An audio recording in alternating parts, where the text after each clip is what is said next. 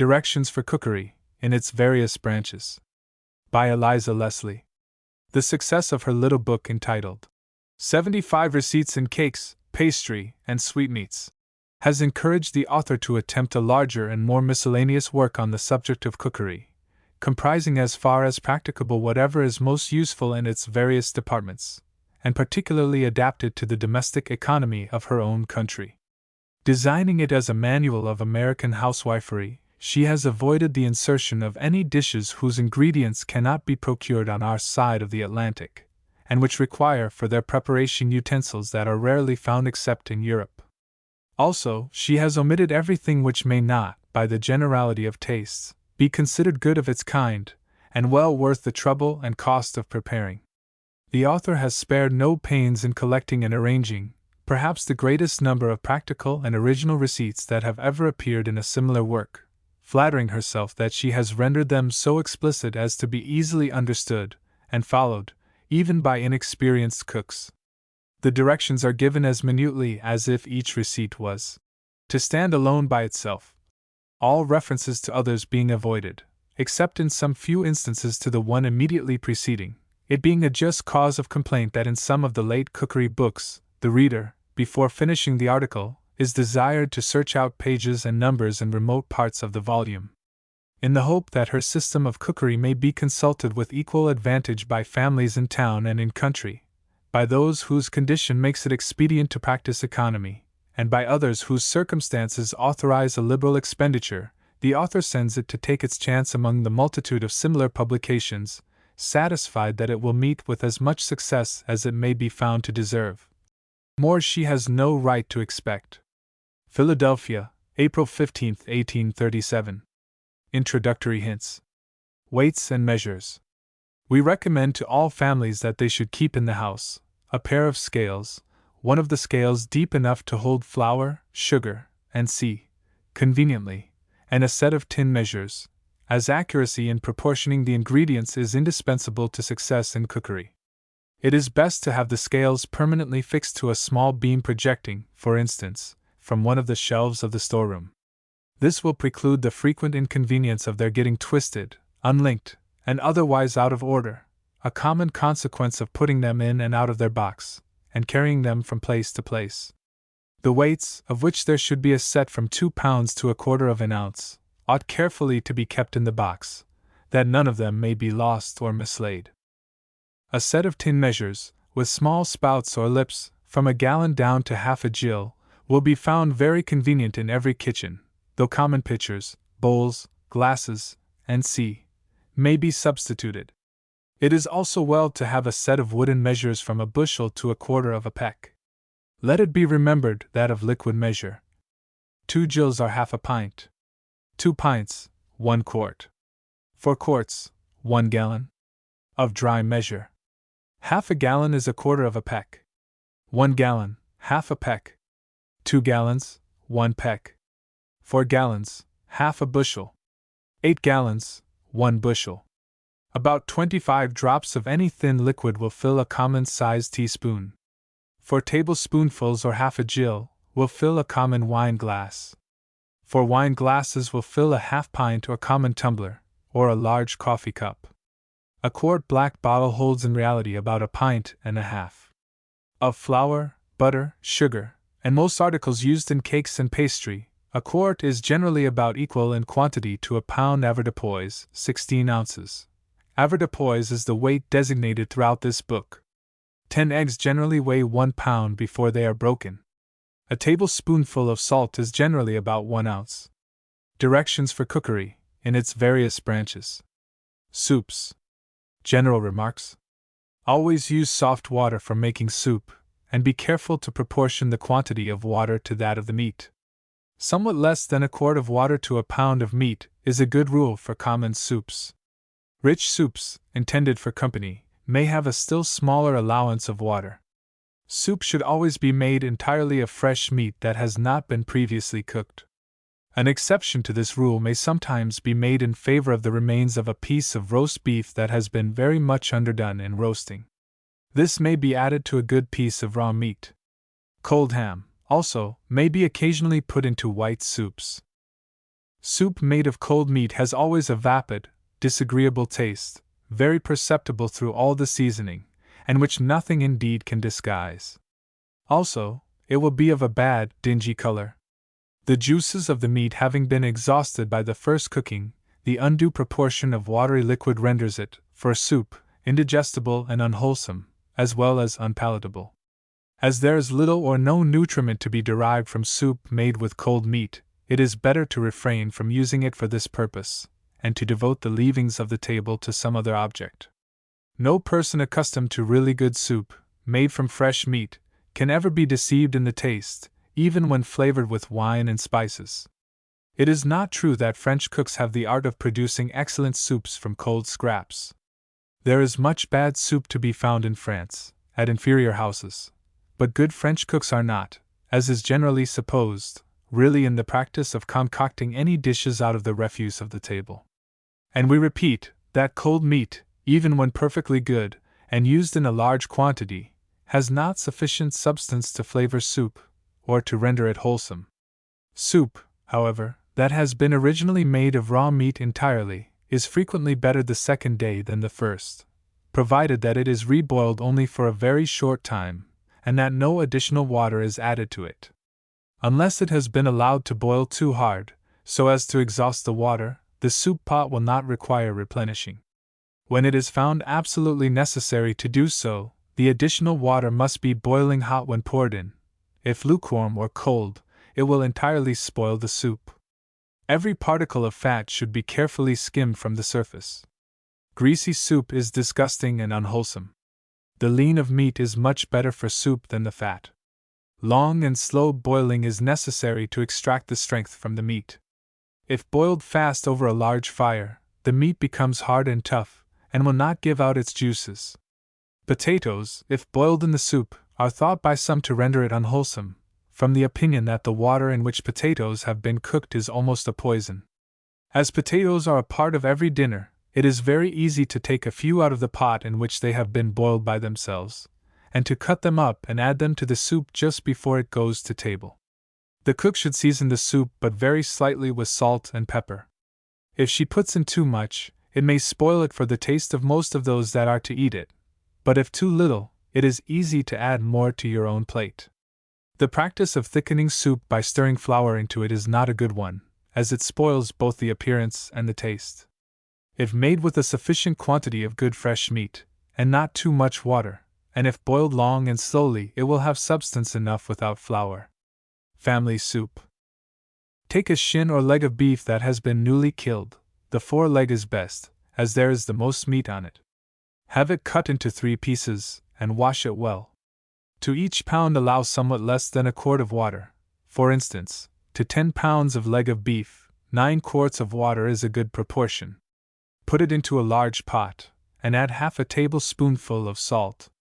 Hang it over a good fire, as early as 6 o'clock in the morning, if you dine at 2. When it has come to a hard boil, and the scum has risen, which it will do as soon as it has boiled, skim it well. Do not remove the lid more frequently than is absolutely necessary, as uncovering the pot causes the flavor to evaporate. Then set it on hot coals in the corner, and keep it simmering steadily, adding fresh coals so as to continue a regular heat. About 9 o'clock, put in 4 carrots, 1 parsnip, and a large onion cut into slices, and 4 small turnips, and 8 tomatoes, also cut up. Add a head of celery cut small. Put in a very small head of cabbage, cut into little pieces. If you have any objection to cabbage, substitute a larger proportion of the other vegetables. Put in also a bunch of sweet marjoram, tied up in a thin muslin rag to prevent its floating on the top. Let the soup simmer unceasingly till 2 o'clock, skimming it well, then take it up, and put it into a tureen. If your dinner hour is later, you may of course begin the soup later, but it will require at least 8 hours cooking, remembering to put in the vegetables 3 hours after the meat. If you wish to send the meat to table, take the best part of it out of the soup, about 2 hours before dinner. Have ready another pot with a dozen tomatoes and a few cloves. Moisten them with a little of the soup, just sufficient to keep them from burning. When the tomatoes have stewed down soft, put the meat upon them, and let it brown till dinner time over a few coals, keeping the pot closely covered, then send it to table on a dish by itself. Let the remainder of the meat be left in the large pot till you send up the soup, as by that time it will be boiled to rags and have transferred all its flavor to the liquid. This soup will be greatly improved by the addition of a few dozen okras cut into very thin slices, and put in with the other vegetables. You may put lima beans into it, green peas, or indeed any vegetables you like, or you may thicken it with okras and tomatoes only. Next day, take what is left of the soup, put it into a pot, and simmer it over hot coals for half an hour. A longer time will weaken the taste. If it has been well made and kept in a cool place, it will be found better the second day than the first. If your family is very small, and the leg of beef large, and the season winter, it may furnish soup for 4 successive days. Cut the beef in half, make soup of the first half, in the manner above directed, and have the remainder warmed next day. Then on the third day make fresh soup of the second half. We have been minute in these directions, for if strictly followed, the soup, though plain, will be found excellent. If you do not intend to serve up the meat separately, break to pieces all the bones with a mallet or kitchen cleaver. This, by causing them to give out their marrow, and will greatly enrich the liquid. Do this, of course, when you first begin the soup. Fine beef soup. Begin this soup the day before it is wanted. Take a good piece of fresh beef that has been newly killed. Any substantial part will do that has not too much fat about it. A foreleg is very good for this purpose. Wash it well. Cut off all the meat, and break up the bones. Put the meat and the bones into a large pot, very early in the day, so as to allow 8 or 9 hours for its boiling.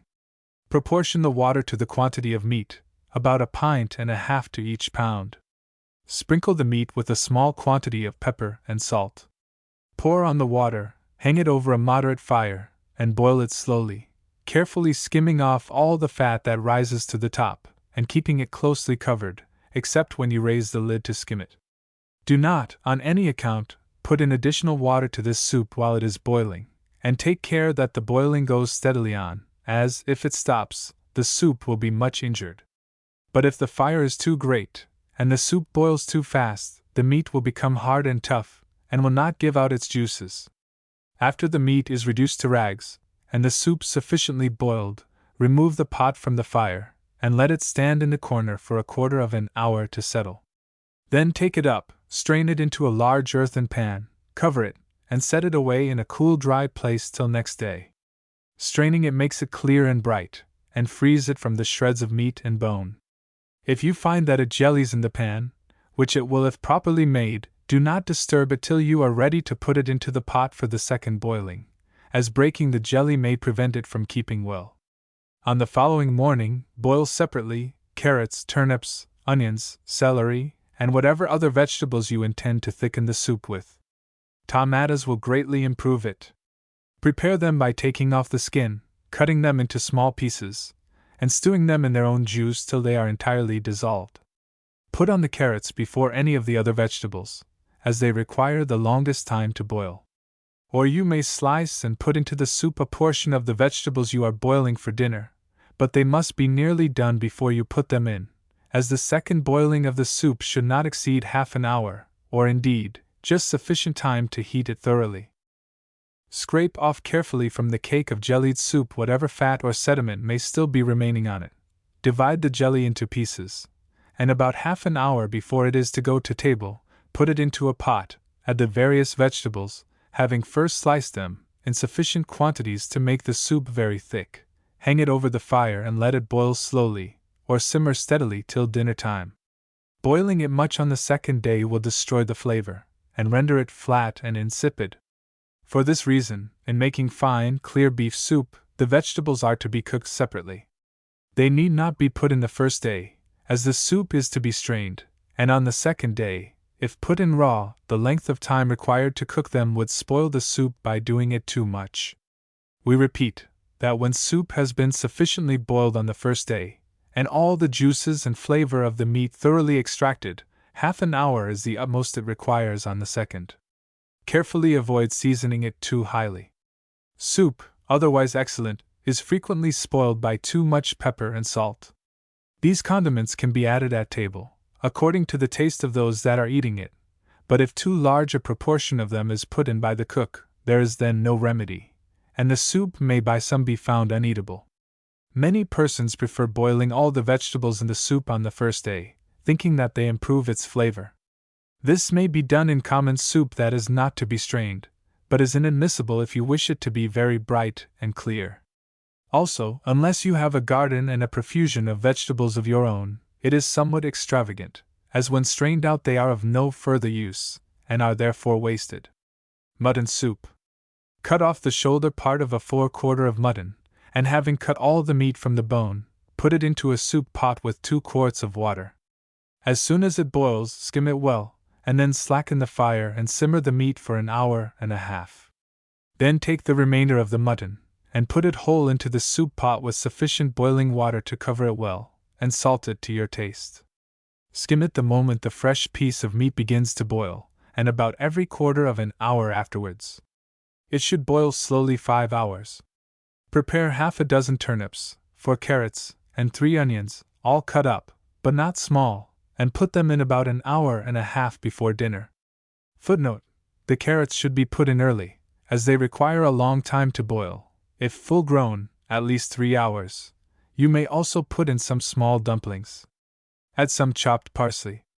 Cut the meat off the scrag into small pieces, and send it to table in the tureen with the soup. The other half of the mutton should be served on a separate dish, with whole turnips boiled and laid round it. Many persons are fond of mutton that has been boiled in soup. You may thicken this soup with rice or barley that has first been soaked in cold water, or with green peas, or with young corn, cut down from the cob, or with tomatoes scalded, peeled, and cut into pieces. Cabbage soup may be made in the same manner, of neck of mutton. Omit all the other vegetables, and put in a large head of white cabbage stripped of the outside leaves, and cut small. Noodle soup can be made in this manner also. Noodles are a mixture of flour and beaten egg, made into a stiff paste, kneaded, rolled out very thin, and cut into long narrow slips, not thicker than straws, and then dried 3 or 4 hours in the sun, on tin or pewter plates. They must be put in the soup shortly before dinner, as, if boiled too long, they will go to pieces. With the mutton that is taken from the soup you may send to table some suet dumplings, boiled in another pot, and served on a separate dish. Make them in the proportion of half a pound of beef suet to 1.25 pounds of flour. Chop the suet as fine as possible, rub it into the flour, and mix it into a dough with a little cold water. Roll it out thick, and cut it into dumplings about as large as the top of a tumbler, and boil them an hour. Veal soup. The knuckle or leg of veal is the best for soup. Wash it and break up the bones. Put it into a pot with 1 pound of ham or bacon cut into pieces, and water enough to cover the meat. A set of calves' feet, cut in half, will greatly improve it. After it has stewed slowly, till all the meat drops to pieces, strain it, return it to the pot, and put in a head of celery cut small, 3 onions, a bunch of sweet marjoram, a carrot and a turnip cut into pieces, and 2 dozen black peppercorns, with salt to your taste. Add some small dumplings made of flour and butter. Simmer it another hour, or till all the vegetables are sufficiently done, and thus send it to table. You may thicken it with noodles, that is paste made of flour and beaten egg, and cut into long thin slips. Or with vermicelli, rice or barley, or with green peas, or asparagus tops. Rich veal soup. Take 3 pounds of the scrag of a neck of veal, cut it into pieces, and put it with the bones, which must be broken up, into a pot with 2 quarts of water. Stew it till the meat is done to rags, and skim it well. Then strain it and return it to the pot. Blanch and pound in a mortar to a smooth paste, 1/4 pound of sweet almonds, and mix them with the yolks of 6 hard-boiled eggs grated, mid a pint of cream, which must first have been boiled or it will curdle in the soup. Season it with nutmeg and mace. Stir the mixture into the soup, and let it boil afterward about 3 minutes, stirring all the time. Lay in the bottom of the tureen some slices of bread without the crust. Pour the soup upon it, and send it to table. Clear gravy soup. Having well buttered the inside of a nicely tinned stew pot, cut 1/2 pound of ham into slices, and lay them at the bottom, with 3 pounds of the lean of fresh beef, and as much veal, cut from the bones, which you must afterward break to pieces, and lay on the meat. Cover the pan closely, and set it over a quick fire. When the meat begins to stick to the pan, turn it, and when there is a nice brown glaze at the bottom, cover the meat with cold water. Watch it well, and when it is just coming to a boil, put in half a pint of cold water. This will cause the scum to rise. Skim it well, and then pour in another half pint of cold water. Skim it again. Pour in cold water as before, half a pint at a time, and repeat this till no more scum rises. In skimming, carefully avoid stirring the soup, as that will injure its clearness. In the meantime, prepare your vegetables. Peel off the outer skin of 3 large white onions and slice them. Pare 3 large turnips, and slice them also. Wash clean and cut into small pieces 3 carrots, and 3 large heads of celery. If you cannot obtain fresh celery, substitute a large tablespoonful of celery seed, tied up in a bit of clear muslin. Put the vegetables into the soup, and then place the pot on one side of the fire, where the heat is not so great as in the middle. Let it boil gently for 4 hours. Then strain the soup through a fine towel or linen bag into a large stone pan, but do not squeeze the bag, or the soup will be cloudy, and look dull instead of clear. In pouring it into the straining cloth, be careful not to disturb the ingredients at the bottom of the soup pot. This soup should be of a fine clear amber color. If not perfectly bright after straining, you may clarify it in this manner. Put it into the stewpan. Break the whites of 2 eggs into a basin, carefully avoiding the smallest particle of the yolk. Beat the white of egg to a stiff froth, and then mix it gradually with the soup. Set it over the fire, and stir it till it boils briskly. Then take it off, and set it beside the fire to settle for 10 minutes.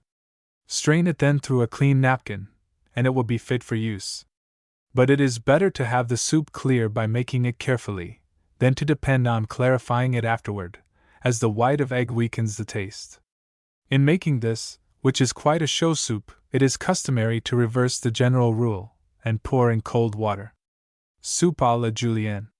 Make a gravy soup as in the preceding receipt, and strain it before you put in the vegetables. Cut some turnips and carrots into ribbons, and some onions and celery into lozenges or long diamond-shaped pieces. Boil them separately. When the vegetables are thoroughly boiled, put them with the soup into the tureen, and then lay gently on the top some small squares of toasted bread without crust, taking care that they do not crumble down and disturb the brightness of the soup, which should be of a clear amber color. Macaroni soup. This also is made of clear gravy soup. Cut up and boil the macaroni by itself in a very little water, allowing 1/4 pound to a quart of soup. The pieces should be about 1 inch long. Put a small piece of butter with it. It must boil till tender, but not till it breaks. Throw it into the soup shortly before it goes to table, and give it 1 boil up. Send to table with it a plate or glass of rasped Parmesan or other rich cheese, with a dessert spoon in it, that those who like it may put it into their soup on the plate. While the macaroni is boiling, take care that it does not get into lumps. Rich macaroni soup. Take a quart of clear gravy soup, and boil in it 1 pound of the best macaroni cut into pieces.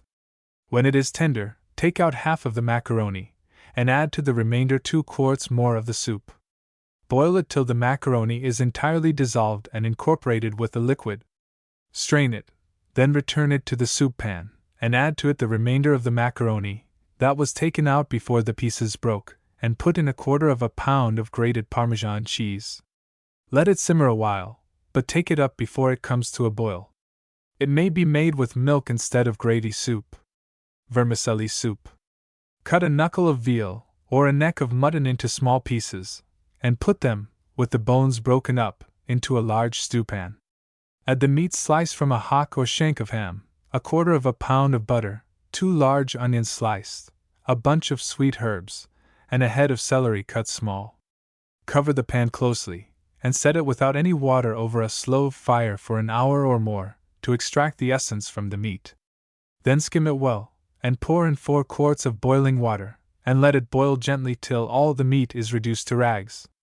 Strain it, set it again on the fire, and add 1/4 pound of vermicelli, which has first been scalded in boiling water. Season it to your taste with salt and cayenne pepper, and let it boil 5 minutes.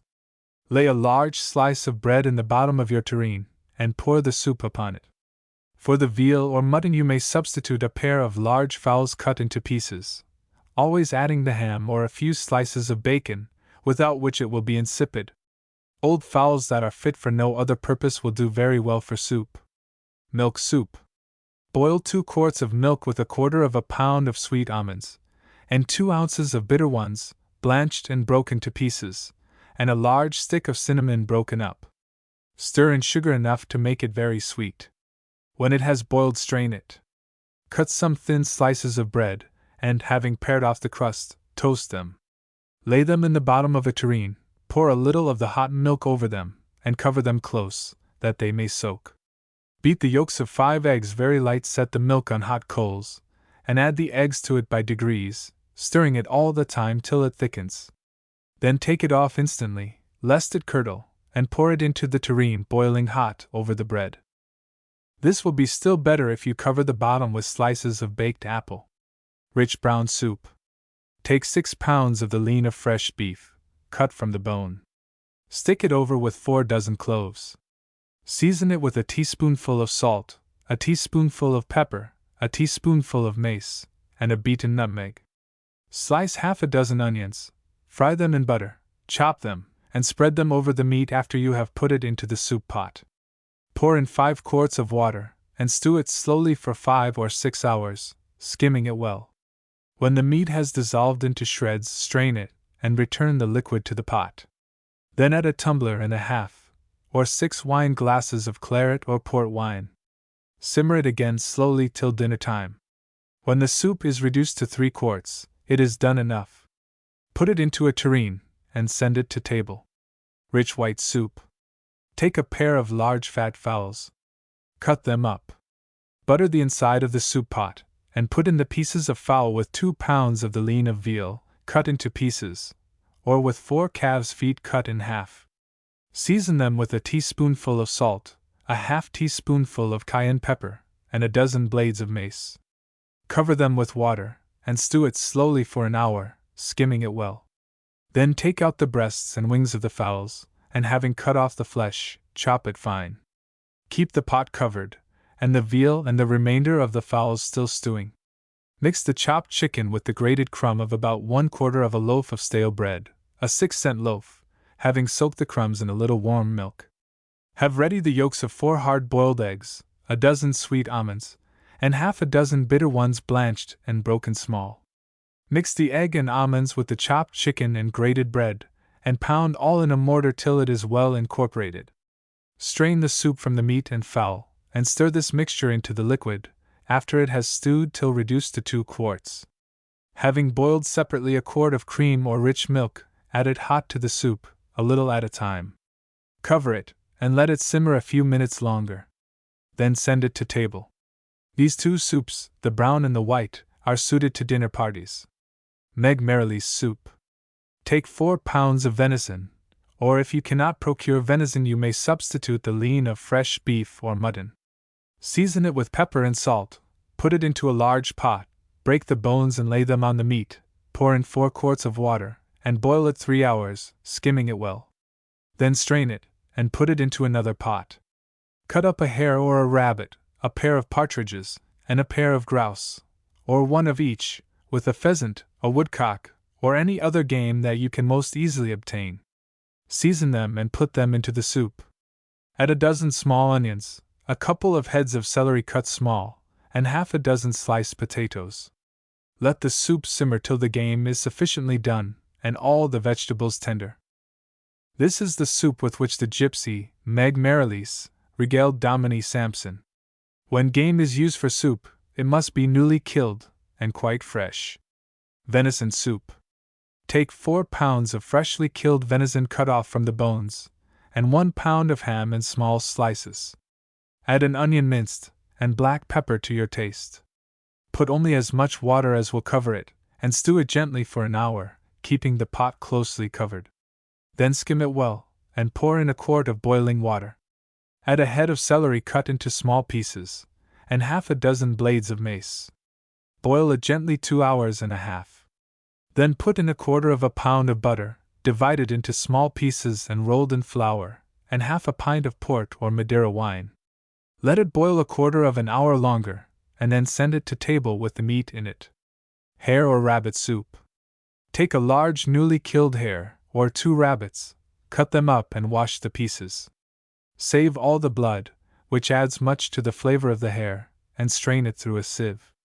Put the pieces into a soup pot with 4 whole onions stuck with a few cloves, 4 or 5 blades of mace, a head of celery cut small, and a bunch of parsley with a large sprig of sweet marjoram and one of sweet basil, all tied together. Salt and cayenne to your taste. Pour in 3 quarts of water, and stew it gently an hour and a half. Then put in the strained blood and simmer it for another hour, at least. Do not let it actually boil, as that will cause the blood to curdle. Then strain it, and pound half the meat in a mortar, and stir it into the soup to thicken it, and cut the remainder of the meat into small mouthfuls. Stir in, at the last, a gill or 2 glasses of red wine, and a large tablespoonful of currant jelly. Boil it slowly a few minutes longer, and then put it into your tureen. It will be much improved by the addition of about 1.5 small forcemeat balls, about the size of a nutmeg. This soup will require cooking at least 4 hours. Partridge, pheasant, or grouse soup may be made in a similar manner. If you have any clear gravy soup, you may cut up the hare, season it as above, and put it into a jug or jar well covered, and set in boiling water till the meat is tender. Then put it into the gravy soup, add the wine, and let it come to a boil. Send it to table with the pieces of the hare in the soup. When hare soup is made in this last manner, omit using the blood. Mulligatawny soup, as made in India. Take 1/4 ounce of China turmeric, the 1/3 ounce of cassia, 3 drams of black pepper, 2 drams of cayenne pepper, and an ounce of coriander seeds. These must all be pounded fine in a mortar, and well mixed and sifted. They will make sufficient curry powder for the following quantity of soup. Take 2 large fowls, or 3 pounds of the lean of veal. Cut the flesh entirely from the bones in small pieces, and put it into a stewpan with 2 quarts of water. Let it boil slowly for half an hour, skimming it well. Prepare 4 large onions, minced and fried in 2 ounces of butter. Add to them the curry powder and moisten the whole with broth from the stewpan, mixed with a little rice flour. When thoroughly mixed, stir the seasoning into the soup, and simmer it till it is as smooth and thick as cream, and till the chicken or veal is perfectly tender. Then stir into it the juice of a lemon, and 5 minutes after take up the soup, with the meat in it, and serve it in the tureen. Send to table separately boiled rice on a hot water dish to keep it warm. The rice is to be put into the plates of soup by those who eat it. To boil rice for this soup in the East India fashion, pick and wash half a pound in warm water. Put it into a saucepan. Pour 2 quarts of boiling water over it, and cover the pan closely. Set it in a warm place by the fire, to cook gradually in the hot water. In an hour pour off all the water, and setting the pan on hot coals, stir up and toss the rice with a fork, so as to separate the grains, and to dry without hardening it. Do not use a spoon, as that will not loosen the grains sufficiently. Mock turtle or calf's head soup. This soup will require 8 hours to prepare. Take a large calf's head, and having cleaned, washed, and soaked it, put it into a pot with a knuckle of veal, and the hock of a ham, or a few slices of bacon, but previously cut off, and reserve enough of the veal to make 2 dozen small forcemeat balls. Put the head and the other meat into as much water as will cover it very well, so that it may not be necessary to replenish it, this soup being always made very rich. Let it boil slowly 4 hours, skimming it carefully. As soon as no more scum rises, put in 6 potatoes, and 3 turnips, all sliced in, with equal proportions of parsley, sweet marjoram and sweet basil, chopped fine, and pepper and salt to your taste. An hour before you send the meat to table, make about 2 dozen small forcemeat balls of minced veal and beef suet in equal quantities, seasoned with pepper and salt, sweet herbs, grated lemon peel, and powdered nutmeg and mace. Add some beaten yolk of egg to make all these ingredients stick together. Flour the balls very well, and fry them in butter. Before you put them into the soup, take out the head and the other meat. Cut the meat from the head in small pieces, and return it to the soup. When the soup is nearly done, stir in half a pint of Madeira. Have ready at least a dozen egg balls made of the yolks of hard-boiled eggs, grated or pounded in a mortar, and mixed with a little flour and sufficient raw yolk of egg to bind them. Make them up into the form and size of boys' marbles. Throw them into the soup at the last, and also squeeze in the juice of a lemon. Let it get another slow boil, and then put it into the tureen. We omit a receipt for real turtle soup, as when that very expensive, complicated, and difficult dish is prepared in a private family, it is advisable to hire a first-rate cook for the express purpose. An easy way is to get it ready-made, in any quantity you please, from a turtle soup house. Oxtail soup. 3 oxtails will make a large tureen full of soup. Desire the butcher to divide them at the joints. Rub them with salt, and put them to soak in warm water, while you prepare the vegetables. Put into a large pot or stewpan 4 onions peeled and quartered, a bunch of parsley, 2 sliced carrots, 2 sliced turnips, and 2 dozen peppercorns. Then put in the tails, and pour on 3 quarts of water. Cover the pot, and set it on hot coals by the side of the fire. Keep it gently simmering for about 3 hours, supplying it well with fresh hot coals. Skim it carefully. When the meat is quite tender, and falls from the bones, strain the soup into another pot, and add to it a spoonful of mushroom catsup, and 2 spoonfuls of butter rubbed in flour. You may thicken it also with the pulp of a dozen onions first fried soft, and then rubbed through a colander. After it is thickened, let it just boil up, and then send it to table, with small squares of toasted bread in the tureen. Okra soup. Take a large slice of ham, cold boiled ham is best, and 2 pounds of the lean of fresh beef. Cut all the meat into small pieces. Add a quarter of a pound of butter slightly melted, 12 large tomatoes pared and cut small, 5 dozen okras cut into slices not thicker than a cent, and salt and cayenne pepper to your taste. Put all these ingredients into a pot, cover them with boiling water, and let them stew slowly for an hour. Then add 3 quarts of hot water, and increase the heat so as to make the soup boil. Skim it well, and stir it frequently with a wooden or silver spoon. Boil it till the tomatoes are all to pieces, and the okras entirely dissolved. Strain it, and then serve it up with toasted bread cut into dice, put in after it comes out of the pot. This soup will be improved by a pint of shelled lima beans, boiled by themselves, and put into the tureen just before you send it to table. Bean soup. Put 2 quarts of dried white beans into soak the night before you make the soup, which should be put on as early in the day as possible. Take 5 pounds of the lean of fresh beef, the coarse pieces will do. Cut them up, and put them into your soup pot with the bones belonging to them, which should be broken to pieces, and a pound of bacon cut very small. If you have the remains of a piece of beef that has been roasted the day before, and so much underdone that the juices remain in it, you may put it into the pot, and its bones along with it. Season the meat with pepper and salt, and pour on it 6 quarts of water. As soon as it boils, take off the scum, and put in the beans, having first drained them, and a head of celery cut small, or a tablespoonful of pounded celery seed. Boil it slowly till the meat is done to shreds, and the beans all dissolved. Then strain it through a colander into the tureen, and put into it small squares of toasted bread with the crust cut off. Some prefer it with the beans boiled soft, but not quite dissolved. In this case, do not strain it, but take out the meat and bones with a fork before you send it to table. Peas soup. Soak 2 quarts of dried or split peas overnight. In the morning, take 3 pounds of the lean of fresh beef, and a pound of bacon or pickled pork. Cut them into pieces, and put them into a large soup pot with the peas, which must first be well drained, and a tablespoonful of dried mint rubbed to powder. Add 5 quarts of water, and boil the soup gently for 3 hours, skimming it well, and then put in 4 heads of celery cut small, or 2 tablespoonfuls of pounded celery seed. It must be boiled till the peas are entirely dissolved, so as to be no longer distinguishable, and the celery quite soft. Then strain it into a tureen, and serve it up with toasted bread cut in dice. Omit the crust of the bread. Stir it up immediately before it goes to table, as it is apt to settle, and be thick at the bottom and thin at the top. Green peas soup. Take 4 pounds of knuckle of veal, and a pound of bacon. Cut them to pieces, and put them into a soup kettle with a sprig of mint and 4 quarts of water. Boil it moderately fast, and skim it well.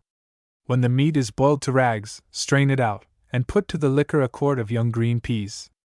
Boil them till they are entirely dissolved, and till they have thickened the soup, and given it a green color.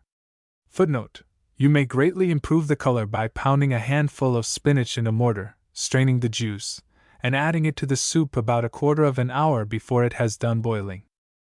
Have ready 2 quarts of green peas that have been boiled in another pot with a sprig of mint, and 2 or 3 lumps of loaf sugar, which will greatly improve the taste. After they have boiled in this pot 20 minutes, take out the mint, put the whole peas into the pot of soup, and boil all together about 10 minutes. Then put it into a tureen, and send it to table. Never use hard old green peas for this soup, or for any other purpose. When they begin to turn yellow, it is time to leave them off for the season. Lima bean soup may be made in the same manner. Asparagus soup.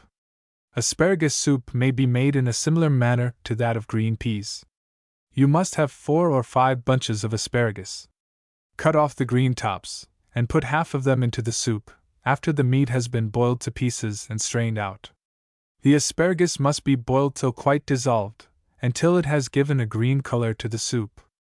Then take the remainder of the asparagus tops, which must all this time have been lying in cold water, and put them into the soup, and let them boil about 20 minutes. Serve it up with small squares of toast in the tureen. You may heighten the green of this soup by adding the juice of a handful of spinach, pounded in a mortar and strained. Or you may color it with the juice of boiled spinach squeezed through a cloth. The spinach juice should be put in 15 or 10 minutes before you take up the soup, as a short boiling in it will take off the peculiar taste. Friar's chicken. Cut up 4 pounds of knuckle of veal, season it with white pepper and salt, put it into a soup pan and let it boil slowly till the meat drops from the bone. Then strain it off. Have ready a pair of young fowls skinned, and cut up as you carve them at table. Season them with white pepper, salt, and mace. Put them into the soup, add a handful of chopped parsley, and let them boil. When the pieces of chicken are all quite tender, have ready 4 or 5 eggs well beaten. Stir the egg into the soup, and take it immediately off the fire lest it curdle. Serve up the chicken in the soup. Rabbits may be substituted for fowls. Catfish soup. Catfish that have been caught near the middle of the river are much nicer than those that are taken near the shore where they have access to impure food. The small white ones are the best. Having cut off their heads, skin the fish, and clean them, and cut them in 3 to 12 small catfish. Allow 1.5 pounds of ham. Cut the ham into small pieces, or slice it very thin, and scald it 2 or 3 times in boiling water, lest it be too salt. Chop together a bunch of parsley, and some sweet marjoram stripped from the stalks. Put these ingredients into a soup kettle and season them with pepper. The ham will make it salt enough. Add a head of celery cut small, or a large tablespoonful of celery seed tied up in a bit of clear muslin to prevent its dispersing. Pat in 2 quarts of water, cover the kettle, and let it boil slowly till everything is sufficiently done, and the fish and ham quite tender. Skim it frequently. Boil in another vessel a quart of rich milk, in which you have melted 1/4 pound of butter divided into small bits and rolled in flour. Pour it hot to the soup, and stir in at the last the beaten yolks of 4 eggs. Give it another boil, just to take off the rawness of the eggs, and then put it into a tureen, taking out the bag of celery seed before you send the soup to table, and adding some toasted bread cut into small squares. In making toast for soap, cut the bread thick, and pare off all the crust.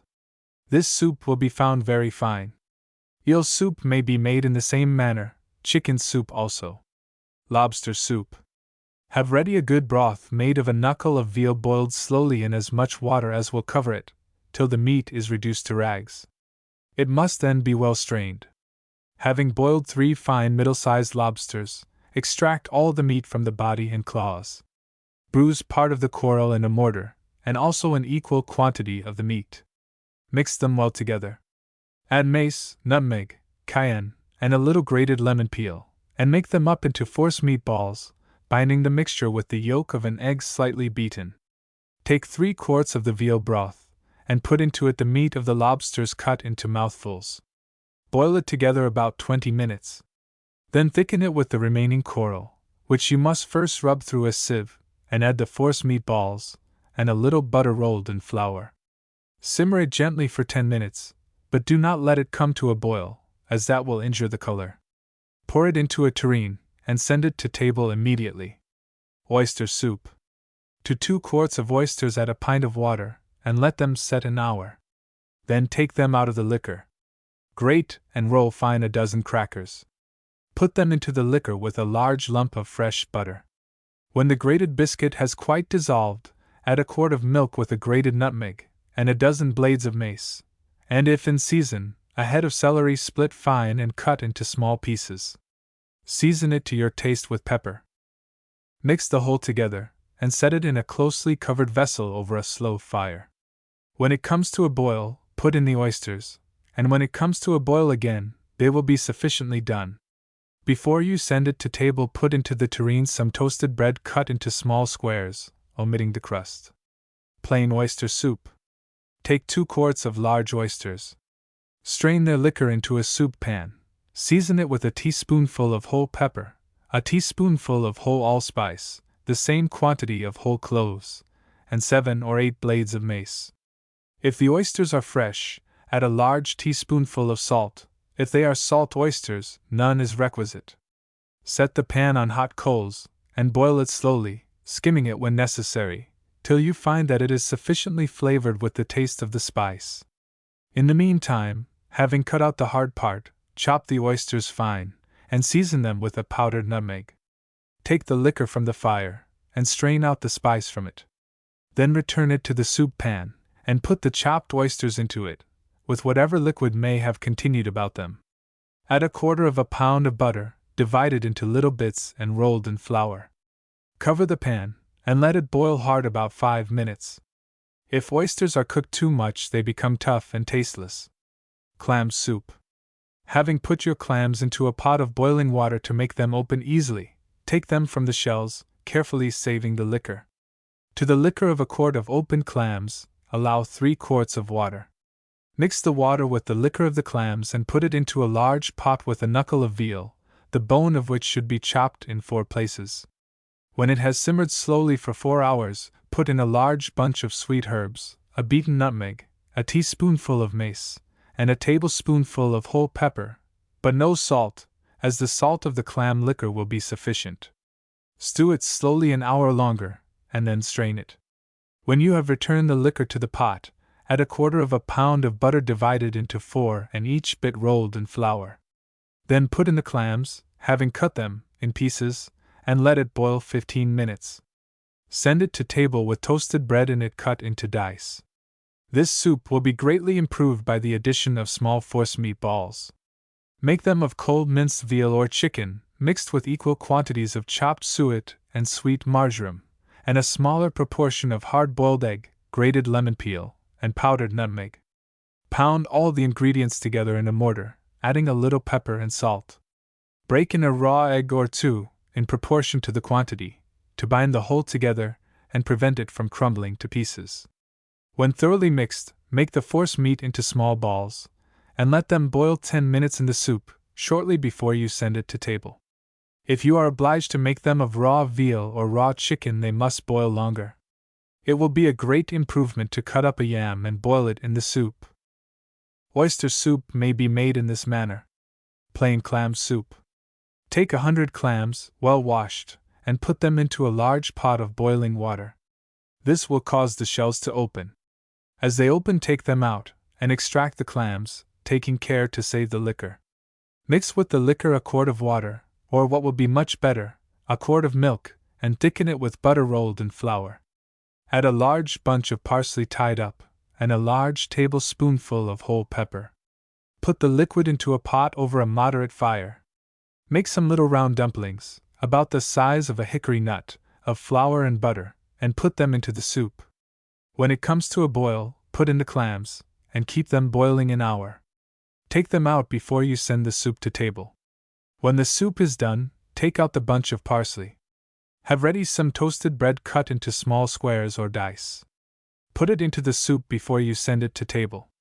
You may make oyster soup in a similar manner. Water sauci. Cut up 4 flounders, or half a dozen perch, 2 onions, and a bunch of parsley. Put them into 3 quarts of water, and boil them till the fish go entirely to pieces, and dissolve in the water. Then strain the liquor through a sieve, and put it into a kettle or stew pan. Have ready a few more fish with the heads, tails, and fins removed, and the brown skin taken off. Cut little notches in them, and lay them for a short time in very cold water. Then put them into the stew pan with the liquor or soup stock of the first fish. Season with pepper, salt, and mace, and add half a pint of white wine or 2 tablespoonfuls of vinegar. Boil it gently for a quarter of an hour, and skim it well. Provide some parsley roots, cut into slices and boiled till very tender, and also a quantity of parsley leaves boiled nice and green.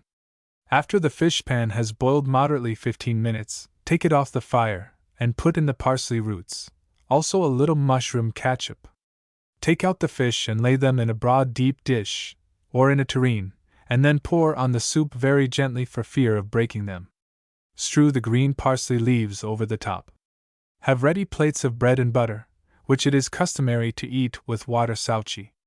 You may omit the wine or vinegar, and flavor the soup just before you take it from the fire with essence of anchovy, or with any other of the essences and compound fish sauces that are in general use.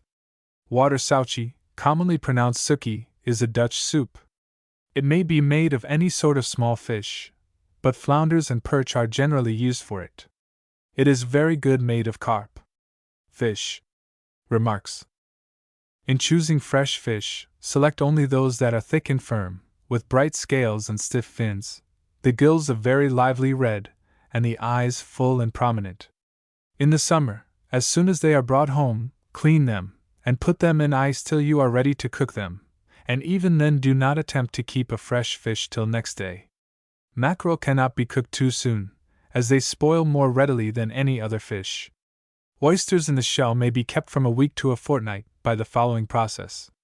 Cover them with water, and wash them clean with a birch broom. Then lay them with the deep or concave part of the shell undermost, and sprinkle each of them well with salt and Indian meal. Fill up the tub with cold water. Repeat this every day, first pouring off the liquid of the day before. The tub must stand all the time in a cool cellar, and be covered well with an old blanket, carpeting, or something of the sort. If carefully attended to, oysters kept in this manner will not only live but fatten. It is customary to eat fish only at the commencement of the dinner. Fish and soup are generally served up alone, before any of the other dishes appear, and with no vegetable but potatoes, it being considered a solecism in good taste to accompany them with any of the other productions of the garden except a little horseradish, parsley, and as garnishing. In England, and at the most fashionable tables in America, bread only is eaten with fish. To this rule salt cod is an exception. To boil fresh salmon. Scale and clean the fish, handling it as little as possible, and cutting it open no more than is absolutely necessary. Place it on the strainer of a large fish kettle and fill it up with cold water. Throw in a handful of salt. Let it boil slowly. The length of time depends on the size and weight of the fish. You may allow a quarter of an hour to each pound, but experience alone can determine the exact time. It must, however, be thoroughly done, as nothing is more disgusting than fish that is undercooked. You may try it with a fork. Skim it well or the color will be bad. The minute it is completely boiled, lift up the strainer and rest it across the top of the kettle, that the fish may drain, and then, if you cannot send it to table immediately, cover it with a soft napkin or flannel several folds double, to keep it firm by absorbing the moisture. Send it to table on a hot dish. Garnish with scraped horseradish and curled parsley. Have ready a small tureen of lobster sauce to accompany the salmon. Take what is left of it after dinner, and put it into a deep dish with a close cover. Having saved some of the water in which the fish was boiled, take a quart of it, and season it with half an ounce of whole pepper, and half an ounce of whole allspice, half a pint of the best vinegar, and a teaspoonful of salt. Boil it, and when cold, pour it over the fish, and cover it closely again. In a cold place, and set on ice, it will keep a day or two, and may be eaten at breakfast or supper. If much of the salmon has been left, you must proportion a larger quantity of the pickle. Boil salmon trout in a similar manner. To bake fresh salmon whole. Having cleaned a small or moderate-sized salmon, season it with salt, pepper, and powdered mace rubbed on it both outside and in. Skewer it with the tail turned round and put to the mouth. Lay it on a stand or trivet in a deep dish or pan, and stick it over with bits of butter rolled in flour. Put it into the oven, and baste it occasionally, while baking, with its own drippings. Garnish it with horseradish and sprigs of curled parsley, laid alternately round the edge of the dish, and send to table with it a small tureen of lobster sauce. Salmon trout may be dressed in the same manner. Salmon baked in slices. Take out the bone and cut the flesh into slices. Season them with cayenne and salt. Melt 2 ounces of butter that has been rolled in flour, in a half pint of water, and mix with it 2 large glasses of port wine, 2 tablespoonfuls of catsup, and 2 anchovies. This allowance is for a small quantity of salmon. For a large dish you must proportion the ingredients accordingly. Let the anchovies remain in the liquid till they are dissolved. Then strain it, and pour it over the slices of salmon. Tie a sheet of buttered paper over the dish, and put it into the oven. You may bake trout or carp in the same manner. Salmon steaks. Split the salmon and take out the bone as nicely as possible, without mangling the flesh. Then cut it into fillets or steaks about an inch thick. Dry them lightly in a cloth, and dredge them with flour. Take care not to squeeze or press them. Have ready some clear bright coals, such as are fit for beefsteaks. Let the gridiron be clean and bright, and rub the bars with chalk to prevent the fish from sticking. Broil the slices thoroughly, turning them with steak tongs. Send them to table hot, wrapped in the folds of a napkin that has been heated.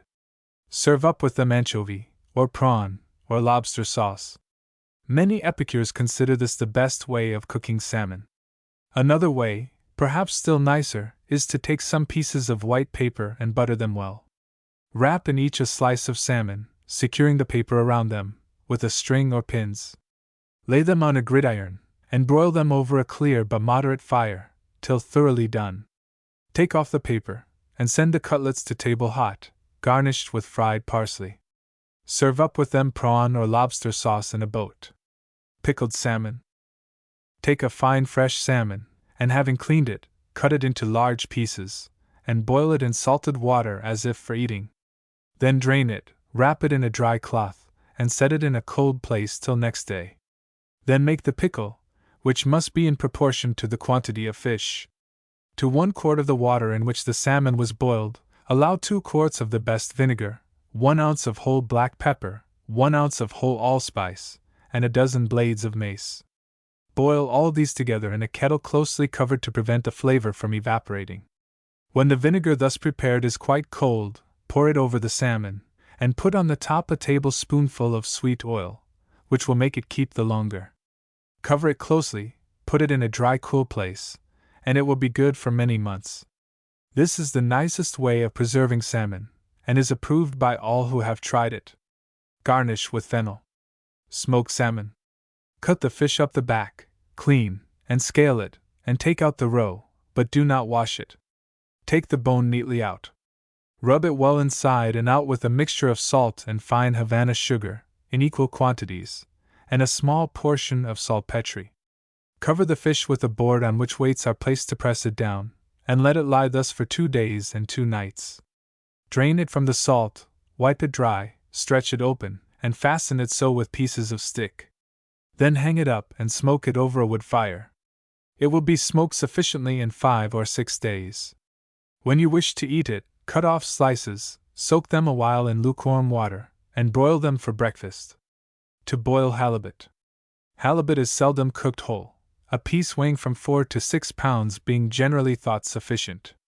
Score deeply the skin of the back, and when you put it into the kettle lay it on the strainer with the back undermost.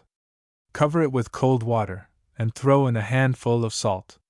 Do not let it come to a boil too fast.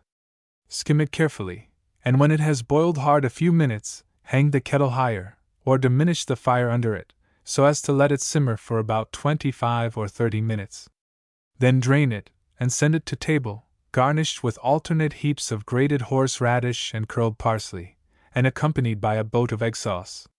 What is left of the halibut, you may prepare for the supper table by mincing it when cold, and seasoning it with a dressing of salt, cayenne, sweet oil, hard-boiled yolk of egg, and a large proportion of vinegar. Halibut cutlets. Cut your halibut into steaks or cutlets about an inch thick. Wipe them with a dry cloth, and season them with salt and cayenne pepper. Have ready a pan of yolk of egg well beaten, and a large flat dish of grated bread crumbs. Put some fresh lard or clarified beef dripping into a frying pan, and hold it over a clear fire till it boils. Dip your cutlets into the beaten egg, and then into the bread crumbs. Fry them of a light brown. Serve them up hot, with the gravy in the bottom of the dish. Salmon or any large fish may be fried in the same manner. Halibut cutlets are very fine, cut quite thin and fried in the best sweet oil, omitting the egg and bread crumbs. To broil mackerel. Mackerel cannot be eaten in perfection except at the seaside, where it can be had immediately out of the water. It loses its flavor in a very few hours, and spoils sooner than any other fish. Broiling is the best way of cooking it. Clean 2 fine fresh mackerel, and wipe them dry with a cloth. Split them open and rub them with salt. Spread some very bright coals on the hearth, and set the gridiron over them well greased. Lay on the mackerel, and broil them very nicely, taking care not to let them burn. When one side is quite done, turn them on the other. Lay them on a hot dish, and butter and pepper them before they go to table. Garnish them with lumps or pats of minced parsley mixed with butter, pepper, and salt. Boiled mackerel. Clean the mackerel well, and let them lie a short time in vinegar and water. Then put them into the fish kettle with cold water and a handful of salt. Boil them slowly. If small, they will be sufficiently cooked in 20 minutes. When the eye starts and the tail splits, they are done. Take them up immediately on finding them boiled enough. If they stand any time in the water, they will break.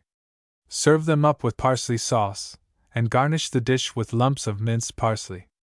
They are eaten with mustard. For boiling, choose those that have soft roes.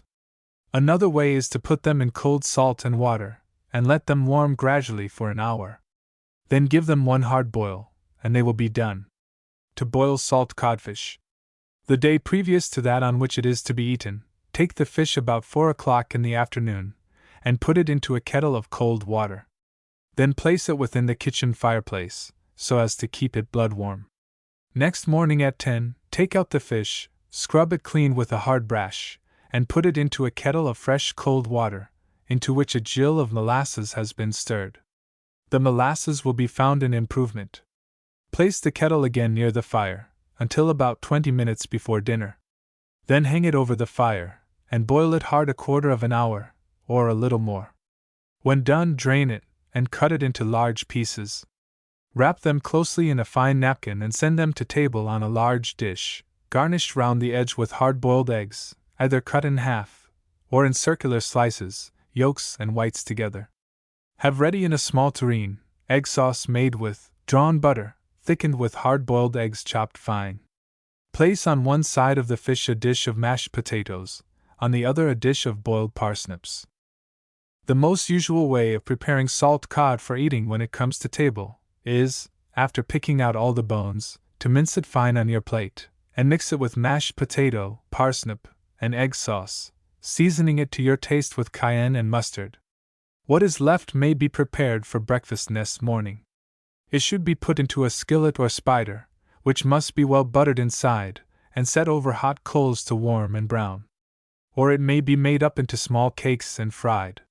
You may add to the mixture onions boiled and chopped. To boil fresh cod. Having washed and cleaned the fish, leave out the roe and liver, rub some salt on the inside, and if the weather is very cold you may keep it till next day. Put sufficient water in the fish kettle to cover the fish very well, and add to the water a large handful of salt. As soon as the salt is entirely melted, put in the fish. A very small codfish will be done in about 20 minutes. After the water has boiled winky face, a large one will take half an hour, or more. Garnish with the roe and liver fried, or with scraped horseradish. Send it to table with oyster sauce in a boat. Or you may make a sauce by flavoring your melted butter with a glass of port wine, and an anchovy boned and minced. Another way of boiling fresh cod. Put the fish into cold water with a handful of salt, and let it slowly and gradually warm for 3 hours if the cod is large, and 2 hours if it is small. Then increase the fire, and boil it hard for a few minutes only. Baked shad. Keep on the head and fins. Make a force meat or stuffing of grated breadcrumbs, cold boiled ham or bacon minced fine, sweet marjoram, pepper, salt, and a little powdered mace or cloves. Moisten it with beaten yolk of egg. Stuff the inside of the fish with it, reserving a little to rub over the outside, having first rubbed the fish all over with yolk of egg. Lay the fish in a deep pan, putting its tail to its mouth. Pour into the bottom of the pan a little water, and add a gill of port wine, and a piece of butter rolled in flour. Bake it well, and when it is done, send it to table with the gravy poured round it. Garnish with slices of lemon. Any fish may be baked in the same manner. A large fish of 10 or 12 pounds weight will require about 2 hours baking. To broil a shad. Split and wash the shad, and afterwards dry it in a cloth. Season it with salt and pepper. Have ready a bed of clear, bright coals. Grease your gridiron well, and as soon as it is hot, lay the shad upon it, and broil it for about a quarter of an hour or more, according to the thickness. Butter it well, and send it to table. You may serve with the melted butter in a sauceboat. Or you may cut it into 3 pieces and broil it without splitting. It will then, of course, require a longer time. If done in this manner, send it to table with melted butter poured over it. Boiled rockfish. Having cleaned the rockfish, put it into a fish kettle with water enough to cover it well, having first dissolved a handful of salt in the water. Set it over a moderate fire, and do not let it boil too fast. Skim it well. When done, drain it, and put it on a large dish. Have ready a few eggs boiled hard. Cut them in half, and lay them closely on the back of the fish in a straight line from the head to the tail. Send with it in a boat celery sauce flavored with a little cayenne. Sea bass or blackfish may be boiled and served up in the above manner. Pickled rockfish. Have ready a large rockfish. Put on your fish kettle with a sufficiency of water to cover the fish amply. Spring or pump water is best. As soon as the water boils, throw in a teacup full of salt, and put in the fish. Boil it gently for about half an hour, skimming it well. Then take it out, and drain it, laying it slantingly. Reserve a part of the water in which the fish has been boiled, and season it to your taste with whole cloves, allspice, and mace. Boil it up to extract the strength from the spice, and after it has boiled, add to it an equal quantity of the best vinegar. You must have enough of this liquid to cover the fish again. When the fish is quite cold, cut off the head and tail, and cut the body into large pieces, extracting the backbone. Put it into a stone jar, and when the spiced liquor is cold, pour it on the fish, cover the jar closely, and set it in a cool place. It will be fit for use in a day or 2, and if well secured from the air, and put into a cold place, will keep a fortnight. Fried perch. Having cleaned the fish and dried them, with a cloth, lay them, side by side, on a board or large dish, sprinkle them with salt, and dredge them with flour. After a while, turn them, and salt and dredge the other side. Put some lard or fresh beef dripping into a frying pan, and hold it over the fire.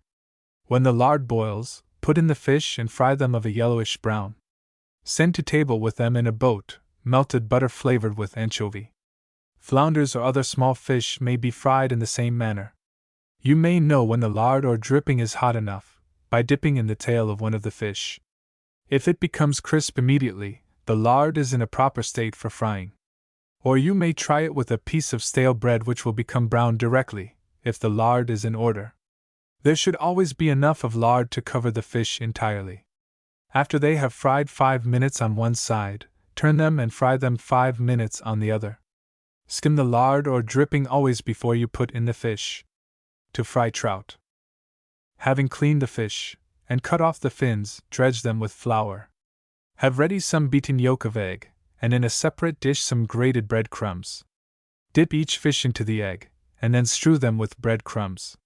Put some butter or fresh beef dripping into a frying pan, and hold it over the fire till it is boiling hot. Then, having skimmed it, put in the fish and fry them. Prepare some melted butter with a spoonful of mushroom catsup and a spoonful of lemon pickle stirred into it. Send it to table in a sauce boat to eat with the fish. You may fry carp and flounders in the same manner. To boil trout. Put a handful of salt into the water. When it boils, put in the trout. Boil them fast about 20 minutes, according to their size. For sauce, send with them melted butter, and put some soy into it, or flavor it with catsup. Fried sea bass. Score the fish on the back with a knife, and season them with salt and cayenne pepper. Cut some small onions in round slices, and chop fine a bunch of parsley. Put some butter into a frying pan over the fire, and when it is boiling hot, lay in the fish. When they are about half done, put the onions and parsley into the pan. Keep turning the fish that the onions and parsley may adhere to both sides. When quite done, put them into the dish in which they are to go to table, and garnish the edge of the dish with hard-boiled eggs cut in round slices. Make in the pan in which they have been fried a gravy, by adding some butter rolled in flour, and a small quantity of vinegar. Pour it into the dish with the fish. Sturgeon cutlets or steaks. This is the most approved way of dressing sturgeon. Carefully take off the skin, as its oiliness will give the fish a strong and disagreeable taste when cooked. Cut from the tailpiece slices about half an inch thick, rub them with salt, and broil them over a clear fire of bright coals. Butter them, sprinkle them with cayenne pepper, and send them to table hot, garnished with sliced lemon, as lemon juice is generally squeezed over them when eaten. Another way is to make a seasoning of breadcrumbs, sweet herbs, pepper, and salt. First dip the slices of sturgeon in beaten yolk of egg, then cover them with seasoning, wrap them up closely in sheets of white paper well buttered, broil them over a clear fire, and send them to table either with or without the papers. Stewed carp. Having cut off the head, tail, and fins, season the carp with salt, peppers, and powdered mace, both inside and out. Rub the seasoning on very well, and let them lay in it an hour, then put them into a stewpan with a little parsley shred fine, a whole onion, a little sweet marjoram, a teacup of thick cream or very rich milk, and a lump of butter rolled in flour. Pour in sufficient water to cover the carp, and let it stew half an hour. Perch may be done in the same way. You may dress a piece of sturgeon in this manner, but you must first boil it for 20 minutes to extract the oil. Take off the skin before you proceed to stew the fish. Chowder. Take a pound or more of salt pork, and having half boiled it, cut it into slips, and with some of them cover the bottom of a pot. Then strew on some sliced onion. Have ready a large fresh cod, or an equal quantity of haddock, tautog, or any other firm fish. Cut the fish into large pieces, and lay part of it on the pork and onions. Season it with pepper. Then cover it with a layer of biscuit, or crackers that have been previously soaked in milk or water. You may add also a layer of sliced potatoes. Next proceed with a second layer of pork, onions, fish, and sea, and continue as before till the pot is nearly full, finishing with soaked crackers. Pour in about 1.5 pints of cold water. Cover it close, set it on hot coals, and let it simmer about an hour. Then skim it, and turn it out into a deep dish. Leave the gravy in the pot till you have thickened it with a piece of butter rolled in flour, and some chopped parsley. Then give it one boil up, and pour it hot into the dish. Chowder may be made of clams, first cutting off the hard part. Shellfish. Pickled oysters. Take 150 fine large oysters, and pick off carefully the bits of shell that may be sticking to them. Lay the oysters in a deep dish, and then strain the liquor over them. Put them into an iron skillet that is lined with porcelain, and add salt to your taste. Without salt they will not be firm enough. Set the skillet on hot coals, and allow the oysters to simmer till they are heated all through, but not till they boil. Then take out the oysters and put them into a stone jar, leaving the liquor in the skillet. Add to it a pint of clear strong vinegar, a large teaspoonful of blades of mace, 3 dozen whole cloves, and 3 dozen whole peppercorns. Let it come to a boil, and when the oysters are quite cold in the jar, pour the liquor over them. They are fit for use immediately, but are better the next day. In cold weather they will keep a week. If you intend sending them a considerable distance, you must allow the oysters to boil, and double the proportions of the pickle and spice. Fried oysters. Get the largest and finest oysters. After they are taken from the shell, wipe each of them quite dry with a cloth. Then beat up in a pan yolk of egg and milk, in the proportion of 2 yolks to half a gill, or a wine glass of milk, and grate some stale broad grated very fine in a large flat dish. Cut up at least half a pound of fresh butter in the frying pan, and hold it over the fire till it is boiling hot.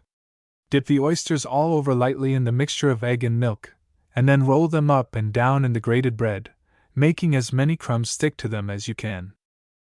Put them into the frying pan of hot butter, and keep it over a hot fire.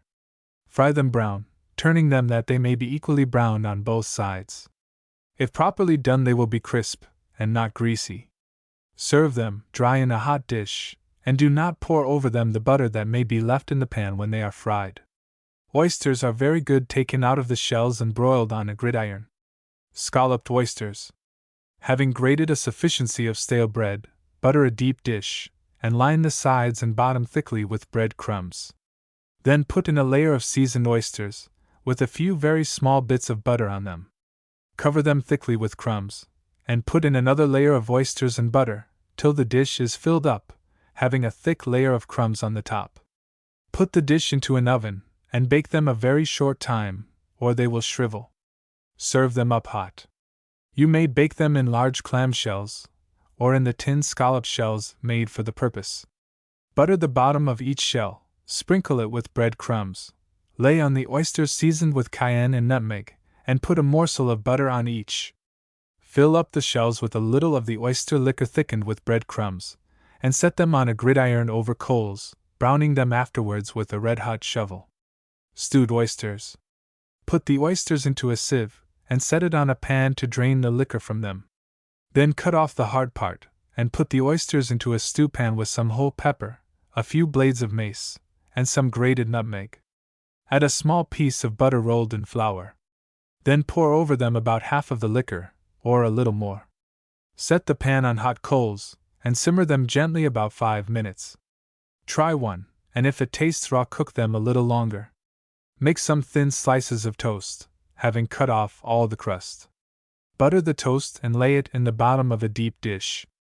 Put the oysters upon it with the liquor in which they were stewed. The liquor of oysters should never be thickened by stirring in flour. It spoils the taste, and gives them a sodden and disagreeable appearance, and is no longer practiced by good cooks. Oyster fritters. Have ready some of the finest and largest oysters, drain them from the liquor, and wipe them dry. Beat 6 eggs very light, and stir into them gradually 6 tablespoonfuls of lined sifted flour. Add by degrees 1.5 pints of rich milk and some grated nutmeg, and beat it to a smooth batter. Make your frying pan very hot, and put into it a piece of butter or lard. When it has melted and begins to froth, put in a small ladleful of the batter, drop an oyster in the middle of it, and fry it of a light brown. Send them to table hot. If you find your batter too thin, so that it spreads too much in the frying pan, add a little more flour beaten well into it. If it is too thick, thin it with some additional milk. Oyster pie. Make a puff paste, in the proportion of 1.5 pounds of fresh butter to 2 pounds of sifted flour. Roll it out rather thick, into 2 sheets. Butter a deep dish, and line the bottom and sides of it with paste. Fill it up with crusts of bread for the purpose of supporting the lid while it is baking, as the oysters will be too much done if they are cooked in the pie. Cover it with the other sheet of paste, having first buttered the flat rim of the dish. Notch the edges of the pie handsomely, or ornament them with leaves of paste which you may form with tin cutters made for the purpose. Make a little slit in the middle of the lid, and stick firmly into it a paste tulip or other flower. Put the dish into a moderate oven, and while the paste is baking prepare the oysters, which should heat large and fresh. Put them into a stewpan with half their liquor thickened with yolk of egg boiled hard and grated, enriched with pieces of butter rolled in bread crumbs, and seasoned with mace and nutmeg. Stew the oysters 5 minutes. When the paste is baked, carefully take off the lid, remove the pieces of bread, and put in the oysters and gravy. Replace the lid, and send the pie to table warm. To boil a lobster. Put a handful of salt into a large kettle or pot of boiling water. When the water boils very hard, put in the lobster, having first brushed it, and tied the claws together with a bit of twine. Keep it boiling from half an hour to an hour in proportion to its size. If boiled too long, the meat will be hard and stringy. When it is done, take it out, lay it on its claws to drain, and then wipe it dry. Send it to table cold, with the body and tail split open, and the claws taken off. Lay the large claws next to the body, and the small ones outside. Garnish with double parsley. It is scarcely necessary to mention that the head of a lobster, and what are called the ladyfingers, are not to be eaten. To dress lobster cold. Put a tablespoonful of cold water on a clean plate, and with the back of a wooden spoon mash into it the coral or scarlet meat of the lobster, adding a saltspoonful of salt, and about the same quantity of cayenne. On another part of the plate, mix well together with the back of the spoon 2 tablespoonfuls of sweet oil, and a teaspoonful of made mustard. Then mix the whole till they are well incorporated and perfectly smooth, adding, at the last, 3 tablespoonfuls of vinegar. This quantity of seasoning is for a small lobster. For a large one, more of course will be required. Many persons add a teaspoonful of powdered white sugar, thinking that it gives a mellowness to the whole. The meat of the body and claws of the lobster must be carefully extracted from the shell and minced very small. When the dressing is smoothly and thoroughly amalgamated, mix the meat with it, and let it be handed round to the company. The vinegar from a jar of Indian pickle is by some preferred for lobster dressing. You may dress the lobster immediately before you send it to table. When the dressing and meat are mixed together, pile it in a deep dish, and smooth it with the back of a spoon. Stick a bunch of the small claws in the top, and garnish with curled parsley. Very large lobsters are not the best, the meat being coarse and tough. Stewed lobster. Having boiled the lobster, extract the meat from the shell, and cut it into very small pieces. Season it with a powdered nutmeg, a few blades of mace, and cayenne and salt to your taste. Mix with it 1/4 pound of fresh butter cut small, and 2 glasses of white wine or of vinegar. Put it into a stewpan, and set it on hot coals. Stew it about 20 minutes, keeping the pan closely covered lest the flavor should evaporate. Serve it up hot. If you choose, you can send it to table in the shell, which must first be nicely cleaned. Strew the meat over with sifted breadcrumbs, and brown the top with a salamander, or a red-hot shovel held over it. Fricasseed lobster. Put the lobster into boiling salt and water, and let it boil according to its size from 1/4 hour to half an hour. The intention is to have it parboiled only, as it is afterwards to be fricasseed. Extract the meat from the shell, and cut it into small pieces. Season it with white pepper, salt, and nutmeg, and put it into a stewpan with as much cream as will cover it. Keep the lid close, set the pan on hot coals, and stew it slowly for about as long a time as it was previously boiled. Just before you take it from the fire, stir in the beaten yolk of an egg. Send it to table in a small dish placed on a larger one, and arrange the small claws nicely round it on the large dish. Potted lobster. Parboil the lobster in boiling water well salted. Then pick out all the meat from the body and claws, and beat it in a mortar with nutmeg, mace, cayenne, and salt, to your taste. Beat the corals separately. Then put the pounded meat into a large potting can of block tin with a cover. Press it down hard, having arranged it in alternate layers of white meat and coral to give it a marbled or variegated appearance. Cover it with fresh butter, and put it into a slow oven for half an hour. When cold, take off the butter and clarify it, by putting it into a jar, which must be set in a pan of boiling water. Watch it well, and when it melts, carefully skim off the buttermilk which will rise to the top. When no more scum rises, take it off and let it stand for a few minutes to settle, and then strain it through a sieve. Put the lobster into small potting cans, pressing it down very hard. Pour the clarified butter over it, and secure the covers tightly. Potted lobster is used to lay between thin slices of bread as sandwiches. The clarified butter that accompanies it is excellent for fish sauce. Prawns and crabs may be potted in a similar manner. Lobster pie. Put 2 middle-sized lobsters into boiling salt and water. When they are half boiled, take the meat from the shell, cut it into very small pieces, and put it into a pie dish. Break up the shells, and stew them in a very little water with half a dozen blades of mace and a wineglass of vinegar. Then strain off the liquid. Beat the coral in a mortar, and thicken the liquid with it. Pour this into the dish of lobster to make the gravy. Season it with cayenne, salt, and mushroom catsup, and add bits of butter. Cover it with a lid of paste made in the proportion of half a pound of butter to a pound of flour, notched handsomely, and ornamented with paste leaves. Do not send it to table till it has cooled. To boil prawns. Throw a handful of salt into a pot of boiling water. When it boils very hard, put in the prawns. Let them boil a quarter of an hour, and when you take them out, lay them on a sieve to drain, and then wipe them on a dry cloth, and put them aside till quite cold. Lay a handful of curled parsley in the middle of a dish. Put 1 prawn on the top of it, and lay the others, all round, as close as you can, with the tails outside. Garnish with parsley. Eat them with salt, cayenne, sweet oil, mustard and vinegar, mixed together as for lobsters. Crabs. Crabs are boiled in the same manner, and in serving up may be arranged like prawns. Hot crabs. Having boiled the crabs, extract all the meat from the shell, cut it fine, and season it to your taste with nutmeg, salt, and cayenne pepper. Add a bit of butter, some grated bread crumbs, and sufficient vinegar to moisten it. Fill the back shells of the crab with the mixture, set it before the fire, and brown it by holding a red-hot shovel or a salamander a little above it. Cover a large dish with small slices of dry toast with the crust cut off. Lay on each slice a shell filled with the crab. The shell of 1 crab will contain the meat of 2. Cold crabs. Having taken all the meat out of the shells, make a dressing with sweet oil, salt, cayenne pepper, mustard and vinegar, as for lobster. You may add to it some hard-boiled yolk of egg, mashed in the oil.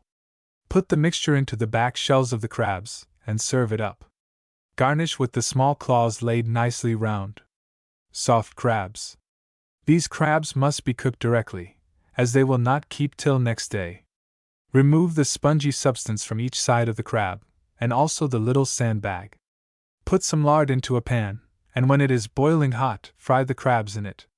After you take them out, throw in a handful of parsley, and let it crisp, but withdraw it before it loses its color. Strew it over the crabs when you dish them. Make the gravy by adding cream or rich milk to the lard, with some chopped parsley, pepper and salt. Let them all boil together for a few minutes, and then serve it up in a sauce boat. Terrapins. Have ready a pot of boiling water. When it is boiling very hard, put in the terrapins, and let them remain in it till quite dead. Then take them out, pull off the outer skin and the toenails, wash the terrapins in warm water and boil them again, allowing a teaspoonful of salt to each terrapin.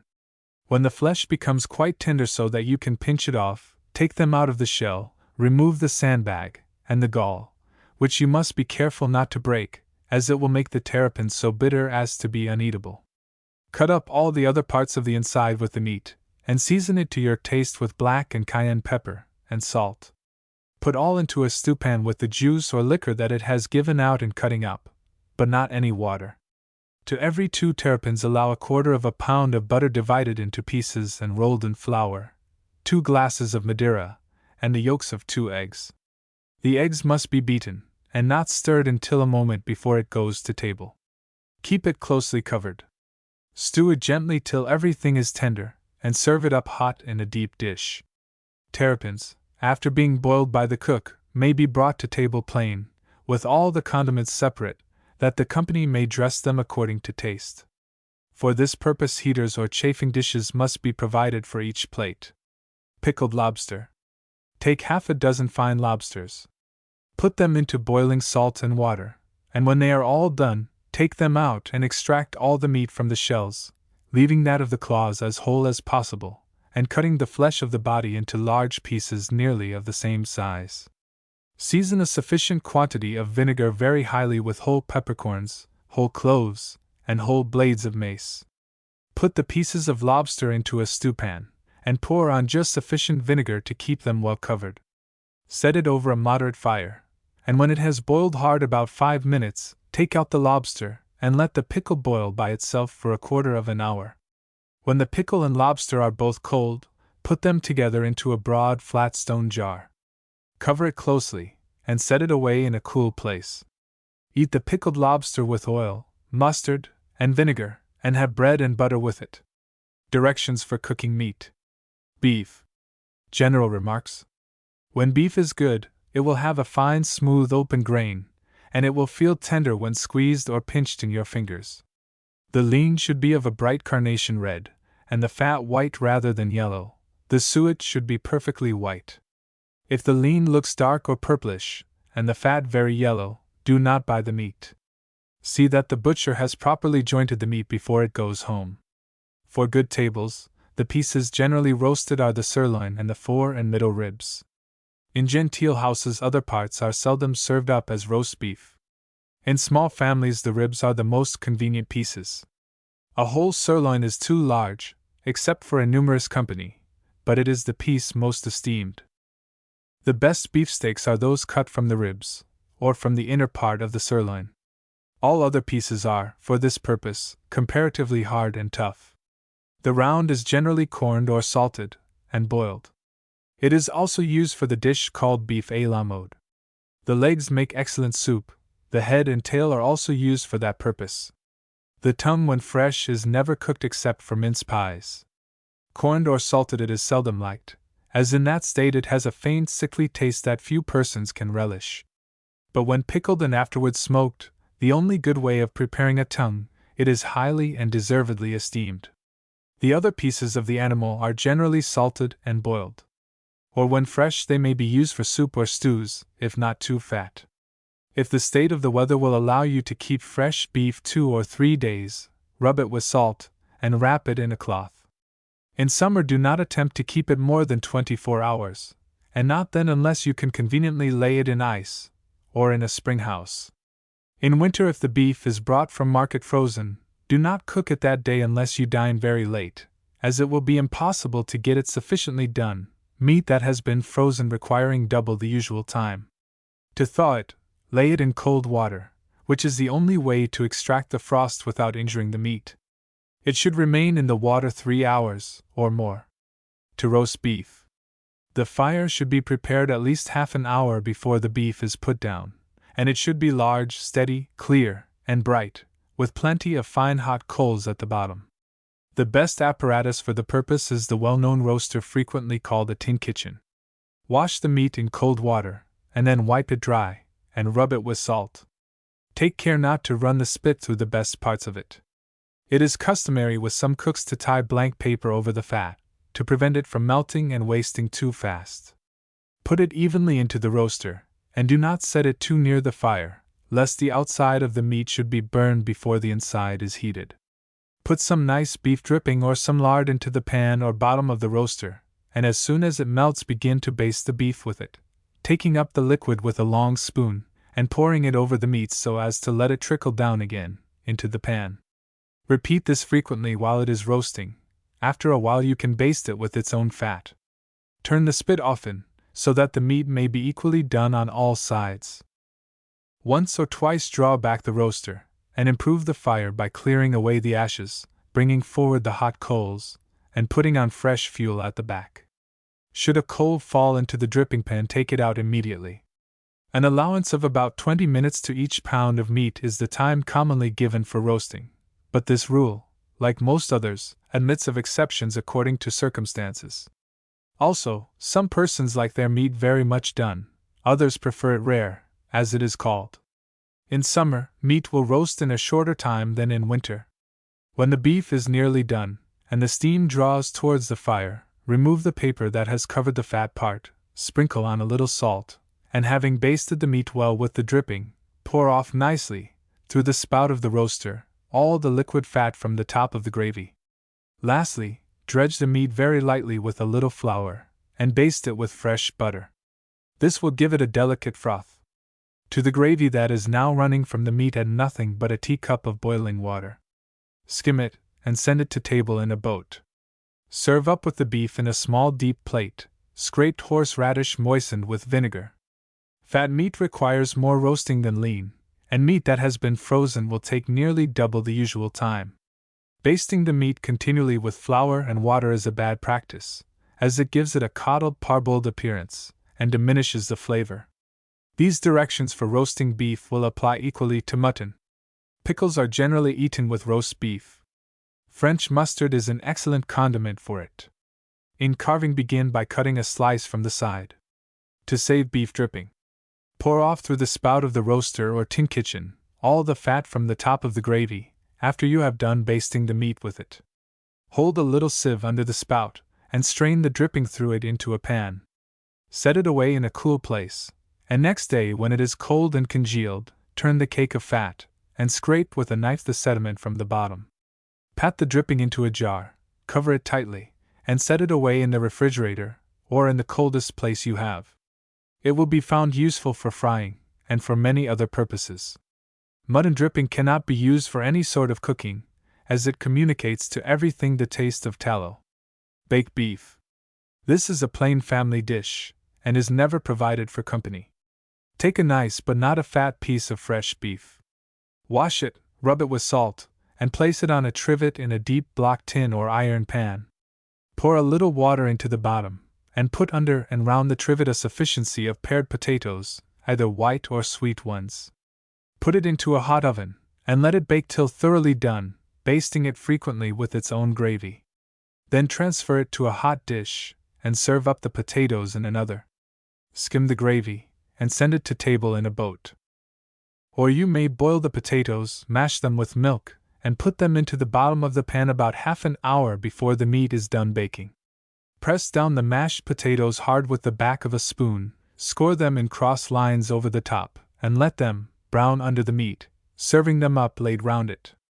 Instead of potatoes, you may put in the bottom of the pan what is called a Yorkshire pudding, to be baked under the meat.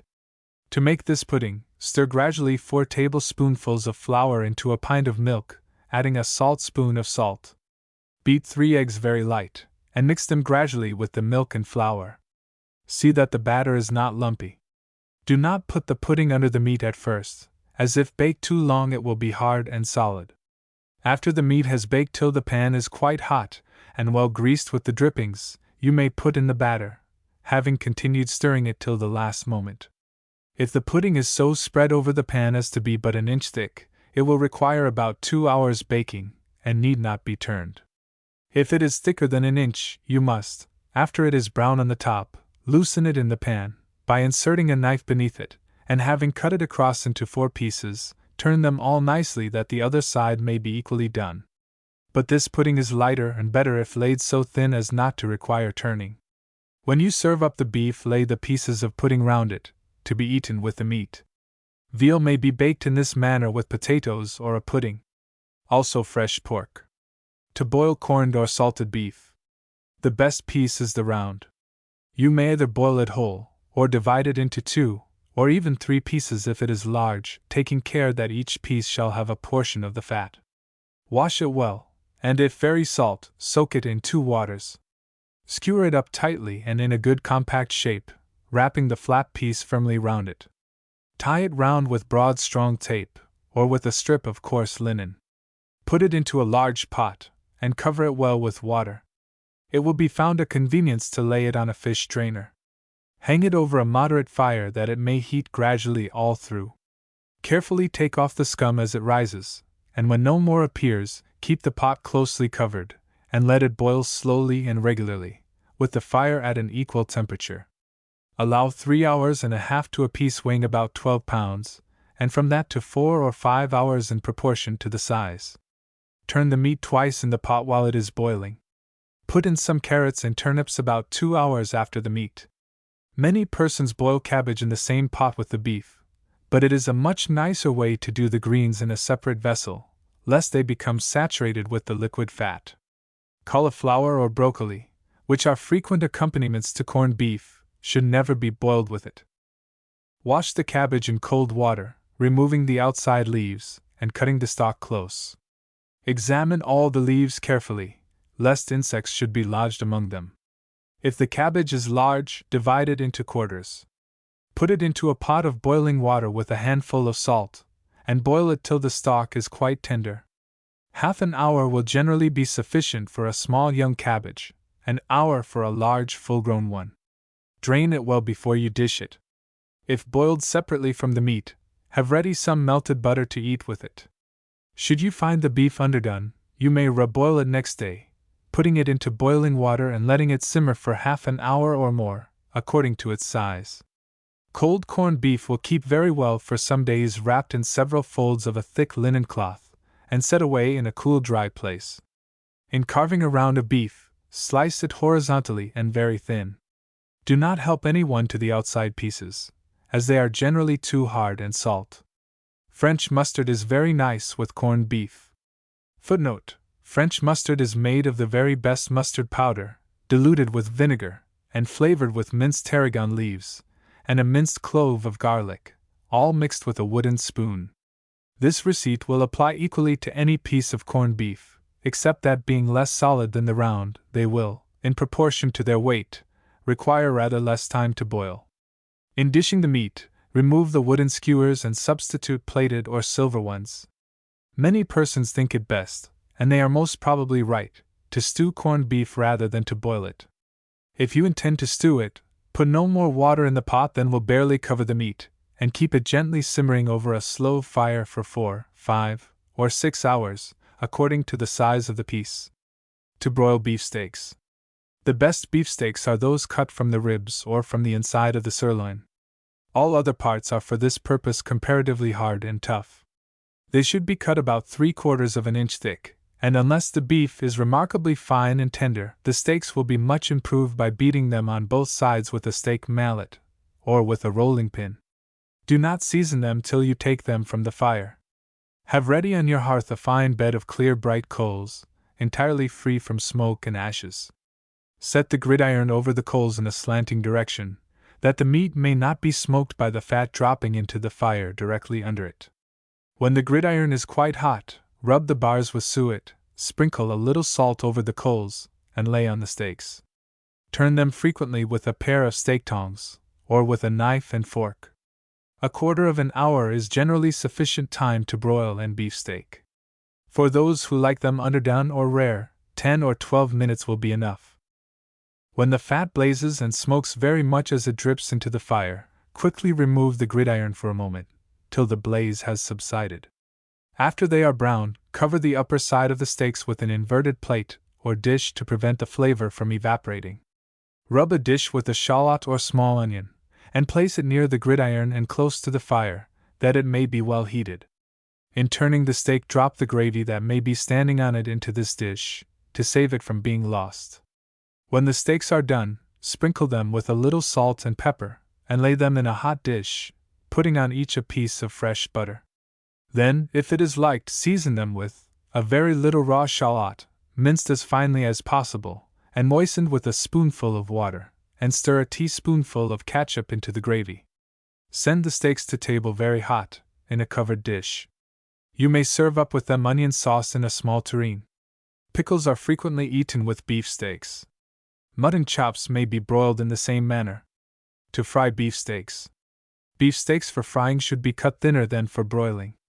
Take them from the ribs or sirloin, and remove the bone. Beat them to make them tender. Season them with salt and pepper. Put some fresh butter, or nice beef dripping into a frying pan, and hold it over a clear bright fire till it boils and has done hissing. Then put in the steaks, and if you like them, some sliced onions. Fry them about 1/4 of an hour, turning them frequently. Steaks, when fried, should be thoroughly done. After they are browned, cover them with a large plate to keep in the juices. Have ready a hot dish, and when they are done, take out the steaks and onions and lay them in it with another dish on the top, to keep them hot while you give the gravy in the pan another boil up over the fire. You may add to it a spoonful of mushroom catsup. Pour the gravy over the steaks, and send them to table as hot as possible. Mutton chops may be fried in this manner. Beefsteak pudding. For a small pudding, take a pound of fresh beef suet. Clear it from the skin and the stringy fibers, and mince it as finely as possible. Sift into a large pan 2 pounds of fine flour, and add the suet gradually, rubbing it fine with your hands and mixing it thoroughly. Then pour in, by degrees, enough of cold water to make a stiff dough. Roll it out into a large even sheet. Have ready about 1.5 pounds of the best beefsteak, omitting the bone and fat, which should be all cut off. Divide the steak into small thin pieces, and beat them well to make them tender. Season them with pepper and salt, and if convenient, add some mushrooms. Lay the beef in the middle of the sheet of paste, and put on the top a bit of butter rolled in flour. Close the paste nicely over the meat as if you were making a large dumpling. Dredge with flour a thick square cloth, and tie the pudding up in it, leaving space for it to swell. Fasten the string very firmly, and stop up with flour the little gap at the tying place so that no water can get in. Have ready a large pot of boiling water. Put the pudding into it, and let it boil fast 3 hours or more. Keep up a good fire under it, as if it stops boiling a minute the crust will be heavy. Have a kettle of boiling water at the fire to replenish the pot if it wastes too much. Do not take up the pudding till the moment before it goes to table. Mix some ketchup with the gravy on your plate. For a large pudding you must have 2 pounds of suet, 3 pounds of flour, and 2.5 pounds of meat. It must boil at least 5 hours. All the fat must be removed from the meat before it goes into the pudding, as the gravy cannot be skimmed when enclosed in the crust. You may boil in the pudding some potatoes cut into slices. A pudding of the lean of mutton chops may be made in the same manner, also of venison steaks. A beefsteak pie. Make a good paste in the proportion of 1 pound of butter to 2 pounds of sifted flour.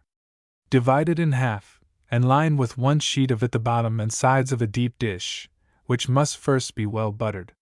Have ready 2 pounds of the best beefsteak, cut thin, and well beaten, the bone and fat being omitted. Season it with pepper and salt.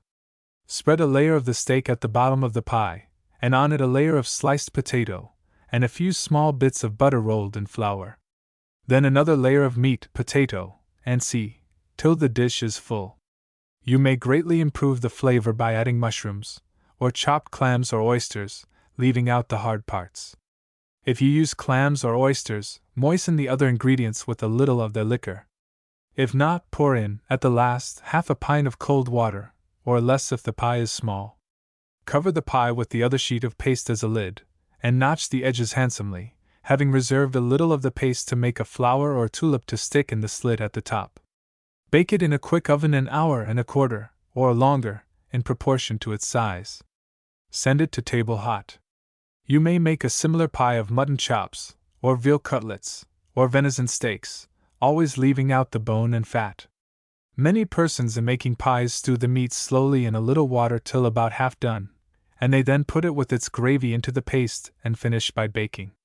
In this case, add no water to the pie, as there will be already sufficient liquid if you half stew the meat.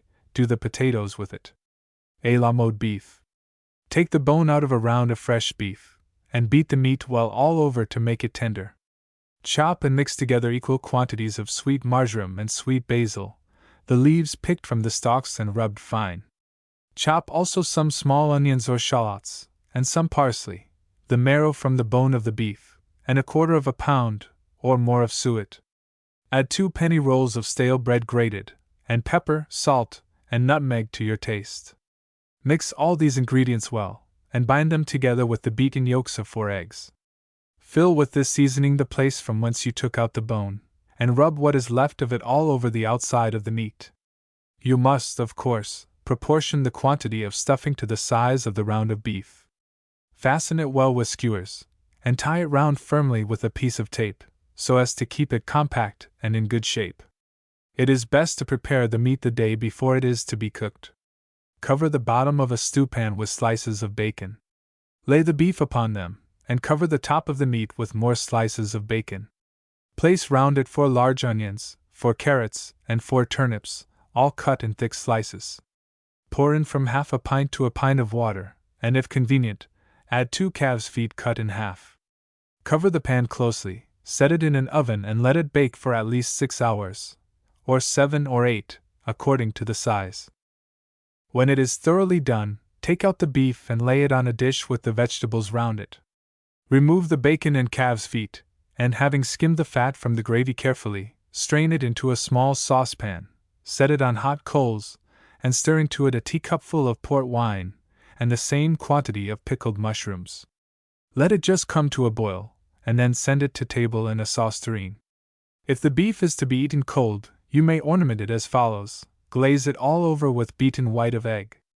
Then cover it with a coat of boiled potato grated finely. Have ready some slices of cold boiled carrot, and also of beetroot. Cut them into the form of stars or flowers, and arrange them handsomely over the top of the meat by sticking them on the grated potato. In the center place a large bunch of double parsley, interspersed with flowers cut out of raw turnips, beets, and carrots, somewhat in imitation of white and red roses, and marigolds. Fix the flowers on wooden skewers concealed with parsley. Cold a la mode beef prepared in this manner will at a little distance look like a large iced cake decorated with sugar flowers. You may dress a fillet of veal according to this receipt. Of course, it will require less time to stew. To stew beef, take a good piece of fresh beef. It must not be too fat. Wash it, rub it with salt, and put it into a pot with barely sufficient water to cover it. Set it over a slow fire, and after it has stewed an hour, put in some potatoes pared and cut in half, and some parsnips, scraped and split. Let them stew with the beef till quite tender. Turn the meat several times in the pot. When all is done, serve up the meat and vegetables together, and the gravy in a boat, having first skimmed it. This is a good family dish. You may add turnips, pared and sliced, to the other vegetables. Fresh pork may be stewed in this manner, or with sweet potatoes. To stew a round of beef. Trim off some pieces from a round of fresh beef. Take out the bone and break it. Put the bone and the trimmings into a pan with some cold water, and add an onion, a carrot, and a turnip all cut in pieces, and a bunch of sweet herbs. Simmer them for an hour, and having skimmed it well, strain off the liquid. Season the meat highly with what is called kitchen pepper, that is, a mixture, in equal quantities, of black or white pepper, allspice, cinnamon, cloves, ginger and nutmeg, all finely powdered. Fasten it with skewers, and tie it firmly round with tape. Lay skewers in the bottom of the stewpan. Place the beef upon them, and then pour over it the gravy you have prepared from the bone and trimmings. Simmer it about an hour and a half, and then turn the meat over, and add to it 3 carrots, 3 turnips, and 2 onions all sliced, and a glass of tarragon vinegar. Keep the lid close, except when you are skimming off the fat. Let the meat stew till it is thoroughly done and tender throughout. The time will depend on the size of the round. It may require from 5 or 6 to 8 hours. Just before you take it up, stir into the gravy a tablespoonful or 2 of mushroom catsup, a little made mustard, and a piece of butter rolled in flour. Send it to table hot, with the gravy poured round it. Another way to stew a round of beef. Take a round of fresh beef, or the half of one if it is very large, and remove the bone. The day before you cook it, lay it in a pickle made of equal proportions of water and vinegar with salt to your taste. Next morning take it out of the pickle, put it into a large pot or stewpan, and just cover it with water. Put in with it 2 or 3 large onion, a few cloves, a little whole black pepper, and a large glass of port or claret. If it is a whole round of beef, allow 2 glasses of wine. Stew it slowly for at least 4 hours or more, in proportion to its size. It must be thoroughly done, and tender all through. An hour before you send it to table, take the meat out of the pot, and pour the gravy into a pan. Put a large lump of butter into the pot, dredge the beef with flour, and return it to the pot to brown, turning it often to prevent its burning. Or it will be better to put it into a Dutch oven. Cover the lid with hot coals, renewing them as they go out. Take the gravy that you poured from the meat, and skim off all the fat. Put it into a saucepan, and mix with it a little butter rolled in flour, and add some more cloves and wine. Give it a boil up. If it is not well browned, burn some sugar on a hot shovel, and stir it in.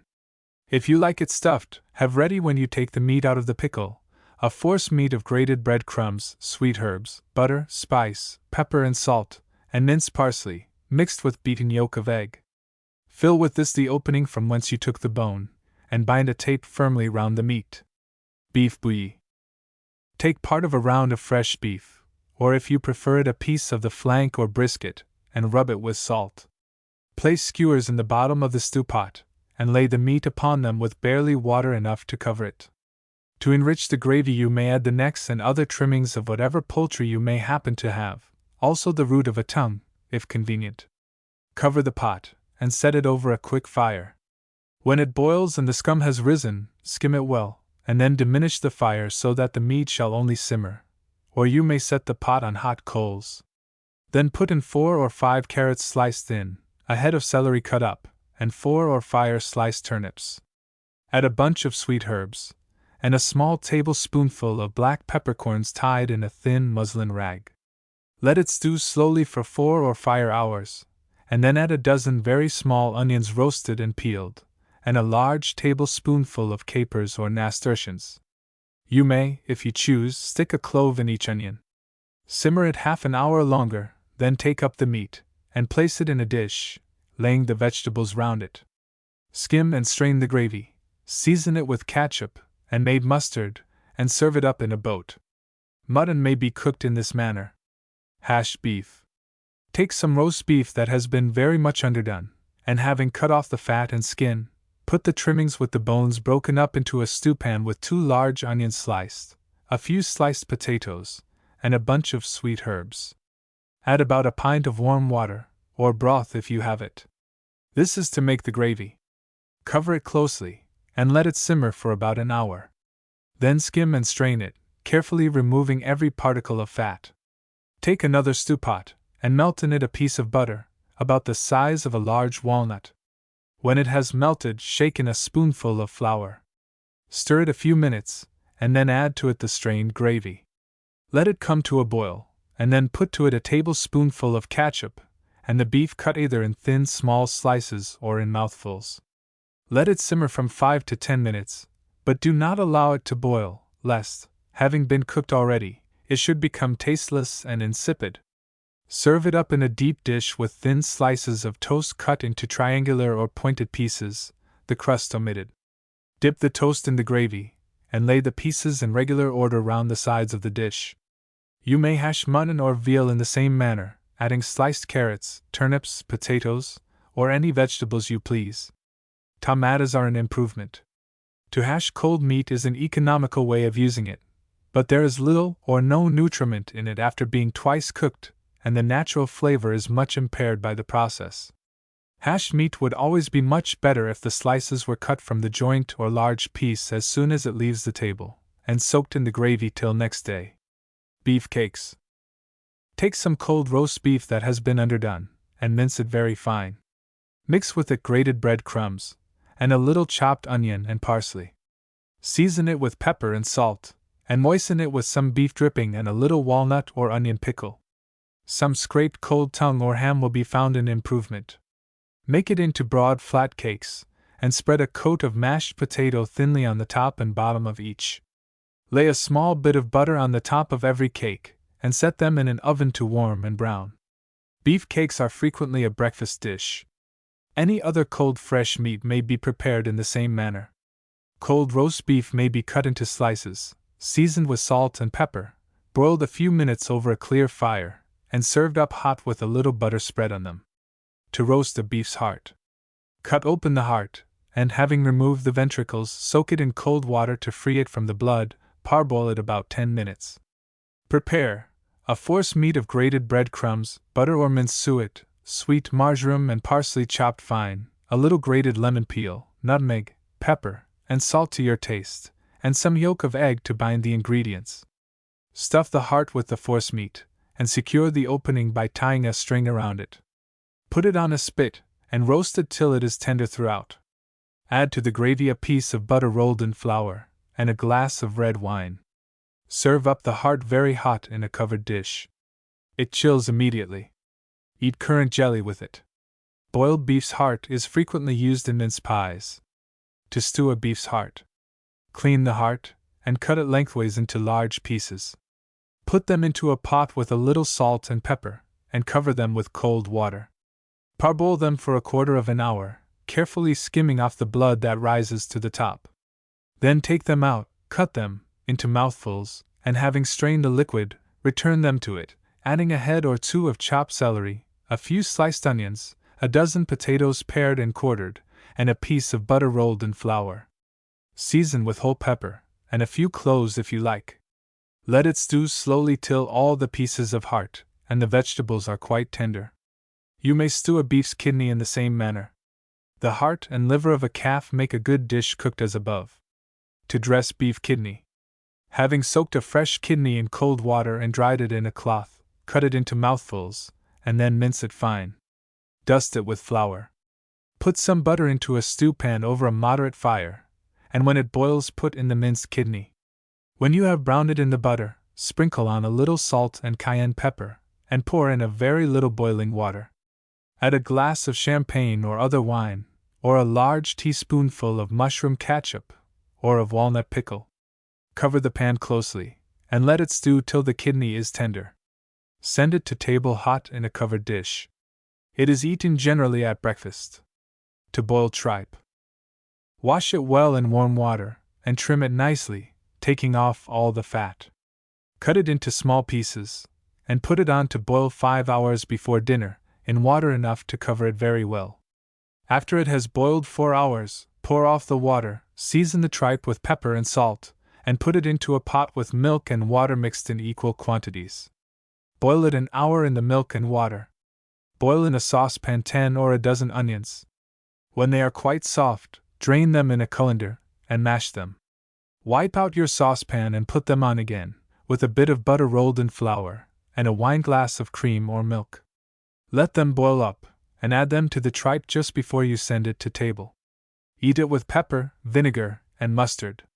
Tripe and oysters. Having boiled the tripe in milk and water, for 4 or 5 hours till it is quite tender, gut it up into small pieces. Put it into a stew pan with just milk enough to cover it, and a few blades of mace.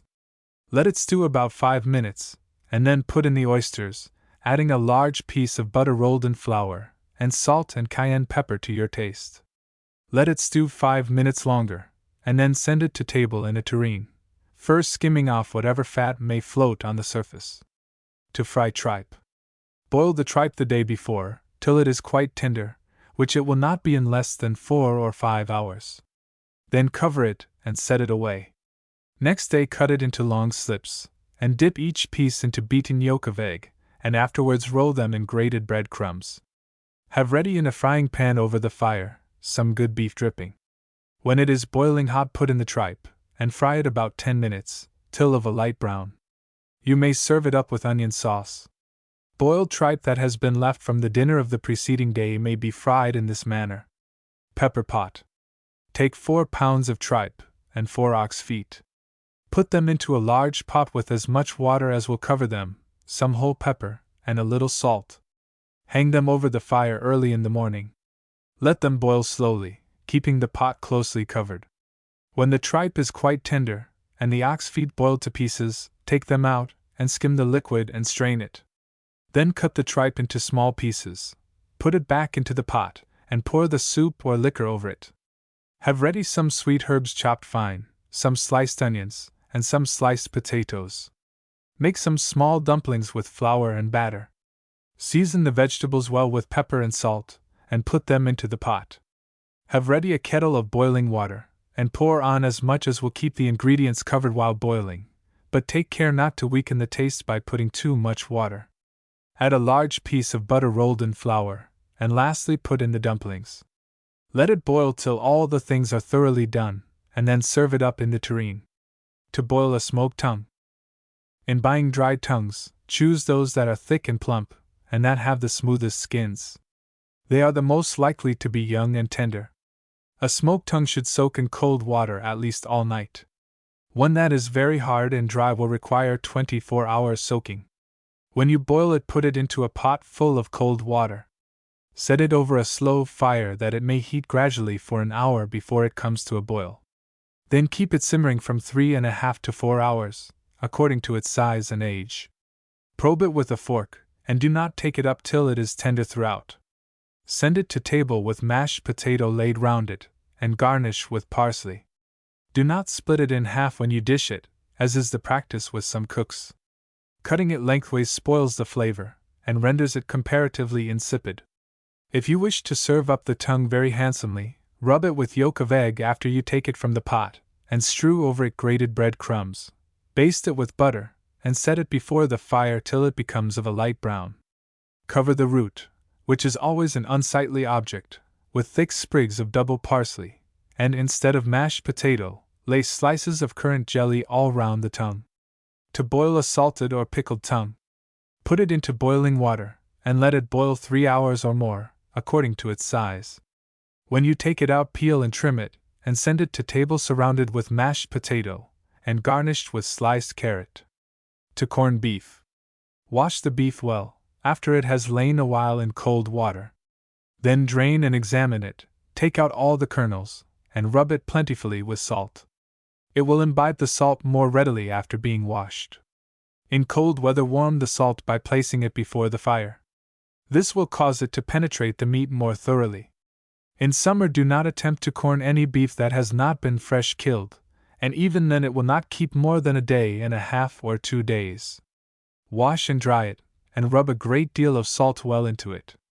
Cover it carefully, and keep it in a cold, dry cellar. Pork is corned in the same manner. To pickle beef or tongues. The beef must be fresh killed, and of the best kind. You must wipe every piece well, to dry it from the blood and moisture.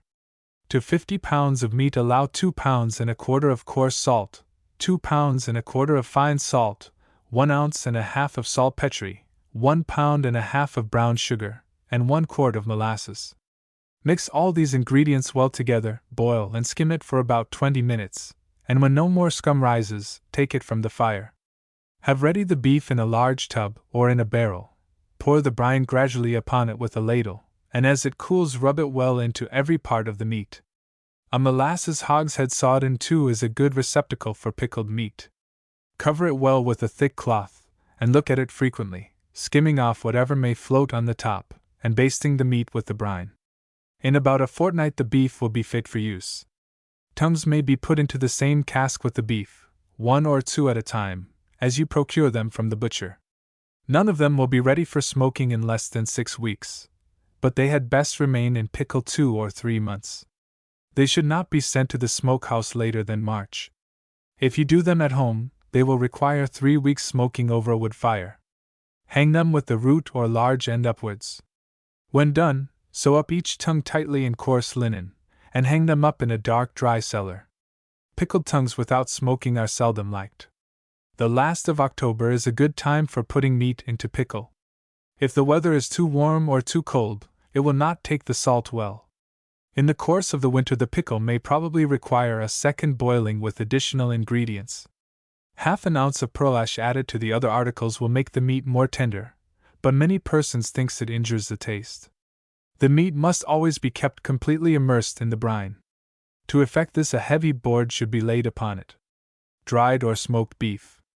The best part for this purpose is the round, which you must desire the butcher to cut into 4 pieces. Wash the meat and dry it well in a cloth.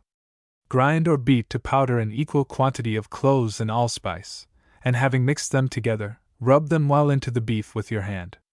The spice will be found a great improvement both to the taste and smell of the meat. Have ready a pickle made precisely as that in the preceding article. Boil and skim it, and the meat having been thoroughly rubbed all over with the spice, pour on the pickle, as before directed. Keep the beef in the pickle at least 6 weeks, and then smoke it about 3 weeks. Smoked beef is brought on the tea table either shaved into thin chips without cooking, or chipped and fried with a little butter in a skillet, and served up hot. This receipt for dried or smoked beef will answer equally well for venison ham, which is also used as a relish at the tea table. Mutton hams may be prepared in the same way. Potted beef. Take a good piece of a round of beef, and cut off all the fat. Rub the lean well with salt, and let it lie 2 days.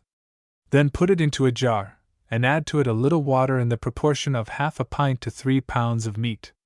Cover the jar as closely as possible. The best cover will be a coarse paste or dough, and set it in a slow oven, or in a vessel of boiling water for about 4 hours. Then drain off all the gravy and set the meat before the fire that all the moisture may be drawn out.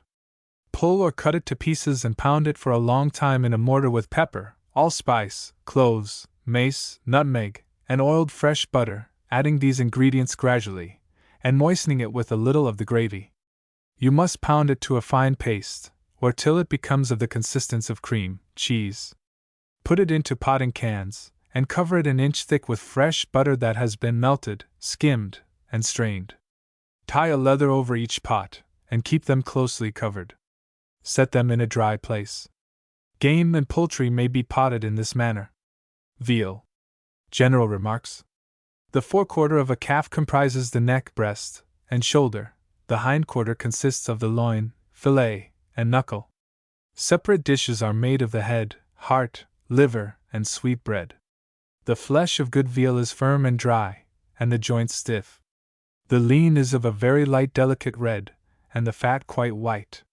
In buying the head, see that the eyes look full, plump, and lively. If they are dull and sunk, the calf has been killed too long. In buying calves' feet for jelly or soup, endeavor to get those that have been singed only and not skinned, as a great deal of gelatinous substance is contained in the skin.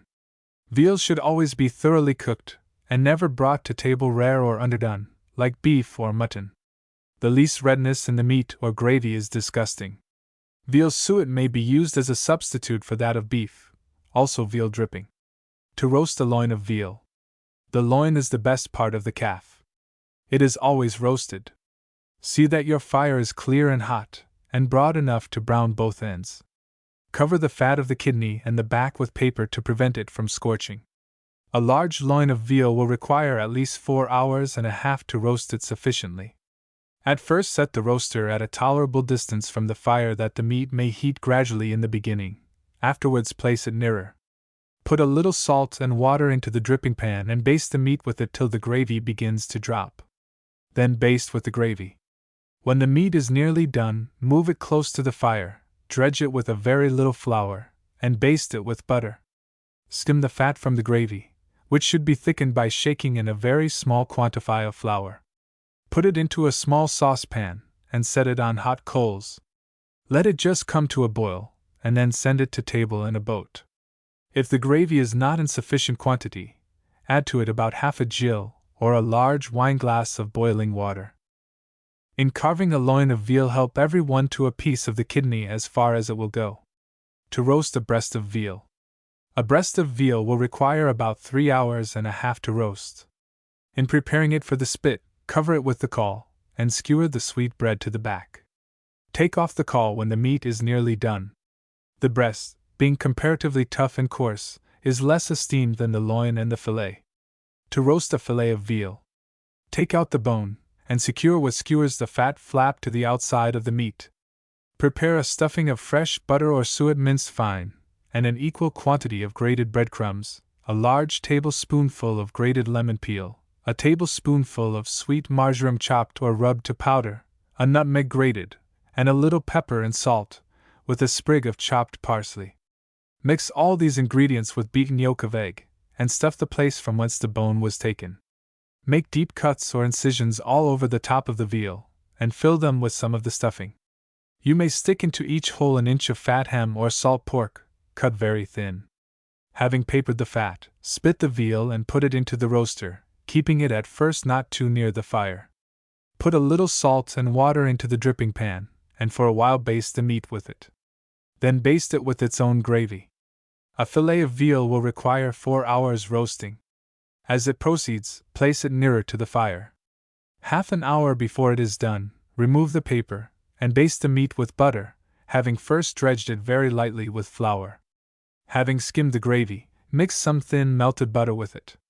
If convenient, you may, in making the stuffing, use a large proportion of chopped mushrooms that have been preserved in sweet oil, or of chopped pickled oysters.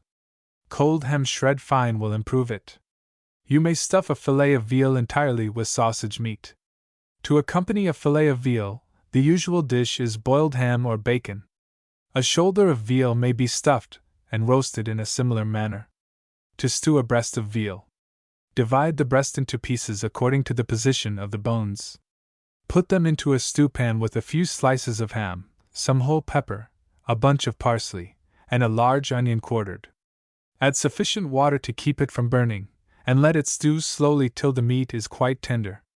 Then put to it a quart or more of green peas that have boiled 20 minutes in another pot, and a piece of butter rolled in flour. Let all stew together a quarter of an hour longer. Serve it up, with the veal in the middle, the peas round it, and the ham laid on the peas. You may stew a breast of veal with tomatoes. To stew a fillet of veal. Take a fillet of veal, rub it with salt, and then with a sharp knife make deep incisions all over the surface, the bottom as well as the top and sides. Make a stuffing of grated stale bread, butter, chopped sweet marjoram, grated lemon peel, nutmeg, pepper and salt, mixed up with beaten yolk of egg to bind and give it consistency. Fill the holes or incisions with the stuffing, pressing it down well with your fingers.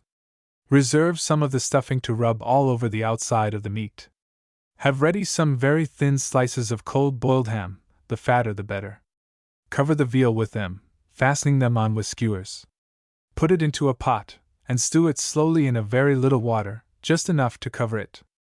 It will take at least 5 hours to stew, or more, in proportion to its size. When done, take off the ham, and lay it round the veal in a dish. You may stew with it a quart or 3 pints of young green peas, put in about an hour before dinner. Add to them a little butter and pepper while they are stewing. Serve them up in the dish with the veal, laying the slices of ham upon them. If you omit the ham, stew the veal entirely in lard. To stew a knuckle of veal. Lay 4 wooden skewers across the bottom of your stewpan, and place the meat upon them, having first carefully washed it, and rubbed it with salt. Add a tablespoonful of whole pepper, the leaves from a bunch of sweet marjoram, a bunch of parsley leaves chopped, 2 onions peeled and sliced, and a piece of butter rolled in flour. Pour in 2 quarts of water. Cover it closely, and after it has come to a boil, lessen the fire, and let the meat only simmer for 2 hours or more. Before you serve it up, pour the liquid over it.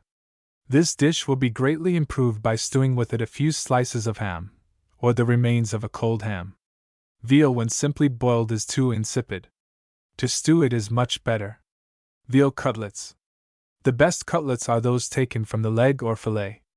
Cut them about ½ an inch thick, and as large as the palm of your hand. Season them with pepper and salt. Grate some stale bread, and rub it through a colander, adding to it chopped sweet marjoram, grated lemon peel, and some powdered mace or nutmeg. Spread the mixture on a large flat dish. Have ready in a pan some beaten egg. First dip each cutlet into the egg, and then into the seasoning on the dish, seeing that a sufficient quantity adheres to both sides of the meat. Melt in your frying pan, over a quick fire, some beef dripping, lard, or fresh butter, and when it boils lay your cutlets in it, and fry them thoroughly, turning them on both sides, and taking care that they do not burn. Place them in a covered dish near the fire, while you finish the gravy in the pan, by first skimming it, and then shaking in a little flour and stirring it round. Pour the gravy hot round the cutlets, and garnish with little bunches of curled parsley. You may mix with the bread crumbs a little saffron. Veal steaks. Cut a neck of veal into thin steaks, and beat them to make them tender. For seasoning, mix together some finely chopped onions sprinkled with pepper and salt, and a little chopped parsley. Add some butter, and put it with the parsley and onion into a small saucepan, and set it on hot coals to stew till brown.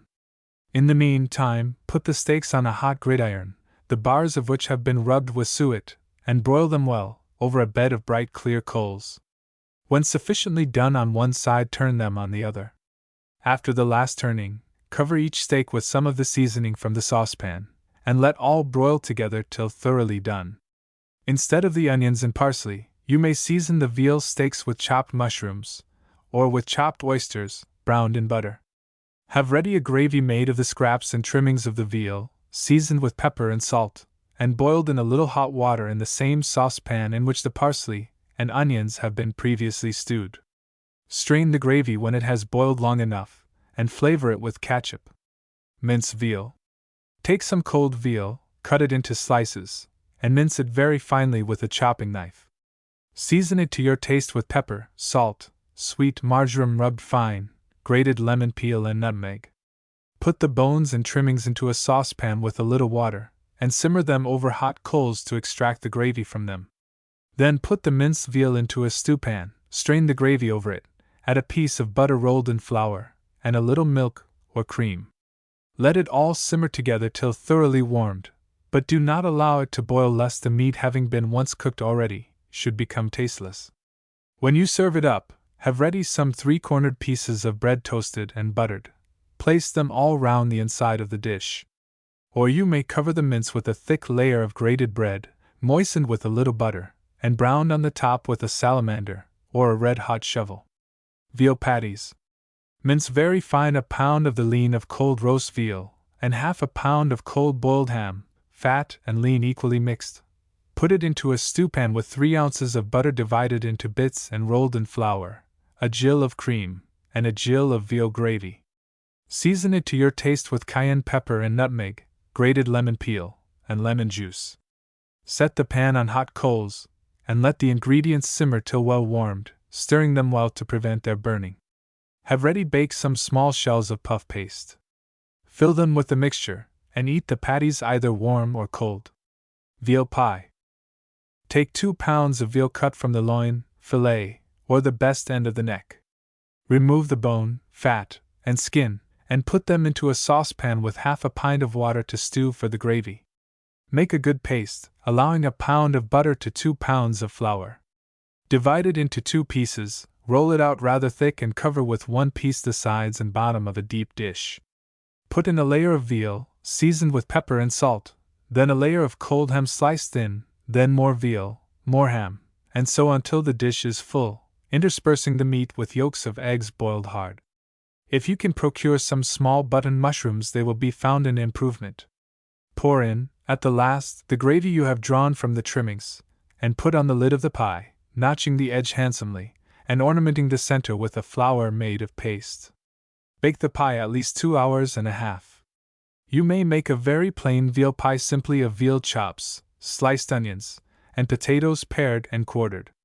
Season with pepper and salt, and fill up the dish with water. Calf's head dressed plain. Wash the head in warm water. Then lay it in clean hot water and let it soak a while. This will blanch it. Take out the brains and the black part of the eyes.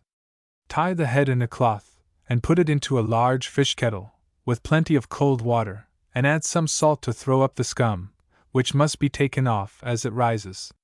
Let the head boil gently about 3 hours. Put 8 or 10 sage leaves, and as much parsley, into a small saucepan with a little water, and boil them half an hour. Then chop them fine, and set them ready on a plate.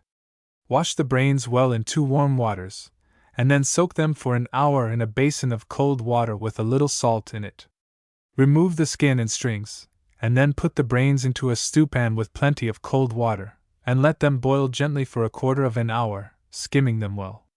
Take them out, chop them, and mix them with the sage and parsley leaves, 2 tablespoonfuls of melted butter, and the yolks of 4 hard-boiled eggs, and pepper and salt to your taste. Then put the mixture into a saucepan and set it on coals to warm. Take up the head when it is sufficiently boiled, score it in diamonds, brush it all over with beaten egg, and strew it with a mixture of grated breadcrumbs, and chopped sage and parsley. Stick a few bits of butter over it, and set it in a Dutch oven to brown. Serve it up with the brains laid round it. Or you may send to table the brains and the tongue in a small separate dish, having first trimmed the tongue and cut off the roots. Have also parsley sauce in a boat. You may garnish with very thin small slices of broiled ham, curled up. If you get a calf's head with the hair on, sprinkle it all over with pounded rosin, and dip it into boiling water. This will make the hairs scrape off easily. Calf's head hashed. Take a calf's head and a set of feet, and boil them until tender, having first removed the brains. Then cut the flesh off the head and feet in slices from the bone, and put both meat and bones into a stewpan with a bunch of sweet herbs, some sliced onions, and pepper and salt to your taste, also a large piece of butter rolled in flour, and a little water. After it has stewed a while slowly till the flavor is well extracted from the herbs and onions, take out the meat, season it a little with cayenne pepper, and lay it in a dish. Strain the gravy in which it was stewed, and stir into it 2 glasses of Madeira, and the juice and grated peel of a lemon. Having poured some of the gravy over the meat, lay a piece of butter on the top, set it in an oven and bake it brown. In the meantime, having cleaned and washed the brains, skinning them and removing the strings, parboil them in a saucepan, and then make them into balls with chopped sweet herbs, grated breadcrumbs, grated lemon peel, nutmeg, and beaten yolk of egg. Fry them in lard and butter mixed, and send them to table laid round the meat, which should have the tongue placed on the top, and garnish with sliced lemon. Warm the remaining gravy in a small saucepan on hot coals, and stir into it the beaten yolk of an egg a minute before you take it from the fire. Send it to table in a boat. Chitlins or calves tripe. See that the chitlins are very nice and white. Wash them, cut them into pieces, and put them into a stewpan with pepper and salt to your taste, and about 2 quarts of water. Boil them 2 hours or more. In the meantime, peel 8 or 10 white onions, and throw them whole into a saucepan with plenty of water. Boil them slowly till quite soft, then drain them in a colander, and mash them. Wipe out your saucepan, and put in the mashed onions with a piece of butter, 2 tablespoonfuls of cream or rich milk, some nutmeg, and a very little salt. Sprinkle in a little flour, set the pan on hot coals, keeping it well covered, and give it 1 boil up. When the chitlins are quite tender all through, take them up and drain them. Place in the bottom of a dish a slice or 2 of buttered toast with all the crust cut off. Lay the chitlins on the toast, and send them to table with the stewed onions in a sauceboat. When you take the chitlins on your plate, season them with pepper and vinegar. This, if properly prepared, is a very nice dish. To fry calves' feet.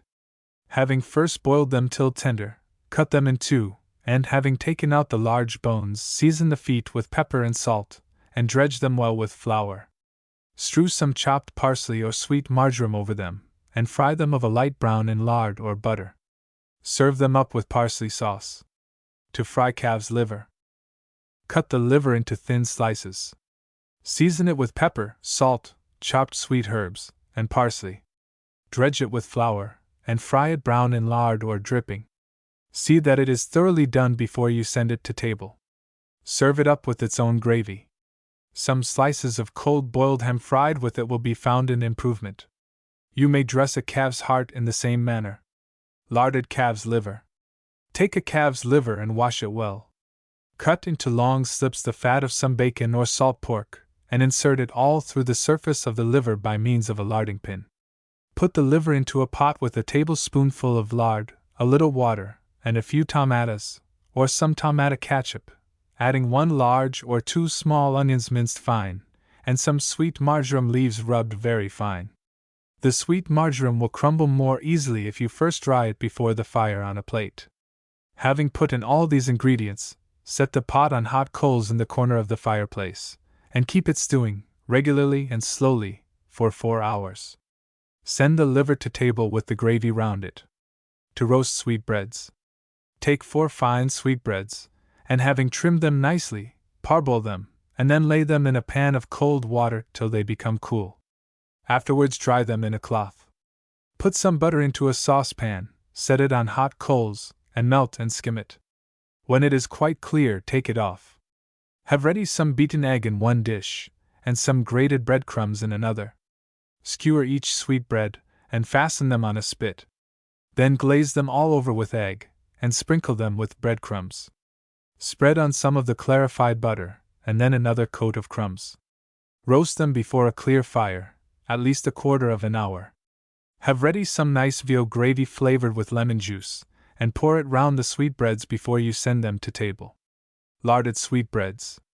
Parboil 3 or 4 of the largest sweetbreads you can get. This should be done as soon as they are brought in, as few things spoil more rapidly if not cooked at once. When half boiled, lay them in cold water. Prepare a forcemeat of grated bread, lemon peel, butter, salt, pepper, and nutmeg mixed with beaten yolk of egg. Cut open the sweetbreads and stuff them with it, fastening them afterwards with a skewer, or tying them round with pack thread. Have ready some slips of bacon fat, and some slips of lemon peel cut about the thickness of very small straws. Lard the sweetbreads with them in alternate rows of bacon and lemon peel, drawing them through with a larding needle. Do it regularly and handsomely. Then put the sweetbreads into a Dutch oven, and bake them brown. Serve them up with veal gravy flavored with a glass of Madeira, and enriched with beaten yolk of egg stirred in at the last. Marbled veal.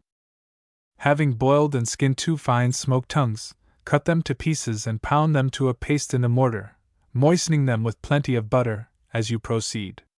Have ready an equal quantity of the lean of veal stewed and cut into very small pieces. Pound the veal also in a mortar, adding butter to it by degrees. The tongue and veal must be kept separate till both have been pounded. Then fill your potting cans with lumps of the veal and tongue, pressed down hard, and so placed that when cut the mixture will look variegated or marbled. Close the cans with veal, again press it down very hard, and finish by pouring on clarified butter. Cover the cans closely, and keep them in a dry place. It may be eaten at tea or supper. Send it to table cut in slices. You may use it for sandwiches. Mutton and lamb. General remarks. The forequarter of a sheep contains the neck, breast, and shoulder, and the hindquarter the loin and leg. The 2 loins together are called the chine or saddle. The flesh of good mutton is of a bright red, and a close grain, and the fat firm and quite white. The meat will feel tender and springy when you squeeze it with your fingers. The vein in the neck of the forequarter should be of a fine blue. Lamb is always roasted, generally a whole quarter at once. In carving lamb, the first thing done is to separate the shoulder from the breast, or the leg from the loin. If the weather is cold enough to allow it, mutton is more tender after being kept a few days. To roast mutton. Mutton should be roasted with a quick brisk fire. Every part should be trimmed off that cannot be eaten. Wash the meat well. The skin should be taken off and skewered on again before the meat is put on the spit. This will make it more juicy. Otherwise, tie paper over the fat, having soaked the twine in water to prevent the string from burning. Put a little salt and water into the dripping pan, to baste the meat at first, then use its own gravy for that purpose. A quarter of an hour before you think it will be done, take off the skin or paper, dredge the meat very lightly with flour, and baste it with butter. Skim the gravy and send it to table in a boat. A leg of mutton will require from 2 hours roasting to 2 hours and a half in proportion to its size. A chine or saddle, from 2 hours and a half to 3 hours. A shoulder, from an hour and a half to 2 hours. A loin, from an hour and 3/4 to 2 hours. A haunch, that is a leg with part of the loin, cannot be well roasted in less than 4 hours. Always have some currant jelly on the table to eat with roast mutton. It should also be accompanied by mashed turnips. Slices cut from a cold leg of mutton that has been underdone are very nice broiled or warmed on a gridiron, and sent to the breakfast table covered with currant jelly. Pickles are always eaten with mutton.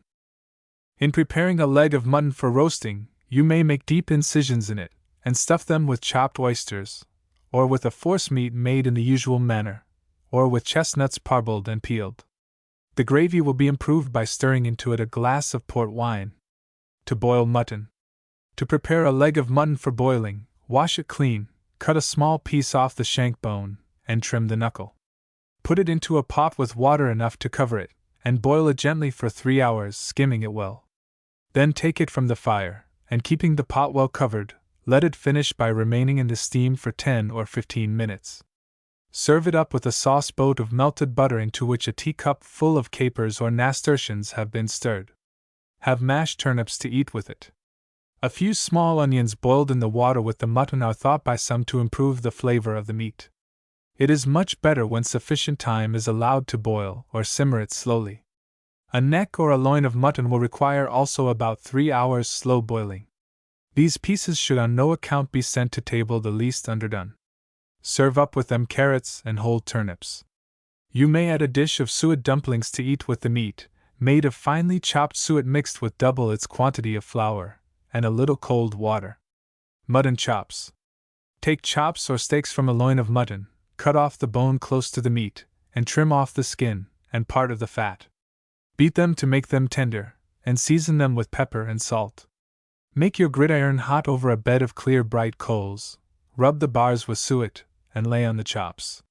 Turn them frequently, and if the fat that falls from them causes a blaze and smoke, remove the gridiron for a moment till it is over. When they are thoroughly done, put them into a warm dish and butter them. Keep them covered till a moment before they are to be eaten. When the chops have been turned for the last time, you may strew over them some finely minced onion moistened with boiling water, and seasoned with pepper. Some like them flavored with mushroom ketchup. Another way of dressing mutton chops is, after trimming them nicely and seasoning them with pepper and salt, to lay them for a while in melted butter. When they have imbibed a sufficient quantity, take them out, and cover them all over with grated breadcrumbs. Broil them over a clear fire, and see that the bread does not burn. Cutlets à la Maintenon. Cut a neck of mutton into steaks with a bone in each, trim them nicely, and scrape clean the end of the bone. Flatten them with a rolling pin, or a meat beetle, and lay them in oiled butter. Make a seasoning of hard-boiled yolk of egg and sweet herbs minced small, grated bread, pepper, salt, and nutmeg, and if you choose, a little minced onion. Take the chops out of the butter, and cover them with the seasoning. Butter some half sheets of white paper, and put the cutlets into them, so as to be entirely covered, securing the paper with pins or strings, and twisting them nicely round the bone. Heat your gridiron over some bright lively coals. Lay the cutlets on it, and broil them about 20 minutes. The custom of sending them to table in the papers had best be omitted, as, unless managed by a French cook, these envelopes, after being on the gridiron, make a very bad appearance. Serve them up hot, with mushroom sauce in a boat, or with a brown gravy, flavored with red wine. You may make the gravy of the bones and trimmings, stewed in a little water, skimmed well, and strained when sufficiently stewed. Thicken it with flour browned in a Dutch oven, and add a glass of red wine. You may bake these cutlets in a Dutch oven without the papers. Moisten them frequently with a little oiled butter. Stewed mutton chops. Cut a loin or neck of mutton into chops, and trim away the fat and bones. Beat and flatten them. Season them with pepper and salt, and put them into a stewpan, with barely sufficient water to cover them, and some sliced carrots, turnips, onions, potatoes, and a bunch of sweet herbs, or a few tomatoes. Let the whole stew slowly about 3 hours, or till everything is tender. Keep the pan closely covered, except when you are skimming it. Send it to table with sippets or 3-cornered pieces of toasted bread, laying all round the dish. Hashed mutton. Cut into small pieces the lean of some cold mutton that has been underdone, and season it with pepper and salt. Take the bones and other trimmings, put them into a saucepan with as much water as will cover them, and some sliced onions, and let them stew till you have drawn from them a good gravy. Having skimmed it well, strain the gravy into a stewpan, and put the mutton into it. Have ready boiled some carrots, turnips, potatoes, and onions. Slice them, and add them to the meat and gravy. Set the pan on hot coals, and let it simmer till the meat is warmed through, but do not allow it to boil, as it has been once cooked already. Cover the bottom of a dish with slices of buttered toast. Lay the meat and vegetables upon it, and pour over them the gravy. Tomatoes will be found an improvement. If green peas or lima beans are in season, you may boil them, and put them to the hashed mutton, leaving out the other vegetables, or serving them up separately. A casserole of mutton. Butter a deep dish or mold, and line it with potatoes mashed with milk or butter, and seasoned with pepper and salt. Fill it with slices of the lean of cold mutton, or lamb, seasoned also. Cover the whole with more mashed potatoes. Put it into an oven, and bake it till the meat is thoroughly warmed, and the potatoes brown. Then carefully turn it out on a large dish. Or you may, if more convenient, send it to table in the dish it was baked in. Mutton haricot. Take a neck of mutton, cut it into chops, and fry them brown. Then put them into a stewpan with a bunch of sweet herbs, 2 or 3 cloves, a little mace, and pepper and salt to your taste.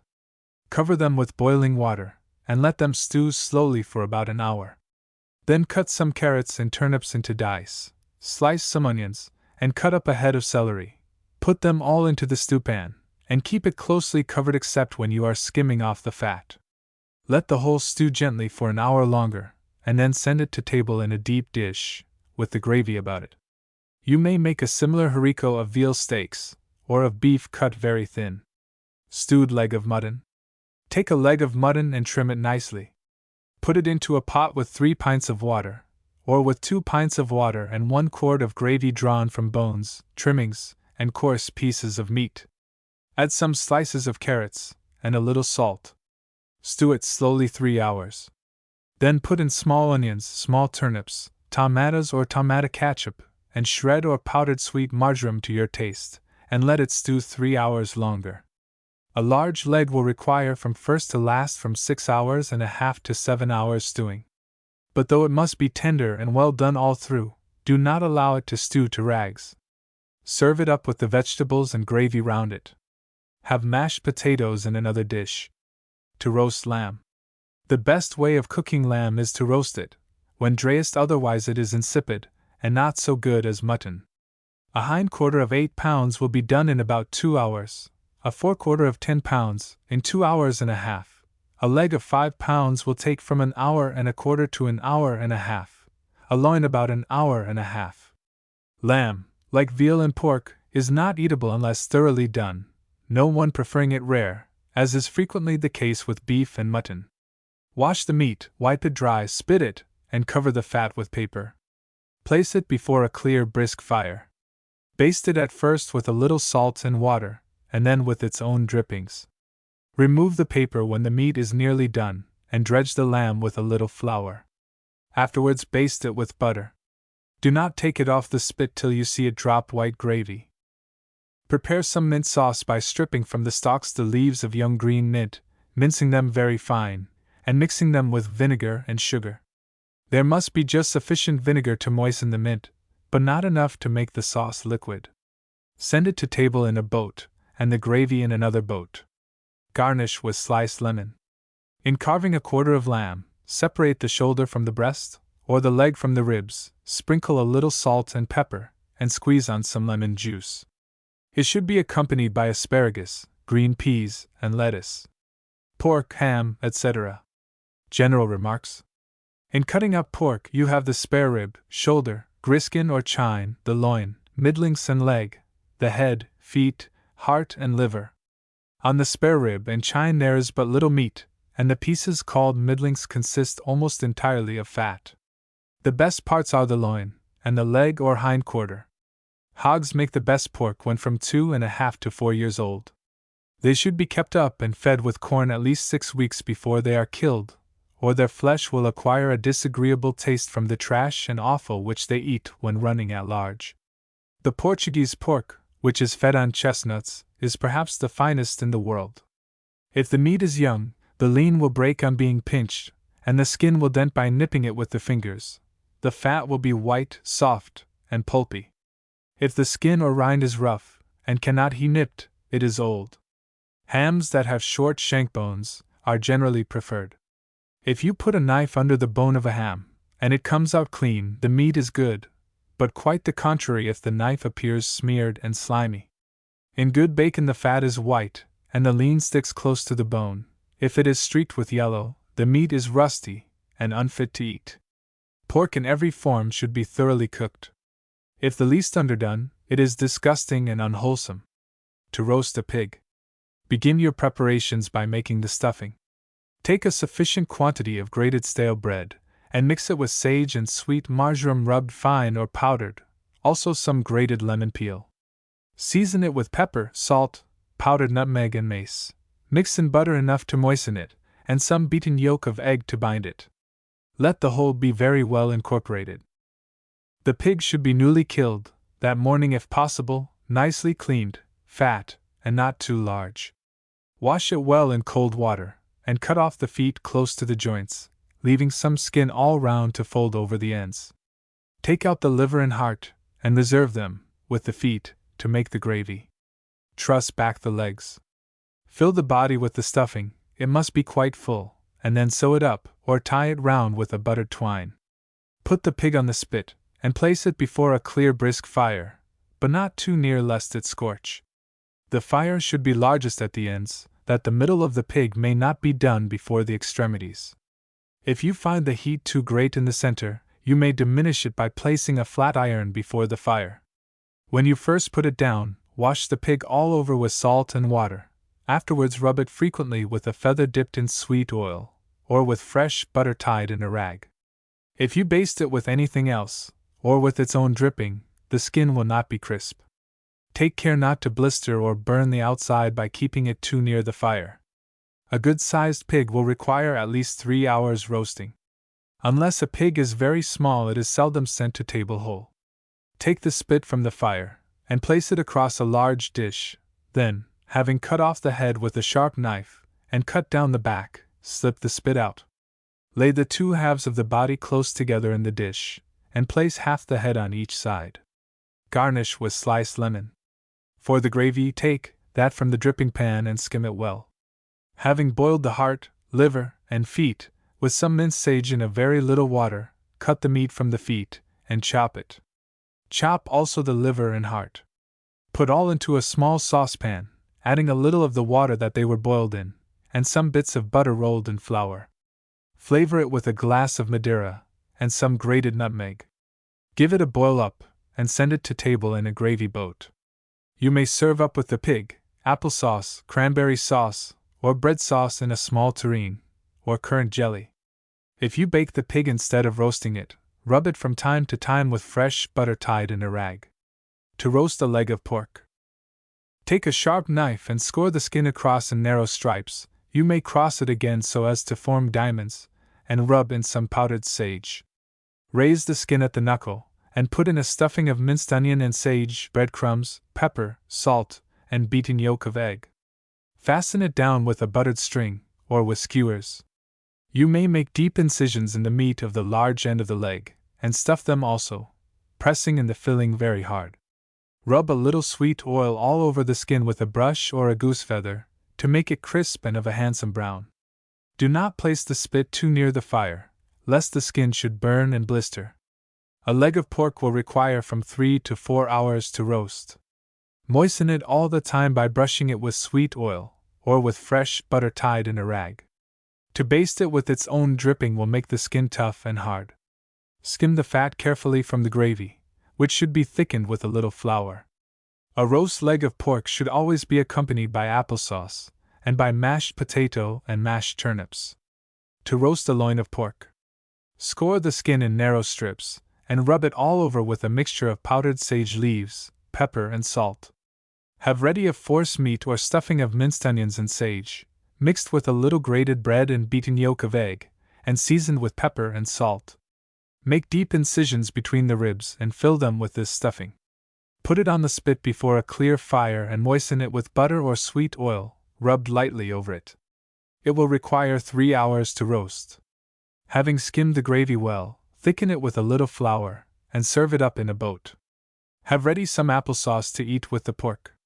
Also mashed turnips and mashed potatoes. You may roast in the same manner a shoulder, spare rib, or chine of pork, seasoning it with sage and onion. To roast a middling or spring piece of pork. Make a force meat of grated bread, and minced onion and sage, pepper, salt, and beaten yolk of egg. Mix it well, and spread it all over the inside of the pork. Then roll up the meat, and with a sharp knife score it round in circles, rubbing powdered sage into the cuts. Tie a buttered twine round the roll of meat so as to keep it together in every direction. Put a hook through one end, and roast the pork before a clear brisk fire, moistening the skin occasionally with butter. Or you may bake it in a Dutch oven. It is a good side dish. Thicken the gravy with a little flour, and flavor it with a glass of wine. Have currant jelly to eat with it. It should be delicate young pork. To stew pork. Take a nice piece of the fillet or leg of fresh pork, rub it with a little salt, and score the skin. Put it into a pot with sufficient water to cover it, and stew it gently for 2 hours or more, in proportion to its size. Then put into the same pot a dozen or more sweet potatoes, scraped, split, and cut in pieces. Let the whole stew gently together for an hour and a half, or till all is thoroughly done, skimming it frequently. Serve up all together in a large dish. This stew will be found very good. For sweet potatoes you may substitute white ones mixed with sliced turnips, or parsnips scraped or split. To boil corned pork. Take a nice piece of fresh pork, the leg is the best, rub it with salt, and let it lie in the salt 2 days. Boil it slowly in plenty of water, skimming it well. When the meat is about half done, you may put into the same pot a fine cabbage, washed clean and quartered. The pork and the cabbage should be thoroughly done, and tender throughout. Send them to table in separate dishes, having drained and squeezed all the water out of the cabbage. Take off the skin of the pork, and touch the outside at intervals with spots of cayenne pepper. Eat mustard with it. Pork is never boiled unless corned or salted. Pickled pork and peas pudding. Soak the pork all night in cold water, and wash and scrape it clean. Put it on early in the day, as it will take a long time to boil, and must boil slowly. Skim it frequently. Boil in a separate pot greens or cabbage to eat with it, also parsnips and potatoes. Peas pudding is a frequent accompaniment to pickled pork, and is very generally liked. To make a small pudding, you must have ready a quart of dried split peas, which have been soaked all night in cold water. Tie them in a cloth, leaving room for them to swell, and boil them slowly till they are tender. Drain them, and rub them through a colander or a sieve into a deep dish. Season them with pepper and salt, and mix with them an ounce of butter, and 2 beaten eggs. Beat all well together till thoroughly mixed. Dip a clean cloth in hot water, sprinkle it with flour, and put the pudding into it. Tie it up very tightly, leaving a small space between the mixture and the tying, as the pudding will still swell a little, and boil it an hour longer. Send it to table and eat it with the pork. You may make a peas pudding in a plain and less delicate way, by simply seasoning the peas with pepper and salt, having first soaked them well, tying them in a cloth, and putting them to boil in the same pot with the pork, taking care to make the string very tight, so that the water may not get in. When all is done, and you turn out the pudding, cut it into thick slices and lay it round the pork.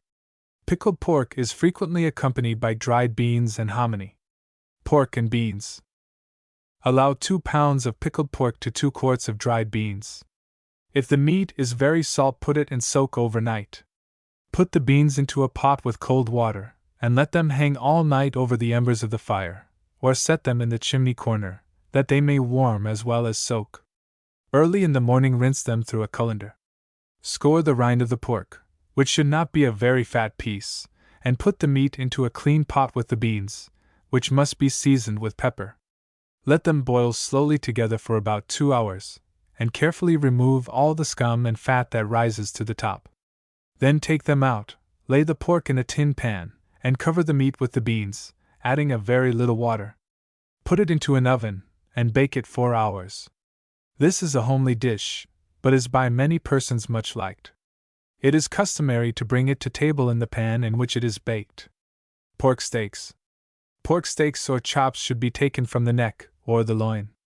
Cut them about ½ an inch thick, remove the skin, trim them neatly, and beat them.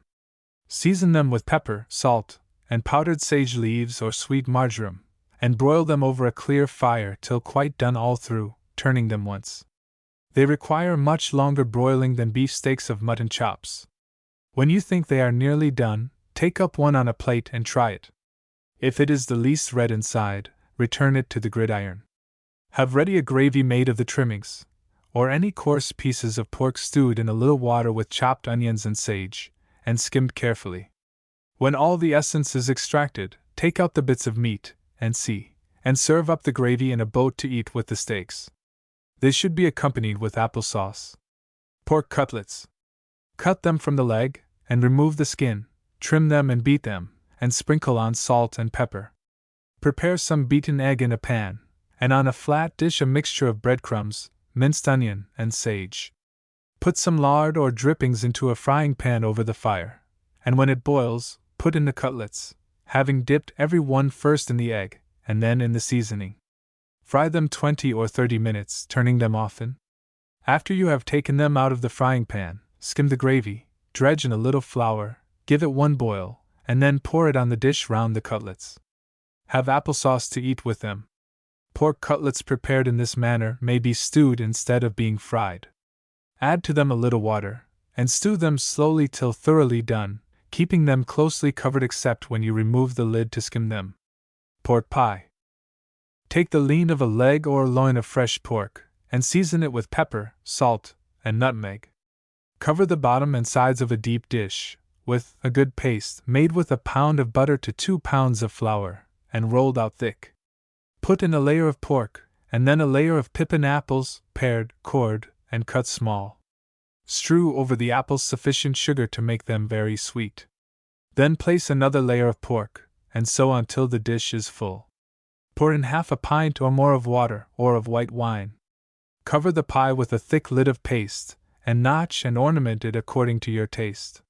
Set it in a brisk oven, and bake it well. Ham pie. Cover the sides and bottom of a dish with a good paste rolled out thick. Have ready some slices of cold boiled ham, about half an inch thick, some eggs boiled hard and sliced, and a large young fowl cleaned and cut up. Put a layer of ham at the bottom, then the fowl, then the eggs, and then another layer of ham. Shake on some pepper, and pour in some water, or what will be much better, some veal gravy. Cover the pie with a crust, notch and ornament it, and bake it well. Some mushrooms will greatly improve it. Small button mushrooms will keep very well in a bottle of sweet oil, first peeling the skin and cutting off the stalks. Ham sandwiches. Cut some thin slices of bread very neatly, having slightly buttered them, and if you choose, spread on a very little mustard. Have ready some very thin slices of cold boiled ham, and lay one between 2 slices of bread. You may either roll them up or lay them flat on the plates. They are used at supper or at luncheon. You may substitute for the ham cold smoked tongue, shred or grated. Broiled ham. Cut the ham into very thin slices, the thinner the better. Soak them in hot water at least half an hour, a whole hour is better, to draw out some of the salt, changing the water several times, and always pouring it on scalding hot. This process will not only extract the superfluous salt, which would otherwise ooze out in broiling and remain sticking about the surface of the meat, but it makes the ham more tender and mellow. After soaking, dry the slices in a cloth, and then heat your gridiron, and broil them over a clear fire. If you have cold boiled ham, it is better for broiling than that which is raw, and being boiled, will require no soaking before you put it on the gridiron. If you wish to serve up eggs with the ham, put some lard into a very clean frying pan, and make it boiling hot. Break the eggs separately into a saucer, that in case a bad one should be among them it may not mix with the rest. Slip each egg gently into the frying pan. Do not turn them while they are frying, but keep pouring some of the hot lard over them with an iron spoon. This will do them sufficiently on the upper side. They will be done enough in about 3 minutes. The white must retain its transparency so that the yolk will be seen through it. When done, take them up with a thin slice, drain off the lard, and if any part of the white is discolored or ragged, trim it off. Lay a fried egg upon each slice of the broiled ham, and send them to table hot. This is a much nicer way than the common practice of frying the ham or bacon with the eggs. Some persons broil or fry the ham without eggs, and send it to table cut into little slips or mouthfuls. To curl small pieces of ham for garnishing, slice as thin as possible some that has been boiled or parboiled. The pieces should be about 2 inches square. Roll it up round little wooden skewers, and put it into a cheese toaster, or into a tin oven, and set it before the fire for 8 or 10 minutes. When it is done, slip out the skewers. To boil a ham. Hams should always be soaked in water previous to boiling, to draw out a portion of the salt, and to make them tender. They will soften more easily if soaked in lukewarm water. If it is a new ham, and not very salt or hard, you need not put it in water till the evening before you intend to cook it. An older one will require 24 hours soaking, and one that is very old and hard should be kept in soak 2 or 3 days, frequently changing the water, which must be soft. Soak it in a tub, and keep it well covered. When you take it out of the water to prepare it for boiling, scrape and trim it nicely, and pare off all the bad-looking parts. Early in the morning put it into a large pot or kettle with plenty of cold water. Place it over a slow fire that it may heat gradually. It should not come to a boil in less than an hour and a half, or 2 hours. When it boils, quicken the fire, and skim the pot carefully. Then simmer it gently 4 or 5 hours or more, according to its size. A ham weighing 15 pounds should simmer 5 hours after it has come to a boil. Keep the pot well skimmed. When it is done, take it up, carefully strip off the skin, and reserve it to cover the ham when it is put away cold. Rub the ham all over with some beaten egg, and strew on it fine bread raspings shaken through the lid of a dredging box. Then place it in an oven to brown and crisp, or on a hot dish set over the pot before the fire. Cut some writing paper into a handsome fringe, and twist it round the shank bone before you send the ham to table. Garnish the edge of the dish with little piles or spots of rasped crust of bread. In carving a ham, begin not quite in the center, but a little nearer to the hock. Cut the slices very thin. It is not only a most ungenteel practice to cut ham in thick slices, but it much impairs the flavor. When you put it away after dinner, skewer on again the skin. This will make it keep the better. Ham should always be accompanied by green vegetables, such as asparagus, peas, beans, spinach, cauliflower, broccoli, and c. Bacon also should be well soaked before it is cooked, and it should be boiled very slowly, and for a long time. The greens may be boiled with the meat. Take care to skim the pot carefully, and to drain and squeeze the greens very well before you send them to table. If there are yellow streaks in the lean of the bacon, it is rusty and unfit to eat. To roast a ham.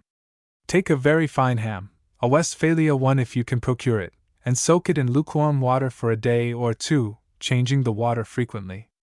The day before you intend cooking it, take the ham out of the water, and, having removed the skin, trim it nicely, and pour over it a bottle of Madeira or sherry. Let it steep till next morning, frequently during the day washing the wine over it. Put it on the spit in time to allow at least 6 hours for slowly roasting it.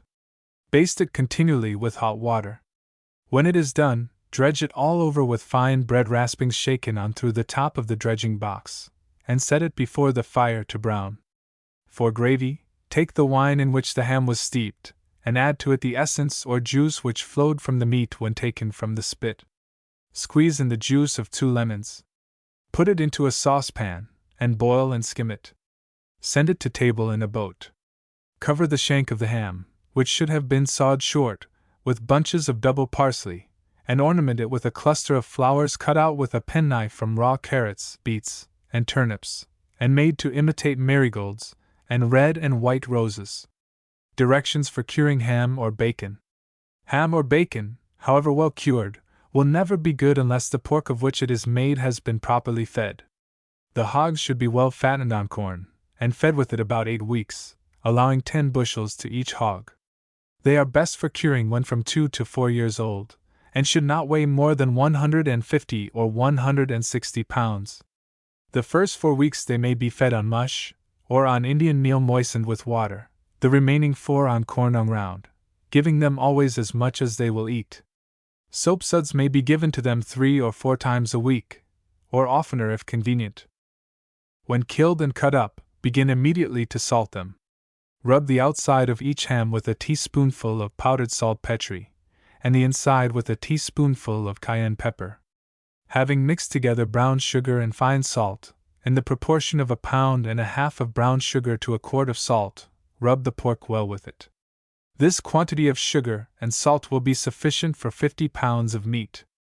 Have ready some large tubs, the bottoms sprinkled with salt, and lay the meat in the tubs with the skin downward. Put plenty of salt between each layer of meat. After it has lain 8 days, take it out and wipe off all the salt, and wash the tubs. Make a pickle of soft water, equal quantities of salt and molasses, and a little saltpetre, allowing 4 ounces of saltpetre to 2 quarts of molasses and 2 quarts of salt, which is the proportion for 50 pounds of meat. The pickle must be strong enough to bear up an egg. Boil and skim it, and when it is cold, pour it over the meat, which must be turned every day and basted with the pickle. The hams should remain in the pickle at least 4 weeks, the shoulders and middlings of the bacon 3 weeks, and the jowls 2 weeks. They should then be taken out and smoked. Having washed off the pickle, before you smoke the meat, bury it, while wet, in a tub of bran. This will form a crust over it and prevent evaporation of the juices. Let the smokehouse be ready to receive the meat immediately. Take it out of the tub after it has lain half an hour and rub the bran evenly over it. Then hang it up to smoke with the small end downwards. The smokehouse should be dark and cool, and should stand alone, for the heat occasioned by an adjoining building may spoil the meat or produce insects. Keep up a good smoke all day, but have no blaze. Hickory is the best wood for a smokehouse fire. In 3 or 4 weeks the meat will be sufficiently smoked and fit for use. During the process it should be occasionally taken down, examined, and hung up again. The best way of keeping hams is to wrap them in paper, or to sew them in coarse cloths, which should be whitewashed, and bury them in a barrel of hickory ashes. The ashes must be frequently changed. An old ham will require longer to soak, and longer to boil than a new one. Tongues may be cured in the above manner. Liver puddings. Boil some pig's livers. When cold, mince them, and season them with pepper, salt, and some sage and sweet marjoram rubbed fine. You may add some powdered cloves. Have ready some large skins nicely cleaned, and fill them with the mixture, tying up the ends securely. Prick them with a fork to prevent their bursting, put them into hot water, and boil them slowly for about an hour. They will require no farther cooking before you eat them. Keep them in stone jars closely covered. They are eaten cold at breakfast or supper, cut into slices an inch thick or more, or they may be cut into large pieces, and broiled or fried. Common sausage meat. Having cleared it from the skin, sinews, and gristle, take 6 pounds of the lean of young fresh pork, and 3 pounds of the fat, and mince it all as fine as possible. Take some dried sage, pick off the leaves and rub them to powder, allowing 3 teaspoonfuls to each pound of meat. Having mixed the fat and lean well together, and seasoned it with 9 teaspoonfuls of pepper, and the same quantity of salt, strew on the powdered sage, and mix the whole very well with your hands. Put it away in a stone jar, packing it down hard, and keep it closely covered. Set the jar in a cool, dry place. When you wish to use the sausage meat, make it into flat cakes about an inch thick and the size of $1, dredge them with flour, and fry them in butter or dripping, over rather a slow fire, till they are well browned on both sides, and thoroughly done. Sausages are seldom eaten except at breakfast. Fine sausages. Take some fresh pork, the leg is best, and clear it from the skin, sinews, and gristle. Allow 2 pounds of fat to 3 pounds of lean.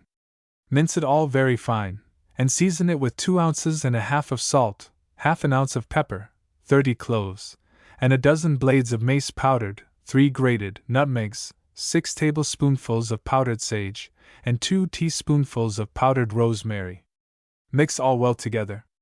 Put it into a stone jar, and press it down very hard. Cover it closely, and keep it in a dry, cool place. When you use this sausage meat, mix with it some beaten yolk of egg, and make it into balls or cakes. Dredge them with flour, and fry them in butter. Bologna sausages. Take 10 pounds of beef, and 4 pounds of pork. 2/3 of the meat should be lean, and only 1/3 fat. Chop it very fine, and mix it well together. Then season it with 6 ounces of fine salt, 1 ounce of black pepper, half an ounce of cayenne, 1 tablespoonful of powdered cloves, and 1 clove or garlic minced very fine. Have ready some large skins nicely cleaned and prepared, they should be beef skins, and wash them in salt and vinegar. Fill them with the above mixture, and secure the ends by tying them with pack thread or fine twine. Make a brine of salt and water strong enough to bear up an egg. Put the sausages into it, and let them lie for 3 weeks, turning them daily. Then take them out, wipe them dry, hang them up and smoke them. Before you put them away, rub them all over with sweet oil. Keep them in ashes. That of vine twigs is best for them. You may fry them or not before you eat them. Pork cheese. Take the heads, tongues, and feet of young fresh pork, or any other pieces that are convenient. Having removed the skin, boil them till all the meat is quite tender, and can be easily stripped from the bones. Then chop it small, and season it with salt and black pepper to your taste, and if you choose, some beaten cloves. Add sage leaves and sweet marjoram, minced fine, or rubbed to powder. Mix the whole very well together with your hands. Put it into deep pans, with straight sides, the shape of a cheese, press it down hard and closely with a plate that will fit the pan, putting the underside of the plate next to the meat, and placing a heavy weight on it. In 2 or 3 days it will be fit for use, and you may turn it out of the pan. Send it to table cut in slices, and use mustard and vinegar with it. It is generally eaten at supper or breakfast. Pig's feet and ears soused. Having cleaned them properly, and removed the skin, boil them slowly till they are quite tender, and then split the feet and put them with the ears into salt and vinegar, flavored with a little mace. Cover the jar closely, and set it away. When you use them, dry each piece well with a cloth, dip them first in beaten yolk of egg, and then in bread crumbs, and fry them nicely in butter or lard. Or you may eat them cold, just out of the vinegar. If you intend keeping them some time, you must make a fresh pickle for them every other day. To imitate Westphalia ham. The very finest pork must be used for these hams. Mix together an equal quantity of powdered saltpetre and brown sugar, and rub it well into the hams.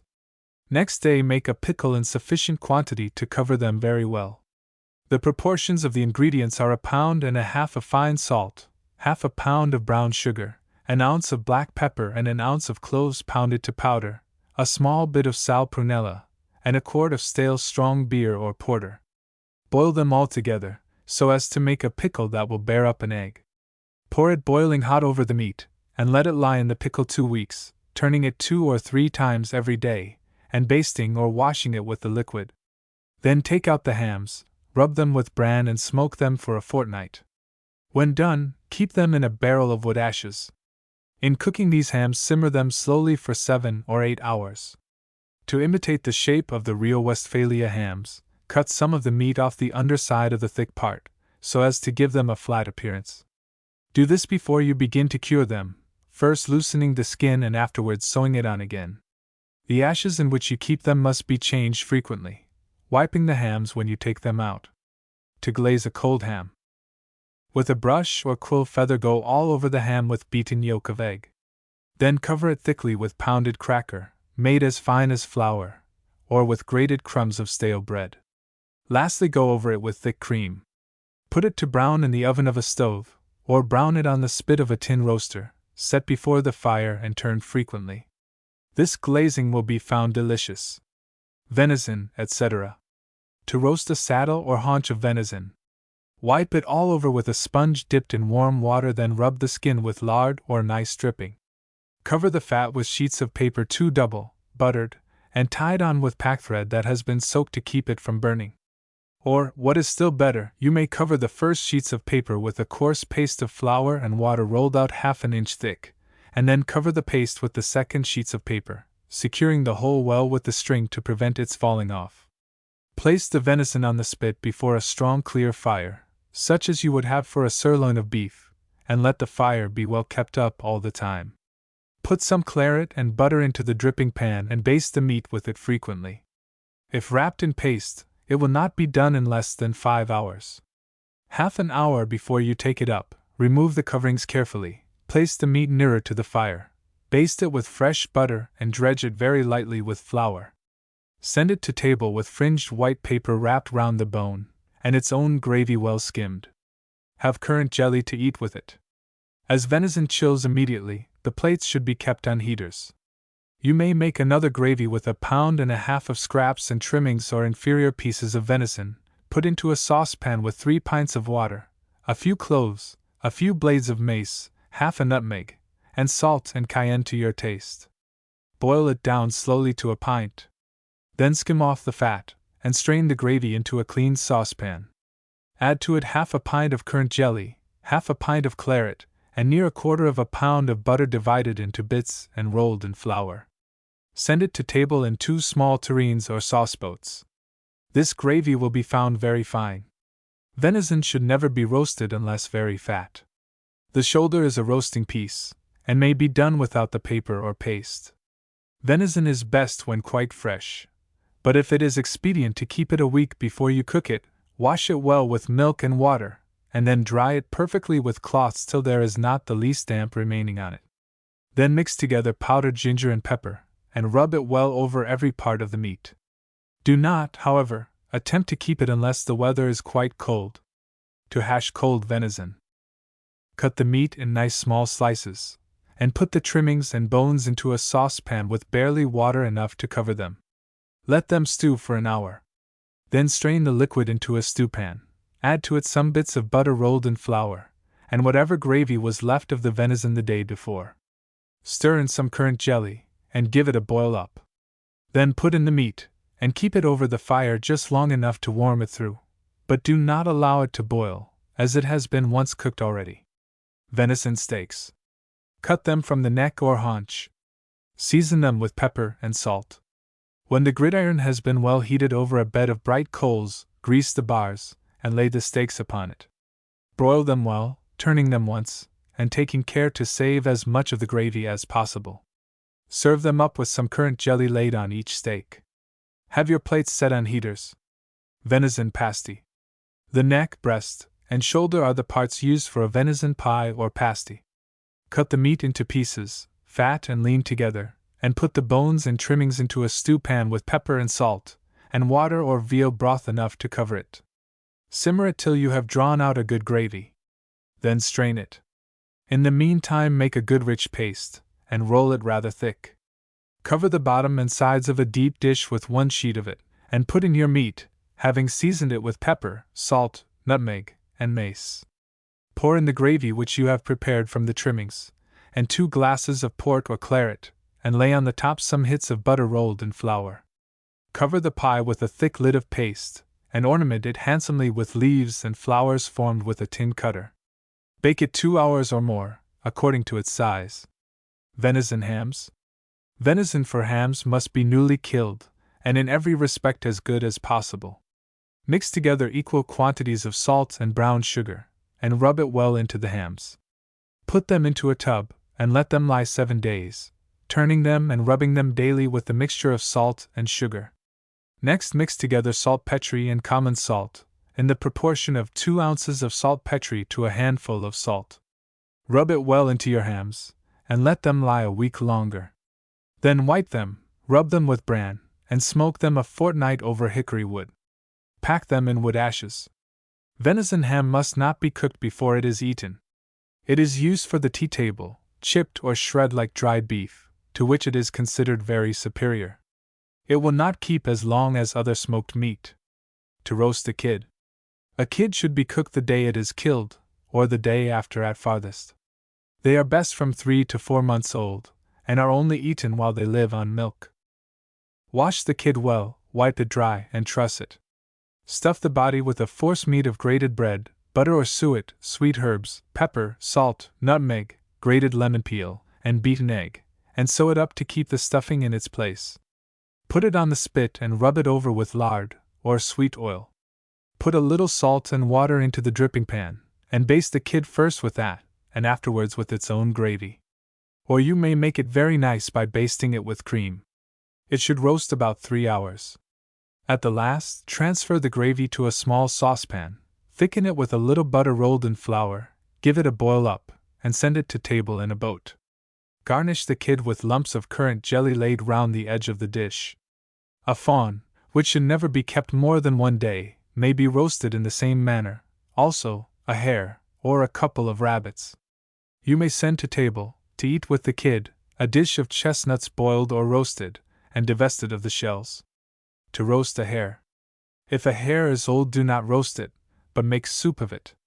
Wash and soak it in water for an hour, and change the water several times, having made a little slit in the neck to let out the blood. Take out the heart and liver, and scald them. Drain, dry, and truss the hare. Make a forcemeat richer and more moist than usual, and add to it the heart and liver minced fine. Soak the breadcrumbs in a little claret before you mix them with the other ingredients. Stuff the body of the hare with this forcemeat, and sew it up. Put it on the spit, rub it with butter, and roast it before a brisk fire. For the first half hour baste it with butter, and afterwards with cream, or with milk thickened with beaten yolk of egg. At the last, dredge it lightly with flour. The hare will require about 2 hours roasting. For sauce, take the drippings of the hare mixed with cream or with claret, and a little lemon juice, a bit of butter, and some breadcrumbs. Give it a boil up, and send it to table in a boat. Garnish the hare with slices of currant jelly laid round it in the dish. Fricasseed rabbits. The best way of cooking rabbits is to fricassee them. Take a couple of fine ones, and cut them up or disjoint them. Put them into a stewpan, season them with cayenne pepper and salt, some chopped parsley, and some powdered mace. Pour in a pint of warm water, or of veal broth, if you have it, and stew it over a slow fire till the rabbits are quite tender, adding, when they are about half done, some bits of butter rolled in flour. Just before you take it from the fire, enrich the gravy with a gill or more of thick cream with some nutmeg grated into it. Stir the gravy well, but take care not to let it boil after the cream is in, lest it curdle. Put the pieces of rabbit on a hot dish, and pour the gravy over them. To stew rabbits. Having trussed the rabbits, lay them in a pan of warm water for about 15 minutes. Then put them into a pot with plenty of water and a little salt, and stew them slowly for about an hour, or till they are quite tender. In the meantime, peel and boil in a saucepan a dozen onions. When they are quite tender all through, take them out, and drain and slice them. Have ready some drawn butter, prepared by taking 6 ounces of butter, cut into bits and rolled in about 3 teaspoonfuls of flour, and melting it in a gill of milk. After shaking it round over hot coals till it simmers, add to it the onions, and give it one boil up.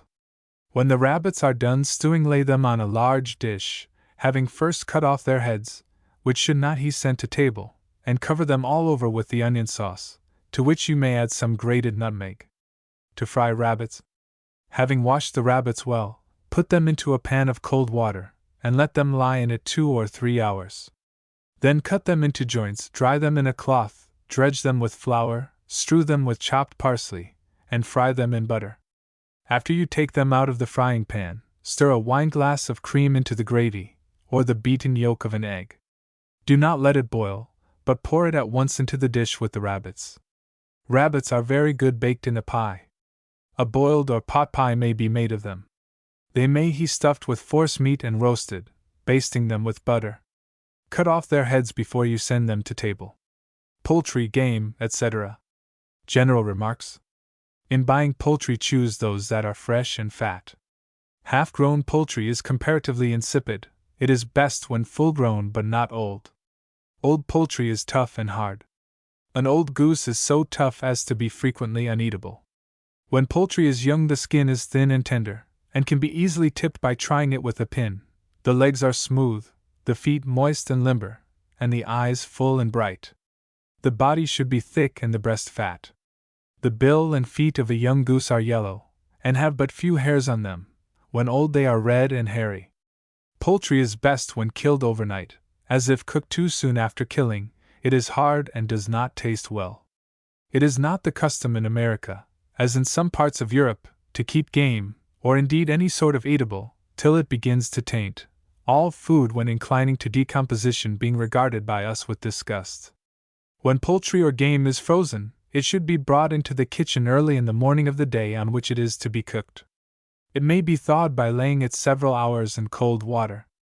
If it is not thawed, it will require double the time to cook, and will be tough and tasteless when done. In drawing poultry, be very careful not to break the gall, lest its disagreeable bitterness should be communicated to the liver. Poultry should be always scalded in hot water to make the feathers come out easily. Before they are cooked, they should be held for a moment over the blaze of the fire to singe off the hairs that are about the skin. The head, neck, and feet should be cut off, and the ends of the legs skewered in the bodies. A string should be tied tightly round. To boil a pair of fowls.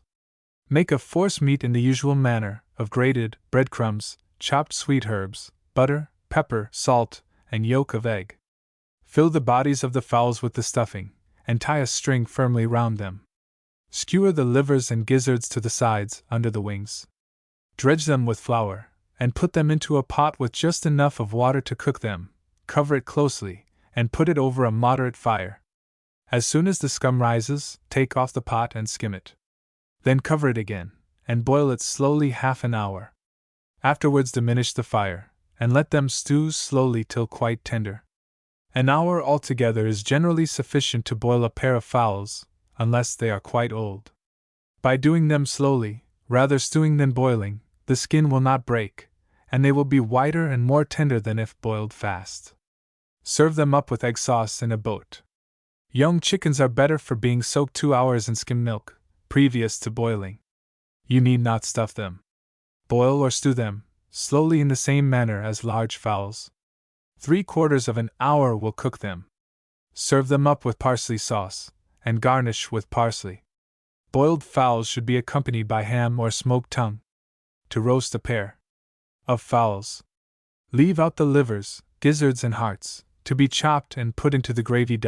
Fill the crops and bodies of the fowls with the forcemeat, put them before a clear fire and roast them an hour, basting them with butter or with clarified dripping.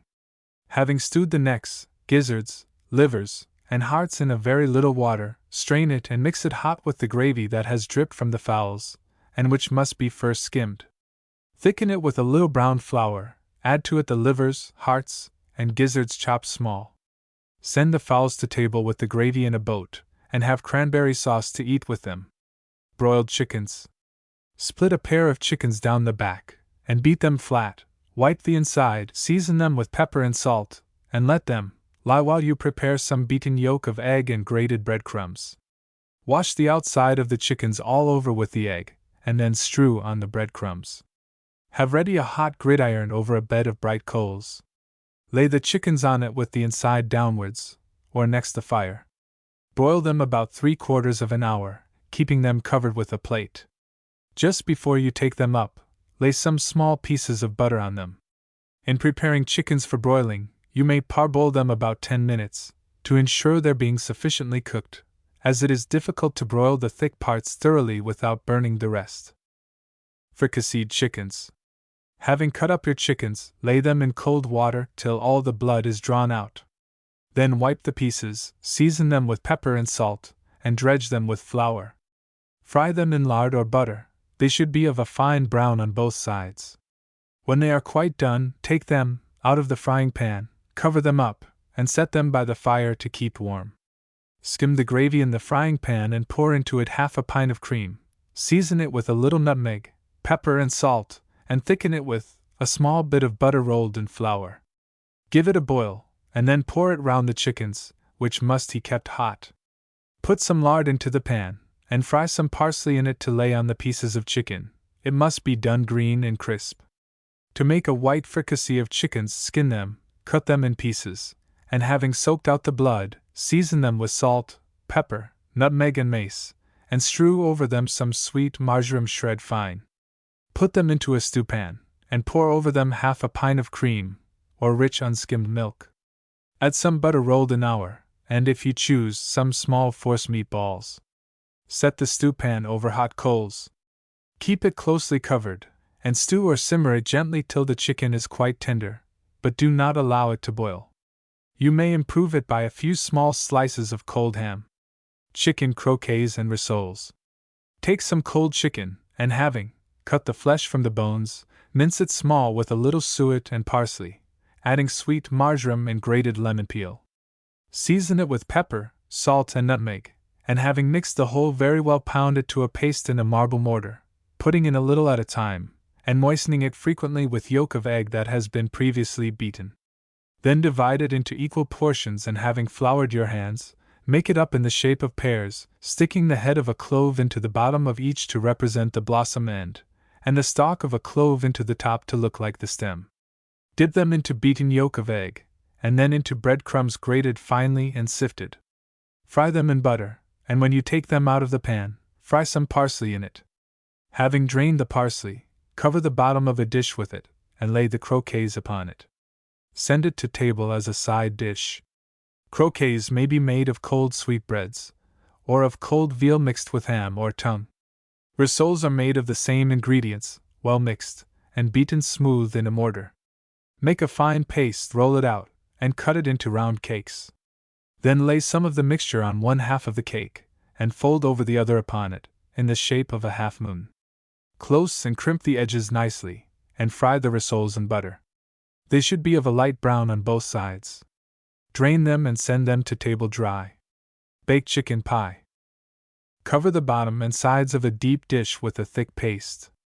Having cut up your chickens, and season them to your taste, with salt, pepper, mace, and nutmeg, put them in, and lay on the top several pieces of butter rolled in flour.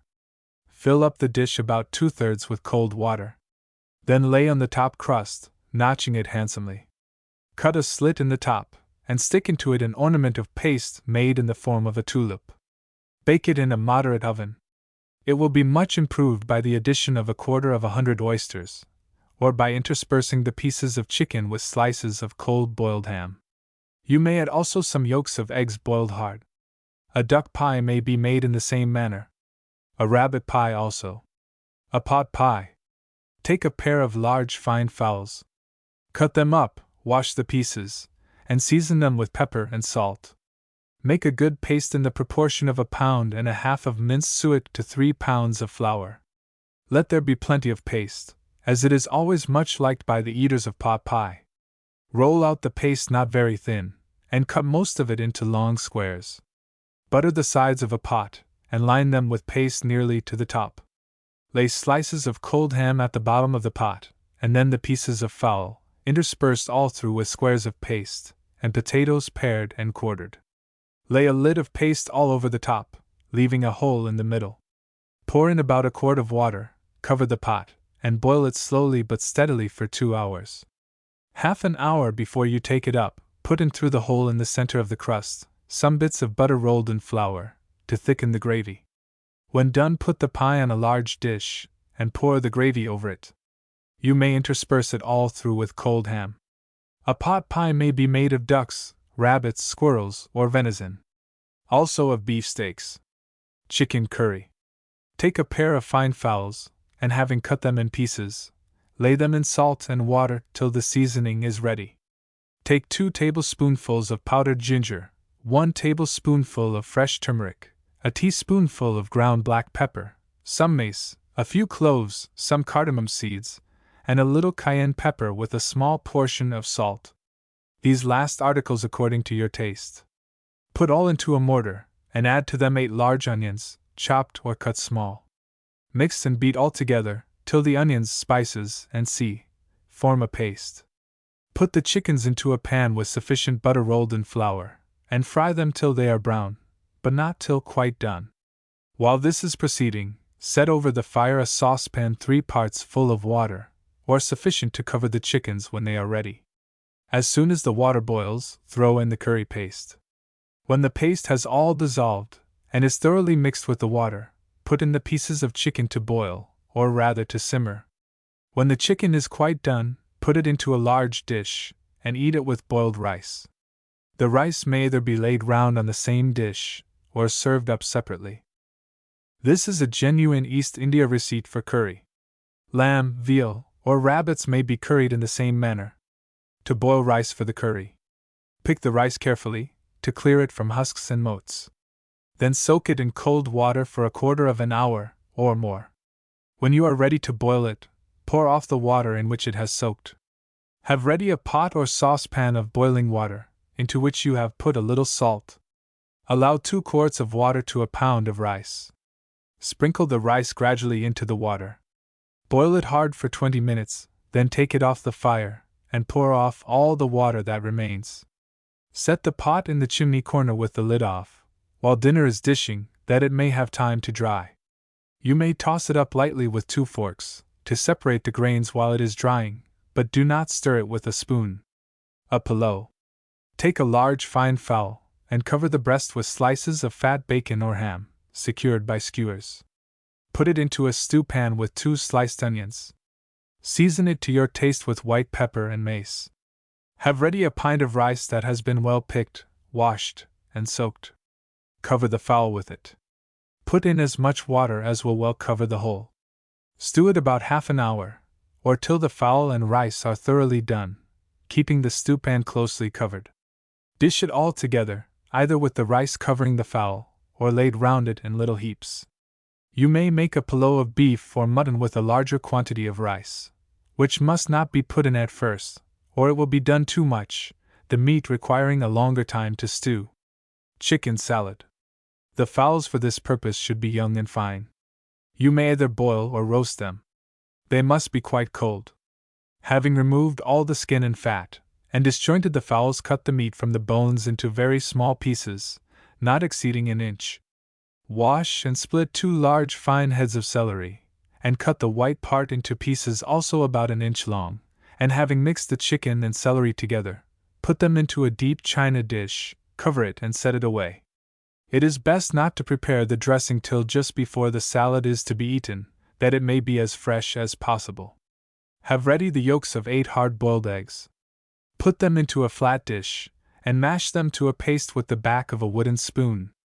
Add to the egg a small teaspoonful of fine salt, the same quantity of cayenne pepper, half a gill of made mustard, a gill or a wineglass and a half of vinegar, and rather more than 2 wineglasses of sweet oil. Mix all these ingredients thoroughly, stirring them a long time till they are quite smooth. The dressing should not be put until a few minutes before the salad is sent in, as by lying in it the chicken and celery will become tough and hard. After you pour it on, mix the whole well together with a silver fork. Chicken salad should be accompanied with plates of bread and butter, and a plate of crackers. It is a supper dish, and is brought in with terrapin, oysters, and sea. Cold turkey is excellent prepared as above. An inferior salad may be made with cold fillet of veal, instead of chickens. Cold boiled lobster is very fine cut up and dressed in this manner, only substituting for celery, lettuce cut up and mixed with the lobster. To roast a pair of ducks. After the ducks are drawn, wipe out the inside with a clean cloth, and prepare your stuffing. Mince very fine some green sage leaves, and twice their quantity of onion, which should first be parboiled, and add a little butter, and a seasoning of pepper and salt. Mix the whole very well, and fill the crops and bodies of the ducks with it, leaving a little space for the stuffing to swell. Reserve the livers, gizzards, and hearts to put in the gravy. Tie the bodies of the ducks firmly round with strings, which should be wetted or buttered to keep them from burning, and put them on the spit before a clear brisk fire. Baste them first with a little salt and water, and then with their own gravy, dredging them lightly with flour at the last. They will be done in about an hour. After boiling the livers, gizzards, and hearts, chop them, and put them into the gravy, having first skimmed it, and thickened it with a little browned flour. Send to table with the ducks a small tureen of onion sauce with chopped sage leaves in it. Accompany them also with stewed cranberries and green peas. Canvasback ducks are roasted in the same manner, omitting the stuffing. They will generally be done enough in 3/4 of an hour. Send currant jelly to table with them, and have heaters to place under the plates. Add to the gravy a little cayenne, and a large wineglass of claret or port. Other wild ducks and teal may be roasted in about half an hour. Before cooking, soak them all night in salt and water, to draw out whatever fishy or sedgy taste they may happen to have, and which may otherwise render them uneatable. Then early in the morning put them in fresh water, without salt, changing it several times before you spit them. You may serve up with wild ducks, and see orange sauce, which is made by boiling in a little water 2 large sweet oranges cut into slices, having first removed the rind. When the pulp is all dissolved, strain and press it through a sieve, and add to it the juice of 2 more oranges, and a little sugar. Send it to table either warm or cold. Stewed duck. Half roast a large duck. Cut it up, and put it into a stew pan with a pint of beef gravy, or dripping of roast beef. Have ready 2 boiled onions, half a handful of sage leaves, and 2 leaves of mint, all chopped very fine and seasoned with pepper and salt. Lay these ingredients over the duck. Stew it slowly for 1/4 of an hour. Then put in a quart of young green peas. Cover it closely, and simmer it half an hour longer, till the peas are quite soft. Then add a piece of butter rolled in flour, quicken the fire, and give it 1 boil. Serve up all together. A cold duck that has been underdone may be stewed in this manner. To hash a duck. Cut up the duck and season it with pepper and mixed spices. Have ready some thin slices of cold ham or bacon. Place a layer of them in a stewpan, then put in the duck and cover it with ham. Add just water enough to moisten it, and pour over all a large glass of red wine. Cover the pan closely and let it stew for an hour. Have ready a quart or more of green peas, boiled tender, drained, and mixed with butter and pepper. Lay them round the hashed duck. If you hash a cold duck in this manner, a quarter of an hour will be sufficient for stewing it, it having been cooked already. To roast a goose. Having drawn and singed the goose, wipe out the inside with a cloth, and sprinkle in some pepper and salt. Make a stuffing of 4 good-sized onions minced fine, and half their quantity of green sage leaves minced also, a large teacupful of grated breadcrumbs, a piece of butter the size of a walnut, and the beaten yolks of 2 eggs, with a little pepper and salt. Mix the whole together, and incorporate them well. Put the stuffing into the goose, and press it in hard, but do not entirely fill up the cavity, as the mixture will swell in cooking. Tie the goose securely round with a greased or wetted string, and paper the breast to prevent it from scorching. Fasten the goose on the spit at both ends. The fire must be brisk and well kept up. It will require from 2 hours to 2½ to roast. Baste it at first with a little salt and water, and then with its own gravy. Take off the paper when the goose is about half done, and dredge it with a little flour towards the last. Having parboiled the liver and heart, chop them and put them into the gravy, which must be skimmed well and thickened with a little browned flour. Send applesauce to table with the goose, also mashed potatoes. A goose may be stuffed entirely with potatoes, boiled and mashed with milk, butter, pepper, and salt. You may make a gravy of the giblets, that is the neck, pinions, liver, heart, and gizzard, stewed in a little water, thickened with butter rolled in flour, and seasoned with pepper and salt. Add a glass of red wine. Before you send it to table, take out all but the liver and heart, mince them and leave them in the gravy. This gravy is by many preferred to that which comes from the goose in roasting. It is well to have both. If a goose is old, it is useless to cook it, as when hard and tough it cannot be eaten. A goose pie. Cut a fine large young goose into 8 pieces, and season it with pepper. Reserve the giblets for gravy. Take a smoked tongue that has been all night in soak, parboil it, peel it, and cut it into thick slices, omitting the root, which you must divide into small pieces, and put into a saucepan with the giblets and sufficient water to stew them slowly. Make a nice paste, allowing 1.5 pounds of butter to 3 pounds of flour. Roll it out thick, and line with it the bottom and sides of a deep dish. Fill it with the pieces of goose, and the slices of tongue. Skim the gravy you have drawn from the giblets, thicken it with a little browned flour, and pour it into the pie dish. Then put on the lid or upper crust. Notch and ornament it handsomely with leaves and flowers of paste. Bake the pie about 3 hours in a brisk oven. In making a large goose pie, you may add a fowl, or a pair of pigeons, or partridges, all cut up. A duck pie may be made in the same manner. Small pies are sometimes made of goose giblets only. A Christmas goose pie. These pies are always made with a standing crust. Put into a saucepan 1 pound of butter cut up, and 1.5 pints of water. Stir it while it is melting, and let it come to a boil. Then skim off whatever milk or impurity may rise to the top. Have ready 4 pounds of flour sifted into a pan. Make a hole in the middle of it, and pour in the melted butter while hot. Mix it with a spoon to a stiff paste, adding the beaten yolks of 3 or 4 eggs, and then knead it very well with your hands, on the paste board, keeping it dredged with flour till it ceases to be sticky. Then set it away to cool. Split a large goose, and a fowl down the back, loosen the flesh all over with a sharp knife, and take out all the bones. Parboil a smoked tongue, peel it, and cut off the root. Mix together a powdered nutmeg, 1/4 ounce of powdered mace, a teaspoonful of pepper, and a teaspoonful of salt, and season with them the fowl and the goose. Roll out the paste near 1 inch thick, and divide it into 3 pieces. Cut out 2 of them of an oval form for the top and bottom, and the other into a long straight piece for the sides or walls of the pie.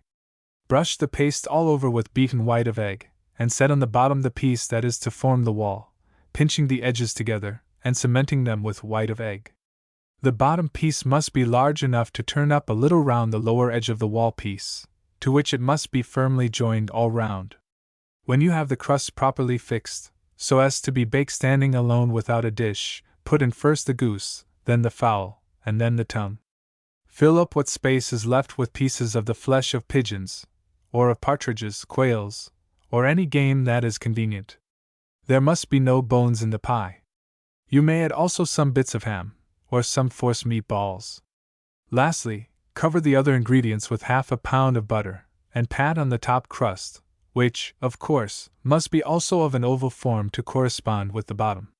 The lid must be placed not quite on the top edge of the wall, but an inch and a half below it. Close it very well, and ornament the sides and top with festoons and leaves cut out of paste.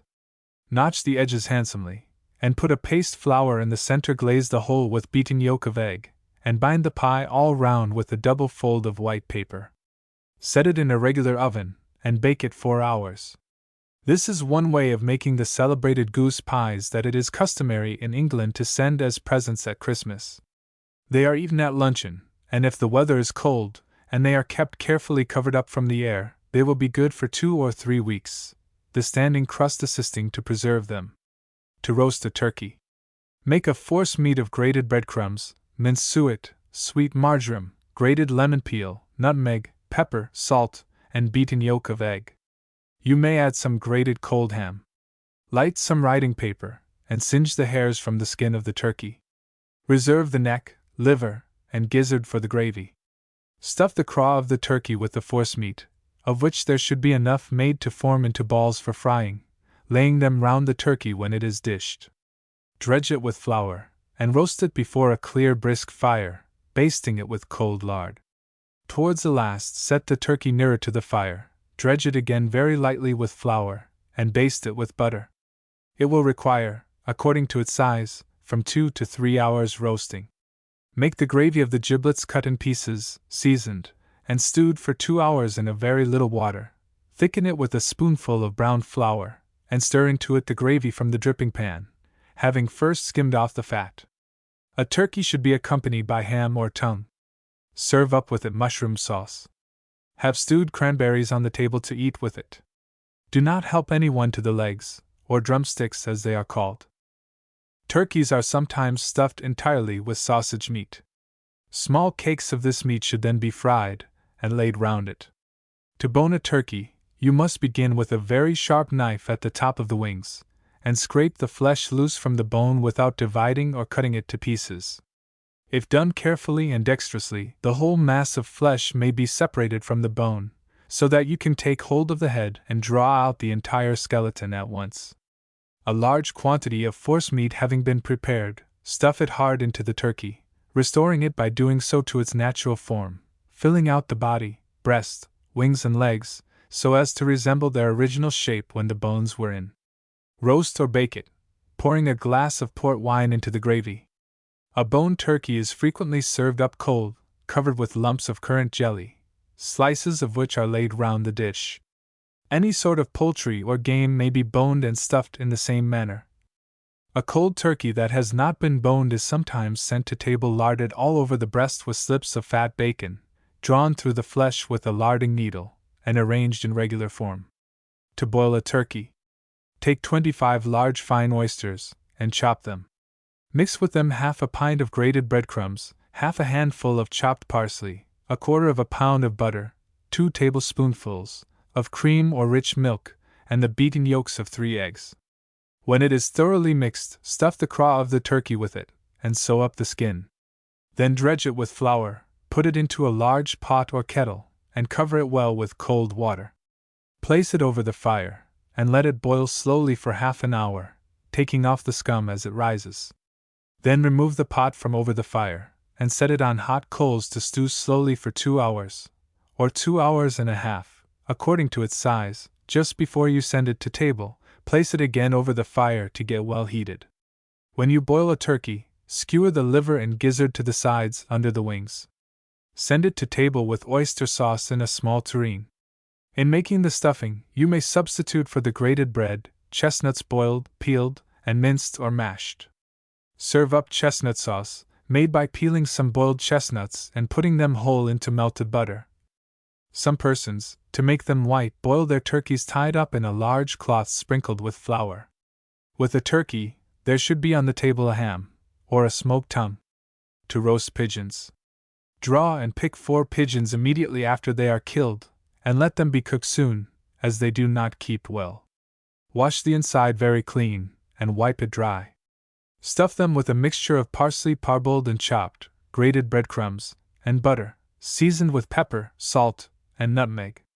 Dredge them with flour, and roast them before a good fire, basting them with butter. They will be done in about 25 or 30 minutes. Serve them up with parsley sauce. Lay the pigeons on the dish in a row. If asparagus is in season, it will be much better than parsley both for the stuffing and sauce. It must first be boiled. Chop the green heads for the stuffing, and cut them in 2 for the melted butter. Have cranberry sauce on the table. Pigeons may be split and broiled, like chickens, also stewed or fricasseed. They are very good stewed with slices of cold ham and green peas, serving up all in the same dish. Pigeon pie. Take 4 pigeons, and pick and clean them very nicely, season them with pepper and salt, and put inside of every one a large piece of butter and the yolk of a hard-boiled egg. Have ready a good paste, allowing a pound of butter to 2 pounds of sifted flour. Roll it out rather thick, and line with it the bottom and sides of a large deep dish. Put in the pigeons, and lay on the top some bits of butter rolled in flour. Pour in nearly enough of water to fill the dish. Cover the pie with a lid of paste rolled out thick, and nicely notched, and ornamented with paste leaves and flowers. You may make a similar pie of pheasants, partridges, or grouse. To roast pheasants, partridges, quails, or grouse. Pick and draw the birds immediately after they are brought in. Before you roast them, fill the inside with pieces of a fine ripe orange, leaving out the rind and seeds. Or stuff them with grated cold ham, mixed with breadcrumbs, butter, and a little yolk of egg. Lard them with small slips of the fat of bacon drawn through the flesh with a larding needle. Roast them before a clear fire. Make a fine rich gravy of the trimmings of meat or poultry, stewed in a little water, and thickened with a spoonful of browned flour. Strain it, and set it on the fire again, having added half a pint of claret, and the juice of 2 large oranges. Simmer it for a few minutes, pour some of it into the dish with the game, and serve the remainder in a boat. If you stuff them with forcemeat, you may, instead of larding, brush them all over with beaten yolk of egg, and then cover them with breadcrumbs grated finely and sifted. Another way to roast pheasants, partridges, etc. Chop some fine raw oysters, omitting the hard part, mix them with salt and nutmeg, and add some beaten yolk of egg to bind the other ingredients. Cut some very thin slices of cold ham or bacon, and cover the birds with them, then wrap them closely in sheets of white paper well buttered, put them on the spit, and roast them before a clear fire. Send them to table with oyster sauce in a boat. Pies may be made of any of these birds in the same manner as a pigeon pie. To roast snipes, woodcocks, or plovers. Pick them immediately, but it is the fashion to cook these birds without drawing. Cut some slices of bread, allowing a slice to each bird, and, having pared off the crust, toast them nicely, and lay them in the bottom of the dripping pan to catch the trail, as it is called. Dredge the birds with flour, and put them on a small spit before a clear brisk fire. Baste them with lard, or fresh butter. They will be done in 20 or 30 minutes. Serve them up laid on the toast, and garnished with sliced orange, or with orange jelly. Have brown gravy in a boat. To roast reed birds or ortolans. Put into every bird an oyster, or a little butter mixed with some finely sifted breadcrumbs. Dredge them with flour. Run a small skewer through them, and tie them on the spit.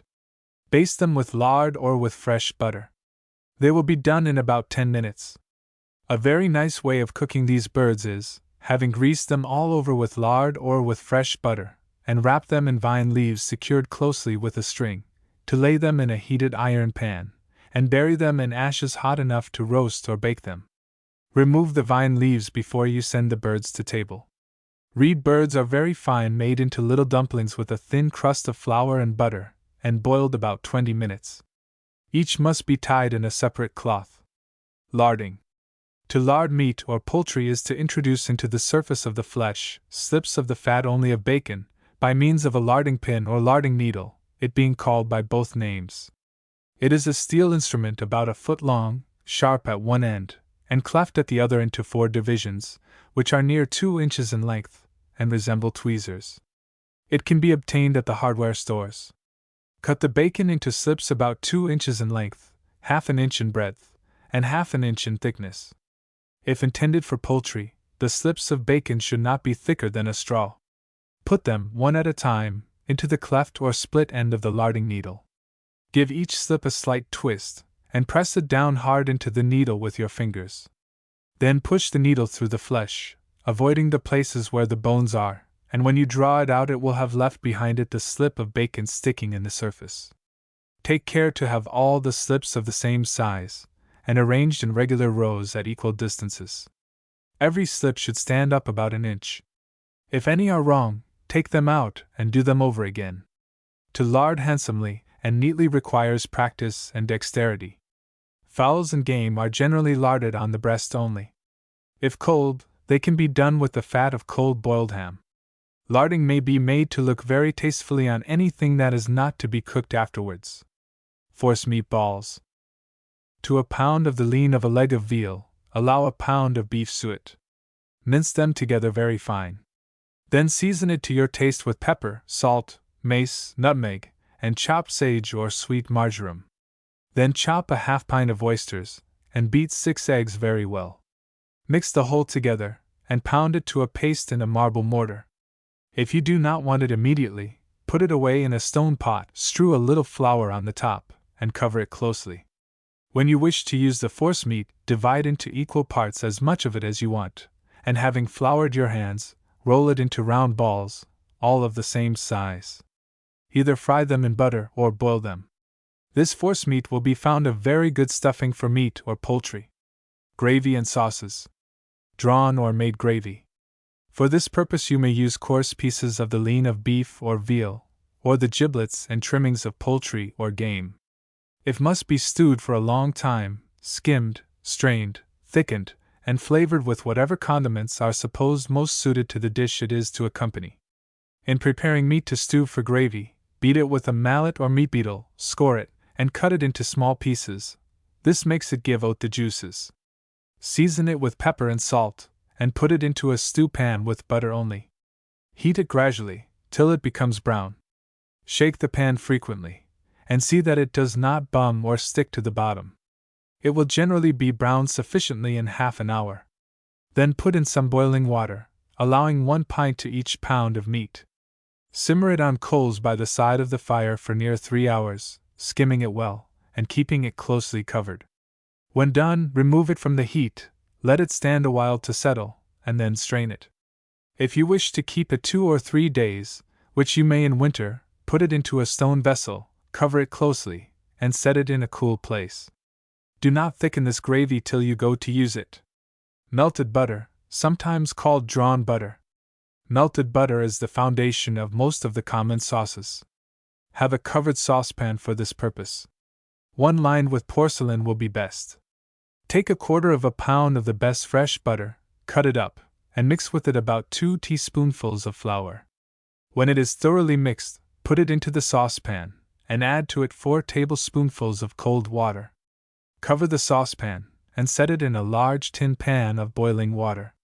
Shake it round continually, always moving it the same way, till it is entirely melted and begins to simmer. Then let it rest till it boils up. If you set it on hot coals, or over the fire, it will be oily. If the butter and flour is not well mixed, it will be lumpy. If you put too much water, it will be thin and poor. All these defects are to be carefully avoided. In melting butter for sweet or pudding sauce, you may use milk instead of water.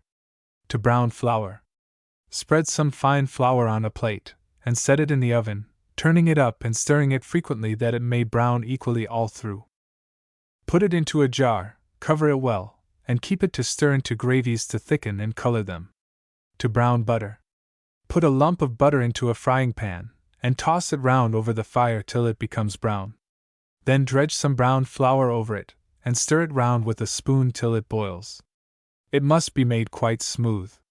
You may make this into a plain sauce for fish by adding cayenne and some flavored vinegar. Plain sauces. Lobster sauce. Boil a dozen blades of mace and half a dozen peppercorns in about a gill and a half, or 3 wineglasses, of water, till all the strength of the spice is extracted. Then strain it, and having cut 3/4 of a pound of butter into little bits, melt it in this water, dredging in a little flour as you hold it over the fire to boil. Toss it round, and let it just boil up and no more. Take a cold boiled lobster, pound the coral in a mortar, adding a little sweet oil. Then stir it into the melted butter. Chop the meat of the body into very small pieces, and rub it through a colander into the butter. Cut up the flesh of the claws and tail into dice, and stir it in. Give it another boil up, and it will be ready for table. Serve it up with fresh salmon, or any boiled fish of the best kind. Crab sauce is made in a similar manner, also prawn and shrimp sauce. Anchovy sauce. Soak 8 anchovies for 3 or 4 hours, changing the water every hour. Then put them into a saucepan with a quart of cold water. Set them on hot coals and simmer them till they are entirely dissolved, and till the liquid is diminished 2/3. Then strain it, stir 2 glasses of red wine, and add to it about half a pint of melted butter. Heat it over again, and send it to table with salmon or fresh cod. Celery sauce. Take a large bunch of young celery. Wash and pare it very clean. Cut it into pieces, and boil it gently in a small quantity of water, till it is quite tender. Then add a little powdered mace and nutmeg, and a very little pepper and salt. Take a tolerably large piece of butter, roll it well in flour, and stir it into the sauce. Boil it up again, and it is ready to send to table. You may make it with cream. Thus, prepare and boil your celery as above, adding some mace, nutmeg, a piece of butter the size of a walnut, rolled in flour, and half a pint of cream. Boil all together. Celery sauce is eaten with boiled poultry. When celery is out of season, you may use celery seed boiled in the water which you afterwards use for the melted butter, but strained out after boiling. Nasturtium sauce. This is by many considered superior to caper sauce, and is eaten with boiled mutton.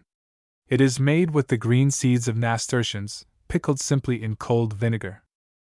Cut about 6 ounces of butter into small hits, and put them into a small saucepan. Mix with a wineglass of water sufficient flour to make a thick batter, pour it on the butter, and hold the saucepan over hot coals, shaking it quickly round, till the butter is melted. Let it just boil up, and then take it from the fire. Thicken it with the pickled nasturtiums and send it to table in a boat. Never pour melted butter over anything, but always send it to table in a sauce tureen or boat. White onion sauce.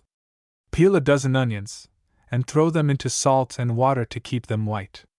Then boil them tender.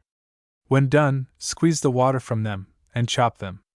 Have ready some butter that has been melted rich and smooth with milk or cream instead of water. Put the onions into the melted butter, and boil them up at once.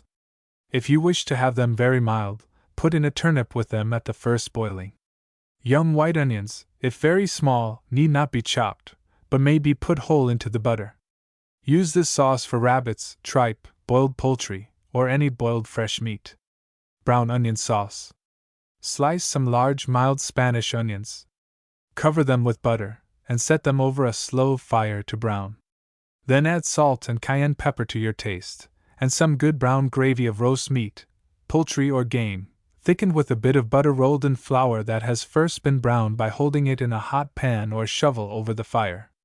Give it a boil, skim it well, and just before you take it off, stir in a half glass of port or claret, and the same quantity of mushroom catsup. Use this sauce for roasted poultry, game, or meat. Mushroom sauce. Wash a pint of small button mushrooms, remove the stems and the outside skin. Stew them slowly in veal gravy or in milk or cream, seasoning them with pepper and salt, and adding a piece of butter rolled in a large proportion of flour. Stew them till quite tender, now and then taking off the cover of the pan to stir them. The flavor will be heightened by having salted a few the night before in a covered dish, to extract the juice, and then stirring it into the sauce while stewing. This sauce may be served up with poultry, game, or beefsteaks. In gathering mushrooms, take only those that are of a dull pearl color on the outside, and that have the under part tinged with pale pink. Boil an onion with them. If there is a poisonous one among them, the onion will turn black. Then throw away the whole. Egg sauce. Boil 4 eggs a quarter of an hour. Dip them into cold water to prevent their looking blue. Peel off the shell. Chop the yolks of all, and the whites of 2, and stir them into melted butter. Serve this sauce with boiled poultry or fish. Bread sauce. Put some grated crumbs of stale bread into a saucepan, and pour over them some of the liquor in which poultry or fresh meat has been boiled. Add some plums or dried currants that have been picked and washed. Having simmered them till the bread is quite soft, and the currants well plumped, add melted butter or cream. This sauce is for a roast pig. Mint sauce. Take a large bunch of young green mint. If old, the taste will be unpleasant. Wash it very clean. Pick all the leaves from the stalks. Chop the leaves very fine, and mix them with cold vinegar, and a large proportion of powdered sugar. There must be merely sufficient vinegar to moisten the mint well, but by no means enough to make the sauce liquid. It is only eaten in the spring with roast lamb. Send it to table in a sauce tureen. Caper sauce. Take 2 large tablespoonfuls of capers and a little vinegar. Stir them for some time into half a pint of thick melted butter. This sauce is for boiled mutton. If you happen to have no capers, pickled cucumber chopped fine, or the pickled pods of radish seeds, may be stirred into the butter as a tolerable substitute. Parsley sauce. Wash a bunch of parsley in cold water. Then boil it about 6 or 7 minutes in salt and water. Drain it, cut the leaves from the stalks, and chop them fine. Here ready some melted butter, and stir in the parsley. Allow 2 small tablespoonfuls of leaves to half a pint of butter. Serve it up with boiled fowls, rockfish, sea bass, and other boiled fresh fish. Also with knuckle of veal, and with calf's head boiled plain. Apple sauce. Pare, core, and slice some fine apples. Put them into a saucepan with just sufficient water to keep them from burning, and some grated lemon peel. Stew them till quite soft and tender. Then mash them to a paste, and make them very sweet with brown sugar, adding a small piece of butter and some nutmeg. Apple sauce is eaten with roast pork, roast goose, and roast ducks. Be careful not to have it thin and watery. Cranberry sauce. Wash a quart of ripe cranberries, and put them into a pan with about a wineglass of water. Stew them slowly, and stir them frequently, particularly after they begin to burst. They require a great deal of stewing, and should be like a marmalade when done. Just before you take them from the fire, stir in a pound of brown sugar. When they are thoroughly done, put them into a deep dish, and set them away to get cold. You may strain the pulp through a colander or sieve into a mold, and when it is in a firm shape, send it to table on a glass dish. Taste it when it is cold, and if not sweet enough, add more sugar. Cranberries require more sugar than any other fruit, except plums. Cranberry sauce is eaten with roast turkey, roast fowls, and roast ducks. Peach sauce. Take a quart of dried peaches, those are richest and best that are dried with the skins on, and soak them in cold water till they are tender. Then drain them, and put them into a covered pan with a very little water. Set them on coals, and simmer them till they are entirely dissolved. Then mash them with brown sugar, and send them to table cold to eat with roast meat, game, or poultry. Wine sauce. Have ready some rich thick melted or drawn butter, and the moment you take it from the fire, stir in 2 large glasses of white wine, 2 tablespoonfuls of powdered white sugar, and a powdered nutmeg. Serve it up with plum pudding, or any sort of boiled pudding that is made of a batter. Cold sweet sauce. Stir together, as for a pound cake, equal quantities of fresh butter and powdered white sugar. When quite light and creamy, add some powdered cinnamon or nutmeg, and a few drops of essence of lemon. Send it to table in a small deep plate with a teaspoon in it. Eat it with batter pudding, bread pudding, Indian pudding, and see whether baked or boiled. Also with boiled apple pudding or dumplings, and with fritters and pancakes.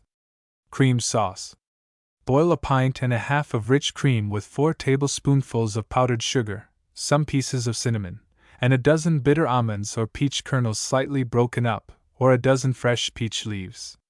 As soon as it has boiled up, take it off the fire and strain it. If it is to be eaten with boiled pudding or with dumplings, send it to table hot, but let it get quite cold if you intend it as an accompaniment to fruit pies or tarts. Oyster sauce. Take a pint of oysters, and save out a little of their liquid. Put them with their remaining liquor, and some mace and nutmegs, into a covered saucepan, and simmer them on hot coals about 8 minutes. Then drain them. Having prepared in another saucepan some drawn or melted butter, mixed with oyster liquor instead of water, pour it into a sauce boat, add the oysters to it, and serve it up with boiled poultry or with boiled fresh fish. Store fish sauces. General remarks. Store fish sauces, if properly made, will keep for many months. They may be brought to table in fish casters, but a customary mode is to send them round in the small black bottles in which they have been originally deposited. They are in great variety, and may be purchased of the grocers that sell oil, pickles, anchovies, and c. In making them at home, the few following receipts may be found useful. The usual way of eating these sauces is to pour a little on your plate, and mix it with the melted butter. They give flavor to fish that would otherwise be insipid, and are in general use at genteel tables.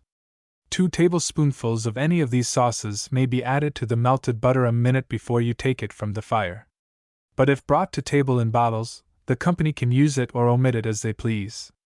Scotch sauce. Take 15 anchovies, chop them fine, and steep them in vinegar for a week, keeping the vessel closely covered. Then put them into a pint of claret or port wine. Scrape fine a large stick of horseradish, and chop 2 onions, a handful of parsley, a teaspoonful of the leaves of lemon thyme, and 2 large peach leaves. Add a nutmeg, 6 or 8 blades of mace, 9 cloves, and a teaspoonful of black pepper, all slightly pounded in a mortar. Put all these ingredients into a silver or black tin saucepan, or into an earthen pipkin, and add a few grains of cochineal to color it. Pour in a large half-pint of the best vinegar, and simmer it slowly till the bones of the anchovies are entirely dissolved.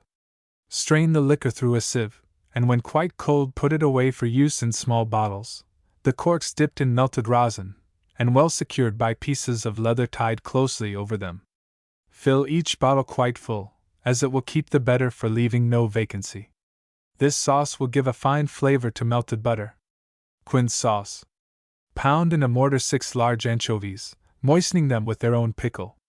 Then chop and pound 6 small onions. Mix them with a little black pepper and a little cayenne, half a glass of soy, 4 glasses of mushroom catsup, 2 glasses of claret, and 2 of black walnut pickle. Put the mixture into a small saucepan or earthen pipkin, and let it simmer slowly till all the bones of the anchovies are dissolved. Strain it, and when cold, bottle it for use, dipping the cork in melted rosin, and tying leather over it. Fill the bottles quite full. Kitchener's fish sauce. Mix together a pint of claret, a pint of mushroom catsup, and half a pint of walnut pickle, 4 ounces of pounded anchovy, an ounce of fresh lemon peel pared thin, and the same quantity of shallot or small onion. Also an ounce of scraped horseradish, half an ounce of black pepper, and half an ounce of allspice mixed, and the same quantity of cayenne and celery seed. Infuse these ingredients in a wide-mouthed bottle, closely stopped, for a fortnight, shaking the mixture every day. Then strain and bottle it for use. Put it up in small bottles, filling them quite full. Harvey's sauce. Dissolve 6 anchovies in a pint of strong vinegar, and then add to them 3 tablespoonfuls of India soy, and 3 tablespoonfuls of mushroom catsup, 2 heads of garlic bruised small, and 1/4 of an ounce of cayenne. Add sufficient cochineal powder to color the mixture red. Let all these ingredients infuse in the vinegar for a fortnight, shaking it every day, and then strain and bottle it for use. Let the bottles be small, and cover the corks with leather. General sauce. Chop 6 shallots or small onions, a clove of garlic, 2 peach leaves, a few sprigs of lemon thyme and of sweet basil, and a few bits of fresh orange peel. Bruise in a mortar 1/4 of an ounce of cloves, 1/4 of an ounce of mace, and half an ounce of long pepper.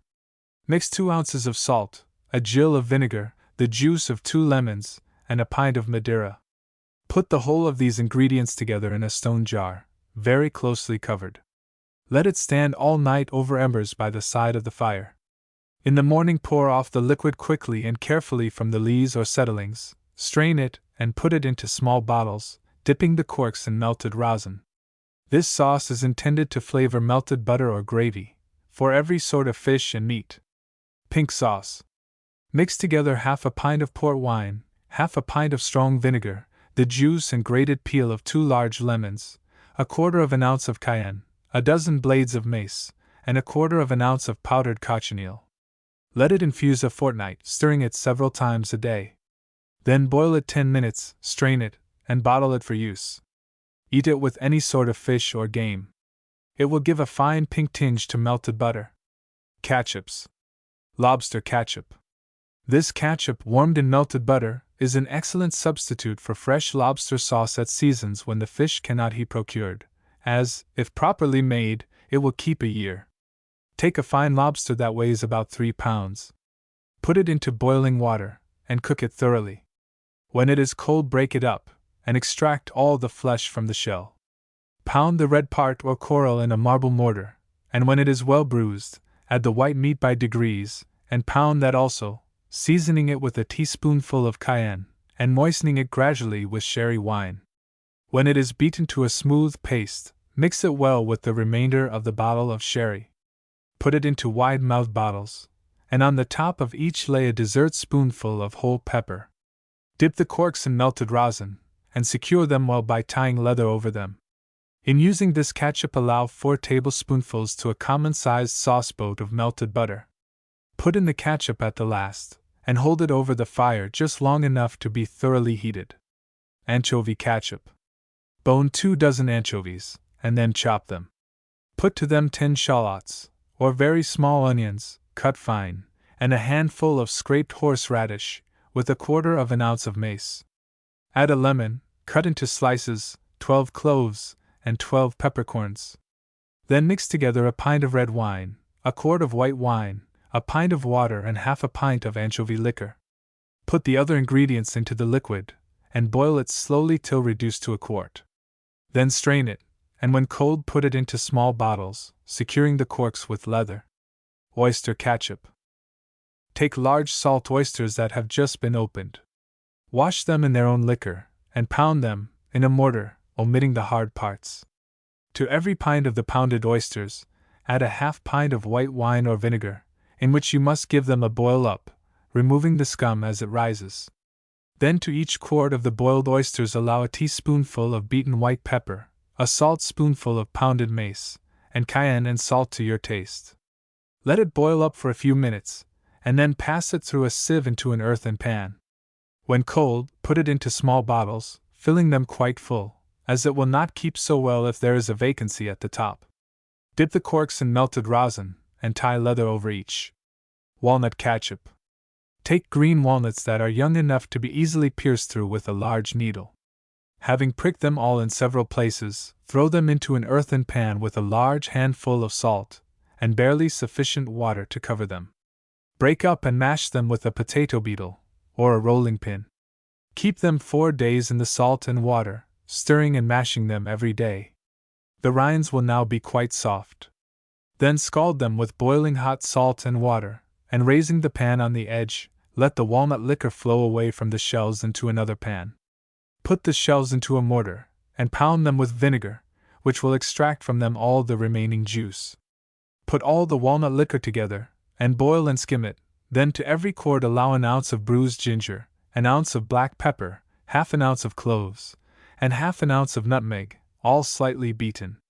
Boil the spice and walnut liquor in a closely covered vessel for 3/4 of an hour.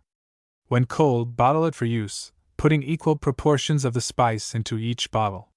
Secure the corks with leather. Mushroom ketchup. Take mushrooms that have been freshly gathered, and examine them carefully to ascertain that they are of the right sort. Pick them nicely, and wipe them clean, but do not wash them. Spread a layer of them at the bottom of a deep earthen pan, and then sprinkle them well with salt, then another layer of mushrooms, and another layer of salt, and so on alternately. Throw a folded cloth over the jar, and set it by the fire or in a very cool oven. Let it remain thus for 24 hours, and then mash them well with your hands. Next, squeeze and strain them through a bag. To every quart of strained liquor add an ounce and a half of whole black pepper, and boil it slowly in a covered vessel for half an hour. Then add a quarter of an ounce of allspice, half an ounce of sliced ginger, a few cloves, and 3 or 4 blades of mace. Boil it with the spice 15 minutes longer. When it is done, take it off, and let it stand a while to settle. Pour it carefully off from the sediment, and put it into small bottles, filling them to the top. Secure them well with corks dipped in melted rosin, and leather caps tied over them. The longer catsup is boiled, the better it will keep.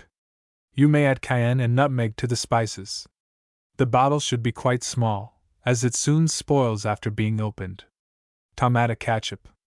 Gather the tomatoes on a dry day, and when quite ripe, peel them, and cut them into quarters. Put them into a large earthen pan, and mash and squeeze them till they are reduced to a pulp. Allowing half a pint of fine salt to 100 tomatoes, put them into a preserving kettle, and boil them gently with the salt for 2 hours, stirring them frequently to prevent their burning. Then strain them through a fine sieve, pressing them with the back of a silver spoon. Season them to your taste with mace, cinnamon, nutmeg, ginger, and white or red pepper, all powdered fine. Put the tomato again over the fire with the spices, and boil it slowly till very thick, stirring it frequently. When cold, put it up in small bottles, secure the corks well, and it will keep good a year or 2. Lemon catsup. Cut 9 large lemons into thin slices, and take out the seeds. Prepare, by pounding them in a mortar, 2 ounces of mustard seed, half an ounce of black pepper, half an ounce of nutmeg, a quarter of an ounce of mace, and a quarter of an ounce of cloves. Slice thin 2 ounces of horseradish. Put all these ingredients together. Strew over them 3 ounces of fine salt. Add a quart of the best vinegar. Boil the whole 20 minutes. Then put it warm into a jar, and let it stand 3 weeks closely covered. Stir it up daily. Then strain it through a sieve, and put it up in small bottles to flavor fish and other sauces. This is sometimes called lemon pickle. Flavored vinegars. These vinegars will be found very useful, at times when the articles with which they are flavored cannot be conveniently procured.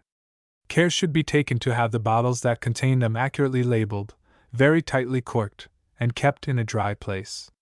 The vinegar used for these purposes should be of the very best sort. Tarragon vinegar.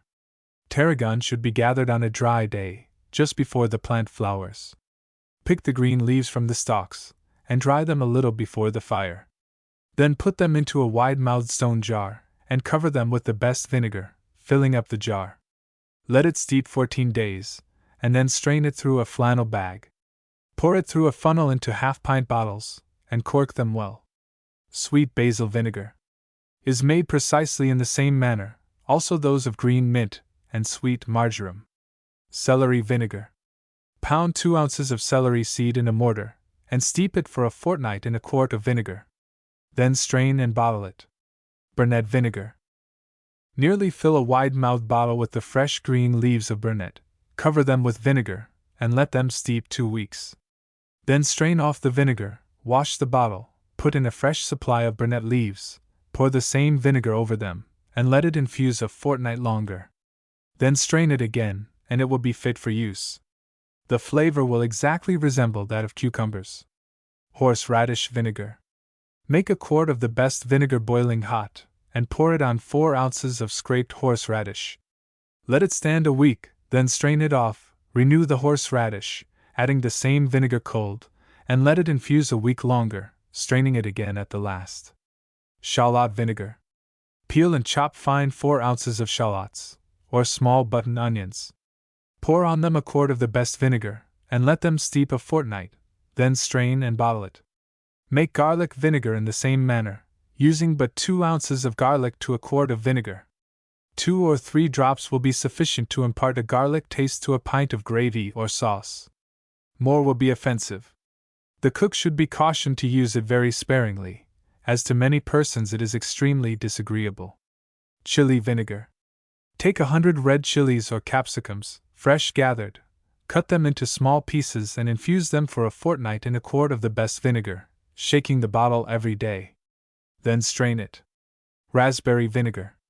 Put 2 quarts of ripe fresh gathered raspberries into a stone or china vessel, and pour on them a quart of vinegar. Let it stand 24 hours, and then strain it through a sieve. Pour the liquid over 2 quarts of fresh raspberries, and let it again infuse for a day and a night. Then strain it a second time. Allow a pound of loaf sugar to every pint of juice. Break up the sugar, and let it melt in the liquor. Then put the whole into a stone jar, cover it closely, and set it in a kettle of boiling water, which must be kept on a quick boil for an hour. Take off all the scum and when cold, bottle the vinegar for use.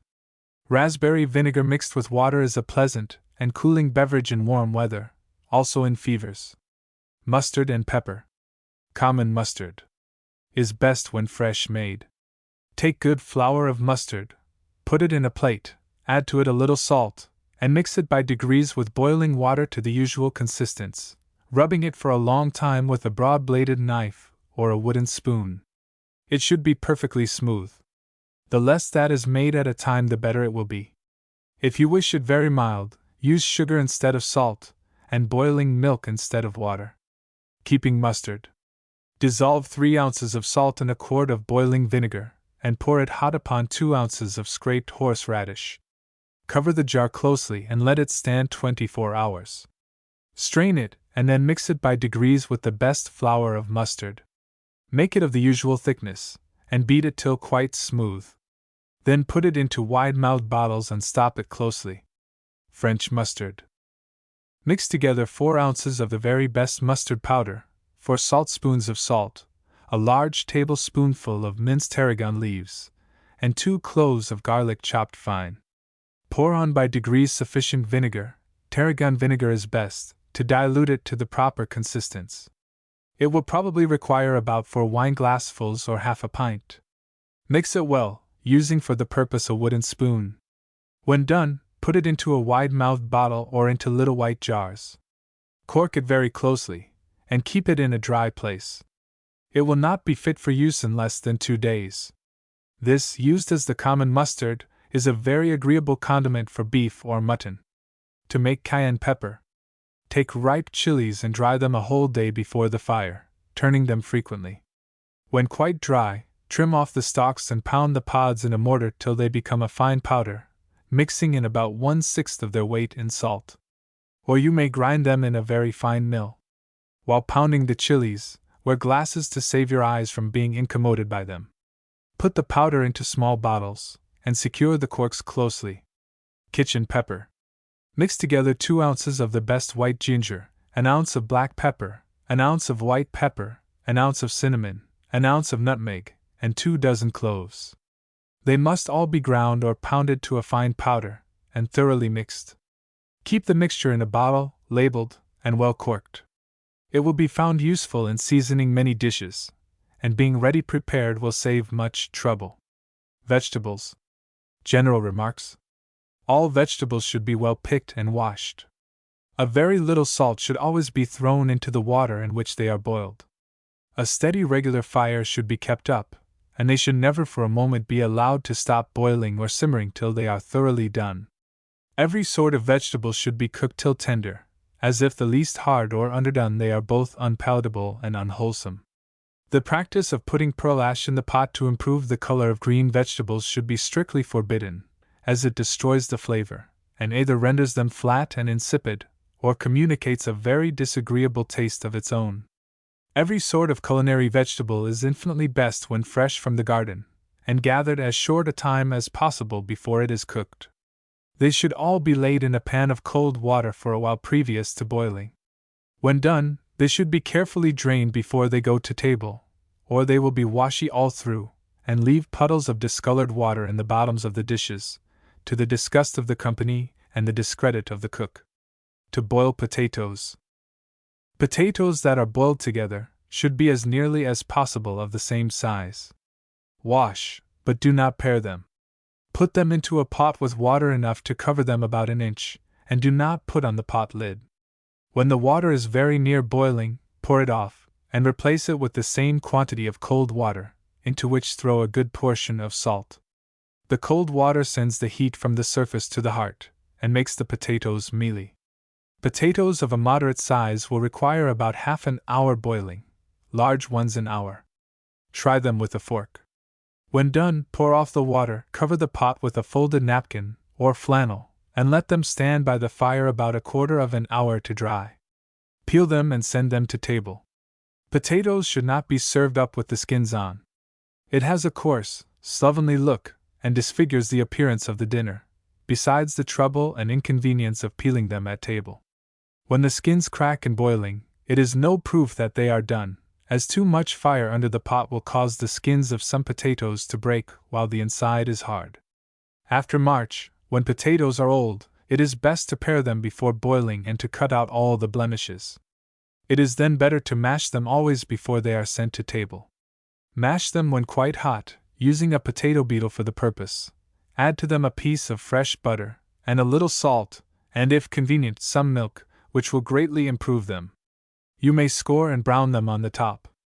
A very nice way of serving up potatoes is, after they are peeled, to pour over them some hot cream in which a very little butter has been melted, and sprinkle them with pepper. This is frequently done in country houses where cream is plenty. New potatoes, as they are called when quite young, require no peeling, but should be well washed and brushed before they are boiled. Fried potatoes. Take cold potatoes that have been boiled, grate them, make them into flat cakes, and fry them in butter. They are nice at breakfast. You may mix some beaten yolk of egg with them. Cold potatoes may be fried in slices or quarters, or broiled on a gridiron. Raw potatoes, when fried, are generally hard, tough, and strong. Potato snow. For this purpose use potatoes that are very white, mealy, and smooth. Boil them very carefully, and when they are done, peel them, pour off the water, and set them on a trivet before the fire till they are quite dry and powdery. Then rub them through a coarse wire sieve into the dish on which they are to go to table. Do not disturb the heap of potatoes before it is served up, or the flakes will fall and it will flatten. This preparation looks well, but many think that it renders the potato insipid. Roasted potatoes. Take large fine potatoes, wash and dry them, and either lay them on the hearth and keep them buried in hot wood ashes, or bake them slowly in a Dutch oven. They will not be done in less than 2 hours. It will save time to half-boil them before they are roasted. Send them to table with the skins on, and eat them with cold butter and salt. They are introduced with cold meat at supper. Potatoes keep best buried in sand or earth. They should never be wetted till they are washed for cooking. If you have them in the cellar, see that they are well covered with matting or old carpet, as the frost injures them greatly. Sweet potatoes boiled. If among your sweet potatoes there should be any that are very large and thick, split them, and cut them in 4, that they may not require longer time to cook than the others. Boil them with the skins on in plenty of water, but without any salt. You may set the pot on coals in the corner. Try them with a fork, and see that they are done all through. They will take at least an hour.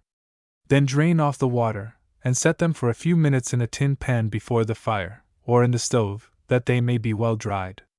Peel them before they are sent to table. Fried sweet potatoes. Choose them of the largest size.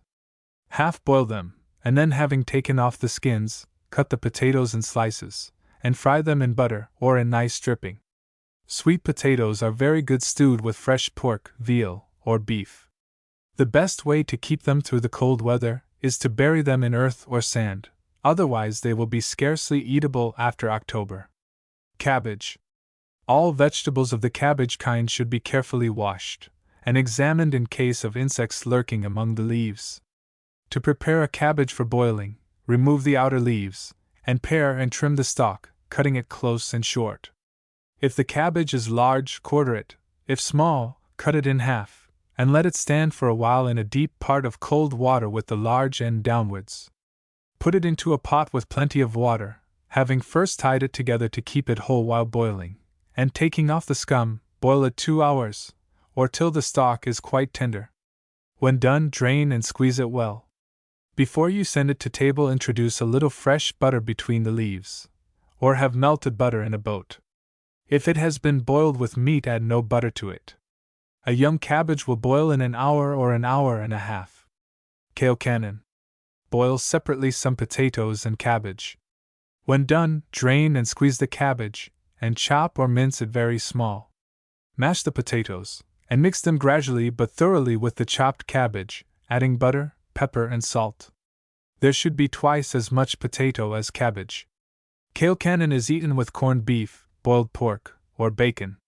Cabbages may be kept good all winter by burying them in a hole dug in the ground. Cauliflower. Remove the green leaves that surround the head or white part, and peel off the outside skin of the small piece of stalk that is left on.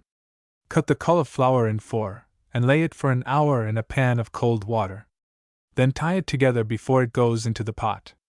Put it into boiling water and simmer it till the stalk is thoroughly tender, keeping it well covered with water, and carefully removing the scum. It will take about 2 hours. Take it up as soon as it is done. Remaining in the water will discolor it. Drain it well, and send it to table with melted butter. It will be much whiter if put on in boiling milk and water. Broccoli. Prepare broccoli for boiling in the same manner as cauliflower, leaving the stalks rather longer, and splitting the head in half only. Tie it together again, before it goes into the pot. Put it on in hot water, and let it simmer till the stalk is perfectly tender. As soon as it is done, take it out of the water and drain it. Send melted butter to table with it. Spinach. Spinach requires close examination and picking, as insects are frequently found among it, and it is often gritty. Wash it through 3 or 4 waters. Then drain it, and put it on in boiling water. 10 minutes is generally sufficient time to boil spinach. Be careful to remove the scum. When it is quite tender, take it up, and drain and squeeze it well. Chop it fine, and put it into a saucepan with a piece of butter and a little pepper and salt. Set it on hot coals, and let it stew 5 minutes, stirring it all the time. Spinach and eggs. Boil the spinach as above, and drain and press it, but do not chop it. Have ready some eggs poached as follows. Boil in a saucepan, and skim some clear spring water, adding to it a tablespoonful of vinegar. Break the eggs separately, and having taken the saucepan off the fire, slip the eggs one at a time into it with as much dexterity as you can. Let the saucepan stand by the side of the fire till the white is set, and then put it over the fire for 2 minutes. The yolk should be thinly covered by the white. Take them up with an egg slice, and having trimmed the edges of the whites, lay the eggs on the top of the spinach, which should firstly season with pepper and salt and a little butter, and must be sent to table hot. Turnips. Take off a thick paring from the outside, and boil the turnips gently for an hour and a half. Try them with a fork, and when quite tender, take them up, drain them on a sieve, and either send them to table whole with melted butter, or mash them in a colander, pressing and squeezing them well. Winky face season with a little pepper and salt, and mix with them a very small quantity of butter. Setting in the sun after they are cooked, or on a part of the table upon which the sun may happen to shine, will give to turnips a singularly unpleasant taste, and should therefore be avoided. When turnips are very young, it is customary to serve them up with about 2 inches of the green top left on them. If stewed with meat, they should be sliced or quartered. Mutton, either boiled or roasted, should always be accompanied by turnips. Carrots. Wash and scrape them well. If large, cut them into 2, 3, or 4 pieces. Put them into boiling water with a little salt in it. Full-grown carrots will require 3 hours boiling, smaller ones 2 hours, and young ones an hour. Try them with a fork, and when they are tender throughout, take them up and dry them in a cloth. Divide them in pieces and split them, or cut them into slices. Eat them with melted butter. They should accompany boiled beef or mutton. Parsnips. Wash, scrape, and split them. Put them into a pot of boiling water, add a little salt, and boil them till quite tender, which will be in from 2 to 3 hours, according to their size. Dry them in a cloth when done, and pour melted butter over them in the dish. Serve them up with any sort of boiled meat, or with salt cod. Parsnips are very good baked or stewed with meat. Russian or Swedish turnips. This turnip, the rutabaga, is very large and of a reddish-yellow color. They are generally much liked. Take off a thick paring, cut the turnips into large pieces, or thick slices, and lay them a while in cold water. Then boil them gently about 2 hours, or till they are quite soft. When done, drain, squeeze and mash them, and season them with pepper and salt, and a very little butter. Take care not to set them in a part of the table where the sun comes, as it will spoil the taste. Russian turnips should always be mashed. Squashes or cymlings. The green or summer squash is best when the outside is beginning to turn yellow, as it is then less watery and insipid than when younger. Wash them, cut them into pieces, and take out the seeds. Boil them about 3/4 of an hour, or till quits tender. When done, drain and squeeze them well till you have pressed out all the water. Mash them with a little butter, pepper, and salt. Then put the squash thus prepared into a stewpan, set it on hot coals, and stir it very frequently till it becomes dry. Take care not to let it burn. Winter squash, or cacao. This is much finer than the summer squash. It is fit to eat in August, and in a dry, warm place, can be kept well all winter. The color is a very bright yellow. Pare it, take out the seeds, cut it in pieces, and stew it slowly till quite soft, in a very little water. Afterwards drain, squeeze, and press it well, and mash it with a very little butter, pepper, and salt. Pumpkin. Deep-colored pumpkins are generally the best. In a dry, warm place they can be kept perfectly good all winter. When you prepare to stew a pumpkin, cut it in half and take out all the seeds. Then cut it in thick slices, and pare them. Put it into a pot with a very little water, and stew it gently for an hour, or till soft enough to mash. Then take it out, drain, and squeeze it till it is as dry as you can get it. Afterwards mash it, adding a little pepper and salt, and a very little butter. Pumpkin is frequently stewed with fresh beef or fresh pork. The water in which pumpkin has been boiled is said to be very good to mix bread with, it having a tendency to improve it in sweetness and to keep it moist. Hominy. Wash the hominy very clean through 3 or 4 waters. Then put it into a pot, allowing 2 quarts of water to 1 quart of hominy, and boil it slowly 5 hours. When done, take it up, and drain the liquid from it through a colander. Put the hominy into a deep dish, and stir into it a small piece of fresh butter. The small grained hominy is boiled in rather less water, and generally eaten with butter and sugar. Indian corn. Corn for boiling should be full grown but young and tender. When the grains become yellow, it is too old. Strip it of the outside leaves and the silk, but let the inner leaves remain, as they will keep in the sweetness. Put it into a large pot with plenty of water, and boil it rather fast for 3 hours or more. When done, drain off the water, and remove the leaves. You may either lay the ears on a large flat dish and send them to table whole, or broken in half, or you may cut all the calm off the cob, and serve it up in a deep dish, mixed with butter, pepper, and salt. Mock oysters of corn. Take 12 ears of large young corn, and grate all the grains off the cob as fine as possible. Mix with the grated corn 3 large tablespoonfuls of sifted flour, the yolks of 6 eggs well beaten. Let all be well incorporated by hard beating. Have ready in a frying pan an equal proportion of lard and fresh butter. Hold it over the fire till it is boiling hot, and then put in portions of the mixture as nearly as possible in shape and size like fried oysters. Fry them brown, and send them to table hot. They should be near an inch thick. This is an excellent relish at breakfast, and may be introduced as a side dish at dinner. In taste it has a singular resemblance to fried oysters. The corn must be young. Stewed eggplant. The purple eggplants are better than the white ones. Put them whole into a pot with plenty of water, and simmer them till quite tender. Then take them out, drain them, and having peeled off the skins, cut them up, and mash them smooth in a deep dish. Mix with them some grated bread, some powdered sweet marjoram, and a large piece of butter, adding a few pounded cloves. Grate a layer of bread over the top, and put the dish into the oven and brown it. You must send it to table in the same dish. Eggplant is sometimes eaten at dinner, but generally at breakfast. To fry eggplant. Do not pare your eggplants if they are to be fried, but slice them about half an inch thick, and lay them an hour or 2 in salt and water to remove their strong taste, which to most persons is very unpleasant. Then take them out, white them, and season them, with pepper only. Beat some yolk of egg, and in another dish grate a sufficiency of breadcrumbs. Have ready in a frying pan some lard and batter mixed, and make it boil.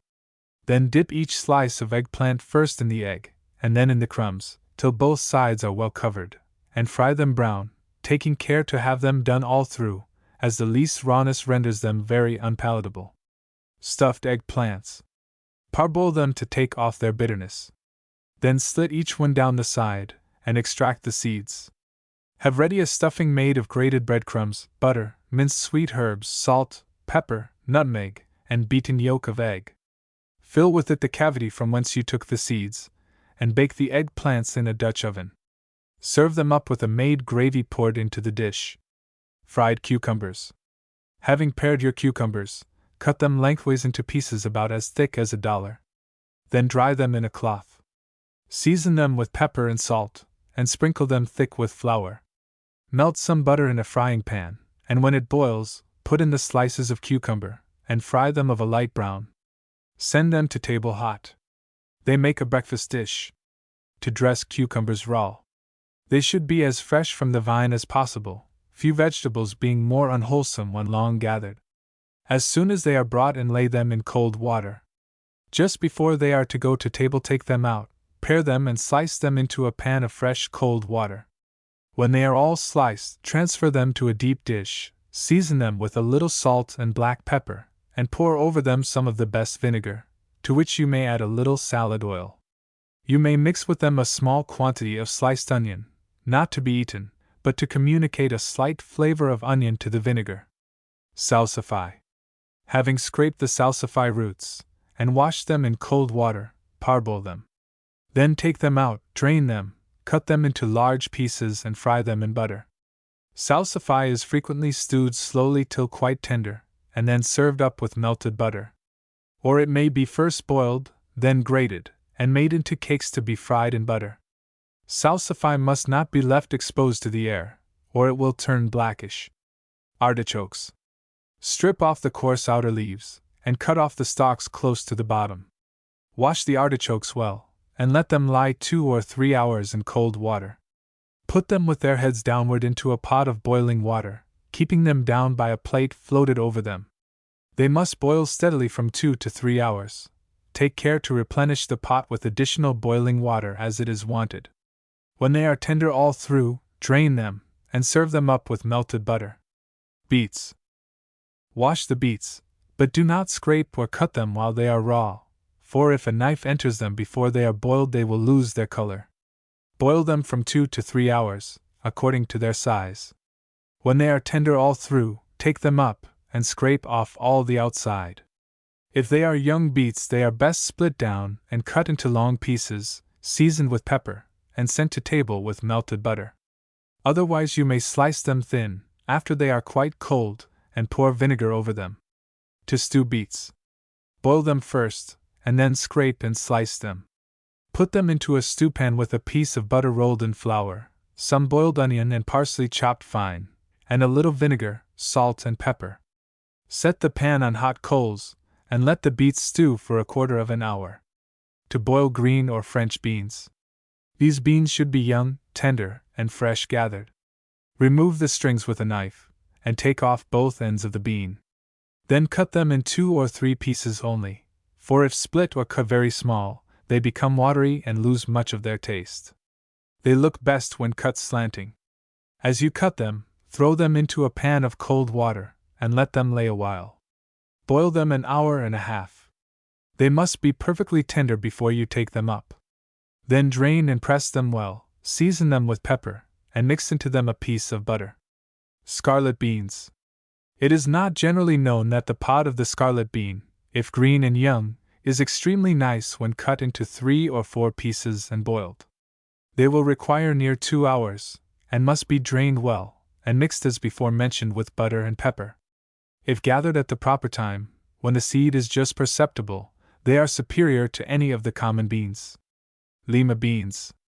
These are generally considered the finest of all beans, and should be gathered young. Shell them, lay them in a pan of cold water, and then boil them about 2 hours, or till they are quite soft. Drain them well, and add to them some butter and a little pepper. They are destroyed by the first frost, but can be kept during the winter, by gathering them on a dry day when full grown but not the least hard, and putting them in their pods into a keg.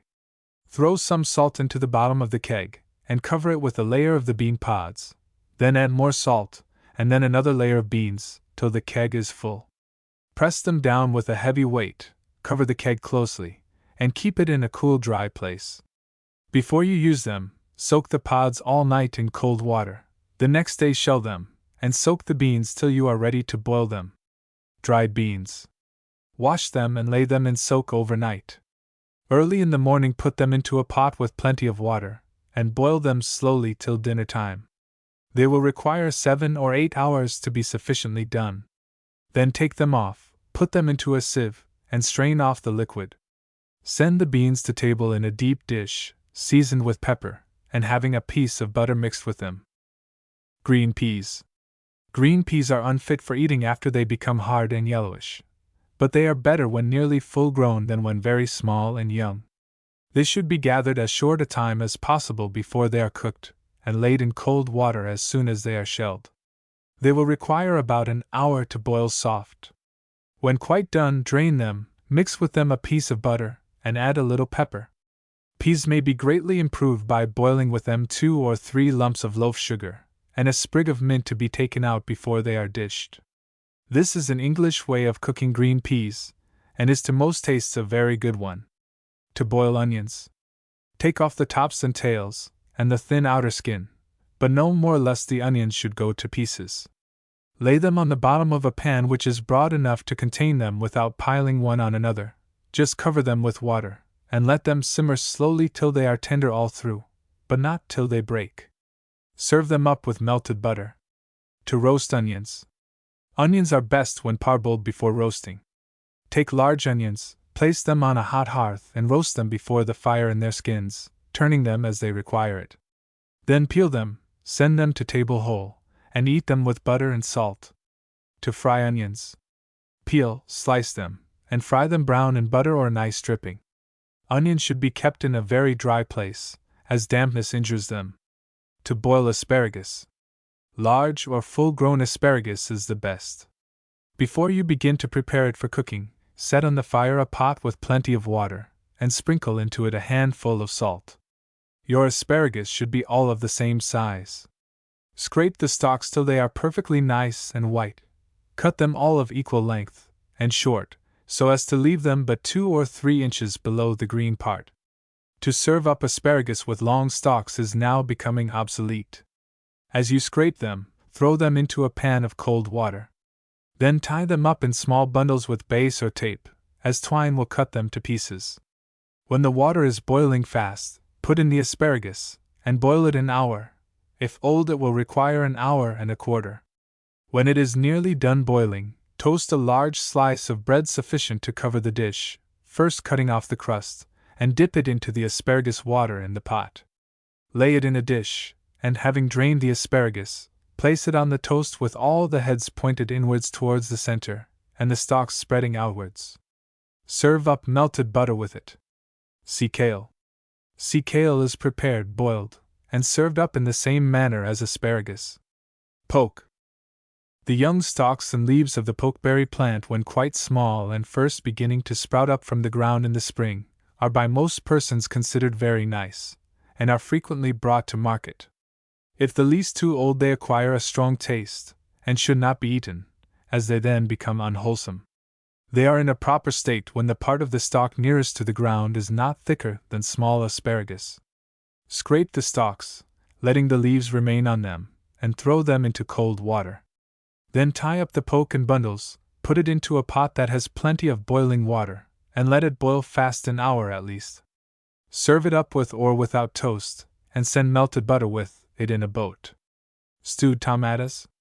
Peel your tomatoes, cut them in half and squeeze out the seeds. Then put them into a stewpan without any water, and add to them cayenne and salt to your taste, and if you choose, a little minced onion, and some powdered mace. Stew them slowly till they are first dissolved and then dry. Baked tomatoes. Peel some large fine tomatoes, cut them up, and take out the seeds. Then put them into a deep dish in alternate layers with grated breadcrumbs, and a very little butter in small bits. There must be a large proportion of breadcrumbs. Season the whole with a little salt and cayenne pepper. Set it in an oven and bake it. In cooking tomatoes, take care not to have them too liquid. Mushrooms. Good mushrooms are only found in clear open fields where the air is pure and unconfined. Those that grow in low damp ground, or in shady places, are always poisonous. Mushrooms of the proper sort generally appear in August and September, after a heavy dew or a misty night. They may be known by their being of a pale pink or salmon color on the gills or underside, while the top is of a dull pearl-colored white, and by their growing only in open places. When they are a day old, or a few hours after they are gathered, the reddish color changes to brown. The poisonous or false mushrooms are of various colors, sometimes of a bright yellow or scarlet all over, sometimes entirely of a chalky white stalk, top, and gills.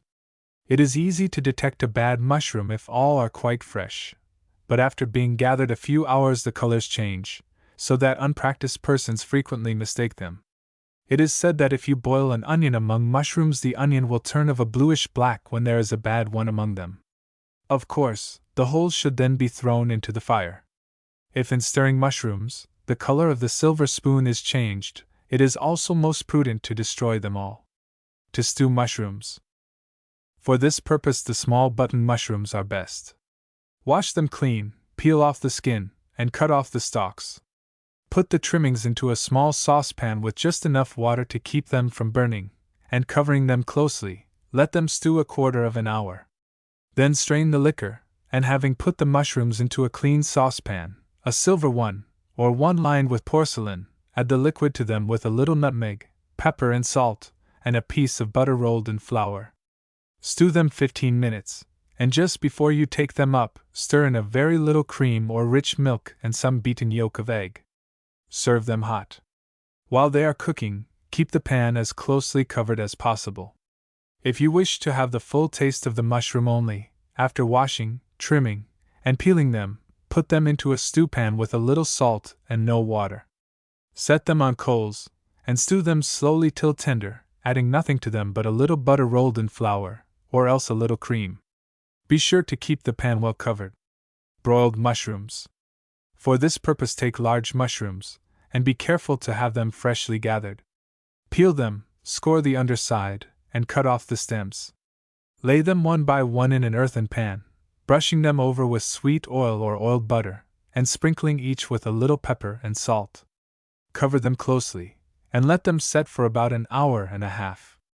Then place them on a gridiron over clear hot coals, and broil them on both sides.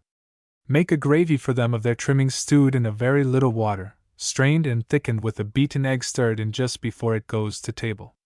Boiled rice. Pick your rice clean, and wash it in 2 cold waters, not draining off the last water till you are ready to put the rice on the fire. Prepare a saucepan of water with a little salt in it, and when it boils, sprinkle in the rice. Boil it hard 20 minutes, keeping it covered. Then take it from the fire, and pour off the water. Afterwards set the saucepan in the chimney corner with the lid off, while you are dishing your dinner, to allow the rice to dry, and the grains to separate. Rice, if properly boiled, should be soft and white, and every grain ought to stand alone. If badly managed, it will, when brought to table, be a grayish watery mass.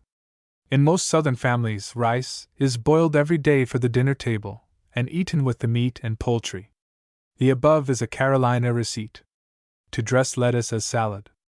Strip off the outer leaves, wash the lettuce, split it in half, and lay it in cold water till dinner time. Then drain it and put it into a salad dish. Have ready 2 eggs boiled hard, which they will be in 12 minutes, and laid in a basin of cold water for 5 minutes to prevent the whites from turning blue. Cut them in half, and lay them on the lettuce. Put the yolks of the eggs on a large plate, and with a wooden spoon mash them smooth, mixing with them a tablespoonful of water, and 2 tablespoonfuls of sweet oil. Then add, by degrees, a saltspoonful of salt, a teaspoonful of mustard, and a teaspoonful of powdered loaf sugar. When these are all smoothly united, add very gradually 3 tablespoonfuls of vinegar.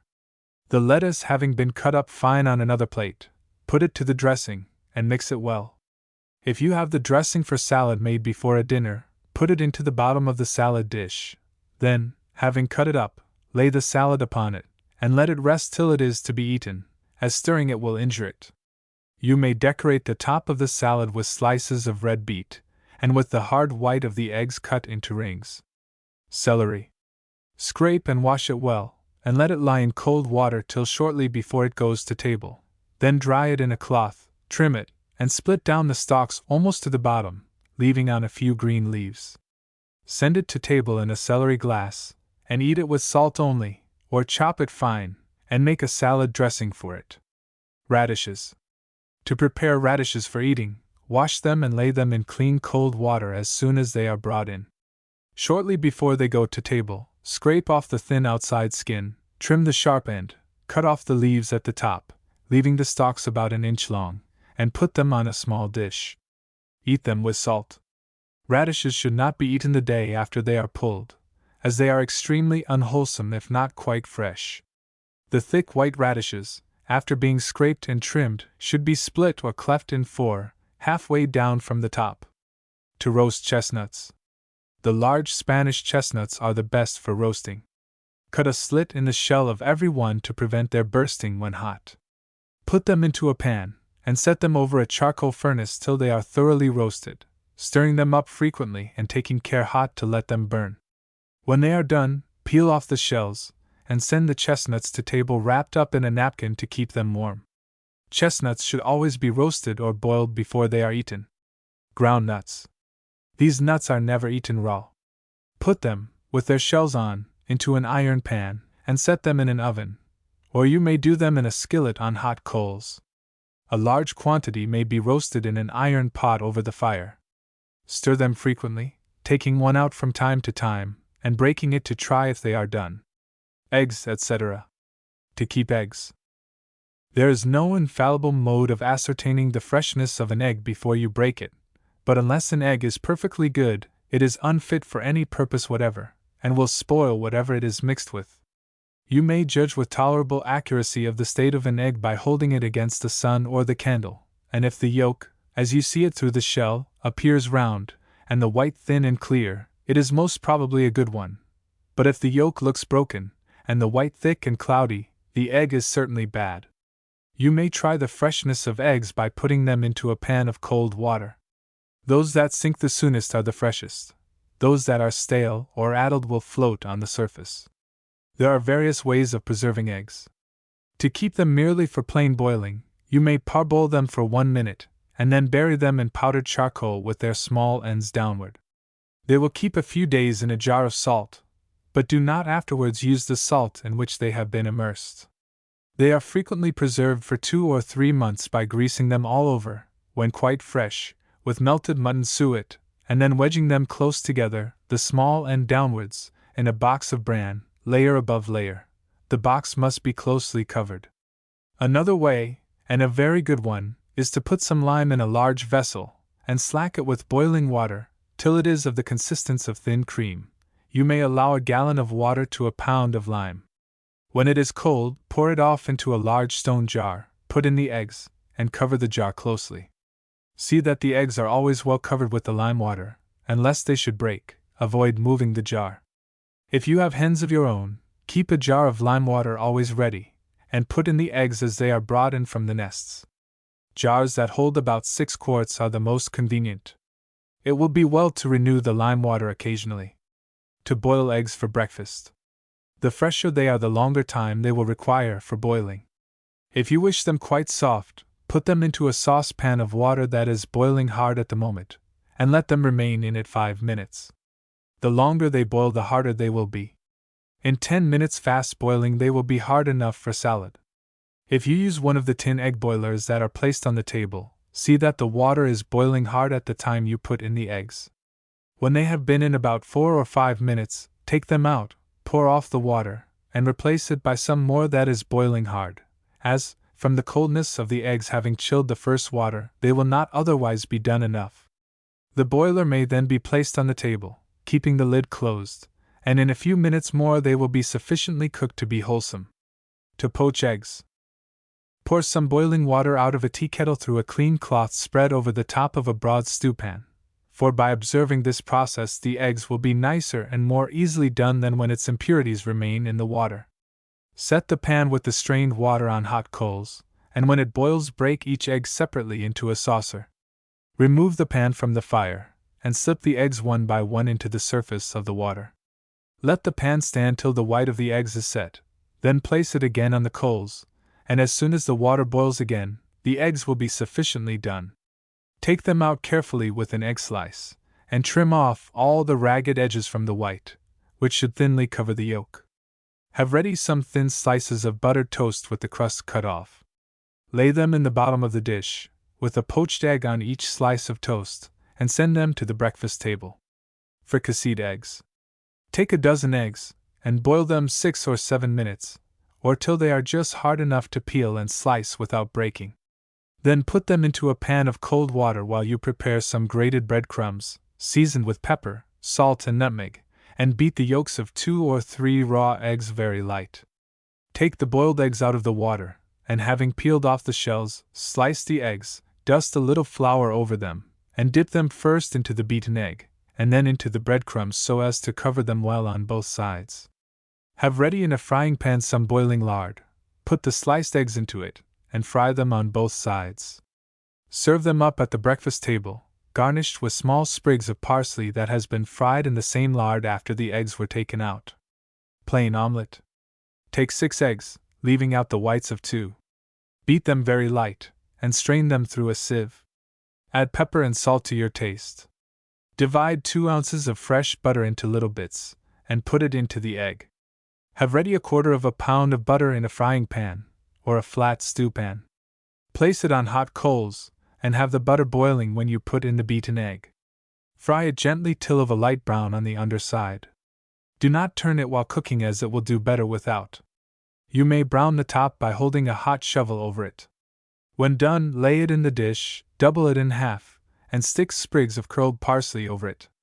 You may flavor the omelette by mixing with the beaten egg some parsley or sweet herbs minced fine, some chopped celery, or chopped onion, allowing 2 moderate-sized onions to an omelette of 6 eggs.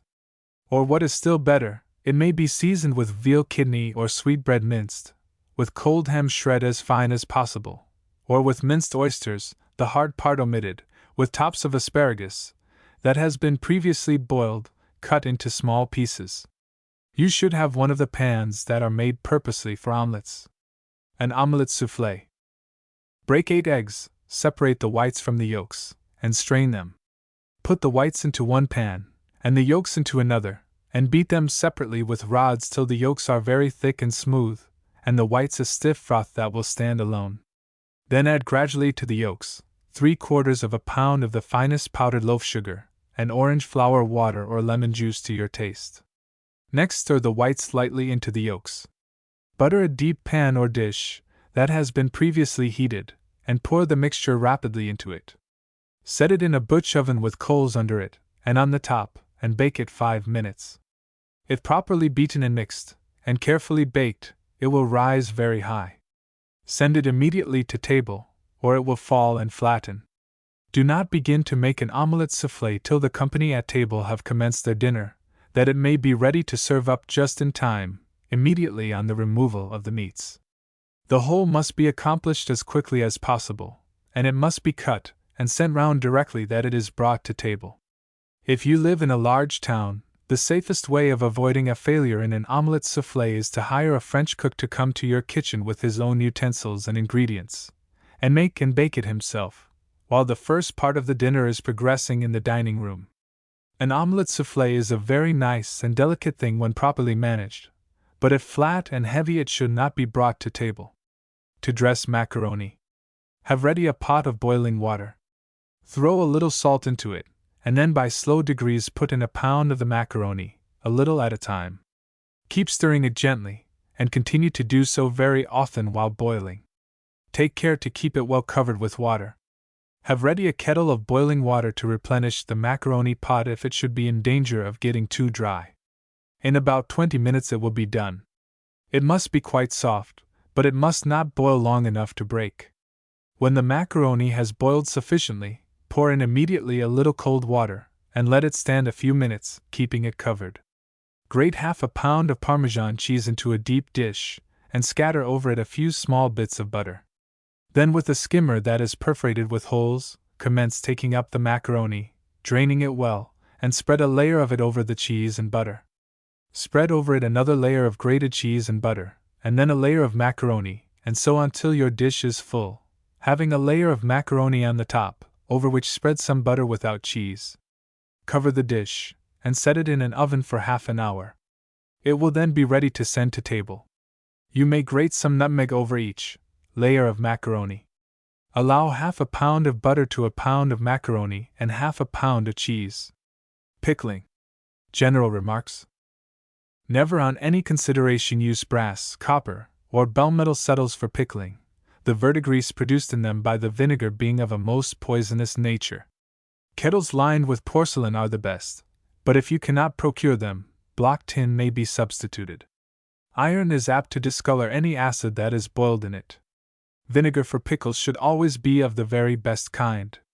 In putting away pickles, use stone or glass jars. The lead, which is an ingredient in the glazing of common earthenware, is rendered very pernicious by the action of the vinegar. Have a large wooden spoon and a fork, for the express purpose of taking pickles out of the jar when you want them for the table. See that, while in the jar, they are always completely covered with vinegar. If you discern in them any symptoms of not keeping well, do them over again in fresh vinegar and spice. Vinegar for pickles should only boil 5 or 6 minutes. The jars should be stopped with large flat corks, fitting closely, and having a leather or a round piece of oilcloth tied over the cork. It is a good rule to have 2/3 of the jar filled with pickles, and 1/3 with vinegar. Alum is very useful in extracting the salt taste from pickles, and in making them firm and crisp. A very small quantity is sufficient. Too much will spoil them. In greening pickles, keep them very closely covered, so that none of the steam may escape, as its retention promotes their greenness and prevents the flavor from evaporating. Vinegar and spice for pickles should be boiled but a few minutes. Too much boiling takes away the strength. To pickle cucumbers.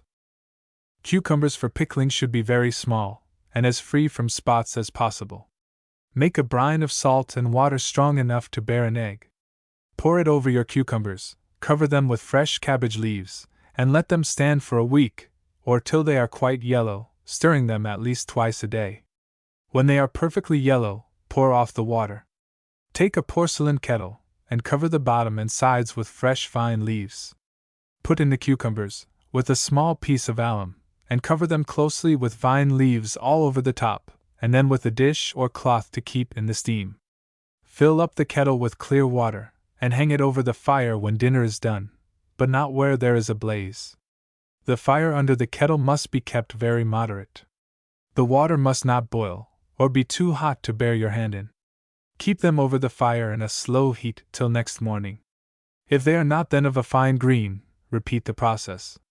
When they are well greened, take them out of the kettle, drain them on a sieve, and put them into a clean stone jar. Boil for 5 or 6 minutes, sufficient of the best vinegar to cover the cucumbers well, putting into the kettle a thin muslin bag filled with cloves, mace, and mustard seed. Pour the vinegar scalding hot into the jar of pickles, which should be secured with a large flat cork, and an oilcloth or leather cover tied over it. Another way to green pickles is to cover them with vine leaves or cabbage leaves, and to keep them on a warm hearth, pouring boiling water on them 5 or 6 times a day, renewing the water as soon as it becomes cold. In proportioning the spice to the vinegar, allow to every 2 quarts an ounce of mace, 2 dozen cloves, and 2 ounces of mustard seed. You may leave the muslin bag, with the spice, for about a week in the pickle jar to heighten the flavor, if you think it necessary. Green peppers may be done in the same manner as cucumbers, only extracting the seeds before you put the pickles into the salt and water. Do not put peppers into the same jar with cucumbers, as the former will destroy the latter. Gherkins. The gherkin is a small, thick, oval-shaped species of cucumber with a hairy or prickly surface, and is cultivated solely for pickling. It is customary to let the stems remain on them. Wipe them dry, put them into a broad stone jar, and scald them 5 or 6 times in the course of the day with salt and water strong enough to bear an egg, and let them set all night. This will make them yellow. Next day, having drained them from the salt and water, throw it out, wipe them dry, put them into a clean vessel, with a little piece of alum, and scald them with boiling vinegar and water, half and half of each, repeating it frequently during the day till they are green. Keep them as closely covered as possible. Then put them away in stone jars, mixing among them whole mace and sliced ginger to your taste. Fill up with cold vinegar, and add a little alum, allowing to every 100 gherkins a piece about the size of a shelled almond. The alum will make them firm and crisp. Radish pods. Gather sprigs or bunches of radish pods while they are young and tender, but let the pods remain on the sprigs, it not being the custom to pick them off. Put them into strong salt and water, and let them stand 2 days. Then drain and wipe them and put them into a clean stone jar. Boil an equal quantity of vinegar and water. Pour it over the radish pods while hot, and cover them closely to keep in the steam. Repeat this frequently through the day till they are very green. Then pour off the vinegar and water, and boil for 5 minutes some very strong vinegar, with a little bit of alum, and pour it over them. Put them into a stone jar, and having added some whole mace, whole pepper, a little turmeric and a little sweet oil, cork it closely, and tie over it a leather or oilcloth. Green beans. Take young green or French beans, string them, but do not cut them in pieces. Pat them in salt and water for 2 days, stirring them frequently. Then put them into a kettle with vine or cabbage leaves under, over, and all round them, adding a little piece of alum. Cover them closely to keep in the steam, and let them hang over a slow fire till they are a fine green. Having drained them in a sieve, make for them a pickle of strong vinegar, and boil in it for 5 minutes some mace, whole pepper, and sliced ginger tied up in a thin muslin bag. Pour it hot upon the beans, put them into a stone jar, and tie them up. Parsley.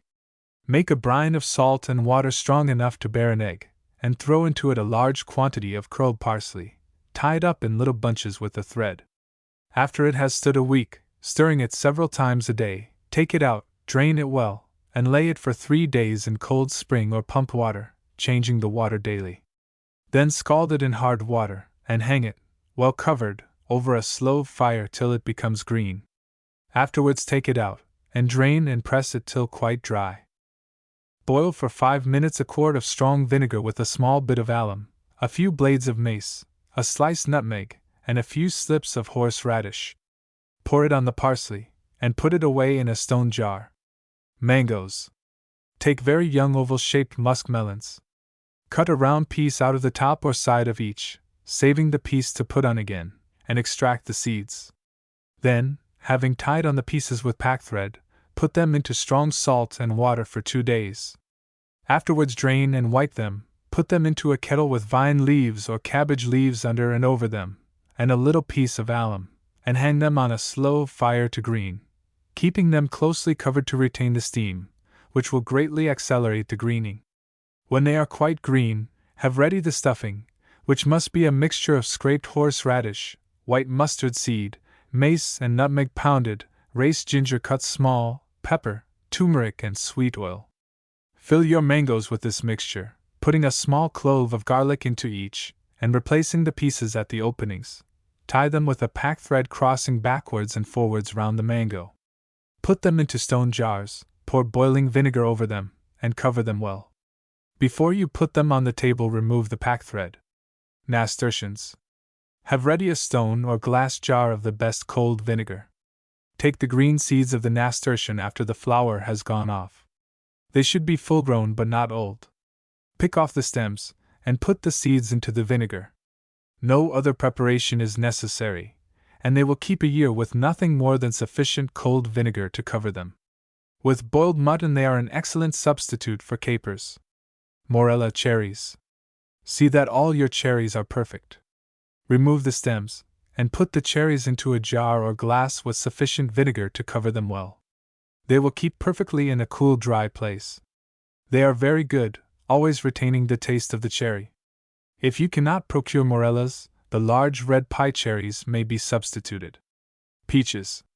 Take fine large peaches, either cling or free stones, that are not too ripe. Wipe off the down with a clean flannel, and put the peaches whole into a stone jar. Cover them with cold vinegar of the best kind, in which you have dissolved a little of salt, allowing a tablespoonful to a quart of vinegar. Put a cork in the jar and tie leather or oilcloth over it. Plums and grapes may be pickled thus in cold vinegar, but without salt. Barberries. Have ready a jar of cold vinegar, and put into it ripe barberries in bunches. They make a pretty garnish for the edges of dishes. To pickle green peppers. The bell pepper is the best for pickling, and should be gathered when quite young. Slit one side, and carefully take out the core, so as not to injure the shell of the pepper. Then put them into boiling salt and water, changing the water every day for 1 week, and keeping them closely covered in a warm place near the fire. Stir them several times a day.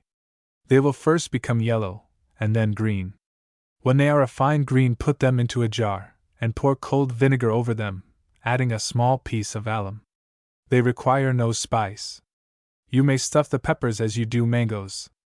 To pickle butternuts. These nuts are in the best state for pickling when the shell is soft, and when they are so young that the outer skin can be penetrated by the head of a pin. They should be gathered when the sun is hot upon them. If you have a large quantity, the easiest way to prepare them for pickling is to put them into a tub with sufficient lye to cover them, and to stir and rub them about with a hickory broom, till they are clean and smooth on the outside. This is much less trouble than scraping them, and is not so likely to injure the nuts. Another method is to scald them, and then to rub off the outer skin. Put the nuts into strong salt and water for 9 or 10 days, changing the water every other day, and keeping them closely covered from the air. Then drain and wipe them, piercing each nut through in several places with a large needle, and prepare the pickle as follows. For 100 large nuts, take of black pepper and ginger root of each an ounce, and of cloves, mace, and nutmeg of each a ½ ounce. Pound all the spices to powder, and mix them well together, adding 2 large spoonfuls of mustard seed. Put the nuts into jars, having first stuck each of them through in several places with a large needle, strewing the powdered seasoning between every layer of nuts. Boil for 5 minutes a gallon of the best white wine vinegar, and pour it boiling hot upon the nuts. Secure the jars closely with corks and leathers. You may begin to eat the nuts in a fortnight. Walnuts may be pickled in the same manner. To pickle walnuts black. The walnuts should be gathered while young and soft, so that you can easily run a pin through them, and when the sun is upon them. Rub them with a coarse flannel or tow cloth to get off the fur of the outside. Mix salt and water strong enough to bear an egg, and let them lie in it 9 days, changing it every 2 days, and stirring them frequently. Then take them out, drain them, spread them on large dishes, and expose them to the air about 10 minutes, which will cause them to blacken the sooner. Scald them in boiling water, but do not let them lie in it, and then rub them with a coarse woolen cloth, and pierce everyone through in several places with a large needle, that the pickle may penetrate them thoroughly. Put them into stone jars, and prepare the spice and vinegar. To 100 walnuts allow a gallon of vinegar, an ounce of cloves, an ounce of allspice, an ounce of black pepper, ½ an ounce of mace, and ½ an ounce of nutmeg. Boil the spice in the vinegar for 5 or 6 minutes, then strain the vinegar, and pour it boiling hot over the walnuts. Tie up in a thin muslin rag a teacupful of mustard seed, and a large tablespoonful of scraped horseradish, and put it into the jars with the walnuts. Cover them closely with corks and leathers. Another way of pickling walnuts black is, after preparing them as above, to put them into jars with the spices pounded and strewed among them, and then to pour over them strong cold vinegar. Walnuts pickled white. Take large young walnuts while their shells are quite soft so that you can stick the head of a pin into them. Pare them very thin till the white appears, and as you do them, throw them into spring or pump water in which some salt has been dissolved. Let them stand in that water 6 hours, with a thin board upon them to keep them down under the water. Fill a porcelain kettle with fresh spring water, and set it over a clear fire, or on a charcoal furnace. Put the walnuts into the kettle, cover it, and let them simmer, but not boil, for 5 or 6 minutes. Then have ready a vessel with cold spring water and salt, and put your nuts into it, taking them out of the kettle with a wooden ladle. Let them stand in the cold salt and water for a quarter of an hour, with the board keeping them down as before, for if they rise above the liquor, or are exposed to the air, they will be discolored. Then take them out, and lay them on a cloth covered with another, till they are quite dry. Afterwards rub them carefully with a soft flannel, and put them into a stone jar, laying among them blades of mace, and sliced nutmeg, but no dark-colored spice. Pour over them the best distilled vinegar, and put on the top a tablespoonful of sweet oil. Walnuts pickled green. Gather them while the shells are very soft, and rub them all with a flannel. Then wrap them singly in vine leaves, lay a few vine leaves in the bottom of a large stone jar, put in the walnuts, seeing that each of them is well wrapped up so as not to touch one another, and cover them with a thick layer of leaves. Fill up the jar with strong vinegar, cover it closely, and let it stand 3 weeks. Then pour off the vinegar, take out the walnuts, renew all the vine leaves, fill up with fresh vinegar, and let them stand 3 weeks longer. Then again pour off the vinegar, and renew the vine leaves. This time take the best white wine vinegar, put salt in it till it will bear an egg, and add to it mace, sliced nutmeg, and scraped horseradish, in the proportion of an ounce of each and a gallon of vinegar to 100 walnuts. Boil the spice and vinegar about 8 minutes, and then pour it hot on the walnuts. Cover the jar closely with a cork and leather, and set it away, leaving the vine leaves with the walnuts. When you take any out for use, disturb the others as little as possible, and do not put back again any that may be left. You may pickle butternuts green in the same manner. To pickle onions. Take very small onions, and with a sharp knife cut off the stems as close as possible, and peel off the outer skin. Then put them into salt and water, and let them stand in the brine for 6 days, stirring them daily, and changing the salt and water every 2 days. See that they are closely covered. Then put the onions into jars, and give them a scald in boiling salt and water. Let them stand till they are cold, then drain them on a sieve, wipe them, stick a clove in the top of each and put them into wide-mouthed bottles, dispersing among them some blades of mace and slices of ginger or nutmeg. Fill up the bottles with the best white wine vinegar, and put at the top a large spoonful of salad oil. Cork the bottles well. Onions pickled white. Peel some very small white onions, and lay them for 3 days in salt and water, changing the water every day. Then wipe them, and put them into a porcelain kettle with equal quantities of milk and water, sufficient to cover them well. Simmer them over a slow fire, but when just ready to boil take them off, and drain and dry them, and put them into wide-mouthed glass bottles, interspersing them with blades of mace.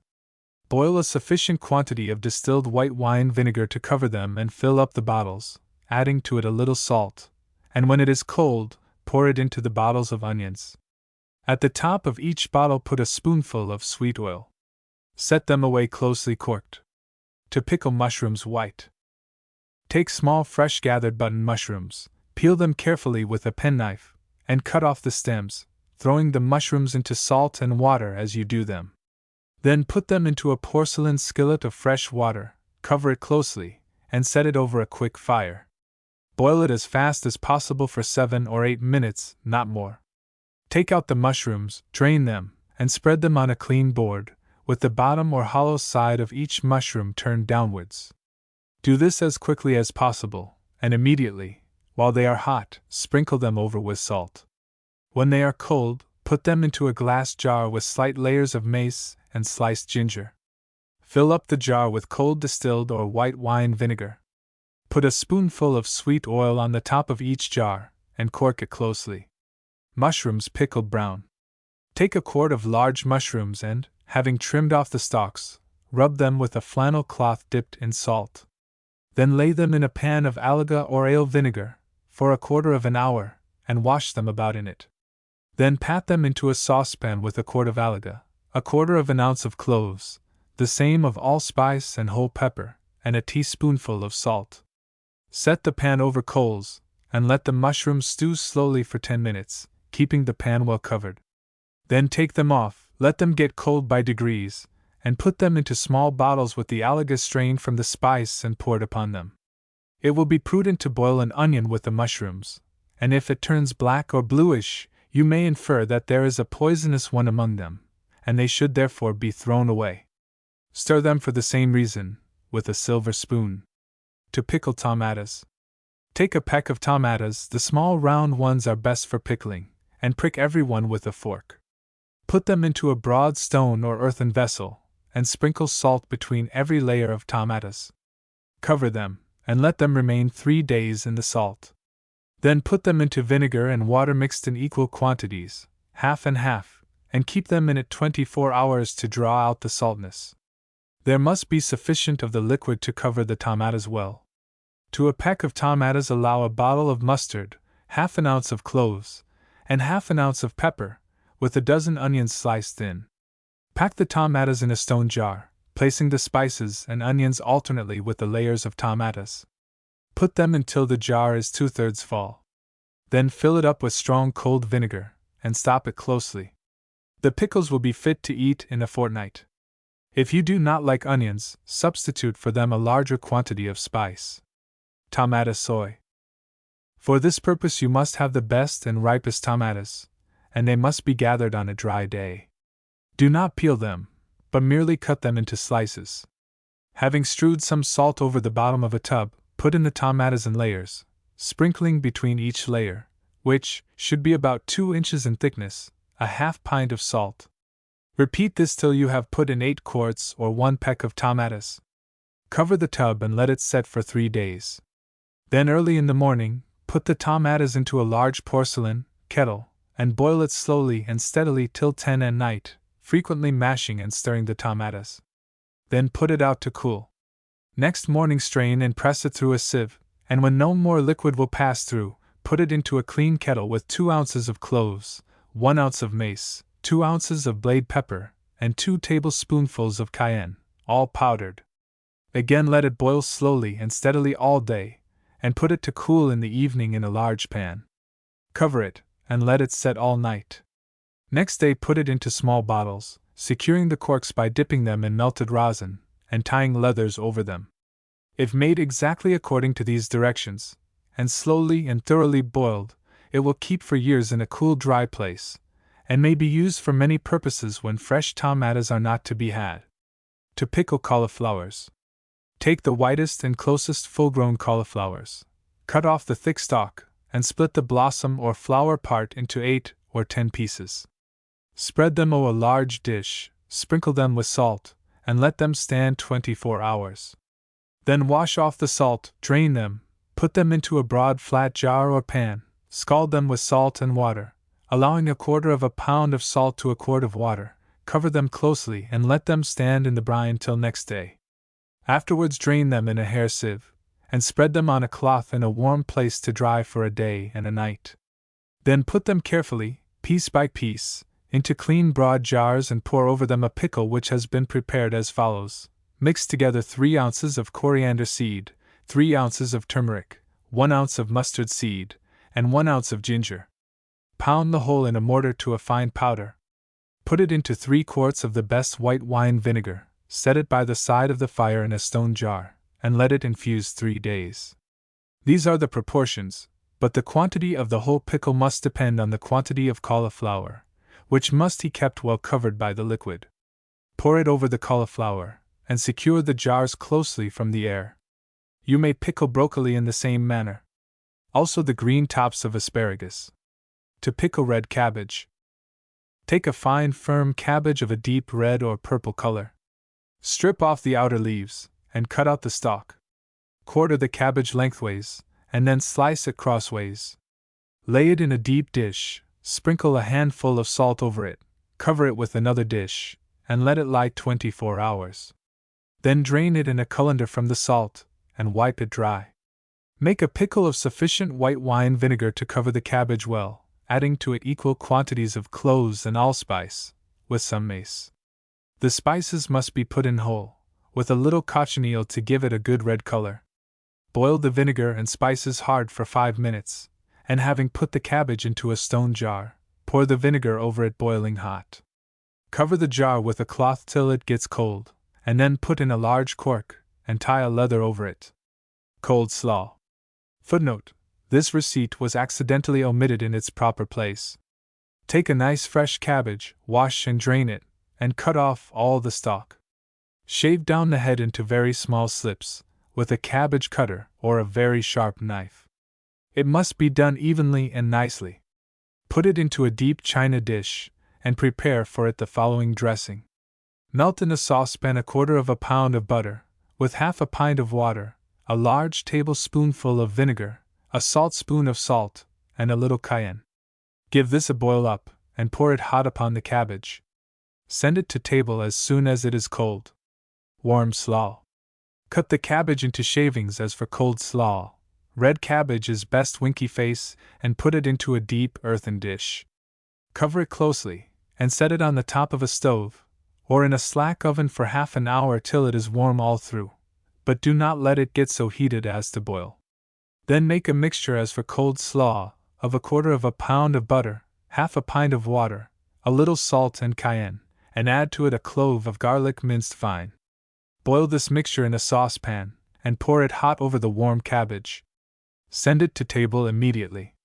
This is a French method of dressing cabbage. East India pickle.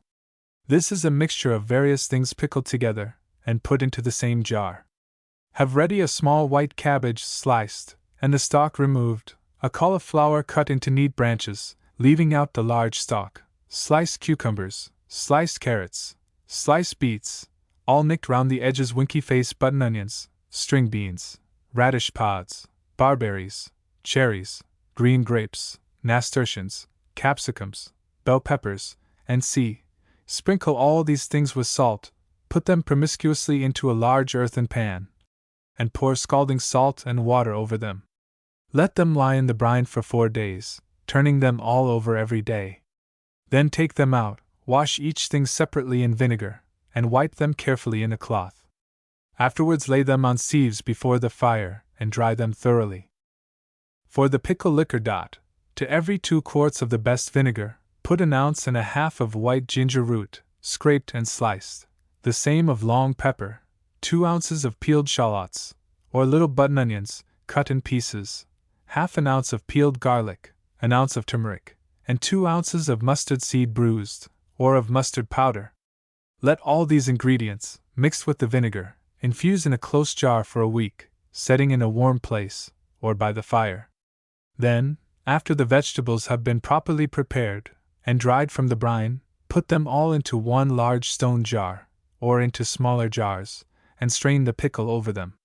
The liquid must be in a large quantity, so as to keep the vegetables well covered with it, or they will spoil. Put a tablespoonful of sweet oil on the top of each jar, and secure them well with a large cork and a leather. If you find that after a while the vegetables have absorbed the liquor, so that there is danger of their not having a sufficiency, prepare some more seasoned vinegar and pour it over them. East India pickle is very convenient, and will keep 2 years. As different vegetables come into season, you can prepare them with the salt and water process, and add them to the things already in the jar. You may put small mangoes into this pickle, also plums, peaches, and apricots. To pickle oysters for keeping. For this purpose take none but the finest and largest oysters. After they are opened, separate them from their liquor, and put them into a bucket or a large pan, and pour boiling water upon them to take out the slime. Stir them about in it, and then take them out, and rinse them well in cold water.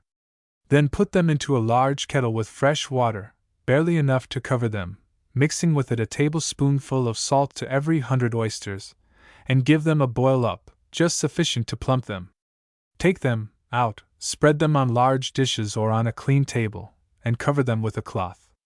Take the liquor of the oysters, and with every pint of it mix 1 quart of the best vinegar, a tablespoonful of salt, a tablespoonful of whole cloves, the same of whole black pepper, and a teaspoonful of whole mace.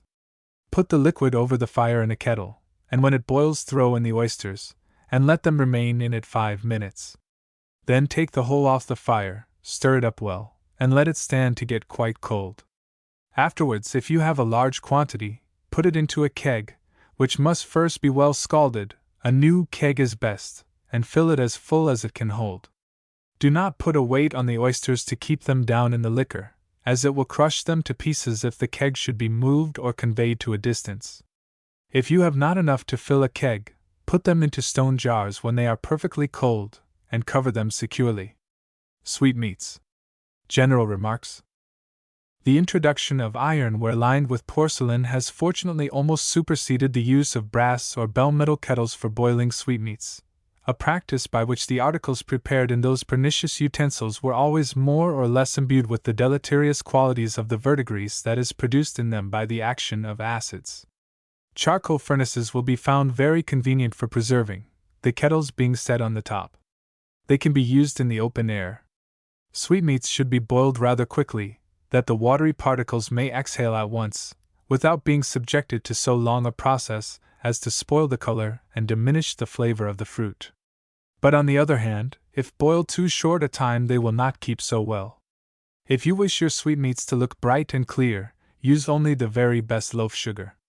Fruit may be preserved for family use and for common purposes, in sugar of inferior quality, but it will never have a good appearance, and it is also more liable to spoil. If too small a proportion of sugar is allowed to the fruit, it will certainly not keep well. When this experiment is tried, it is generally found to be false economy, as sweetmeats, when they begin to spoil, can only be recovered and made eatable by boiling them over again with additional sugar, and even then, they are never so good as if done properly at first. If jellies have not sufficient sugar, they do not congeal, but will remain liquid. Jelly bags should be made of white flannel. It is well to have a wooden stand or frame like a tall horse, to which the bag can be tied while it is dripping. The bag should first be dipped in hot water, for if dry it will absorb too much of the juice. After the liquor is all in, close the top of the bag, that none of the flavor may evaporate.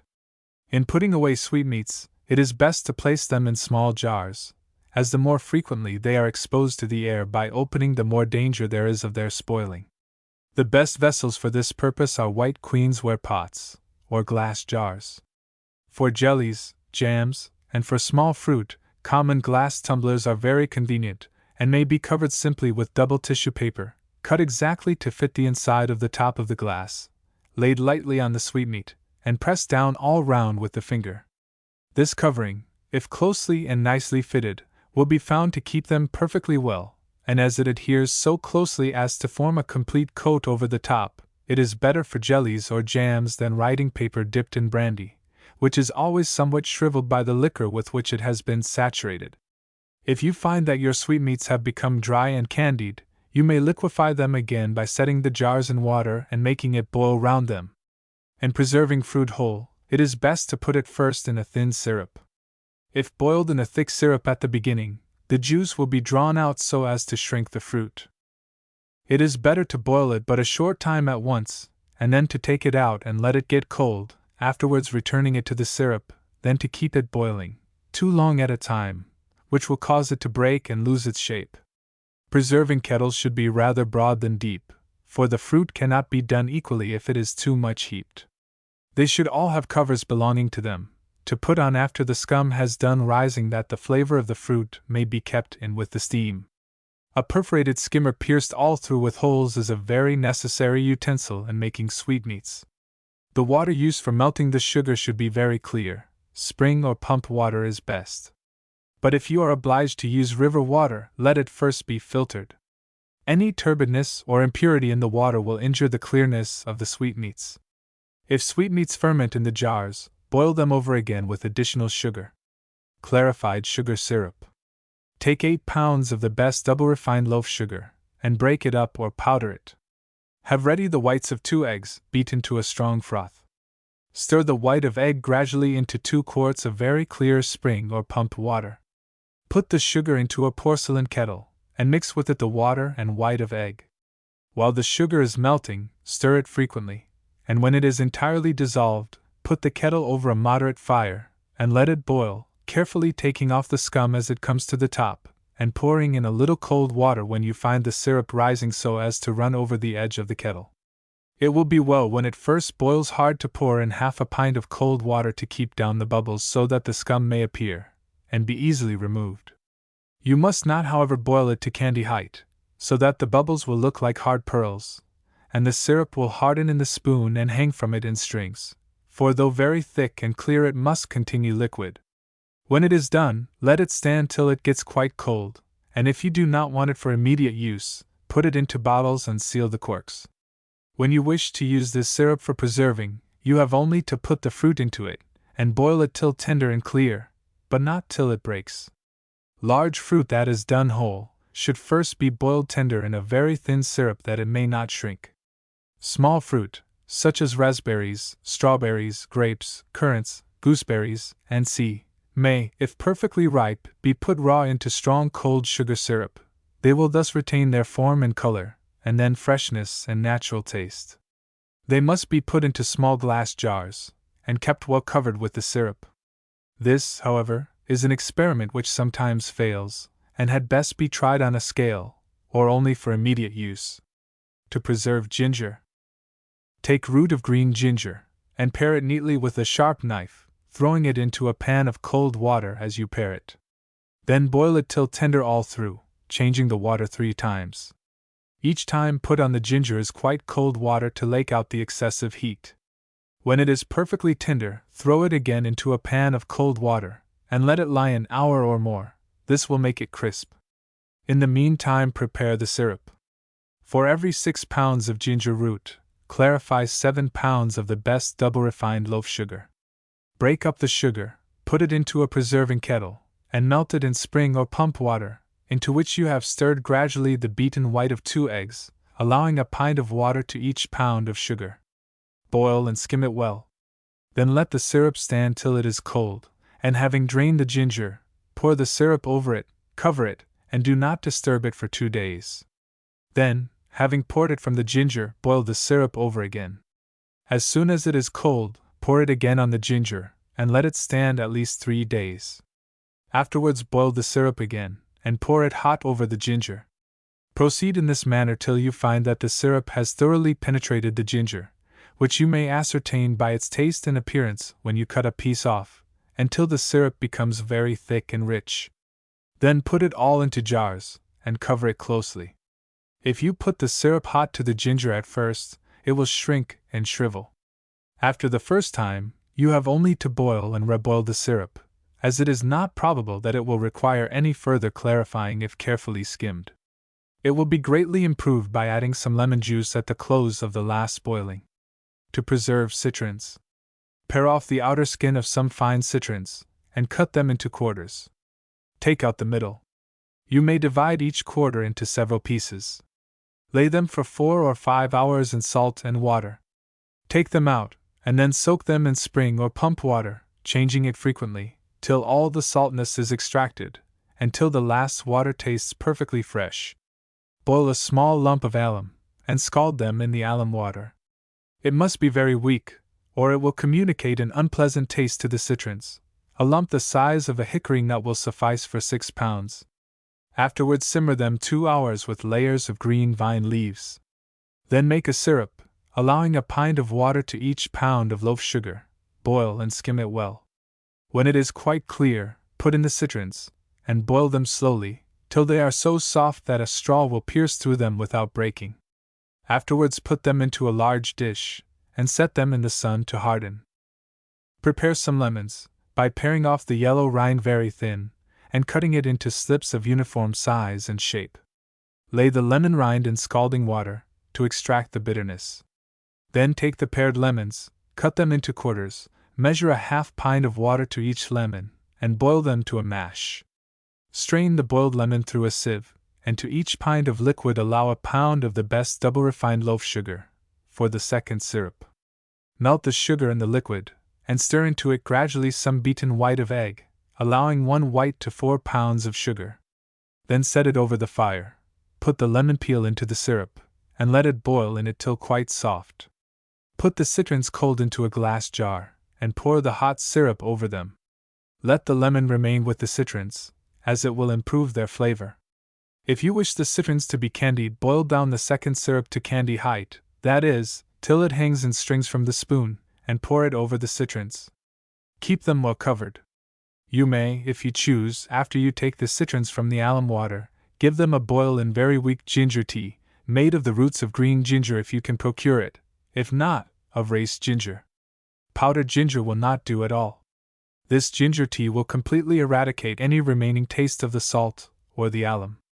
Afterwards, cover the sides and bottom of the pan with vine leaves, put a layer of leaves between each layer of citron, and cover the top with leaves. Simmer the citrons in this 2 hours to green them. In the same manner you may preserve watermelon rind, or the rind of cantaloupes. Cut these rinds into stars, diamonds, crescents, circles, or into any fanciful shape you choose.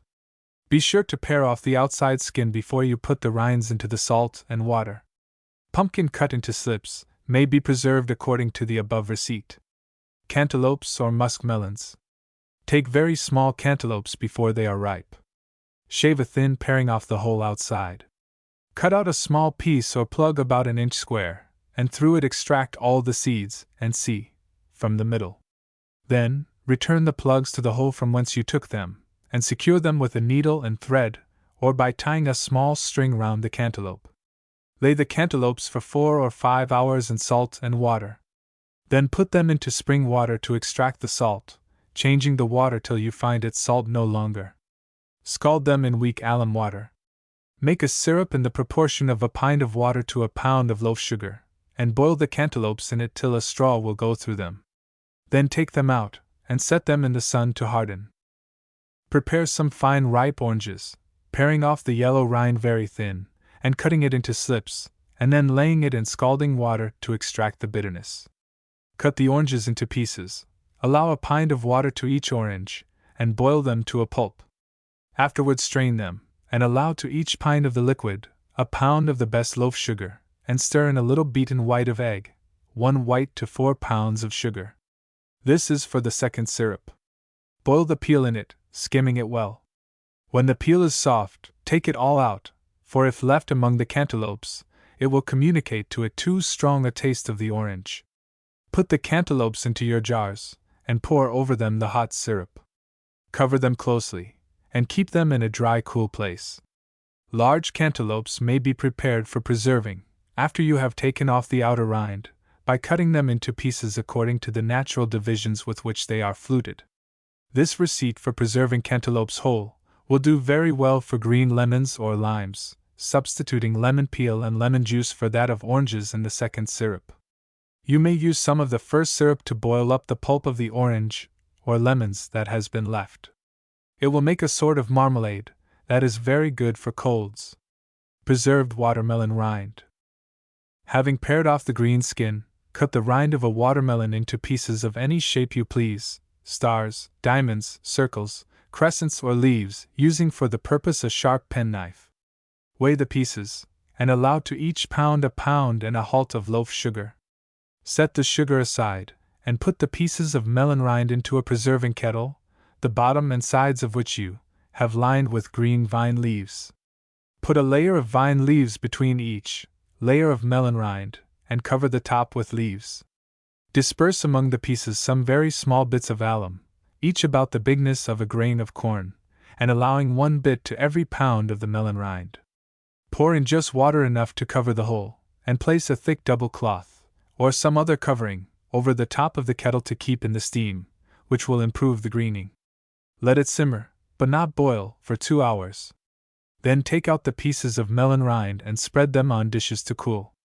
Afterwards, if you find that they taste of the alum, simmer them in very weak ginger tea for about 3 hours. Then proceed to make your syrup. Melt the sugar in clear spring or pump water, allowing a pint of water to a pound and a half of sugar, and mixing in with it some white of egg beaten to a stiff froth. The white of 1 egg will be enough for 4 pounds of sugar. Boil and skim it, and when the scum ceases to rise, put in the melon rind, and let it simmer an hour. Take it out and spread it to cool on dishes. Return it to the syrup, and simmer it another hour. After this, take it out, and put it into a tureen. Boil up the syrup again, and pour it over the melon rind. Cover it, and let it stand all night. Next morning give the syrup another boil, adding to it some lemon juice, allowing the juice of 1 lemon to a quart of the syrup. When you find it so thick as to hang in a drop on the point of the spoon, it is sufficiently done. Then put the rind into glass jars, pour in the syrup, and secure the sweetmeats closely from the air with paper dipped in brandy, and a leather outer cover.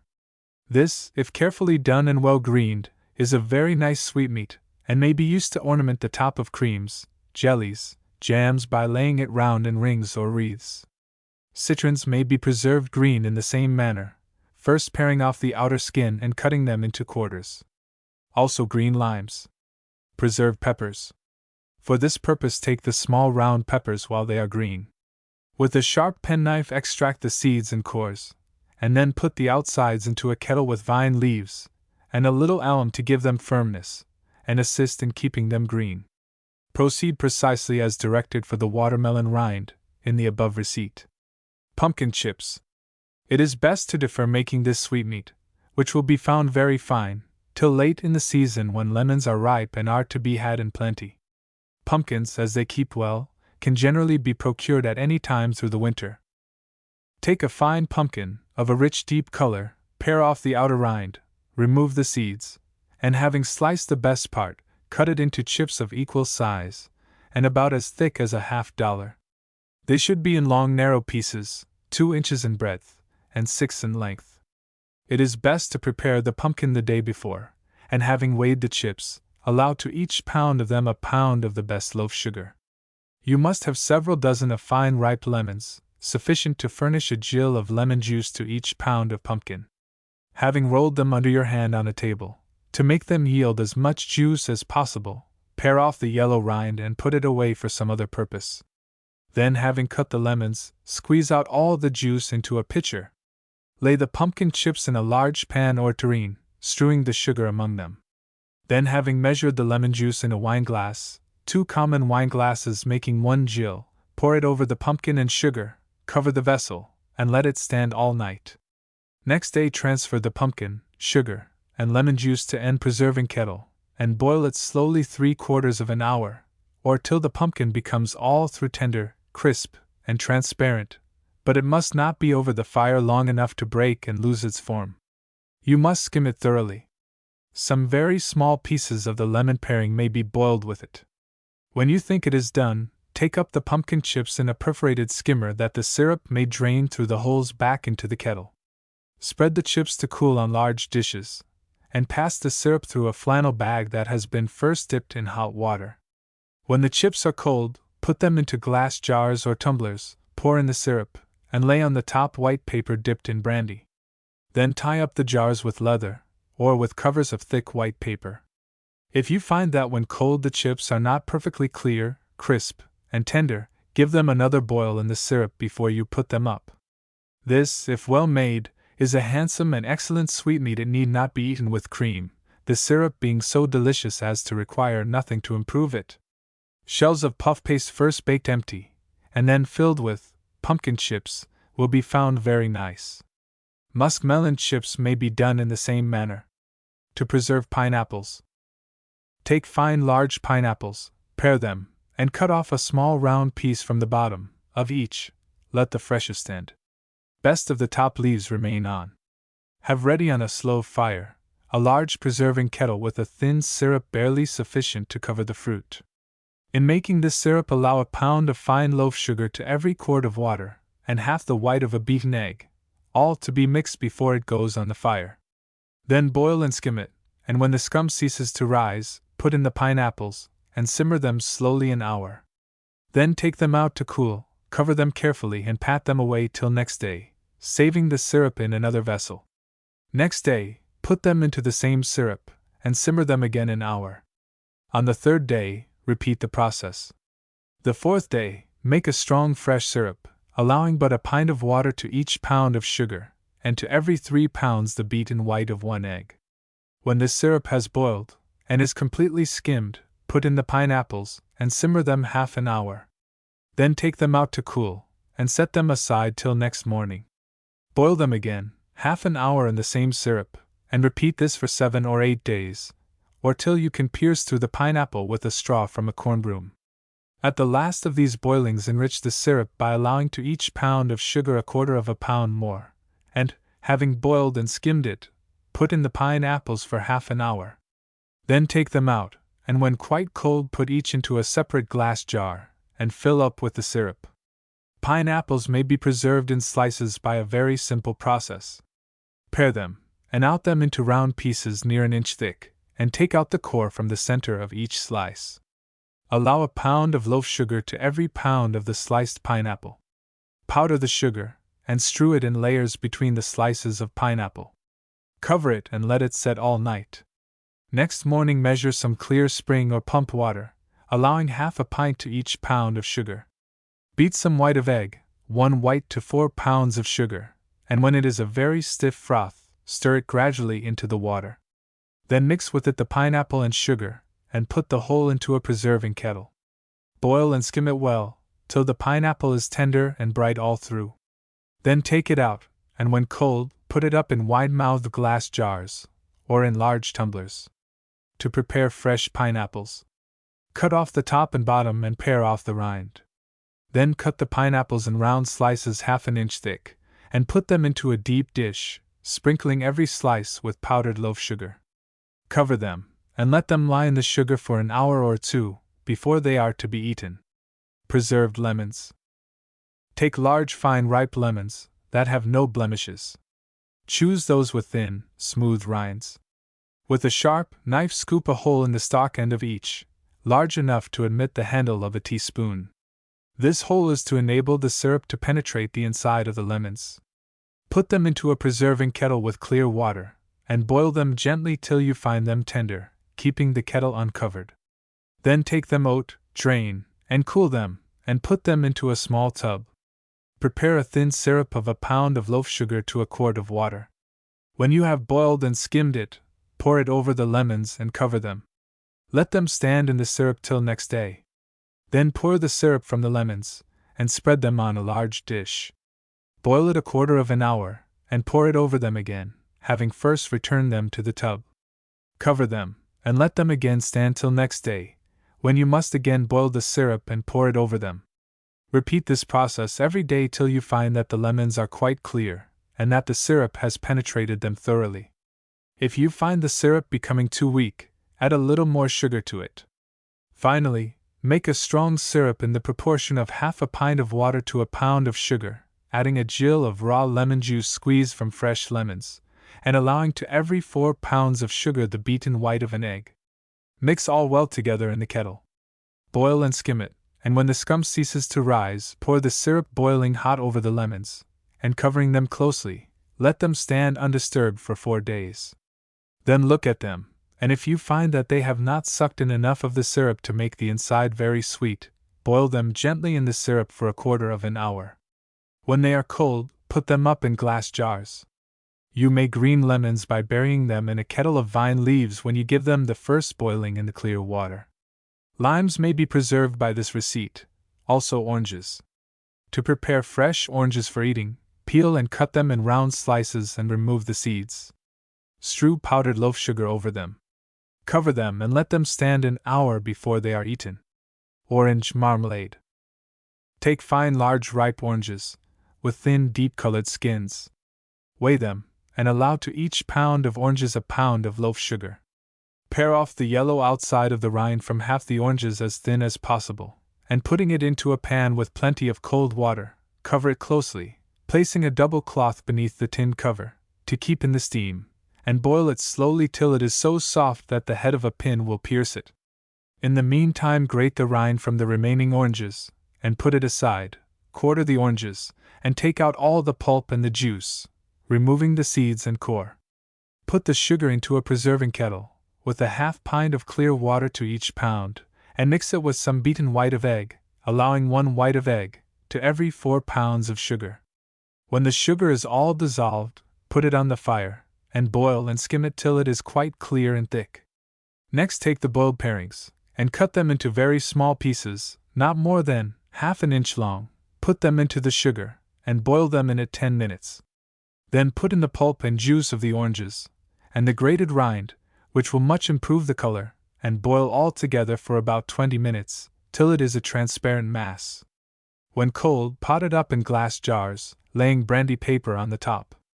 Lemon marmalade may be made in a similar manner, but you must allow 1.5 pounds of sugar to each pound of lemons. Orange jelly.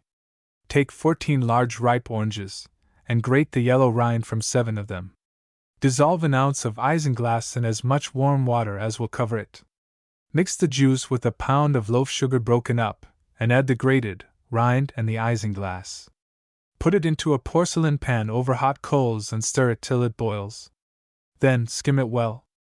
Boil it 10 minutes and strain it, but do not squeeze it, through a jelly bag till it is quite clear.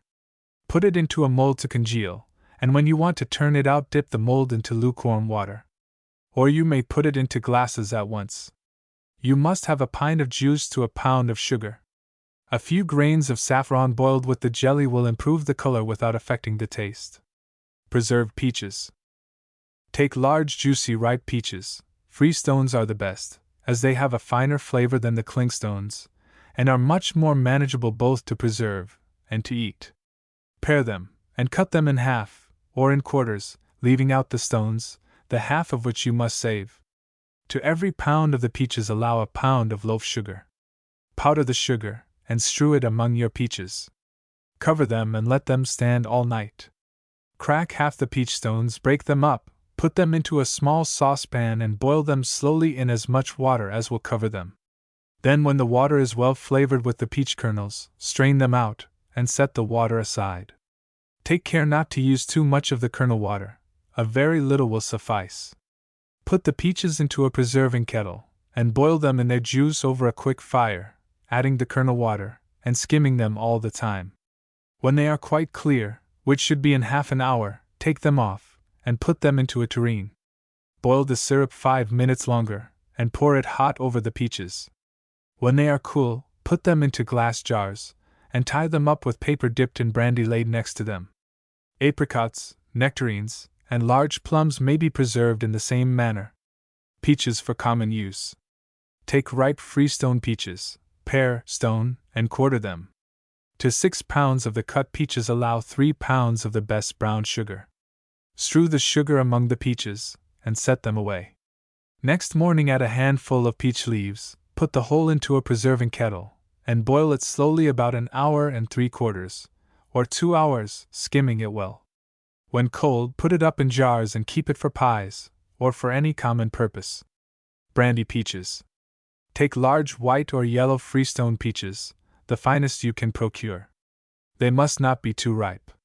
Rub off the down with a flannel, score them down the seam with a large needle, and prick every peach to the stone in several places. Scald them with boiling water, and let them remain in the water till it becomes cold, keeping them well covered. Repeat the scalding 3 times, it is to make them white. Then wipe them, and spread them on a soft tablecloth, covering them over with several folds. Let them remain in the cloth to dry. Afterwards put them into a tureen, or a large jar, and pour on as much white French brandy as will cover them well.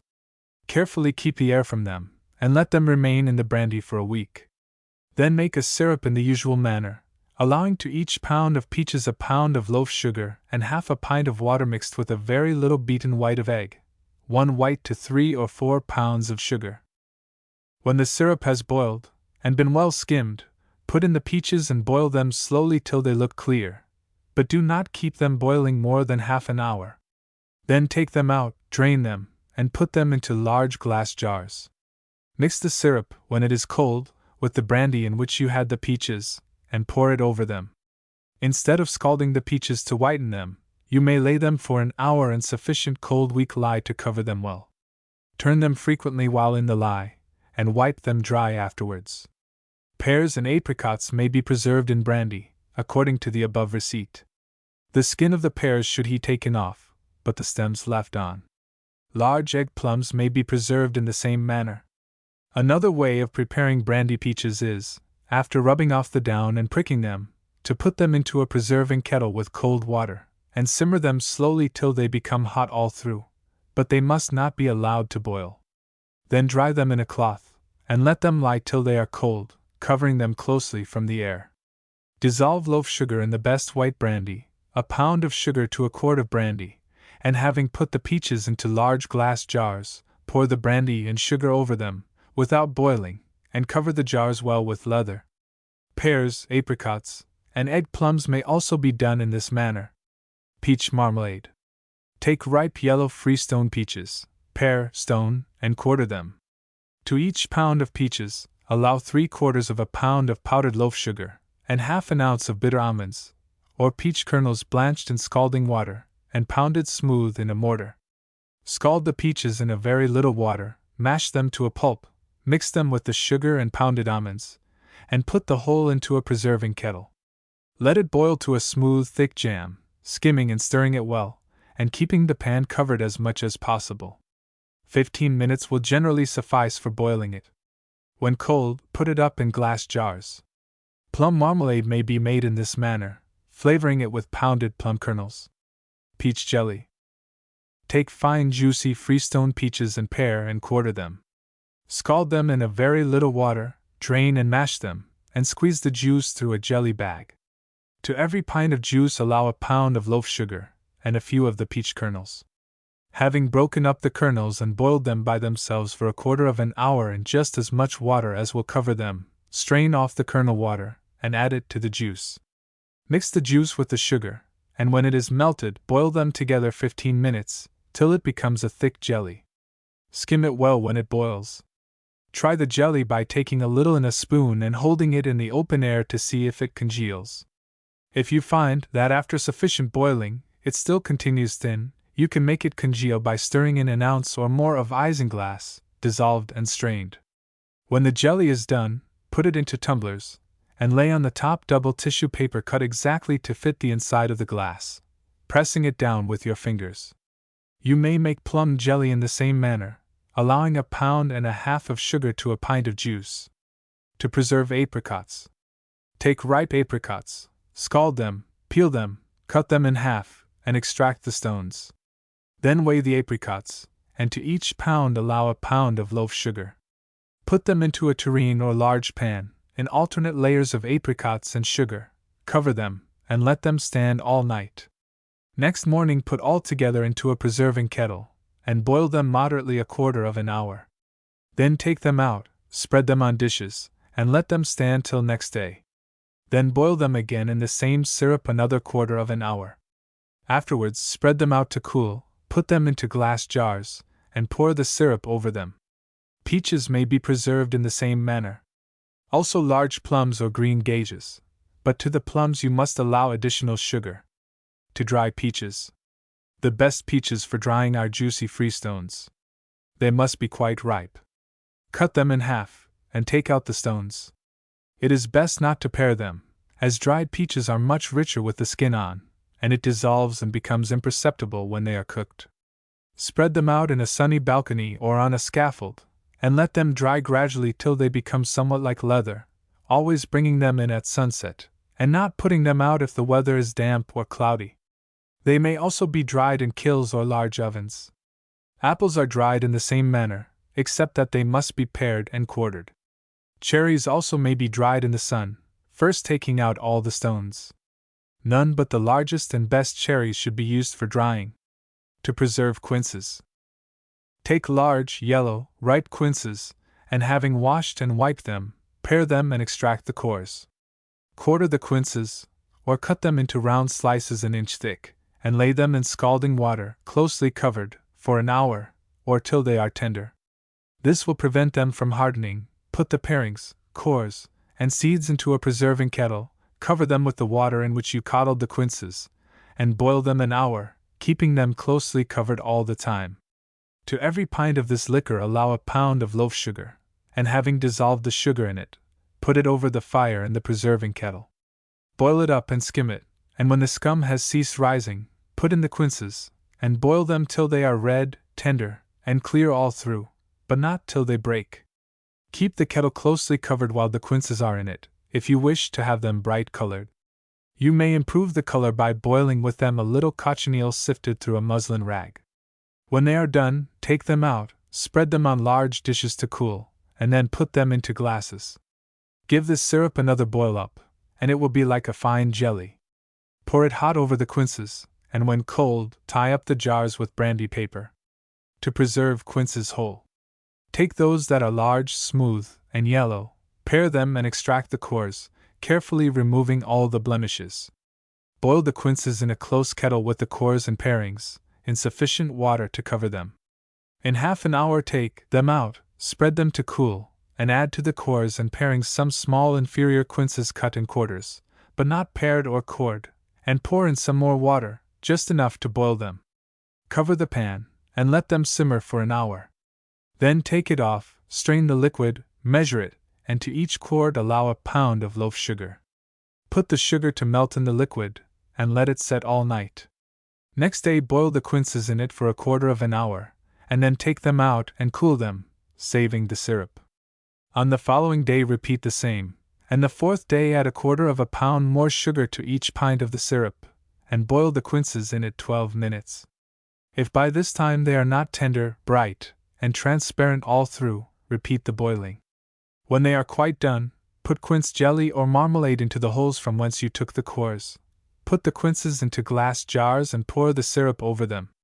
If convenient, it is a very nice way to put up each quince in a separate tumbler. Quince jelly. Take fine ripe yellow quinces, wash them and remove all the blemishes, cut them in pieces, but do not pare or core them. Put them into a preserving pan with clear spring water. If you are obliged to use river water, filter it first, allowing 1 pint to 12 large quinces. Boil them gently till they are all soft and broken. Then put them into a jelly bag, and do not squeeze it till after the clear liquid has ceased running. Of this you must make the best jelly, allowing to each pint a pound of loaf sugar. Having dissolved the sugar in the liquid, boil them together about 20 minutes, or till you have a thick jelly. In the meantime, squeeze out all that is left in the bag. It will not be clear, but you can make of it a very good jelly for common purposes. Quince marmalade. Take 6 pounds of ripe yellow quinces, and having washed them clean, pare and core them, and cut them into small pieces. To each pound of the cut quinces allow half a pound of powdered loaf sugar. Put the parings and cores into a kettle with water enough to cover them, and boil them slowly till they are all to pieces, and quite soft. Then having put the quinces with the sugar into a porcelain preserving kettle, strain over them, through a cloth, the liquid from the parings and cores. Add a little cochineal powdered, and sifted through thin muslin. Boil the whole over a quick fire till it becomes a thick smooth mass, keeping it covered except when you are skimming it, and always after skimming, stir it up well from the bottom. When cold, put it up in glass jars. If you wish to use it soon, put it warm into molds, and when it is cold, set the molds in lukewarm water, and the marmalade will turn out easily. Quince cheese. Have fine ripe quinces, and pare and core them. Cut them into pieces, and weigh them, and to each pound of the cut quinces, allow half a pound of the best brown sugar. Pat the cores and parings into a kettle, with water enough to cover them, keeping the lid of the kettle closed. When you find that they are all boiled to pieces and quite soft, strain off the water over the sugar, and when it is entirely dissolved, put it over the fire and boil it to a thick syrup, skimming it well. When no more scum rises, put in the quinces, cover them closely, and boil them all day over a slow fire, stirring them and mashing them down with a spoon till they are a thick, smooth paste.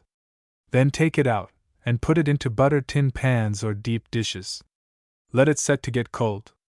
It will then turn out so firm that you may cut it into slices like cheese. Keep it in a dry place in broad stone pots. It is intended for the tea table. Preserved apples. Take fine ripe pippin or bellflower apples. Pare and core them, and either leave them whole, or cut them into quarters. Weigh them, and to each pound of apples allow a pound of loaf sugar. Put the apples into a stewpan with just water enough to cover them, and let them boil slowly for about half an hour. They must be only parboiled. Then strain the apple water over the sugar into a preserving kettle, and when the sugar is melted put it on the fire with the yellow rind of some lemons pared thin, allowing 4 lemons low a dozen apples. Boil the syrup till clear and thick, skimming it carefully, then put in the apples, and after they have boiled slowly a quarter of an hour, add the juice of the lemons. Let it boil about 15 minutes longer, or till the apples are tender and clear, but not till they break. When they are cold, put them into jars, and covering them closely, let them set a week. At the end of that time, give them another boil in the same syrup, apples being more difficult to keep than any other fruit. You may color them red by adding, when you boil them in the syrup, a little cochineal. Baked apples. Take a dozen fine large juicy apples, and pare and core them, but do not cut them in pieces. Put them side by side into a large baking pan, and fill up with brown sugar the holes from whence you have extracted the cores. Pour into each a little lemon juice, or a few drops of essence of lemon, and stick in every one a long piece of lemon peel evenly cut. Into the bottom of the pan put a very little water, just enough to prevent the apples from burning. Bake them about an hour, or till they are tender all through, but not till they break. When done, set them away to get cold. If closely covered, they will keep 2 days. They may be eaten at tea with cream, or at dinner with a boiled custard poured over them. Or you may cover them with sweetened cream flavored with a little essence of lemon, and whipped to a froth. Heap the froth over every apple so as to conceal them entirely. Apple jelly. Take 20 large ripe juicy pippins. Pare, core, and chop them to pieces. Put them into a jar with the yellow rind of 4 lemons, pared thin and cut into little bits. Cover the jar closely, and set it into a pot of hot water. Keep the water boiling hard all round it till the apples are dissolved, then strain them through a jelly bag, and mix with the liquid the juice of the lemons. To each pint of the mixed juice allow a pound of loaf sugar. Put them into a porcelain kettle, and when the sugar is melted, set it on the fire, and boil and skim it for about 20 minutes, or till it becomes a thick jelly. Put it into tumblers, and cover it with double tissue paper nicely fitted to the inside of the top. The red or Siberian crab apple makes a delicious jelly, prepared in the above manner. Apple butter.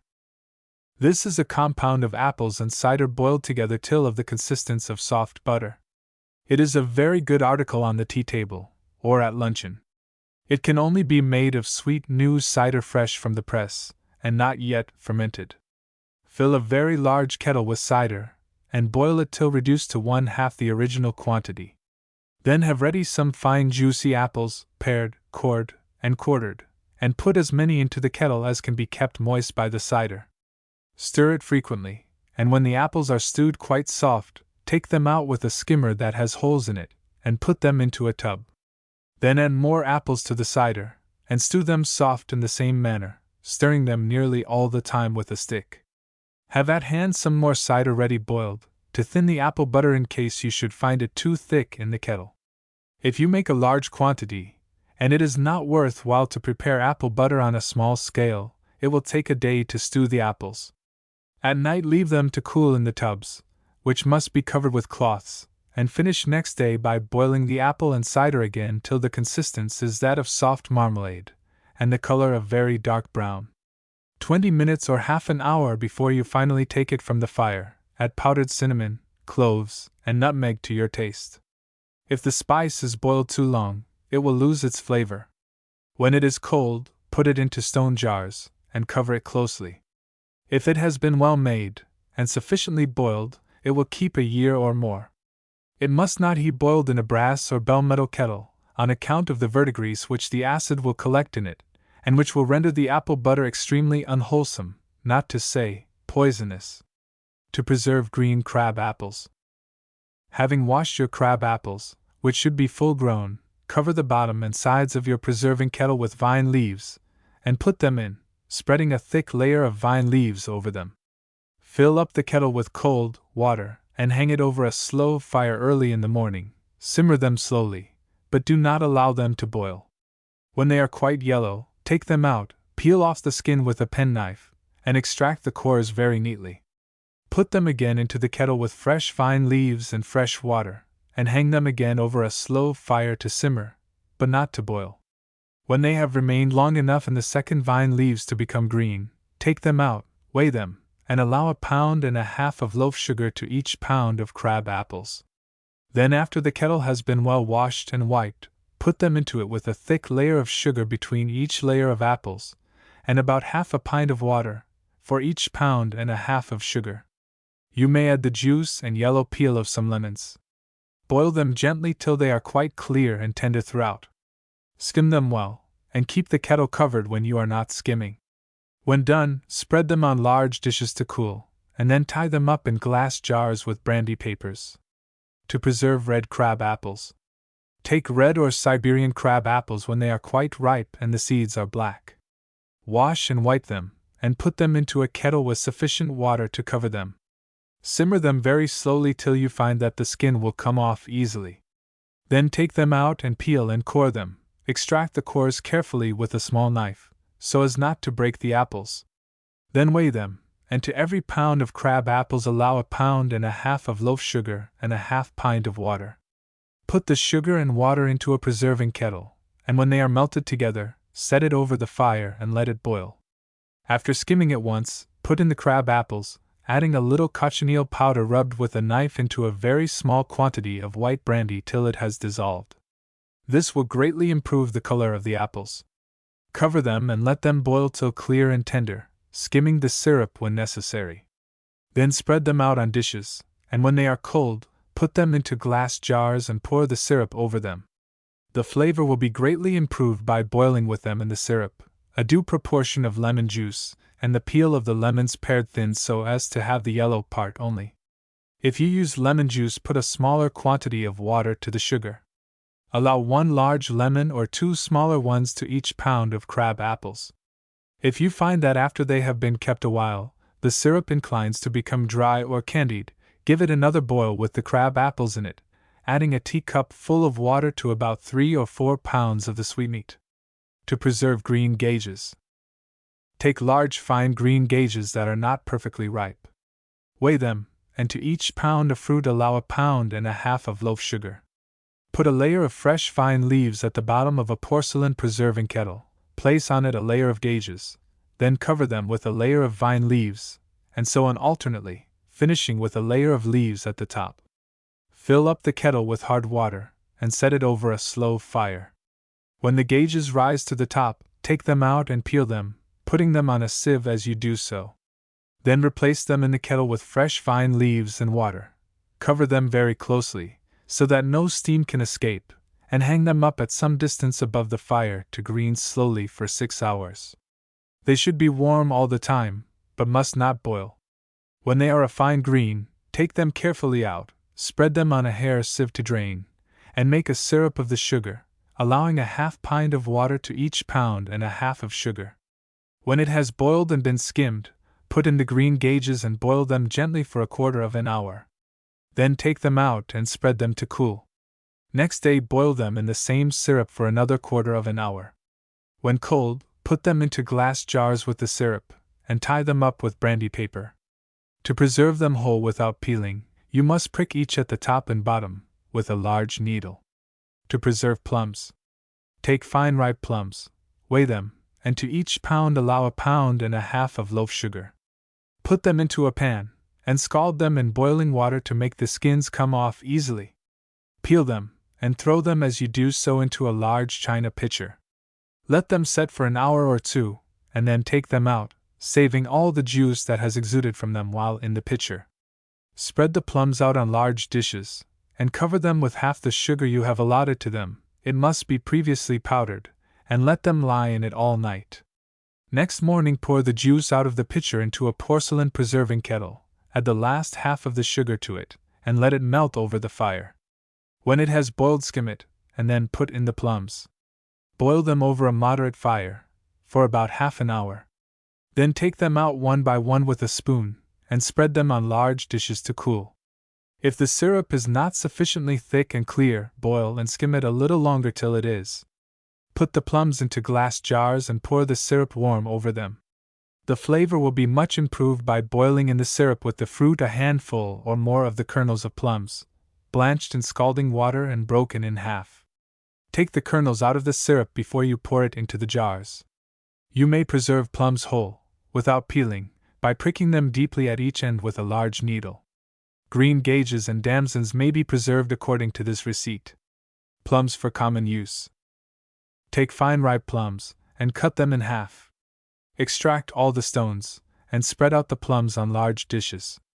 Set the dishes on the sunny roof of a porch or shed, and let the plums have the full benefit of the sun for 3 or 4 days, taking them in as soon as it is off, or if the sky becomes cloudy. This will half dry them.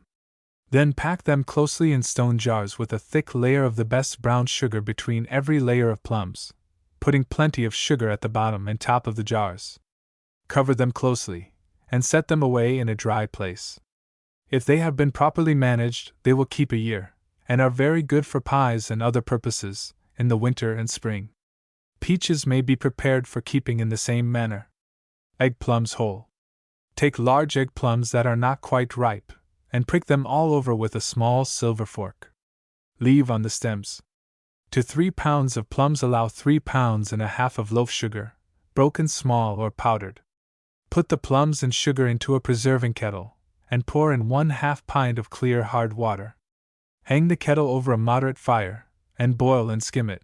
As soon as the skin begins to crack or shrivel, take out the plums one at a time, leaving the syrup on the fire, and spread them on large dishes to cool. Place them in the open air, and as soon as they are cool enough to be touched with your fingers, smooth the skin down where it is broken or ruffled. When quite cold, return them to the syrup, which in the meantime must have been kept slowly simmering, and boil the plums again till they are quite clear, but not till they break. Put them warm into large glass or queensware jars, and pour the syrup over them. To preserve pears. Take large fine juicy pears that are not perfectly ripe, and pare them smoothly and thin, leaving on the stems, but cutting out the black top at the blossom end of the fruit. As you pare them, lay them in a pan of cold water. Make a thin syrup, allowing a quart of water to a pound of loaf sugar. Simmer the pears in it for about half an hour. Then pat them into a tureen, and let them lie in the syrup for 2 days. There must be syrup enough to cover them well. After 2 days, drain the syrup from the pears, and add to it more sugar, in the proportion of a pound to each pint of the thin syrup. Stir in a very little beaten white of egg, not more than 1 white to 3 or 4 pounds of sugar. Add some fresh lemon peel pared thin, and set the syrup over a brisk fire. Boil it for 10 minutes and skim it well. Then add sufficient lemon juice to flavor it, and put in the pears. Simmer them in the strong syrup till they are quite transparent. Then take them out, spread them to cool, and stick a clove in the blossom end of each. Put them into glass jars, and having kept the syrup warm over the fire while the pears were cooling, pour it over them. If you wish to have them red, add a little powdered cochineal to the strong syrup when you put in your pears. Baked pears. The best for baking are the large late ones, commonly called pound pears. Pare them, cut them in half, and take out the cores. Lay them in a deep white dish, with a thin slip of fresh lemon peel in the place from which each core was taken. Sprinkle them with sugar, and strew some whole cloves or some powdered cinnamon among them. Pour into the dish some port wine. To a dozen large pears you may allow 1/2 pound of sugar, and a pint of wine. Cover the dish with a large sheet of brown paper tied on, set it in a moderate oven, and let them bake till tender all through, which you may ascertain by sticking a broom twig through them. They will be done in about an hour, or they may probably require more time, but you must not let them remain long enough in the oven to break or fall to pieces. When cool, put them up in a stone jar. In cold weather they will keep a week. To bake smaller pears, pare them, but leave on the stems, and do not core them. Put them into a deep dish with fresh lemon, or orange peel. Throw on them some brown sugar or molasses. Pour in at the bottom a little water to keep them from burning, and bake them till tender throughout. To preserve gooseberries. The best way of preserving gooseberries is with jelly. They should be full grown but green. Take 6 quarts of gooseberries, and select 3 quarts of the largest and finest to preserve whole, reserving the others for the jelly. Put the whole ones into a pan with sufficient water to cover them, and simmer them slowly till they begin to be tender, but do not keep them on the fire till they are likely to burst. Take them out carefully with a perforated skimmer to drain the warm water from them, and lay them directly in a pan of cold water. Put those that you intend for the jelly into a stewpan, allowing to each quart of gooseberries 1/2 pint of water. Boil them fast till they go all to pieces, and stir and mash them with a spoon. Then put them into a jelly bag that has been first dipped in hot water, and squeeze through it all the juice. Measure the juice, and to each pint allow 1.5 pounds of loaf sugar. Break up the sugar, and put it into a preserving kettle, Pour the juice over it, and let it stand to melt, stirring it frequently. When it has all dissolved, set it over the fire, put the gooseberries into it, and let them boil 20 minutes, or till they are quite clear, and till the jelly is thick and congeals in the spoon when you hold it in the air.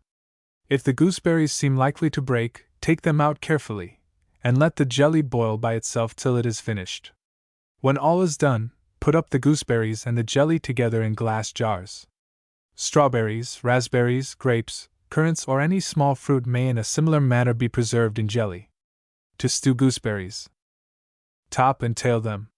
Pour some boiling water on the gooseberries, cover them up, and let them set about half an hour, or till the skin is quite tender, but not till it bursts, as that will make the juice run out into the water.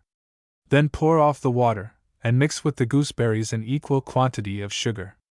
Put them into a porcelain stew pan or skillet, and set it on hot coals, or on a charcoal furnace. In a few minutes you may begin to mash them against the side of the pan with a wooden spoon. Let them stew about half an hour, stirring them frequently. They must be quite cold before they are used for anything. Gooseberry fool. Having stewed 2 quarts of gooseberries in the above manner, stir them as soon as they are cold into a quart of rich boiling milk. Grate in a nutmeg, and covering the pan, let the gooseberries simmer in the milk for 5 minutes. Then stir in the beaten yolks of 2 or 3 eggs, and immediately remove it from the fire. Keep on the cover a few minutes longer, then turn out the mixture into a deep dish or a glass bowl, and set it away to get cold before it goes to table. Eat it with sponge cake. It will probably require additional sugar. Gooseberries prepared in this manner make a very good pudding, with the addition of a little grated bread. Use both whites and yolks of the eggs. Stir the mixture well, and bake it in a deep dish. Eat it cold, with sugar grated over it. To bottle gooseberries. For this purpose the gooseberries must be large and full grown, but quite green. Top and tail them, and put them into wide-mouthed bottles as far up as the beginning of the neck. Cover the bottom of a large boiler or kettle with sawdust or straw. Stand the bottles of gooseberries, slightly corked, upright in the boiler, and pour round them cold water to each, as far up as the fruit. Put a brisk fire under the boiler, and when the water boils up, instantly take out the bottles and fill them up to the mouth with boiling water, which you must have ready in a tea kettle. Cork them again slightly, and when quite cold put in the corks very tight and seal them. Lay the bottles on their sides in a box of dry sand, and turn them every day for 4 or 5 weeks. If properly managed, the gooseberries will keep a year, and may be used at any time, by stewing them with sugar. You may bottle damsons in the same manner, also grapes. Preserved raspberries. Take a quantity of ripe raspberries, and set aside the half, selecting for that purpose the largest and firmest. Then put the remainder into your preserving pan, mash them, and set them over the fire. As soon as they have come to a boil, take them out, let them cool, and then squeeze them through a bag. While they are cooling, prepare your sugar, which must be fine loaf. Allow a pound of sugar to every quart of whole raspberries. Having washed the kettle clean, put the sugar into it, allowing half a pint of cold water to 2 pounds of sugar. When it has melted in the water, put it on the fire, and boil it till the scum ceases to rise, and it is a thick syrup, taking care to skim it well. Then put in the whole raspberries, and boil them rapidly a few minutes, but not long enough to cause them to burst. Take them out with a skimmer full of holes, and spread them on a large dish to cool. Then mix with the syrup the juice of those you boiled first, and let it boil about 10 or 15 minutes. Lastly, put in the whole fruit, and give it one more boil, seeing that it does not break. Put it warm into glass jars or tumblers, and when quite cold cover it closely with paper dipped in brandy, tying another paper tightly over it. Strawberries may be done in the same manner, blackberries also. Raspberry jam. Take fine raspberries that are perfectly ripe. Weigh them, and to each pound of fruit allow 3/4 of a pound of fine loaf sugar. Mash the raspberries, and break up the sugar. Then mix them together, and put them into a preserving kettle over a good fire. Stir them frequently and skim them. The jam will be done in half an hour. Put it warm into glasses, and lay on the top a white paper cut exactly to fit the inside, and dipped in brandy. Then tie on another cover of very thick white paper. Make blackberry jam in the same manner. To preserve cranberries. The cranberries must be large and ripe. Wash them, and to 6 quarts of cranberries allow 9 pounds of the best brown sugar. Take 3 quarts of the cranberries, and put them into a stewpan with 1.5 pints of water. Cover the pan, and boil or stew them, till they are all to pieces. Then squeeze the juice through a jelly bag. Put the sugar into a preserving kettle, pour the cranberry juice over it, and let it stand till it is all melted, stirring it up frequently. Then place the kettle over the fire, and put in the remaining 3 quarts of whole cranberries. Let them boil till they are tender, clear, and of a bright color, skimming them frequently. When done, put them warm into jars with the syrup, which should be like a thick jelly. Red currant jelly. The currants should be perfectly ripe and gathered on a dry day. Strip them from the stalks, and put them into a stone jar. Cover the jar, and set it up to the neck in a kettle of boiling water. Keep the water boiling round the jar till the currants are all broken, stirring them up occasionally. Then put them into a jelly bag, and squeeze out all the juice. To each pint of juice allow 1.25 pounds of the best loaf sugar. Put the sugar into a porcelain kettle, pour the juice over it, and stir it frequently till it is all melted. Then set the kettle over a moderate fire, and let it boil 20 minutes, or till you find that the jelly congeals in the spoon when you hold it in the air. Skim it carefully all the time. When the jelly is done, pour it warm into tumblers, and cover each with 2 rounds of white tissue paper, cut to fit exactly the inside of the glass. Jelly of gooseberries, plums, raspberries, strawberries, barberries, blackberries, grapes, and other small fruit may all be made in this manner. White currant jelly. The currants should be quite ripe, and gathered on a dry day. Having stripped them from the stalks, put them into a close stone jar, and set it in a kettle of boiling water. As soon as the currants begin to break, take them out and strain them through a linen cloth. To each pint of juice allow 1.25 pounds of the best double refined loaf sugar. Break it small, and put it into a porcelain preserving pan with barely sufficient water to melt it.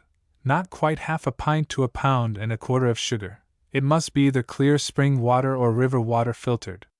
Stir up the sugar while it is dissolving, and when all is melted, put it over a brisk fire, and boil and skim it till clear and thick.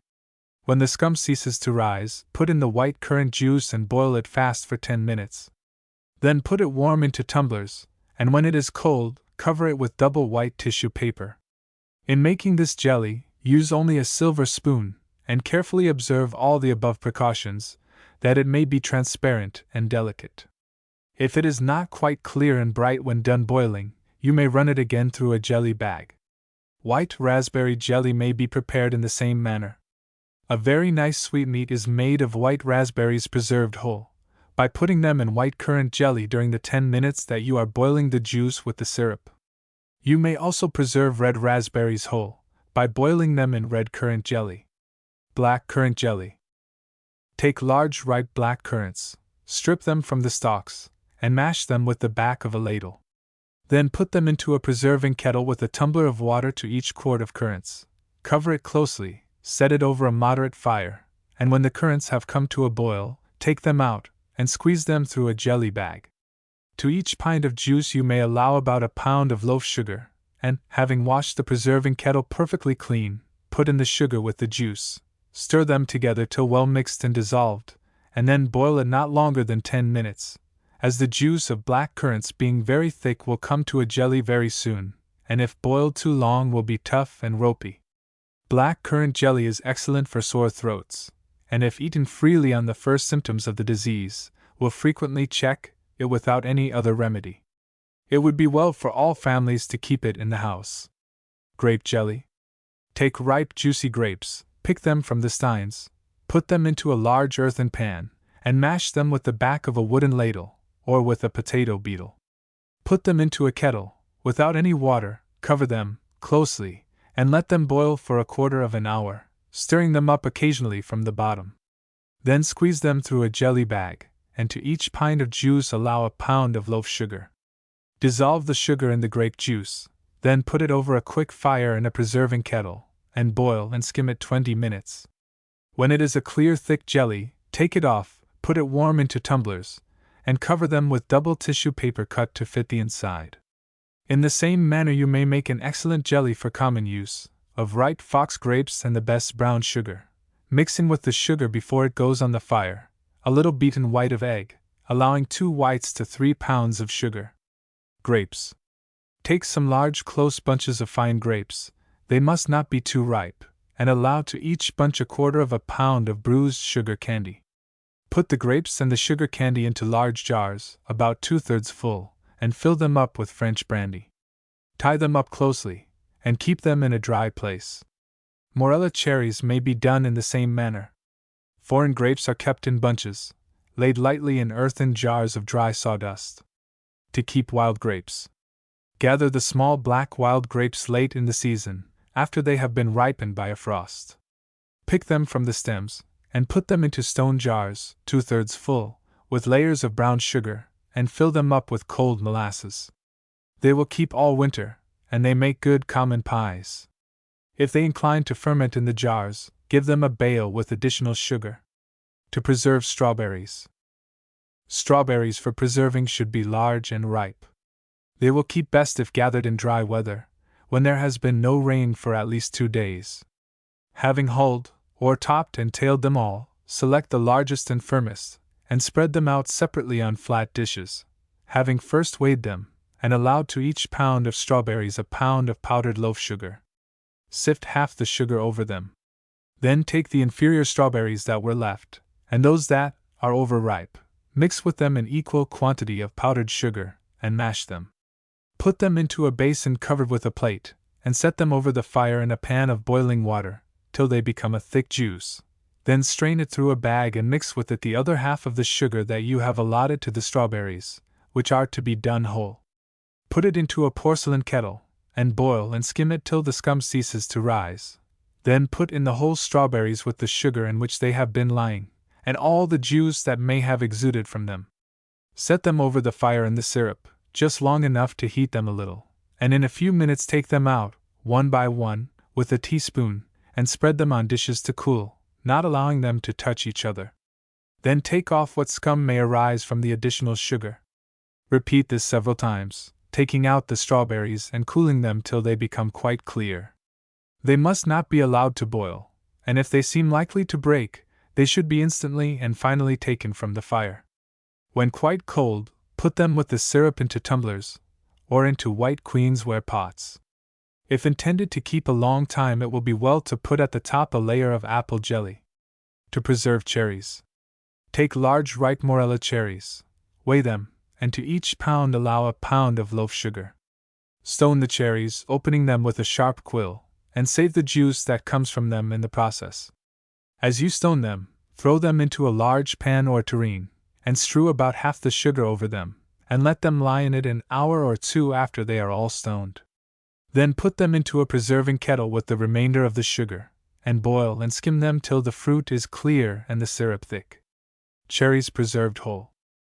The large carnation cherries are the best for this purpose. They should be quite ripe. Prick every one in several places with a needle, and leave on the stalks cut short. To each pound of cherries allow a pound and 1/4 of the best loaf sugar. Spread them on large dishes, and strew over them a thick layer of the sugar powdered fine, about 1/4 pound of sugar to each pound of cherries. Or you may put them into a large tureen, and disperse the sugar among them, cover them, and let them set all night. In the morning get some ripe red currants, pick them from the stalks, and squeeze them through a linen cloth till you have just sufficient juice to moisten the remaining sugar, which you must have ready in a preserving kettle. When the sugar has melted in the currant juice, put it over the fire, and when it has been well boiled and skimmed, put in the cherries and simmer them half an hour, or till they are so clear that you can see the stones through them. Then take them up one at a time, and spread them out to cool. Taste one, and if the sugar does not seem to have sufficiently penetrated it, return them to the syrup and boil them a little longer, but do not allow them to break. If you are willing to take the trouble, you may put them out to cool 3 or 4 times while simmering. This will make them more transparent, and prevent them from bursting. Cherry jelly. Take fine juicy red cherries, and stone them. Save half the stones, crack them, and extract the kernels. Put the cherries and the kernels into a preserving kettle over a slow fire, and let them boil gently in their juice for half an hour. Then transfer them to a jelly bag, and squeeze out the juice. Measure it, and to each pint allow a pound of fine loaf sugar. Dissolve the sugar in the juice, and then boil and skim it for 20 or 30 minutes. Put it up in tumblers covered with tissue paper. Cherry jam. To each pound of cherries allow 3/4 of a pound of the best brown sugar. Stone them, and as you do so throw the sugar gradually into the pan with them. Cover them and let them set all night. Next day, boil them slowly till the cherries and sugar form a thick, smooth mass. Put it up in queensware jars. To dry cherries. Choose the finest and largest red cherries for this purpose. Store them, and spread them on large dishes in the sun, till they become quite dry, taking them in as soon as the sun is off, or if the sky becomes cloudy. Put them up in stone jars, strewing among them some of the best brown sugar. The common practice of drying cherries with the stones in, to save trouble, renders them so inconvenient to eat, that they are of little use, when done in that manner. With the stones extracted, dried cherries will be found very good for common pies. Barberry jelly. Take ripe barberries, and having stripped them from the stalks, mash them, and boil them in their juice for 1/4 of an hour. Then squeeze them through a bag, allow to each pint of juice a pound of loaf sugar, and having melted the sugar in the juice, boil them together 20 or 25 minutes, skimming carefully. Put it up in tumblers with tissue paper. Frosted fruit. Take large ripe cherries, plums, apricots, or grapes, and cut off half the stalk. Have ready in one dish some beaten white of egg, and in another some fine loaf sugar, powdered and sifted. Dip the fruit first into the white of egg, and then roll it one by one in the powdered sugar. Lay a sheet of white paper on the bottom of a reverse sieve, set it on a stove or in some other warm place, and spread the fruit on the paper till the icing is hardened. Peach leather. To 6 pounds of ripe peaches, pared and quartered, allow 3 pounds of the best brown sugar. Mix them together, and put them into a preserving kettle, with barely water enough to keep them from burning. Pound and mash them a while with a wooden beetle. Then boil and skim them for 3 hours or more, stirring them nearly all the time. When done, spread them thinly on large dishes, and set them in the sun for 3 or 4 days. Finish the drying by loosening the peach leather on the dishes, and setting them in the oven after the bread is taken out, letting them remain till the oven is cold. Roll up the peach leather, and put it away in a box. Apple leather may be made in the same manner. Rhubarb jam. Peel the rhubarb stalks and cut them into small square pieces. Then weigh them, and to each pound allow 3/4 of a pound of powdered loaf sugar. Put the sugar and the rhubarb into a large, deep, white pan, in alternate layers, the top layer to be of sugar. Cover it, and let it stand all night. In the morning, put it into a preserving kettle, and boil it slowly till the whole is dissolved into a thick mass, stirring it frequently, and skimming it before every stirring. Put it warm into glass jars, and tie it up with brandy paper. Pastry, puddings, etc. The best plain paste.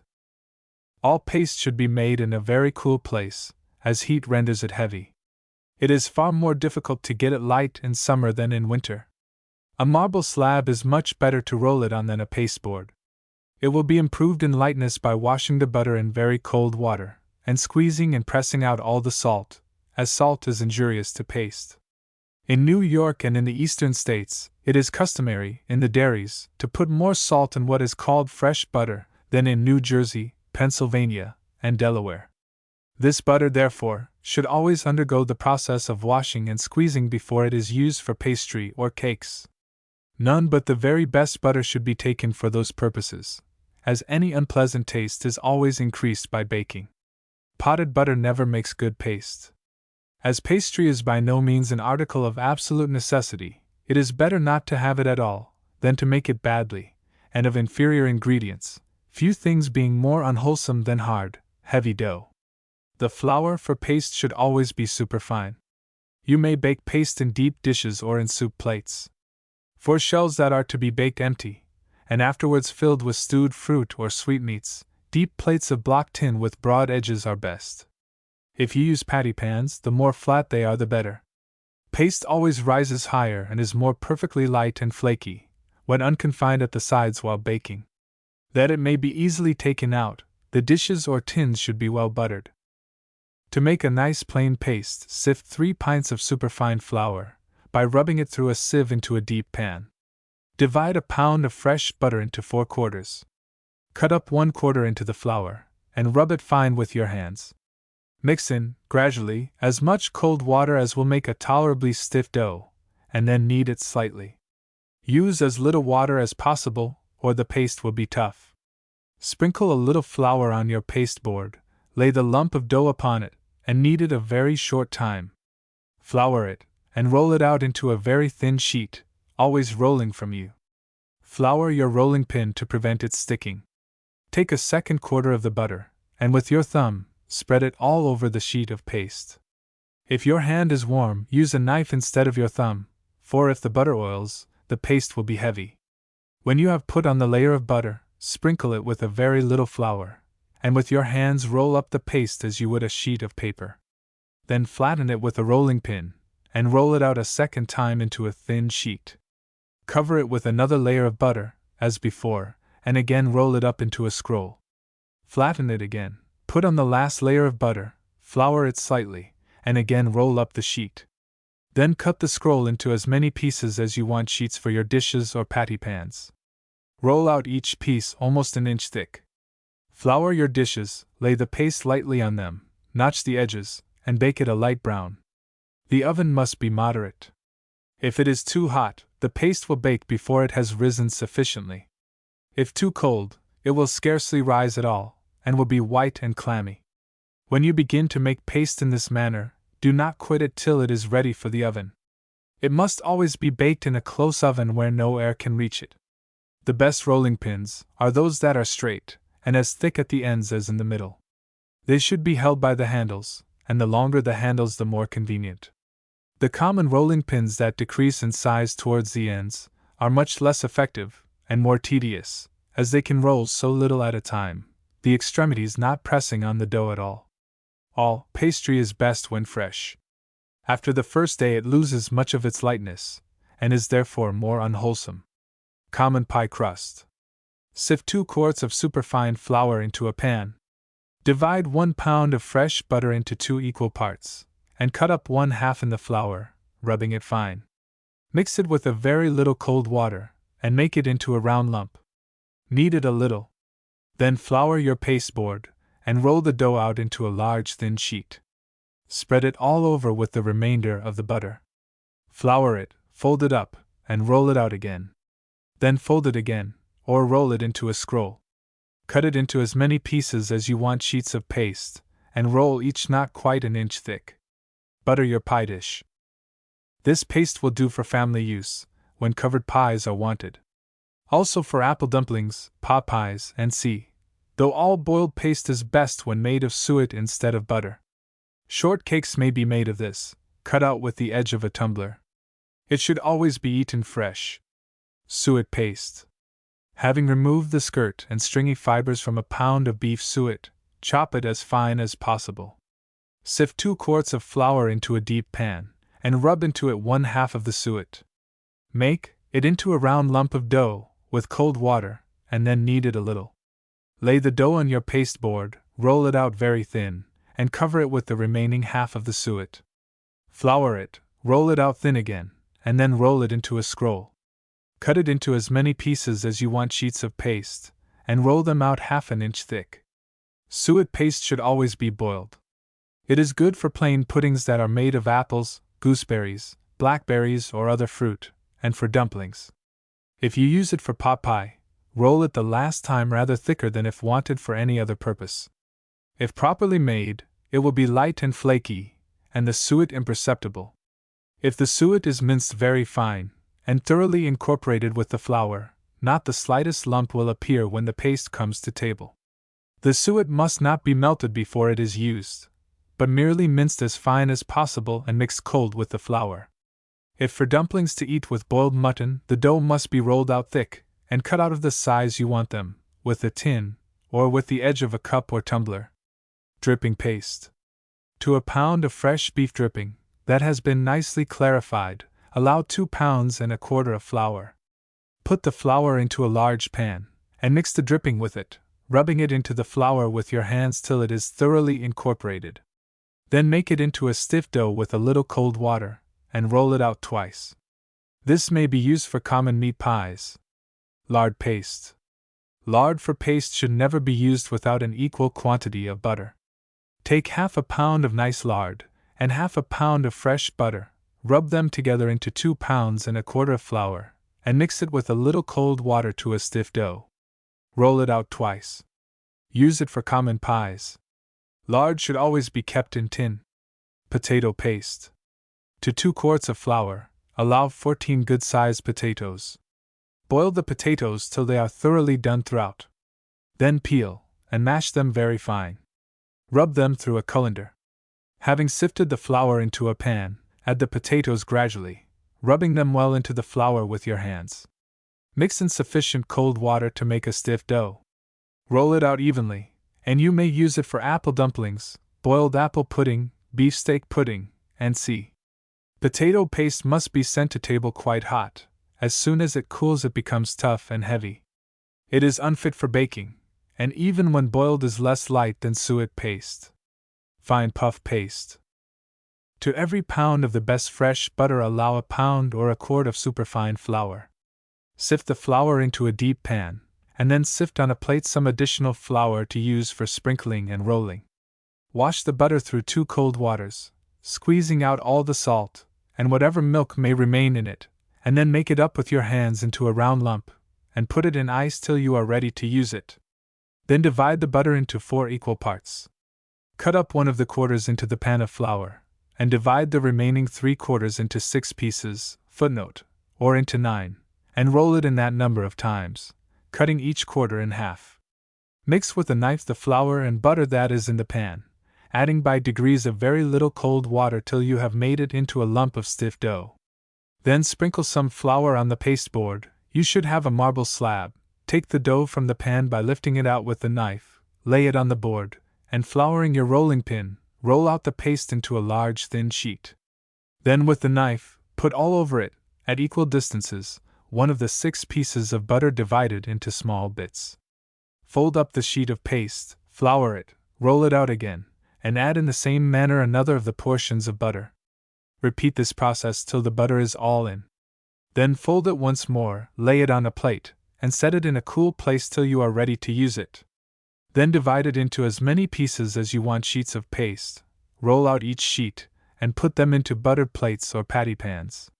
In using the rolling pin, observe always to roll from you. Bake the paste in a moderate oven, but rather quick than slow. No air must be admitted to it while baking.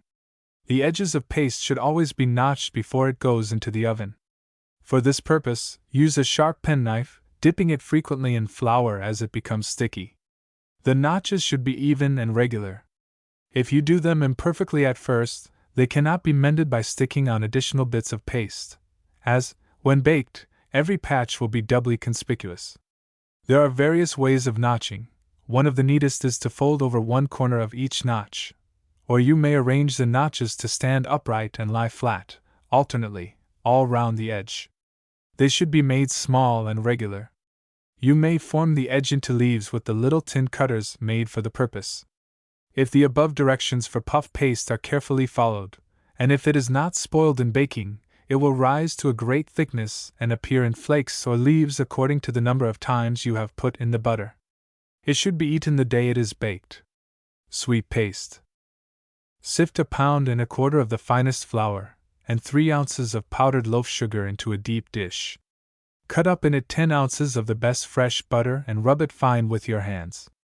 Make a hole in the middle, pour in the yolks of 2 beaten eggs, and mix them with the flour, and then wet the whole to a stiff paste with half a pint of rich milk.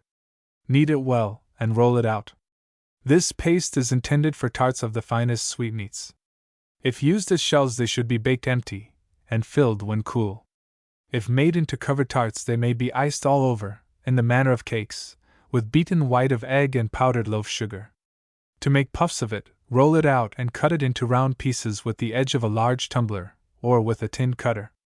Lay the sweetmeat on one half of the paste, fold the other over it in the form of a half moon, and unite the edges by notching them together. Bake them in a brisk oven, and when cool, send them to table handsomely arranged, several on a dish. Sweet paste is rarely used except for very handsome entertainments. You may add some rose water in mixing it. Shells. Shells of paste are made of one sheet each, rolled out in a circular form, and spread over the bottom, sides, and edges of buttered dishes or patty pans, and baked empty, to be filled, when cool, with stewed fruit, which for this purpose should be always cold, or with sweetmeats. They should be made either of fine puff paste, or of the best plain paste, or of sweet paste. They are generally rolled out rather thick, and will require about half an hour to bake. The oven should be rather quick, and of equal heat throughout. If hotter in one part than in another, the paste will draw to one side, and be warped and disfigured.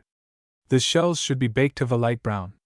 When cool, they must be taken out of the dishes on which they were baked, and transferred to plates and filled with the fruit. Shells of puff paste will rise best if baked on flat patty pans, or tin plates. When they are cool, pile the sweetmeats on them in a heap. The thicker and higher the paste rises, and the more it flakes in layers or leaves, the finer it is considered. Baking paste as empty shells prevents it from being moist or clammy at the bottom. Tarts are small shells with fruit in them. Pies. Pies may be made with any sort of paste. It is a fault to roll it out too thin, for if it has not sufficient substance, it will, when baked, be dry and tasteless. For a pie, divide the paste into 2 sheets, spread one of them over the bottom and sides of a deep dish well buttered. Next put in the fruit or other ingredients, heaping it higher in the center, and then place the other sheet of paste on the top as a lid or cover, pressing the edges closely down, and afterwards crimping or notching them with a sharp small knife. In making pies of juicy fruit, it is well to put on the center of the under crust a common teacup, laying the fruit round it and over it. The juice will collect under the cup, and not be liable to run out from between the edges. There should be plenty of sugar strewed among the fruit as you put it into the pie. Preserves should never be put into covered pies. The proper way is to lay them in baked shells. All pies are best the day they are baked. If kept 24 hours, the paste falls and becomes comparatively hard, heavy, and unwholesome. If the fruit is not ripe, it should be stewed with sugar, and then allowed to get cold before it is put into the pie. If put in warm, it will make the paste heavy. With fruit pies, always have a sugar dish on the table, in case they should not be found sweet enough. Standing pies. Cut up half a pound of butter, and put it into a saucepan with 3/4 of a pint of water. Cover it, and set it on hot coals. Have ready in a pan 2 pounds of sifted flour. Make a hole in the middle of it, pour in the melted butter as soon as it boils, and then with a spoon gradually mix in the flour. When it is well mixed, knead it with your hands into a stiff dough. Sprinkle your pasteboard with flour, lay the dough upon it, and continue to knead it with your hands till it no longer sticks to them, and is quite light. Then let it stand an hour to cool. Cut off pieces for the bottom and top, roll them out thick, and roll out a long piece for the sides or walls of the pie, which you must fix on the bottom so as to stand up all round. Cement them together with white of egg, pinching and closing them firmly. Then put in the ingredients of your pie, which should be venison, game, or poultry, and lay on the lid or top crust, pinching the edges closely together. You may ornament the sides and top with leaves or flowers of paste, shaped with a tin cutter, and notch or scallop the edges handsomely. Before you set it in the oven, glaze it all over with white of egg. Bake it 4 hours. These pies are always eaten cold, and in winter will keep 2 or 3 weeks, if the air is carefully excluded from them, and they may be carried to a considerable distance. A pyramid of tarts. Roll out a sufficient quantity of the best puff paste, or sugar paste, and with oval or circular cutters, cut it out into 7 or 8 pieces of different sizes, stamping the middle of each with the cutter you intend using for the next. Bake them all separately, and when they are cool, place them on a dish in a pyramid, gradually diminishing in size, the largest piece at the bottom, and the smallest at the top. Take various preserved fruits, and lay some of the largest on the lower piece of paste. On the next place fruit that is rather smaller, and so until you finish at the top with the smallest sweetmeats you have. The upper one may be not so large as a $1/2, containing only a single raspberry or strawberry. Notch all the edges handsomely. You may ornament the top or pinnacle of the pyramid with a sprig of orange blossom or myrtle. Apple and other pies. Take fine juicy acid apples, pare, core, and cut them into small pieces. Have ready a deep dish that has been lined with paste. Fill it with the apples, strewing among them layers of brown sugar, and adding the rind of a lemon pared thin, and also the juice squeezed in, or some essence of lemon. Put on another sheet of paste as a lid, close the edges well, and notch them. Bake the pie in a moderate oven, about 3/4 of an hour. Eat it with cream and sugar, or with cold boiled custard.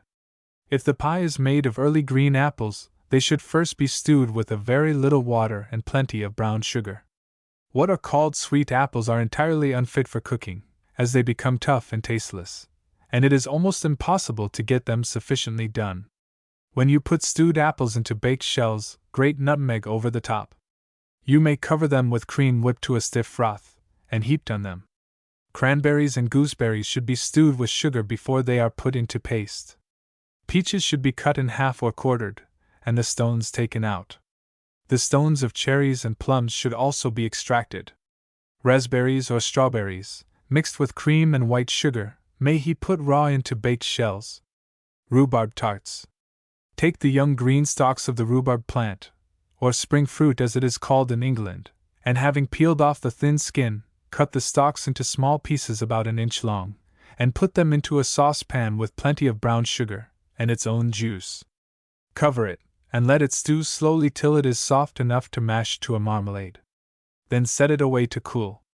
Have ready some fresh baked shells, fill them with the stewed rhubarb, and grate white sugar over the top. For covered pies, cut the rhubarb very small, mix a great deal of sugar with it, and put it in raw. Bake the pies about 3/4 of an hour. Mince pies. These pies are always made with covers, and should be eaten warm. If baked the day before, heat them on the stove or before the fire. Mincemeat made early in the winter, and packed closely in stone jars, will keep till spring, if it has a sufficiency of spice and liquor. Whenever you take out any for use, pour some additional brandy into the jar before you cover it again, and add some more sugar. No mincemeat, however, will keep well unless all the ingredients are of the best quality. The meat should always be boiled the day before you want to chop it.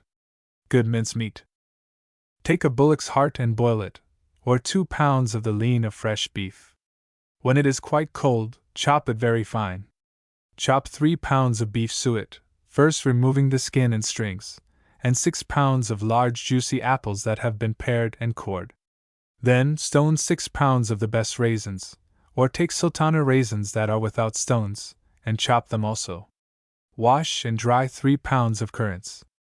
Mix all together, adding to them the grated peel and the juice of 2 or 3 large oranges, 2 tablespoonfuls of powdered cinnamon, 2 powdered nutmegs, and 3 dozen powdered cloves, a teaspoonful of beaten mace, 1 pound of fine brown sugar, 1 quart of Madeira wine, 1 pint of French brandy, and half a pound of citron cut into large slips.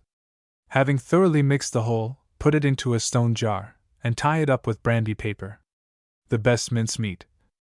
Take a large fresh tongue, rub it with a mixture, in equal proportions, of salt, brown sugar, and powdered cloves. Cover it, and let it lie 2 days, or at least 24 hours. Then boil it 2 hours, and when it is cold, skin it, and mince it very fine. Chop also 3 pounds of beef suet, 6 pounds of sultana raisins, and 6 pounds of the best pippin apples that have been previously pared and cored. Add 3 pounds of currants, picked, washed, and dried, 2 large tablespoonfuls of powdered cinnamon, the juice and grated rinds of 4 large lemons, 1 pound of sweet almonds, 1 ounce of bitter almonds, blanched and pounded in a mortar with half a pint of rose water, also 4 powdered nutmegs, 2 dozen beaten cloves, and a dozen blades of mace powdered.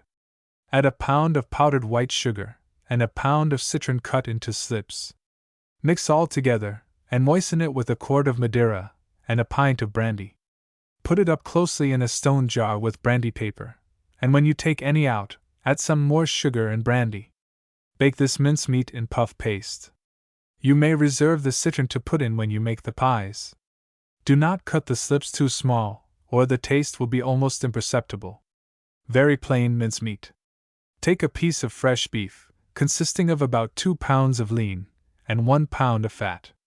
Boil it, and when it is quite cold, chop it fine. Or you may substitute cold roast beef. Pare and core some fine juicy apples, cut them in pieces, weigh 3 pounds, and chop them. Stone 4 pounds of raisins, and chop them also.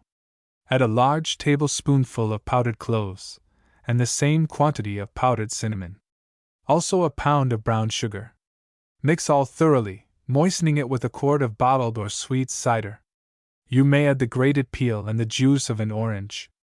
Bake it in good common paste.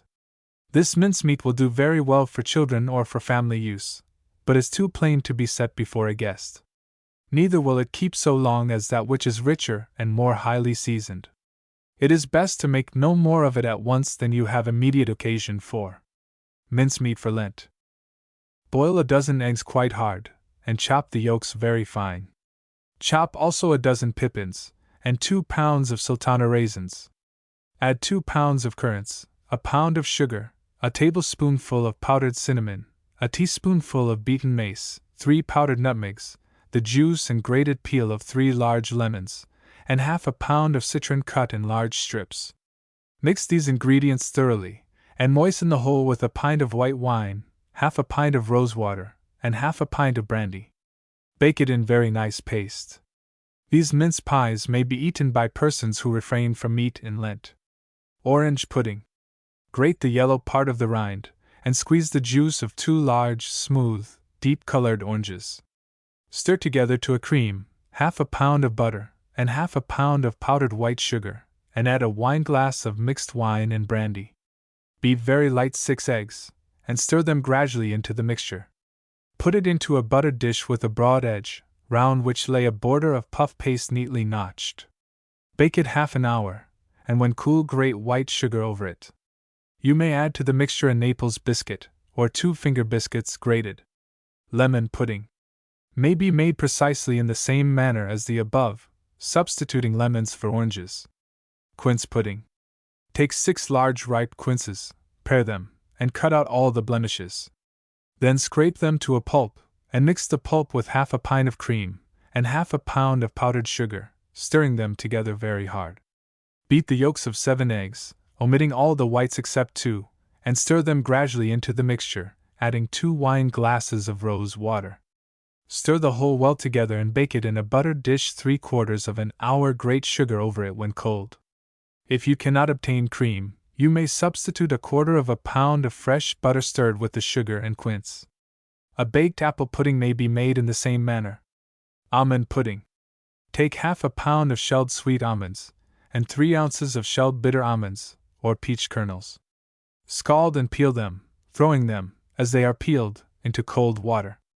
Then pound them one at a time in a marble mortar, adding to each a few drops of rose water, otherwise they will be heavy and oily. Mix the sweet and bitter almonds together by pounding them alternately, and as you do them, take them out and lay them on a plate. They must each be beaten to a fine smooth paste, free from the smallest lumps. It is best to prepare them the day before you make the pudding. Stir to a cream half a pound of fresh butter and half a pound of powdered white sugar, and by degrees pour into it a glass of mixed wine and brandy. Beat to a stiff froth, the whites only, of 12 eggs. You may reserve the yolks for custards or other purposes, and stir alternately into the butter and sugar the pounded almonds and the beaten white of egg. When the whole is well mixed, put it into a buttered dish and lay puff paste round the edge. Bake it about half an hour, and when cold grate sugar over it. Another almond pudding. Blanch 3/4 pound of shelled sweet almonds, and 3 ounces of shelled bitter almonds, and beat them in a mortar to a fine paste, mixing them well, and adding by degrees a teacup full, or more, of rose water. Boil in a pint of rich milk, a few sticks of cinnamon broken up, and a few blades of mace. When the milk has come to a boil, take it off the fire, strain it into a pan, and soak in it 5 stale rusks cut into slices. They must soak till quite dissolved. Stir to a cream 3/4 of a pound of fresh butter, mixed with the same quantity of powdered loaf sugar. Beat 10 eggs very light, yolks and whites together, and then stir alternately into the butter and sugar, the rusk, eggs, and almonds. Set it on a stove or a chafing dish, and stir the whole together till very smooth and thick. Put it into a buttered dish and bake it 3/4 of an hour. It must be eaten cool or cold. Cocoanut pudding. Having opened a cocoanut, pare off the brown skin from the pieces, and wash them all in cold water. Then weigh 3/4 of a pound, and grate it into a dish. Cut up half a pound of butter into half a pound of powdered loaf sugar, and stir them together to a cream. Add to them a glass of wine and rose water mixed. Beat the whites only, of 12 eggs, till they stand alone on the rods, and then stir the grated cocoanut and the beaten white of egg alternately into the butter and sugar, giving the whole a hard stirring at the last. Put the mixture into a buttered dish, lay puff paste round the flat edge, and bake it half an hour in a moderate oven. When cool, grate powdered sugar over it. Another cocoanut pudding. Peel and cut up the cocoanut, and wash, and wipe the pieces. Weigh 1 pound, and grate it fine. Then, mix with it 3 stale rusks or small sponge cakes, grated also. Stir together till very light half a pound of butter and half a pound of powdered white sugar, and add a glass of white wine. Beat 6 whole eggs very light, and stir them gradually into the butter and sugar and turn with the grated cocoanut. Having stirred the whole very hard at the last, put it into a buttered dish and bake it half an hour. Pumpkin pudding. Take a pint of pumpkin that has been stewed soft, and press through a colander. Melt in half a pint of warm milk, 1/4 of a pound of butter, and the same quantity of sugar, stirring them well together. If you can conveniently procure a pint of rich cream, it will be better than the milk and butter. Beat 8 eggs very light, and add them gradually to the other ingredients, alternately with the pumpkin. Then stir in a wine glass of rose water and 2 glasses of wine mixed together, a large teaspoonful of powdered mace and cinnamon mixed, and a grated nutmeg. Having stirred the whole very hard, put it into a buttered dish and bake it 3/4 of an hour. A squash pudding. Pare, cut in pieces, and stew in a very little water, a yellow winter squash. When it is quite soft, drain it dry, and mash it in a colander. Then put it into a pan, and mix with it 1/4 of a pound of butter. Prepare 2 pounded crackers, or an equal quantity of grated stale bread. Stir gradually 1/4 of a pound of powdered sugar into a quart of rich milk, and add by degrees the squash and the powdered biscuit. Beat 9 eggs very light, and stir them gradually into the mixture. Add a glass of white wine, a glass of brandy, a glass of rose water, and a tablespoonful of mixed spice, nutmeg, mace, and cinnamon powdered. Stir the whole very hard, till all the ingredients are thoroughly mixed. Bake it 3/4 of an hour in a buttered dish, and when cold, grate white sugar over it. Yam pudding. Take 1 pound of roasted yam, and rub it through a colander. Mix with it half a pound of white sugar, a pint of cream or half a pound of butter, a teaspoonful of powdered cinnamon, a grated nutmeg, and a wine glass of rose water, and 1 of wine. Set it away to get cold. Then beat 6 eggs very light. Stir them into the mixture. Put it into a buttered dish and bake it half an hour. Grate sugar over it when cold. Chestnut pudding. May be made in the above manner. Potato pudding. Boil a pound of fine potatoes, peel them, mash them, and rub them through a colander. Stir together to a cream 3/4 of a pound of sugar, and the same quantity of butter. Add to them gradually a wine glass of rose water, a glass of wine, and a glass of brandy, a teaspoonful of powdered mace and cinnamon, a grated nutmeg, and the juice and grated peel of a large lemon. Then beat 6 eggs very light, and add them by degrees to the mixture, alternately with the potato. Bake it 3/4 of an hour in a buttered dish. Sweet potato pudding. Take half a pound of sweet potatoes, wash them, and put them into a pot with a very little water, barely enough to keep them from burning. Let them simmer slowly for about half an hour. They must be only parboiled, otherwise they will be soft, and may make the pudding heavy. When they are half done, take them out, peel them, and when cold, grate them. Stir together to a cream, half a pound of butter and a quarter of a pound and 2 ounces of powdered sugar, add a grated nutmeg, a large teaspoonful of powdered cinnamon, and half a teaspoonful of beaten mace. Also the juice and grated peel of a lemon, a wine glass of rose water, a glass of wine, and a glass of brandy. Stir these ingredients well together. Beat 8 eggs very light, and stir them into the mixture in turn with the sweet potato, a little at a time of each. Having stirred the whole very hard at the last, put it into a buttered dish and bake it 3/4 of an hour. Carrot pudding may be made in the above manner. Green corn pudding. Take 12 ears of green corn, as it is called, that is, Indian corn when full grown, but before it begins to harden and turn yellow, and grate it. Have ready a quart of rich milk, and stir into it by degrees a quarter of a pound of fresh butter, and a quarter of a pound of sugar. Beat 4 eggs till quite light, and then stir them into the milk, and see, alternately with the grated corn, a little of each at a time. Put the mixture into a large buttered dish, and bake it 4 hours. It may be eaten either warm or cold. For sauce, beat together butter and white sugar in equal proportions, mixed with grated nutmeg. To make this pudding, you may, if more convenient, boil the corn and cut it from the cob, but let it get quite cold before you stir it into the milk. If the corn has been previously boiled, the pudding will require but 2 hours to bake. Sago pudding. Pick, wash, and dry half a pound of currants, and prepare a teaspoonful of powdered cinnamon, a half teaspoonful of powdered mace, and a beaten nutmeg. Have ready 6 tablespoonfuls of sago, picked clean, and soaked for 2 hours in cold water. Boil the sago in a quart of milk till quite soft. Then stir alternately into the milk a quarter of a pound of butter, and 6 ounces of powdered sugar, and set it away to cool. Bend 8 eggs, and when they are quite light, stir them gradually into the milk, sago, and add the spice, and lastly the currants, having dredged them well with flour to prevent their sinking. Stir the whole very hard, put it into a buttered dish, and bake it 3/4 of an hour. Eat it cold. Arrowroot pudding.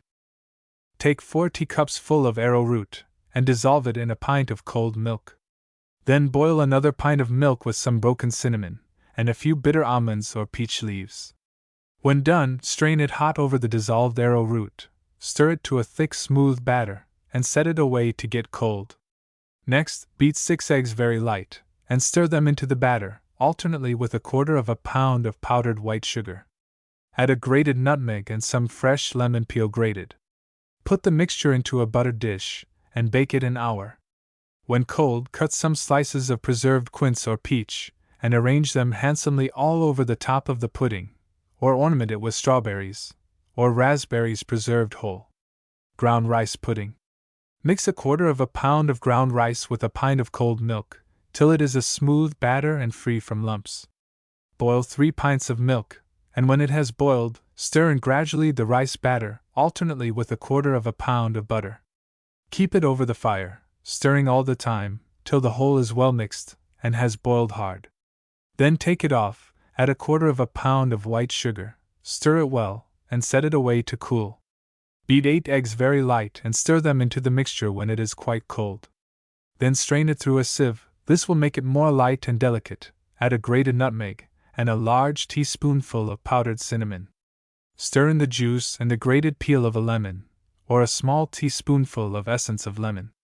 Put it into a deep dish or dishes, and bake it an hour. As soon as it comes out of the oven, lay slips of citron over the top, and when cold, strew powdered sugar on it. A rice plum pudding. Take 3 gills of whole rice, wash it, and boil it in a pint of milk. When it is soft, mix in a quarter of a pound of butter, and set it aside to cool, and when it is quite cold, stir it into another pint of milk. Prepare 1.5 pounds of raisins or currants. If currants, wash and dry them. If raisins, seed them and cut them in half. Dredge them well with flour, to prevent their sinking, and prepare also a powdered nutmeg, a tablespoonful of mixed mace and cinnamon powdered, a wine glass of rose water, and a wine glass of brandy or white wine. Beat 6 eggs very light, and stir them into the mixture, alternately with a quarter of a pound of sugar. Then add by degrees the spice and the liquor, and lastly, stir in, a few at a time, the raisins or currants. Put the pudding into a buttered dish and bake it an hour and a half. Send it to table cool. You may make this pudding of ground rice, using but half a pint instead of 3 gills. A plain rice pudding.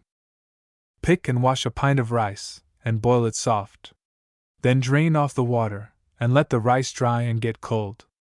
Afterwards mix with it 2 ounces of butter, and 4 ounces of sugar, and stir it into a quart of rich milk. Beat 4 or 5 eggs very light, and add them gradually to the mixture. Stir in at the last a tablespoonful of mixed nutmeg and cinnamon. Bake it an hour in a deep dish. A farmer's rice pudding. This pudding is made without eggs. Wash half a pint of rice through 2 cold waters, and drain it well. Stir it raw into a quart of rich milk, or of cream and milk mixed, adding 1/4 pound of brown sugar, and a tablespoonful of powdered cinnamon.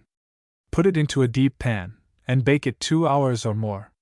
When done, the rice will be perfectly soft, which you may ascertain by dipping a teaspoon into the edge of the pudding and taking out a little to try.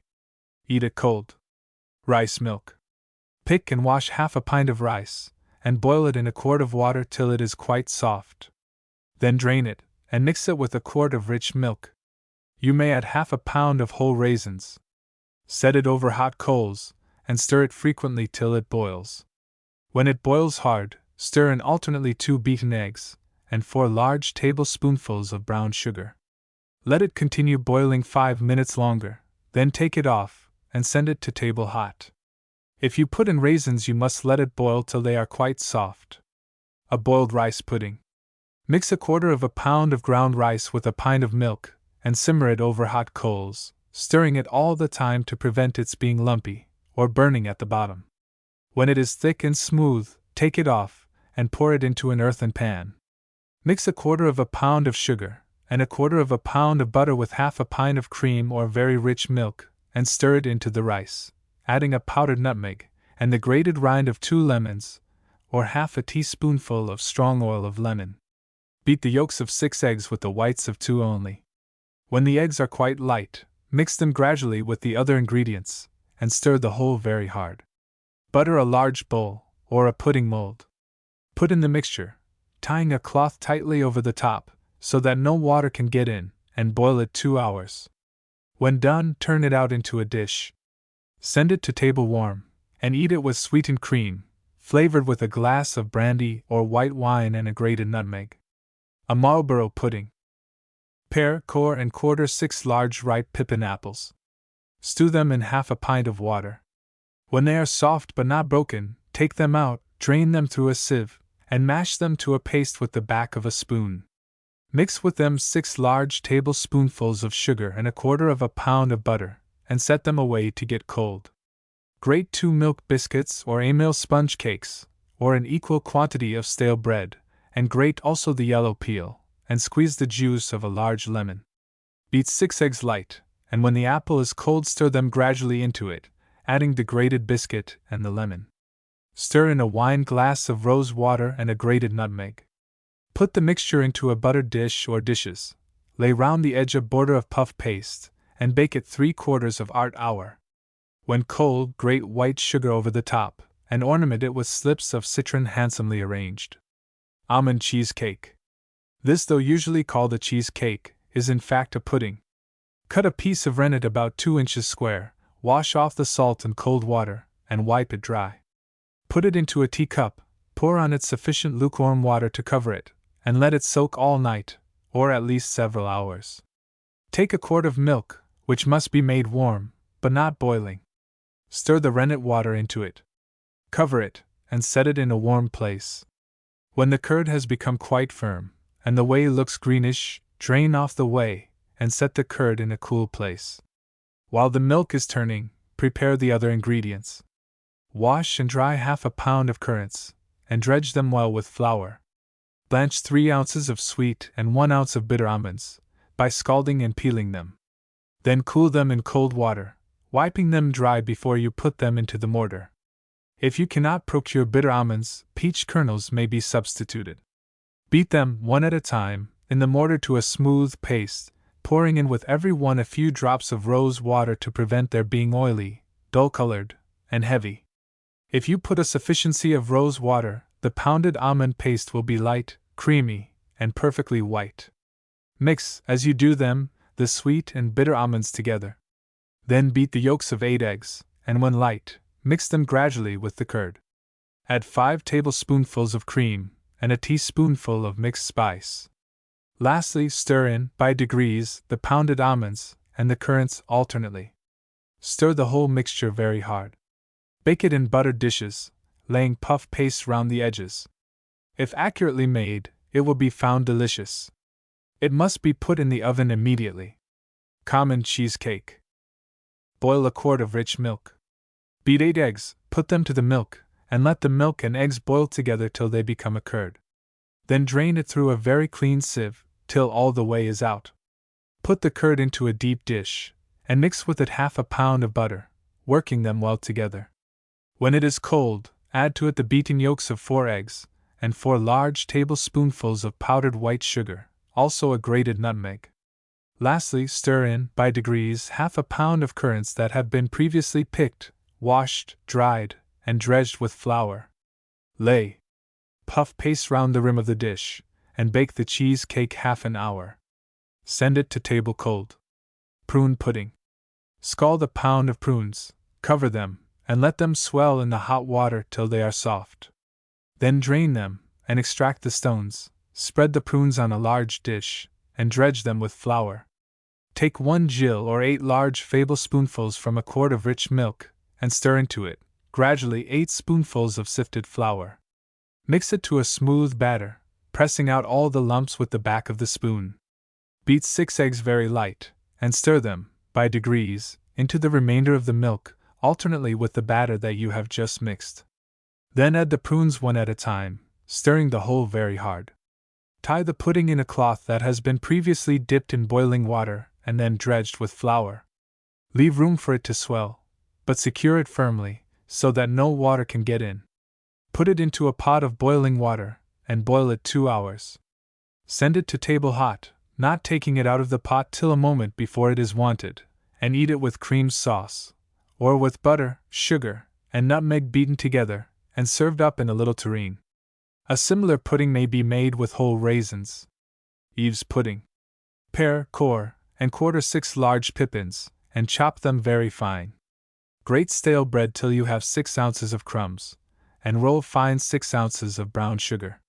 Pick, wash, and dry 6 ounces of currants, and sprinkle them with flour. Mix all these ingredients together in a large pan, adding 6 ounces of butter cut small, and 2 tablespoonfuls of flour. Beat 6 eggs very light, and moisten the mixture with them. Add a grated nutmeg, and a teaspoonful of powdered cinnamon. Stir the whole very well together. Have ready a pot of boiling water. Dip your pudding cloth into it, shake it out, and dredge it with flour. Then put in the mixture, and tie it very firmly, leaving space for the pudding to swell, and stopping up the tying place with a paste of wetted flour. Boil it 3 hours, keeping at the fire a kettle of boiling water, to replenish the pot, that the pudding may be always well covered. Send it to table hot, and eat it with sweetened cream flavored with wine and nutmeg. Cinderella's or German puffs. Sift 8 tablespoonfuls of the finest flour. Cut up in a quart of rich milk, half a pound of fresh butter, and set it on the stove, or near the fire, till it has melted. Beat 8 eggs very light, and stir them gradually into the milk and butter, alternately with the flour. Add a powdered nutmeg, and a teaspoonful of powdered cinnamon. Mix the whole very well to a fine smooth batter, in which there must be no lumps. Butter some large common teacups, and divide the mixture among them till they are half full or a little more. Set them immediately in a quick oven, and bake them about a quarter of an hour. When done, turn them out into a dish and grate white sugar over them. Serve them up hot, with a sauce of sweetened cream flavored with wine and nutmeg, or you may eat them with molasses and butter, or with sugar and wine. Send them round whole, for they will fall almost as soon as cut. A boiled bread pudding. Boil a quart of rich milk. While it is boiling, take a small loaf of baker's bread, such as is sold for 5 or 6 cents. It may be either fresh or stale. Pare off all the crust, and cut up the crumb into very small pieces. You should have baker's bread if you can procure it, as homemade bread may not make the pudding light enough. Put the bread into a pan, and when the milk boils, pour it scalding hot over the bread. Cover the pan closely, and let it steep in the hot steam for about 3/4 of an hour. Then remove the cover, and allow the bread and milk to cool. In the meantime, beat 4 eggs till they are thick and smooth. Then beat into them a tablespoonful and a half of fine wheat flour. Next beat the egg and flour into the bread and milk, and continue to beat hard till the mixture is as light as possible, for on this the success of the pudding chiefly depends. Have ready over the fire a pot of boiling water. Dip your pudding cloth into it, and shake it out. Spread out the cloth in a deep dish or pan, and dredge it well with flour. Pour in the mixture, and tie up the cloth, leaving room for it to swell. Tie the string firmly and plaster up the opening, if there is any, with flour moistened with water. If any water gets into it, the pudding will be spoiled. See that the water boils when you put in the pudding, and keep it boiling hard. If the pot wants replenishing, do it with boiling water from a kettle. Should you put in cold water to supply the place of that which has boiled away, the pudding will chill, and become hard and heavy. Boil it an hour and a half. Turn it out of the bag the minute before you send it to table. Eat it with wine sauce, or with sugar and butter or molasses. It will be much improved by adding to the mixture 1/2 pound of whole raisins, well floured to prevent their sinking. Sultana raisins are best, as they have no seeds. If these directions are exactly followed, this will be found a remarkably good and wholesome plain pudding. For all boiled puddings, a square pudding cloth which can be opened out is much better than a bag. It should be very thick. A baked bread pudding. Take a stale 5-cent loaf of bread, cut off all the crust, and grate or rub the crumb as fine as possible. Boil a quart of rich milk, and pour it hot over the bread, then stir in 1/4 pound of butter, and the same quantity of sugar, a glass of wine and brandy mixed, or a glass of rose water. Or you may omit the liquor and substitute the grated peel of a large lemon. Add a tablespoonful of raised cinnamon and nutmeg powdered. Stir the whole very well, cover it, and set it away for 1/2 an hour. Then let it cool. Beat 7 or 8 eggs very light, and stir them gradually into the mixture after it is cold. Then butter a deep dish, and bake the pudding an hour. Send it to table cool. A bread and butter pudding. Cut some slices of bread and butter moderately thick, omitting the crust. Stale bread is best. Butter a deep dish, and cover the bottom with slices of the buttered bread. Have ready a pound of currants, picked, washed, and dried. Spread 1/3 of them thickly over the bread and butter, and strew on some brown sugar. Then put another layer of bread and butter, and cover it also with currants and sugar. Finish with a 1/3 layer of each, and pour over the whole 4 eggs, beaten very light and mixed with a pint of milk, and a wine glass of rose water. Bake the pudding an hour, and grate nutmeg over it when done. Eat it warm, but not hot. You may substitute for the currants, raisins seeded, and cut in half. This pudding may be made also with layers of stewed gooseberries instead of the currants, or with pippin apples pared, cored, and minced fine. A suet pudding. Mince very finely as much beef suet as will make 2 large tablespoonfuls. Grate 2 handfuls of breadcrumbs, boil a quart of milk and pour it hot on the bread. Cover it, and set it aside to steep for 1/2 an hour, then put it to cool. Beat 8 eggs very light, stir the suet and 3 tablespoonfuls of flour alternately into the bread and milk, and add by degrees the eggs. Lastly, stir in a tablespoonful of powdered nutmeg and cinnamon mixed, and a glass of mixed wine and brandy.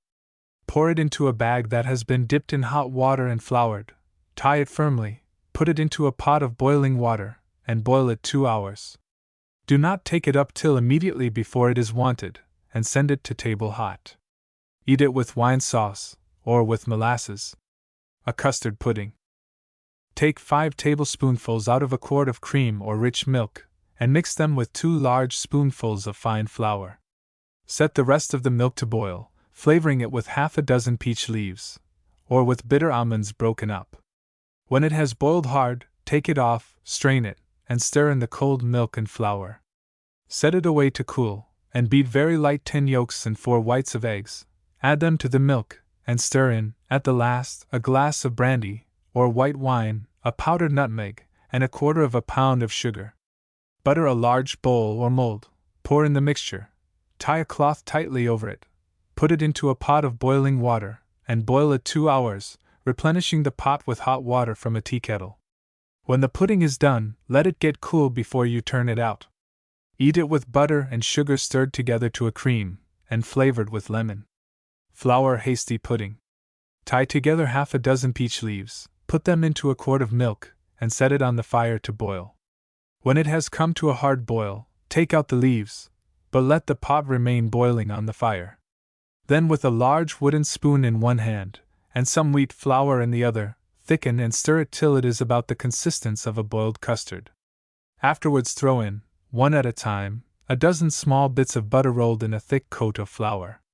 You may enrich it by stirring in a beaten egg or 2, a few minutes before you take it from the fire.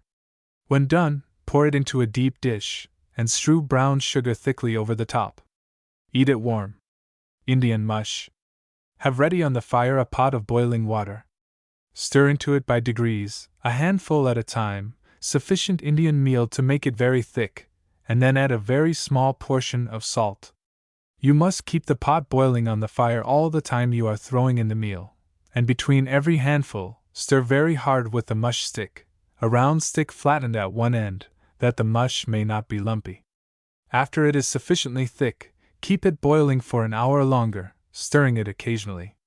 Then cover the pot, and hang it higher up the chimney, so as to simmer slowly or keep hot for another hour. The goodness of mush depends greatly on its being long and thoroughly boiled. If sufficiently cooked, it is wholesome and nutritious, but exactly the reverse if made in haste. It is not too long to have it altogether 3 or 4 hours over the fire. On the contrary, it will be much the better for it. Eat it warm, either with milk, or cover your plate with mush, make a hole in the middle, put some butter in the hole and fill it up with molasses. Cold mush that has been left may be cut into slices and fried in butter. Burgoo is made precisely in the same manner as mush, but with oatmeal instead of Indian. A baked Indian pudding. Cut up 1/4 pound of butter in a pint of molasses, and warm them together till the butter is melted. Boil a quart of milk, and while scalding hot, pour it slowly over a pint of sifted Indian meal, and stir in the molasses and butter. Cover it, and let it steep for an hour. Then take off the cover, and set the mixture to cool. When it is cold, beat 6 eggs, and stir them gradually into it. Add a tablespoonful of mixed cinnamon and nutmeg, and the grated peel of a lemon. Stir the whole very hard, put it into a buttered dish, and bake it 2 hours. Serve it up hot, and eat it with wine sauce, or with butter and molasses. A boiled Indian pudding. Chop very fine 1/4 pound of beef suet, and mix it with a pint of sifted Indian meal. Boil a quart of milk with some pieces of cinnamon broken up, strain it, and while it is hot, stir in gradually the meal and suet. Add 1/2 pint of molasses. Cover the mixture and set it away for an hour, then put it to cool. Beat 6 eggs, and stir them gradually into the mixture. When it is cold, add a grated nutmeg, and the grated peel of a lemon. Tie the pudding in a cloth that has been dipped in hot water and floured, and leave plenty of room for it to swell. Secure it well at the tying place lest the water should get in, which will infallibly spoil it. Put it into a pot of boiling water, which must be replenished as it boils away, and boil it 4 hours at least, but 5 or 6 will be better. To have an Indian pudding very good, it should be mixed the night before, all except the eggs, and put on to boil early in the morning. Do not take it out of the pot till immediately before it is wanted. Eat it with wine sauce, or with molasses and butter. Indian pudding without eggs. Boil some cinnamon in a quart of milk, and then strain it. While the milk is hot, stir into it a pint of molasses, and then add by degrees a quart or more of Indian meal so as to make a thick batter. It will be much improved by the grated peel and juice of a large lemon or orange. Tie it very securely in a thick cloth, leaving room for it to swell, and pasting up the tying place with a lump of flour and water. Put it into a pot of boiling water, having ready a kettle to fill it up as it boils away. Hang it over a good fire, and keep it boiling hard for 4 or 5 hours. Eat it warm with molasses and butter. This is a very economical, and not an unpalatable pudding, and may be found convenient when it is difficult to obtain eggs. A baked plum pudding. Grate all the crumb of a stale 6-cent loaf, boil a quart of rich milk, and pour it boiling hot over the grated bread. Cover it, and let it steep for an hour, then set it out to cool. In the meantime prepare half a pound of currants, picked, washed, and dried, half a pound of raisins, stoned and cut in half, and a quarter of a pound of citron cut in large slips, also 2 nutmegs beaten to a powder, and a tablespoonful of mace and cinnamon powdered and mixed together. Crush with a rolling pin half a pound of sugar, and cut up half a pound of butter. When the bread and milk is uncovered to cool, mix with it the butter, sugar, spice, and citron, adding a glass of brandy and a glass of white wine. Beat 8 eggs very light, and when the milk is quite cold, stir them gradually into the mixture. Then add by degrees the raisins and currants, which must be previously dredged with flour, and stir the whole very hard. Put it into a buttered dish, and bake it 2 hours. Send it to table warm, and eat it with wine sauce, or with wine and sugar only. In making this pudding, you may substitute for the butter half a pound of beef suet minced as fine as possible. It will be found best to prepare the ingredients the day before, covering them closely and putting them away. A boiled plum pudding. Grate the crumb of a 12-cent loaf of bread, and boil a quart of rich milk with a small bunch of peach leaves in it, then strain it and set it out to cool. Pick, wash and dry a pound of currants, and stone and cut in half a pound of raisins. Strew over them 3 large tablespoonfuls of flour. Roll fine a pound of brown sugar, and mince as fine as possible 3/4 of a pound of beef suet. Prepare 2 beaten nutmegs, and a large tablespoonful of powdered mace and cinnamon, also the grated peel and the juice of 2 large lemons or oranges. Beat 10 eggs very light, and when it is cold, stir them gradually into the milk, alternately with the suet and grated bread. Add by degrees the sugar, fruit, and spice, with a large glass of brandy, and 1 of white wine. Mix the whole very well, and stir it hard. Then put it into a thick cloth that has been scalded and floured. Leave room for it to swell, and tie it very firmly, pasting the tying place with a small lump of moistened flour. Put the pudding into a large pot of boiling water, and boil it steadily 5 hours, replenishing the pot occasionally from a boiling kettle. Turn the pudding frequently in the pot. Prepare half a pound of citron cut in slips, and half a pound of almonds blanched and split in half lengthways. Stick the almonds and the citron all over the outside of the pudding as soon as you take it out of the cloth. Send it to table hot, and eat it with wine sauce, or with cold wine and sugar. If there is enough of the pudding left, it may be cut in slices, and fried in butter next day. All the ingredients of this plum pudding, except the eggs, should be prepared the day before, otherwise it cannot be made in time to allow of its being sufficiently boiled. We have known of a very rich plum pudding being mixed in England and sent to America in a covered bowl. It arrived perfectly good after a month's voyage, the season being winter. A baked apple pudding. Take 9 large pippin apples, pare and core them whole. Set them in the bottom of a large deep dish, and pour round them a very little water, just enough to keep them from burning. Put them into an oven, and let them bake about half an hour. In the meantime, mix 3 tablespoonfuls of flour with a quart of milk, a quarter of a pound of brown sugar, and a teaspoonful of mixed spice. Beat 7 eggs very light, and stir them gradually into the milk. Then take out the dish of apples, which by this time should be half baked, and fill up the holes from whence you extracted the cores, with brown sugar, pressing down into each a slice of fresh lemon. Pour the batter around the apples, put the dish again into the oven, and let it bake another half hour, but not long enough for the apples to fall to pieces, as they should, when done, be soft throughout, but quite whole. Send it to table warm. This is sometimes called a bird's nest pudding. It will be much improved by previously boiling in the milk a small handful of peach leaves. Let it get cold before you stir in the eggs. Boiled apple pudding. Pare, core, and quarter as many fine juicy apples as will weigh 2 pounds when done. Strew among them a quarter of a pound of brown sugar, and add a grated nutmeg, and the juice and yellow peel of a large lemon. Prepare a paste of suet and flour, in the proportion of a pound of chopped suet to 2 pounds of flour. Roll it out of moderate thickness. Lay the apples in the center, and close the paste nicely over them in the form of a large dumpling.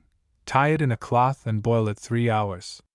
Send it to table hot, and eat with it cream sauce, or with butter and sugar. Any fruit pudding may be made in a similar manner.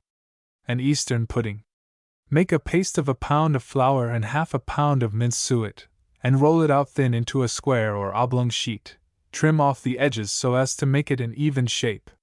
Spread thickly over it some marmalade, or cold stewed fruit, which must be made very sweet, either apple, peach, plum, gooseberry, or cranberry.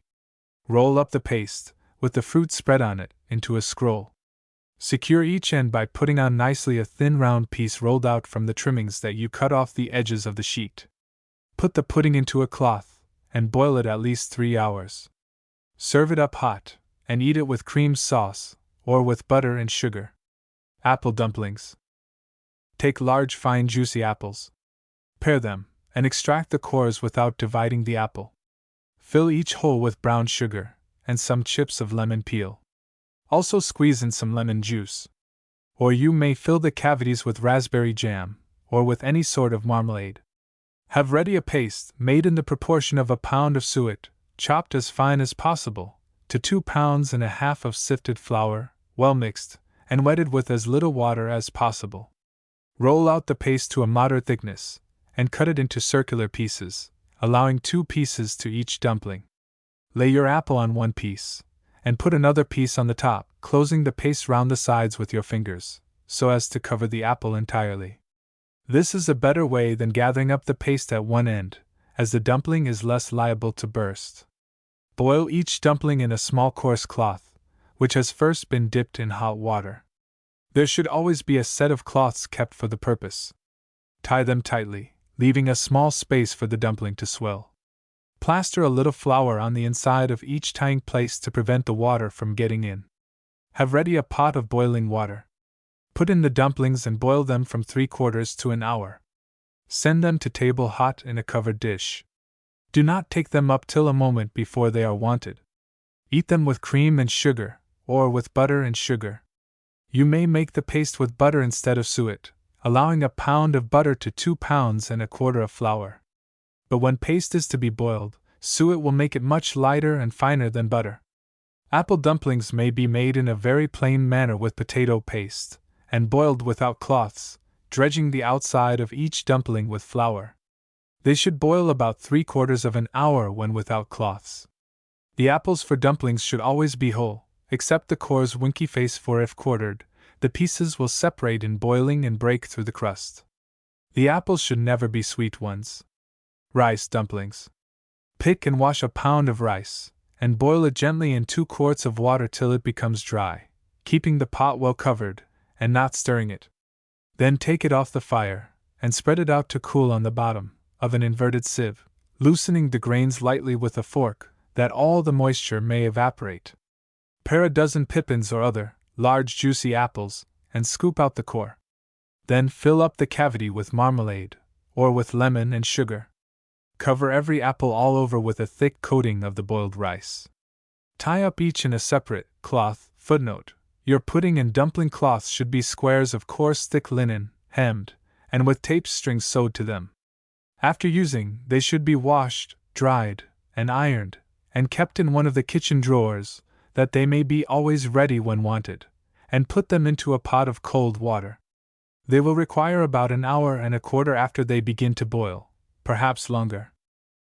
Turn them out on a large dish, and be careful in doing so not to break the dumplings. Eat them with cream sauce, or with wine sauce, or with butter, sugar, and nutmeg beaten together. Pigeon dumplings or puddings. Take 4 pigeons and stuff them with chopped oysters, seasoned with pepper, salt, mace, and nutmeg. Score the breasts, and loosen all the joints with a sharp knife, as if you were going to carve them for eating, but do not cut them quite apart. Make a sufficient quantity of nice suet paste, allowing a pound of suet to 2 pounds of flour. Roll it out thick, and divide it into 4. Lay one pigeon on each sheet of the paste with the back downwards, and put at the lower part of the breast a piece of butter rolled in flour. Close the paste over the pigeon in the form of a dumpling or small pudding, pouring in at the last a very little cold water to add to the gravy. Tie each dumpling in a cloth, put them into a pot of hot water, and boil them 2 hours. Send them to table with made gravy in a boat. Partridges or quails may be cooked in this manner, also chickens, which must be accompanied by egg sauce. These dumplings or puddings will be found very good. Fine suet dumplings. Grate the crumb of a stale 6-cent loaf, and mix it with nearly as much beef suet, chopped as fine as possible. Add a grated nutmeg, and 2 large tablespoonfuls of sugar. Beat 4 eggs with 4 tablespoonfuls of white wine or brandy. Mix all well together to a stiff paste. Flour your hands, and make up the mixture into balls or dumplings about the size of turkey eggs. Have ready a pot of boiling water. Put the dumplings into cloths, and let them boil about half an hour. Serve them hot, and eat them with wine sauce. Plain suet dumplings. Sift 2 pounds of flour into a pan, and add a saltspoon of salt. Mince very fine 1 pound of beef suet, and rub it into the flour. Make it into a stiff dough with a little cold water. Then roll it out an inch thick or rather more. Cut it into dumplings with the edge of a tumbler. Put them into a pot of boiling water, and let them boil an hour and a half.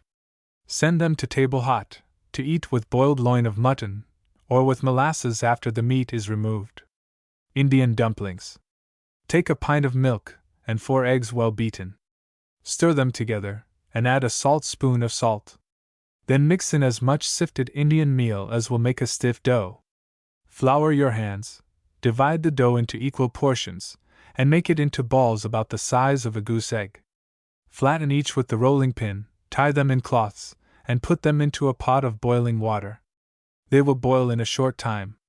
Take care not to let them go to pieces by keeping them too long in the pot. Serve them up hot, and eat them with corned pork, or with bacon. Or you may eat them with molasses and butter after the meat is removed. If to be eaten without meat, you may mix in the dough 1/4 pound of finely chopped suet. Liver dumplings. Take a calf's liver, and chop it very fine. Mix with it 1/2 pound of beef suet chopped line also, 1/2 pound of flour, 2 minced onions, a handful of breadcrumbs, a tablespoonful of chopped parsley and sweet marjoram mixed, a few blades of mace and a few cloves powdered, and a little pepper and salt. Mix all well together. Wet the mixture with 6 eggs well beaten, and make it up into dumplings, with your hands well floured. Have ready a large pot of boiling water. Drop the dumplings into it with a ladle, and let them boil an hour. Have ready breadcrumbs browned in butter to pour over them before they go to table. Ham dumplings.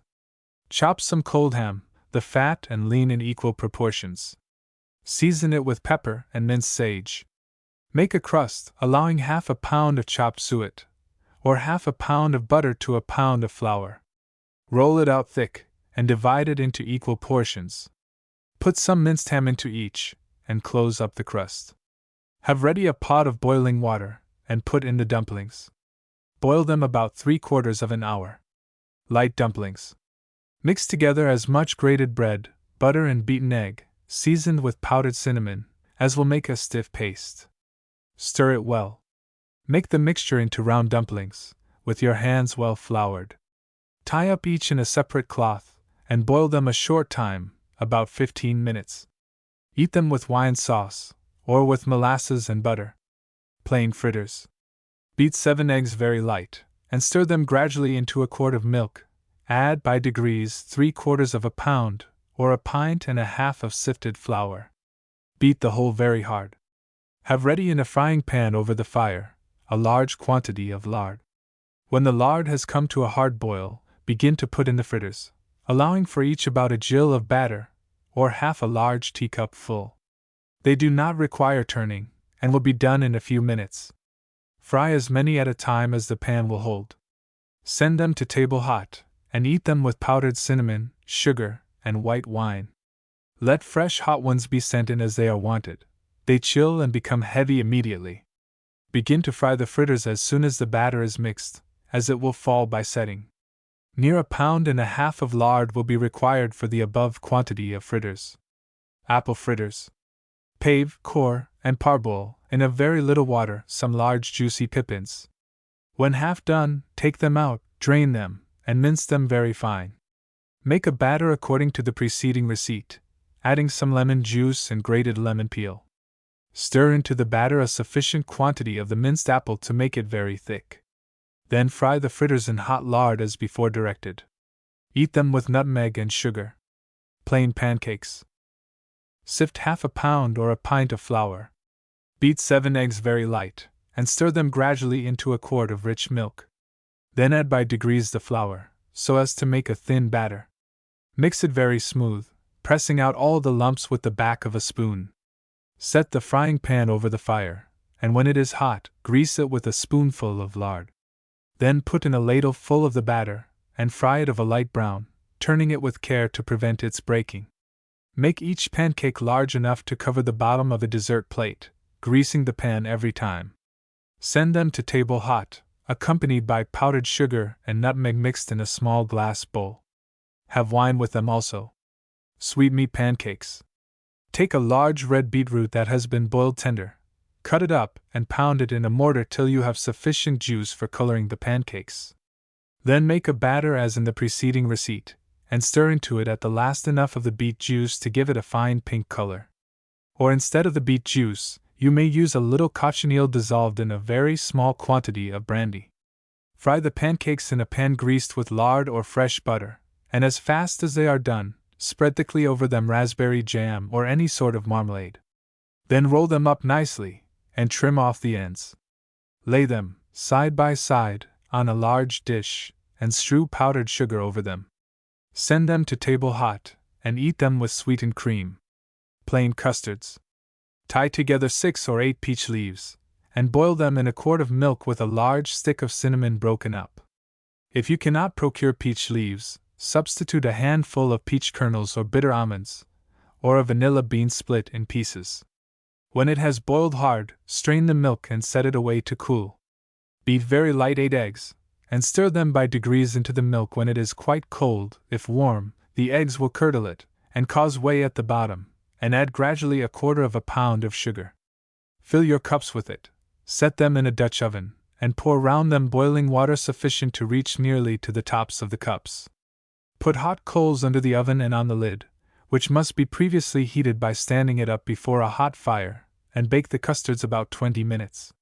Send them to table cold, with nutmeg grated over each. Or you may bake the whole in one large dish. Soft custards are made in the above manner, except that to a quart of milk you must have 12 yolks of eggs, and no whites. You may devote to this purpose the yolks that are left when you have used the whites for cocoanut or almond puddings, or for lady cake or macarons. Boiled custards. Beat 8 eggs very light, omitting the whites of 4. Mix them gradually with a quart of cold milk and 1/4 pound of sugar. Put the mixture into a saucepan with a bunch of peach leaves, or a handful of broken up peach kernels or bitter almonds, the yellow peel of a lemon, and a handful of broken cinnamon, or you may boil in it a vanilla bean. Set it on hot coals, and simmer it slowly, stirring it all the time. As soon as it comes to a boil, take it immediately off the fire, or it will curdle and be lumpy. Then strain it, add 8 or 10 drops of oil of lemon, and put it into glass cups. You may lay in the bottom of each cup a macaron soaked in wine. Grate nutmeg over the top, and send it to table cold. Eat it with tarts or sweetmeats. Rice custard. Boil some rice in milk till it is quite dry, then put it into small teacups, pressing it down hard, and when it is cold and has taken the shape of the cups, turn it out into a deep dish, and pour a boiled custard round it. Lay on the top of each lump of rice a piece of preserved quince or peach, or a piece of fruit jelly. In boiling the rice, you may mix with it raisins or currants. If so, omit the sweetmeats on the top. Another way of boiling custard is to put the mixture into a pitcher, set it in a vessel of boiling water, place it on hot coals or in a stove, and let it boil slowly, stirring it all the time. Snowball custard. Make a boiled custard as in the preceding receipts, and when it is done and quite cold, put it into a deep glass dish. Beat to a stiff froth the 4 whites of eggs that have been omitted in the custard, adding 8 or 10 drops of oil of lemon. Drop the froth in balls on the top of the dish of custard, heaping and forming them with a spoon into a regular size and shape. Do not let them touch each other.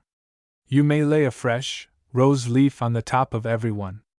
Apple custard. Pare, core, and quarter a dozen large juicy pippins. Strew among them the yellow peel of a large lemon pared very thin, and stew them till tender, in a very small portion of water. When done, mash them smooth with the back of a spoon. You must have a pint and a half of the stewed apple. Winky face. Mix a quarter of a pound of sugar with them, and set them away till cold. Beat 6 eggs very light, and stir them gradually into a quart of rich milk, alternately with the stewed apple. Put the mixture into cups, or into a deep dish, and bake it about 20 minutes. Send it to table cold, with nutmeg grated over the top. Lemon custard. Take 4 large ripe lemons, and roll them under your hand on the table to increase the juice. Then squeeze them into a bowl, and mix with the juice a very small teacup full of cold water. Use none of the peel. Add gradually sufficient sugar to make it very sweet.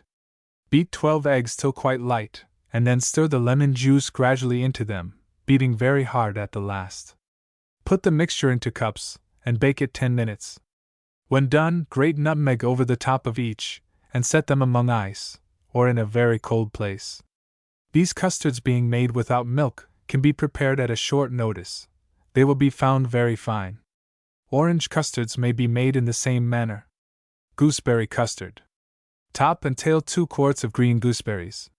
Stew them in a very little water, stirring and mashing them frequently. When they have stewed till entirely to pieces, take them out, and with a wooden spoon press the pulp through a colander.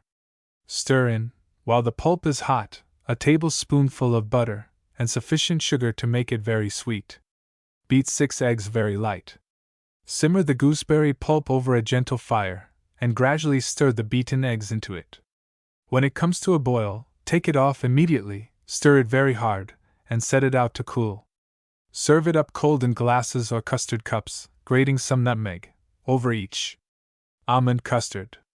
Scald and blanch half a pound of shelled sweet almonds, and 3 ounces of shelled bitter almonds, throwing them as you do them into a large bowl of cold water. Then pound them one at a time in a mortar, pouring in frequently a little rose water to prevent their oiling, and becoming dark-colored and heavy. Melt a quarter of a pound of loaf sugar in a quart of cream or rich milk, and stir in by degrees the pounded almonds. Beat 10 eggs very light, and stir them gradually into the mixture, adding a powdered nutmeg, and a teaspoonful of powdered mace and cinnamon mixed. Then put the whole into a pitcher, and place it in a kettle or pan of boiling water, the water coming up to the lower part of the neck of the pitcher. Set it over hot coals, and let it boil, stirring it all the time, till it is quite thick, but not till it curdles. Then take the pitcher out of the water, pour the custard into a large bowl, and stir it till it cools. Put it into glass cups, and send it to table cold. Sweeten some cream or white of egg. Beat it to stiff froth, and pile it on the top of the custards. Boiled coconut custard. To a pound of grated coconut allow a pint of unskimmed milk, and 6 ounces of white sugar. Beat very light the yolks of 6 eggs. Stir them gradually into the milk, alternately with the coconut and sugar. Put the mixture into a pitcher, set it in a vessel of boiling water, place it on hot coals, and simmer it till it is very smooth and thick, stirring it all the time. As soon as it comes to a hard boil, take it off the fire, pour it into a large bowl, and set it out to cool. When cold, put it into glass cups. Beat to a stiff froth the white of egg that was left, and pile it on the custards. Baked coconut custard. Grate as much coconut as will weigh a pound. Mix half a pound of powdered white sugar with the milk of the coconut, or with a pint of cream, adding 2 tablespoonfuls of rose water. Then stir in gradually a pint of rich milk. Beat to a stiff froth the whites of 8 eggs, and stir them into the milk and sugar, a little at a time, alternately with the grated coconut. Add a teaspoonful of powdered nutmeg and cinnamon. Then put the mixture into cups, and bake them 20 minutes in a Dutch oven half filled with boiling water. When cold, grate loaf sugar over them. Chocolate custard. Scrape fine 1/4 pound of the best chocolate, and pour on it a teacup of boiling water. Cover it, and let it stand by the fire till it has dissolved, stirring it twice. Beat 8 eggs very light, omitting the whites of 2. Stir them by degrees into a quart of cream or rich milk, alternately with the melted chocolate, and 3 tablespoonfuls of powdered white sugar. Pat the mixture into cups, and bake it about 10 minutes. Send them to table cold, with sweetened cream, or white of egg beaten to a stiff froth, and heaped on the top of each custard. Macaroon custards. These must be made in china custard cups. Put a macaroon in the bottom of each cup, and pour on it a tablespoonful of white wine. Mix together a pint of cream, and a pint of milk, and boil them with a large stick of cinnamon broken up, and a small bunch of peach leaves or a handful of broken bitter almonds. Then strain the milk, stir in 1/4 pound of white sugar, and set it away to cool. Beat very light 8 eggs, omitting the whites of 4, and stir them gradually into the cream and milk when quite cold. Fill your cups with the mixture, leaving the macaroons at the bottom, and set them in a Dutch oven or iron baking pan, which must be half full of boiling water. Heat the oven lid first, by standing it up before a hot fire, then put it on, spreading coals over the top. Place sufficient coals under the oven, and bake the custards about 10 minutes. When cold, heap beaten white of egg on the top of each. These custards are very fine. Syllabub or whipped cream. Pare off very thin the yellow rind of 4 large lemons, and lay it in the bottom of a deep dish. Squeeze the juice of the lemons into a large bowl containing a pint of white wine, and sweeten it with half a pound of powdered loaf sugar. Then, by degrees, mix in a quart of cream. Pour the whole into the dish in which you have laid the lemon peel, and let the mixture stand untouched for 3 hours. Then beat it with rods to a stiff froth, first taking out the lemon peel, and having put into each of your glasses a tablespoonful or more of fruit jelly, heap the syllabub upon it so as to stand up high at the top. This syllabub, if it can be kept in a cold place, may be made the day before you want to use it. Country syllabub. Mix half a pound of white sugar with a pint of fine sweet cider, or of white wine, and grate in a nutmeg. Prepare them in a large bowl, just before milking time. Then let it be taken to the cow, and have about 3 pints milked into it, stirring it occasionally with a spoon. Let it be eaten before the froth subsides. If you use cider, a little brandy will improve it. A trifle. Place half a pound of macaroons or Naples biscuits at the bottom of a large glass bowl. Pour on them as much white wine as will cover and dissolve them. Make a rich custard, flavored with bitter almonds or peach leaves, and pour it when cold on the macaroons. The custard may be either baked or boiled. Then add a layer of marmalade or jam. Take a quart of cream, mix with it 1/4 pound of sugar, and half a pint of white wine, and whip it with rods to a stiff froth, laying the froth, as you proceed, on an inverted sieve, with a dish under it to catch the cream that drips through, which must be saved and whipped over again. Instead of rods, you may use a little tin churn. Pile the frothed cream upon the marmalade in a high pyramid. To ornament it, take preserved watermelon rind that has been cut into leaves or flowers, split them nicely to make them thinner and lighter. Place a circle or wreath of them round the heap of frothed cream, interspersing them with spots of stiff red currant jelly. Stick on the top of the pyramid a sprig of real flowers. Floating island. Take a quart of rich cream, and divide it in half. Sweeten 1 pint of it with loaf sugar, and stir into it sufficient currant jelly to color it of a fine pink. Put it into a glass bowl, and place in the center a pile of sliced almond sponge cake, or of lady cake, every slice spread thickly with raspberry jam or marmalade, and laid evenly one on another. Have ready the other pint of cream, flavored with a few drops of oil of lemon, and beaten with rods to a stiff froth. Heap it all over the pile of cake, so as entirely to cover it. A raspberry charlotte. Take a dozen of the square or oblong sponge cakes that are commonly called Naples biscuits. They should be quite fresh. Spread over each a thick layer of raspberry jam, and place them in the bottom and round the sides of a glass bowl. Take the whites of 6 eggs, and mix with them 6 tablespoonfuls of raspberry or currant jelly. Beat the egg and jelly with rods till very light, and then fill up the bowl with it. For this purpose, cream, if you can conveniently procure it, is still better than white of egg. You may make a charlotte with any sort of jam, marmalade, or fruit jelly. It can be prepared at a short notice, and is very generally liked. A plum charlotte. Stone a quart of ripe plums, and stew them with a pound of brown sugar. Cut slices of bread and butter and lay them in the bottom and round the sides of a large bowl or deep dish. Pour in the plums boiling hot, cover the bowl, and set it away to cool gradually. When quite cold, send it to table, and eat it with cream. Clotted cream. Mix together a gill of rich milk, a large wine glass of rose water, and 4 ounces of white sugar. Add to it the beaten yolks of 2 eggs. Stir the mixture into a quart of the best cream, set it over hot coals, and let it just come to a boil, stirring it all the time. Then take it off, pour it into a glass bowl, and set it away to get cold.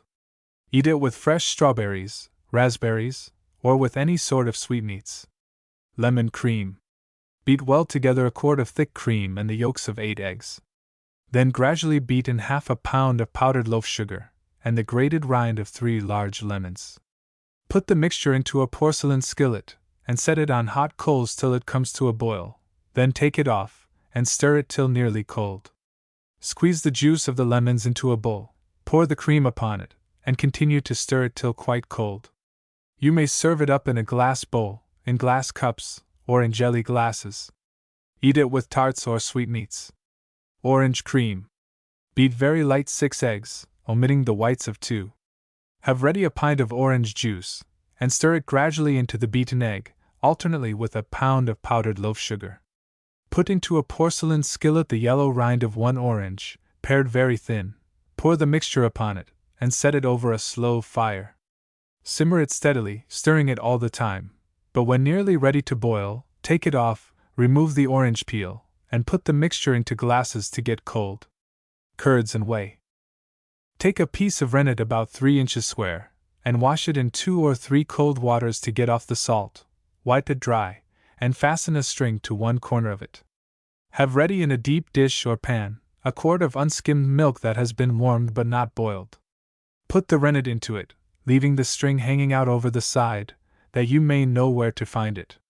Cover the pan, and set it by the fireside or in some other warm place. When the milk becomes a firm mass of curd, and the whey looks clear and greenish, remove the rennet as gently as possible, pulling it out by the string, and set the pan in ice, or in a very cold place. Send to table with it a small pitcher of white wine, sugar and nutmeg mixed together, or a bowl of sweetened cream, with nutmeg grated over it. You may keep rennet in white wine, cutting it in small pieces, and putting it into a glass jar with wine enough to cover it well. Either the wine or the rennet will be found good for turning milk, but do not put in both together, or the curd will become so hard and tough as to be uneatable. Rennets properly prepared and dried are sold constantly in the Philadelphia markets. The cost is trifling, and it is well to have one always in the house, in case of being wanted to make way for sick persons. They will keep a year or more. Lemon ice cream. Have ready 2 quarts of very rich thick cream, and take out a pint. Stir gradually into the pint a pound of the best loaf sugar powdered fine, and the grated rind and the juice of 4 ripe lemons of the largest size, or of 5 or 6 smaller ones. If you cannot procure the fruit, you may flavor the cream with essence or oil of lemon, a teaspoonful or more, according to its strength. The strongest and best essence of lemon is the white or whitish. When tinged with green, it is comparatively weak, having been diluted with water. If quite green, a large teaspoonful will not communicate as much flavor as 5 or 6 drops of the white. After you have mixed the pint of cream with the sugar and lemon, beat it gradually and hard into the remaining cream, that is, the 3 pints. Cover it, and let it stand to infuse from half an hour to an hour. Then taste it, and if you think it necessary, stir in a little more lemon juice or a little more sugar. Strain it into the freezer through a fine strainer. A tin one with small close holes is best, to get rid of the grated lemon peel, which if left in would prevent the cream from being smooth. Cover the freezer, and stand it in the ice cream tub, which should be filled with a mixture, in equal quantities, of coarse salt, and ice broken up as small as possible, that it may lie close and compact round the freezer, and thus add to its coldness. Snow, when it can be procured, is still better than ice to mix with the salt. It should be packed closely into the tub, and pressed down hard. Keep turning the freezer about by the handle till the cream is frozen, which it will generally be in 2 hours. Occasionally open the lid and scrape down the cream from the sides with a long-handled tin spoon. Take care that no salt gets in, or the cream will be spoiled. When it is entirely frozen, take it out of the freezer and put it into your mold. Set it again in the tub, which must be filled with fresh ice and salt, and leave it undisturbed till you want it for immediate use. This second freezing, however, should not continue longer than 2 hours, or the cream will become inconveniently and unpleasantly hard, and have much of the flavor frozen out of it. Place the mold in the ice tub, with the head downwards, and cover the tub with pieces of old carpet while the second freezing is going on. When it has arrived at the proper consistence, and it is time to serve it up, dip a cloth in hot water, and wrap it round the mold for a few moments, to loosen the cream and make it come out easily, setting the mold on a glass or china dish. If a pyramid or obelisk mold, lift it carefully off the top.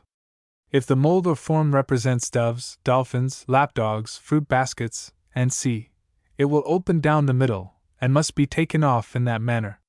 Serve it up immediately lest it begin to melt. Send round sponge cake with it, and wine or cordials immediately after. If you have no molds, but intend serving it up in a large bowl or in glasses, it must still be frozen twice over, otherwise it can have no smoothness, delicacy, or consistence, but will be rough and coarse, and feel in the mouth like broken icicles. The second freezing, if you have no mold, must be done in the freezer, which should be washed out, and set again in the tub with fresh ice and salt. Cover it closely, and let the cream stand in it untouched, but not less than 2 hours. When you put it into glasses, heap it high on the top. Begin to make ice cream about 5 or 6 hours before it is wanted for use. If you commence it too early, it may probably be injured by having to remain too long in the second freezing, as it must not be turned out till a few moments before it is served up. In damp weather it requires a longer time to freeze. If cream is scarce, mix with it an equal quantity of rich milk, and then add, for each quart, 2 tablespoonfuls of powdered arrowroot rubbed smooth in a little cold milk. Orange ice cream is made in the same manner as lemon. Strawberry ice cream. Take 2 quarts of ripe strawberries, hull them, and put them into a deep dish, strewing among them half a pound of powdered loaf sugar. Cover them, and let them stand an hour or 2. Then mash them through a sieve till you have pressed out all the juice, and stir into it half a pound more of powdered sugar, or enough to make it very sweet, and like a thick syrup. Then mix it by degrees with 2 quarts of rich cream, beating it in very hard. Put it into a freezer, and proceed as in the foregoing receipt. In 2 hours, remove it to a mold, or take it out and return it again to the freezer with fresh salt and ice, that it may be frozen a second time. In 2 hours more, it should be ready to turn out. Raspberry ice cream is made according to the preceding receipt. Pineapple ice cream. To each quart of cream allow a large ripe pineapple, and a pound of powdered loaf sugar. Pare the pineapple, slice it very thin, and mince it small. Lay it in a deep dish and strew the sugar among it. Cover the dish, and let the pineapple lie in the sugar for 2 or 3 hours. Then strain it through a sieve, mashing and pressing out all the juice. Stir the juice gradually into the cream, beating it hard. Put it into the freezer, and let it be twice frozen before it is served up. Vanilla ice cream.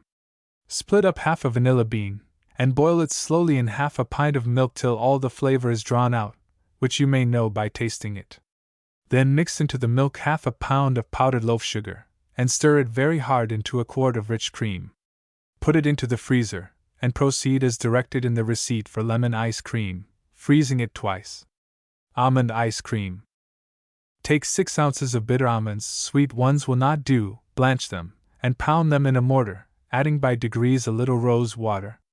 Then boil them gently in a pint of cream till you find that it is highly flavored with them.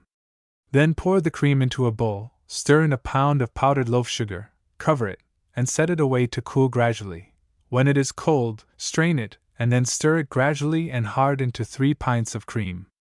Put it into the freezer, and proceed as directed in the first ice cream receipt.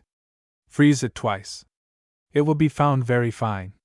Send round always with ice cream, sponge cake, or Savoy biscuits.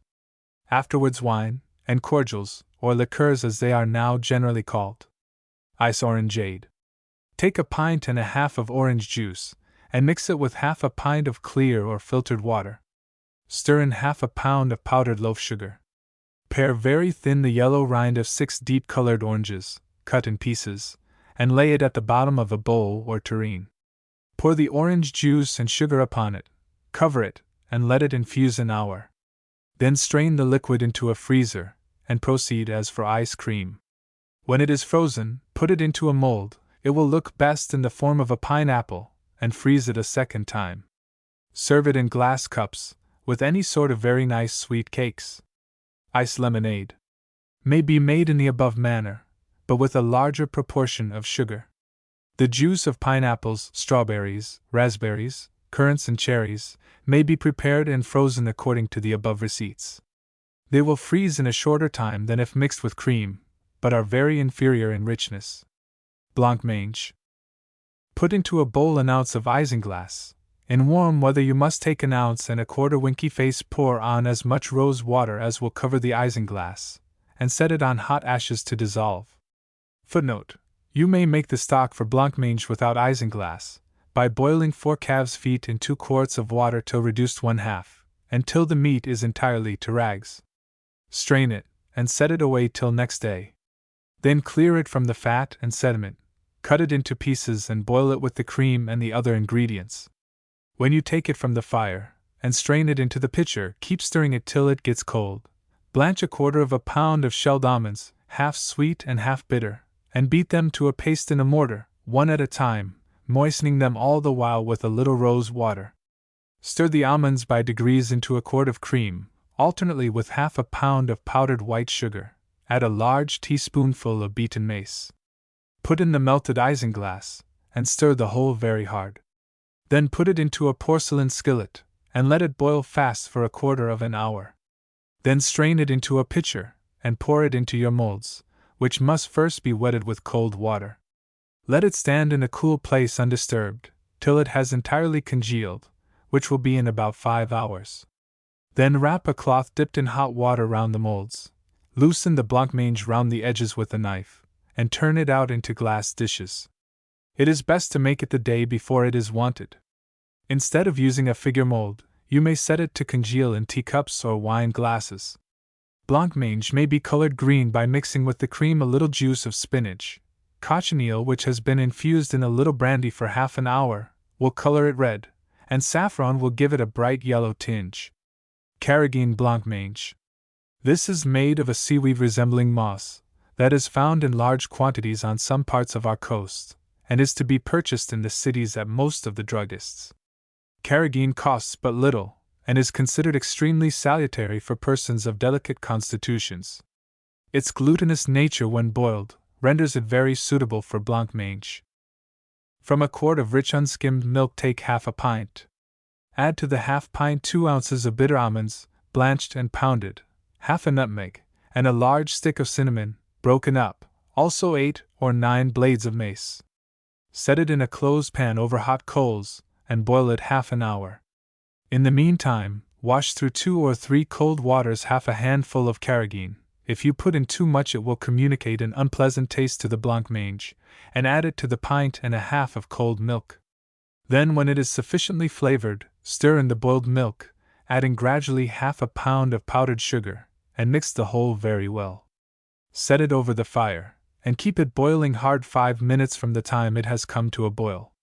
Then strain it into a pitcher, wet your molds or cups with cold water, put the blancmange into them, and leave it undisturbed till it congeals. After washing the seaweed, you must drain it well, and shake the water from the sprigs.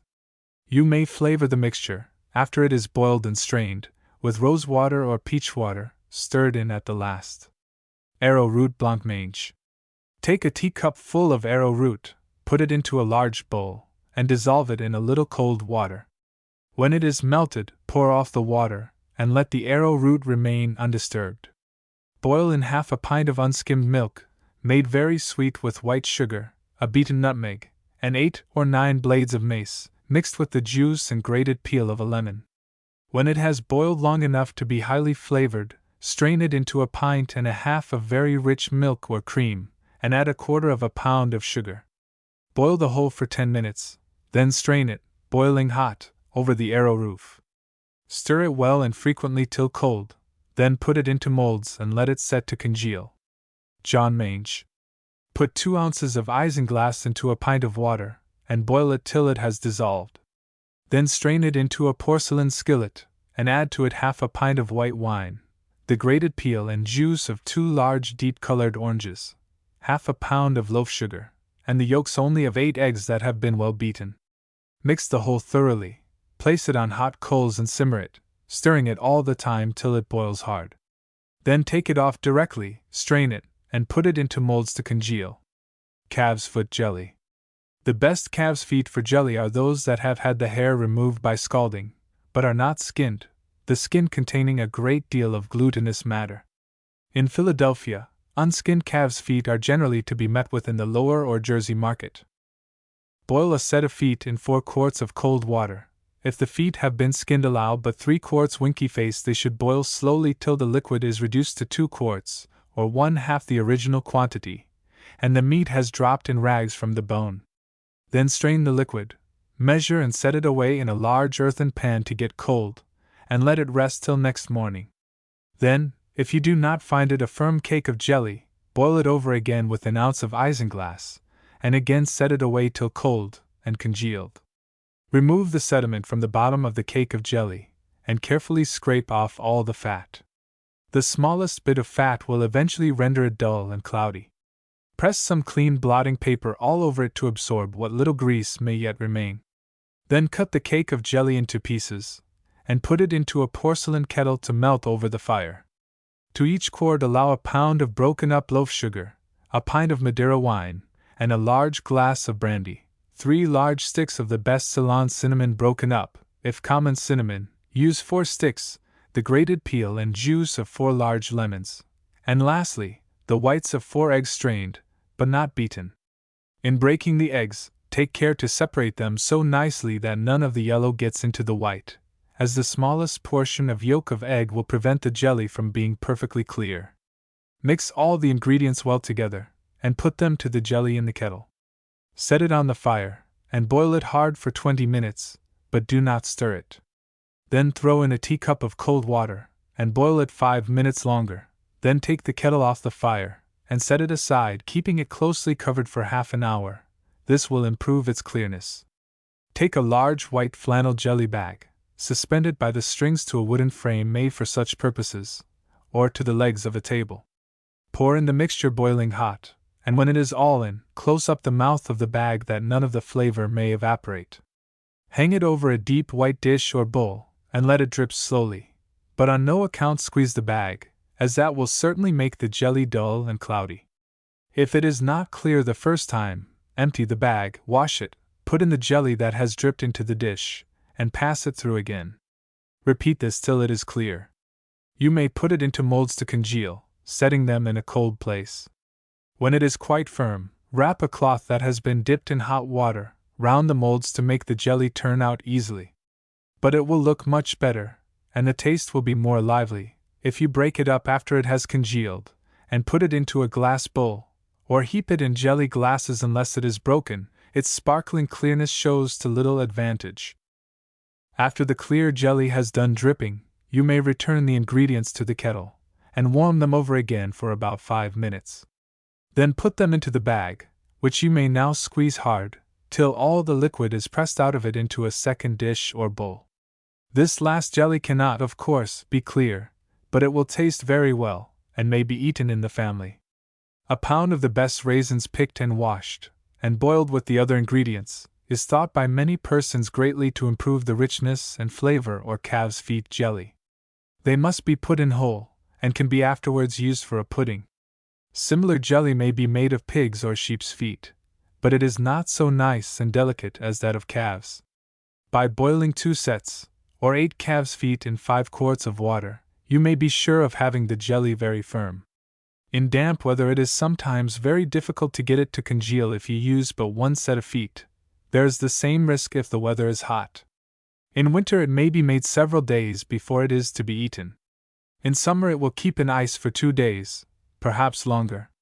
To preserve cream. Take 4 quarts of new cream. It must be of the richest quality, and have no milk mixed with it. Put it into a preserving kettle, and simmer it gently over the fire, carefully taking off whatever scum may rise to the top, till nothing more appears. Then stir, gradually, into it 4 pounds of double-refined loaf sugar that has been finely powdered and sifted. Let the cream and sugar boil briskly together half an hour, skimming it, if necessary, and afterwards stirring it as long as it continues on the fire. Put it into small bottles, and when it is cold, cork it, and secure the corks with melted rosin. This cream, if properly prepared, will keep perfectly good during a long sea voyage. Italian cream. Put 2 pints of cream into 2 bowls. With 1 bowl mix 6 ounces of powdered loaf sugar, the juice of 2 large lemons, and 2 glasses of white wine. Then add the other pint of cream, and stir the whole very hard. Boil 2 ounces of isinglass with 4 small teacups full of water, till it is reduced to 1/2. Then stir the isinglass lukewarm into the other ingredients, and put them into a glass dish to congeal. Chocolate cream. Melt 6 ounces of scraped chocolate and 4 ounces of white sugar in half a pint of boiling water. Stir in an ounce of dissolved isinglass. When the whole has boiled, pour it into a mold. Coloring for confectionery. Red. Take 20 grains of cochineal and 15 grains of cream of tartar finely powdered. Add to them a piece of alum the size of a cherry stone, and boil them with a gill of soft water, in an earthen vessel, slowly, for half an hour. Then strain it through muslin, and keep it tightly corked in a phial. Cochineal for present use. Take 2 cents worth of cochineal. Lay it on a flat plate, and bruise it with the blade of a knife. Put it into half a teacup of white brandy. Let it stand a quarter of an hour, and then filter it through fine muslin. Yellow coloring. Take a little saffron, put it into an earthen vessel with a very small quantity of cold soft water, and let it steep till the color of the infusion is a bright yellow. Then strain it. The yellow seeds of lilies will answer nearly the saffron's purpose. Green. Take fresh spinach or beet leaves, and pound them in a marble mortar. If you want it for immediate use, take off the green froth as it rises, and mix it with the article you intend to color. If you wish to keep it a few days, take the juice when you have pressed out a teacup full, and adding to it a piece of alum the size of a pea, give it a boil in a saucepan. White. Blanch some almonds, soak them in cold water, and then pound them to a smooth paste in a marble mortar, adding at intervals a little rose water. Thick cream will communicate a white color. These preparations may be used for jellies, ice creams, blancmange, syllabubs, icing for cakes, and for various articles of confectionery. Cakes, etc. General observations. Unless you are provided with proper and convenient utensils and materials, the difficulty of preparing cakes will be great, and in most instances a failure, involving disappointment, waste of time, and useless expense. Accuracy in proportioning the ingredients is indispensable, and therefore scales and weights, and a set of tin measures, at least from a quart down to a gill, are of the utmost importance. A large sieve for flour is also necessary, and smaller ones for sugar and spice. There should be a marble mortar, or one of lignum vitae. The hardest of all would winky face those of iron, however well tinned, are apt to discolor the articles pounded in them. Spice may be ground in a mill kept exclusively for that purpose. Every kitchen should be provided with spice boxes. You should have a large grater for lemon, coconut, and and a small one for nutmeg. Butter and sugar cannot be stirred together conveniently without a spattle or spattle, which is a round stick flattened at one end, and a deep earthen pan with sides nearly straight. For beating eggs, you should have hickory rods or a wire whip, and broad, shallow earthen pans. Neither the eggs, nor the butter and sugar should be beaten in tin, as the coldness of the metal will prevent them from becoming light. For baking large cakes, the pans, whether of block tin or earthen, should have straight sides. If the aids slope inward, there will be much difficulty in icing the cake. Pans with a hollow tube going up from the center are supposed to diffuse the heat more equally through the middle of the cake. Buns and some other cakes should be baked in square shallow pans of block tin or iron. Little tins for queen cakes, and c, are most convenient when of a round or oval shape. All baking pans, whether large or small, should be well greased with butter or lard before the mixture is put into them, and should be filled but little more than half. You should have at least 24 little tins, that a second supply may be ready for the oven the moment the first is taken out. You will also want tin cutters for cakes that are rolled out in dough. All the utensils should be cleaned and put away as soon as they are done with. They should be all kept together, and if possible, not used for any other purposes.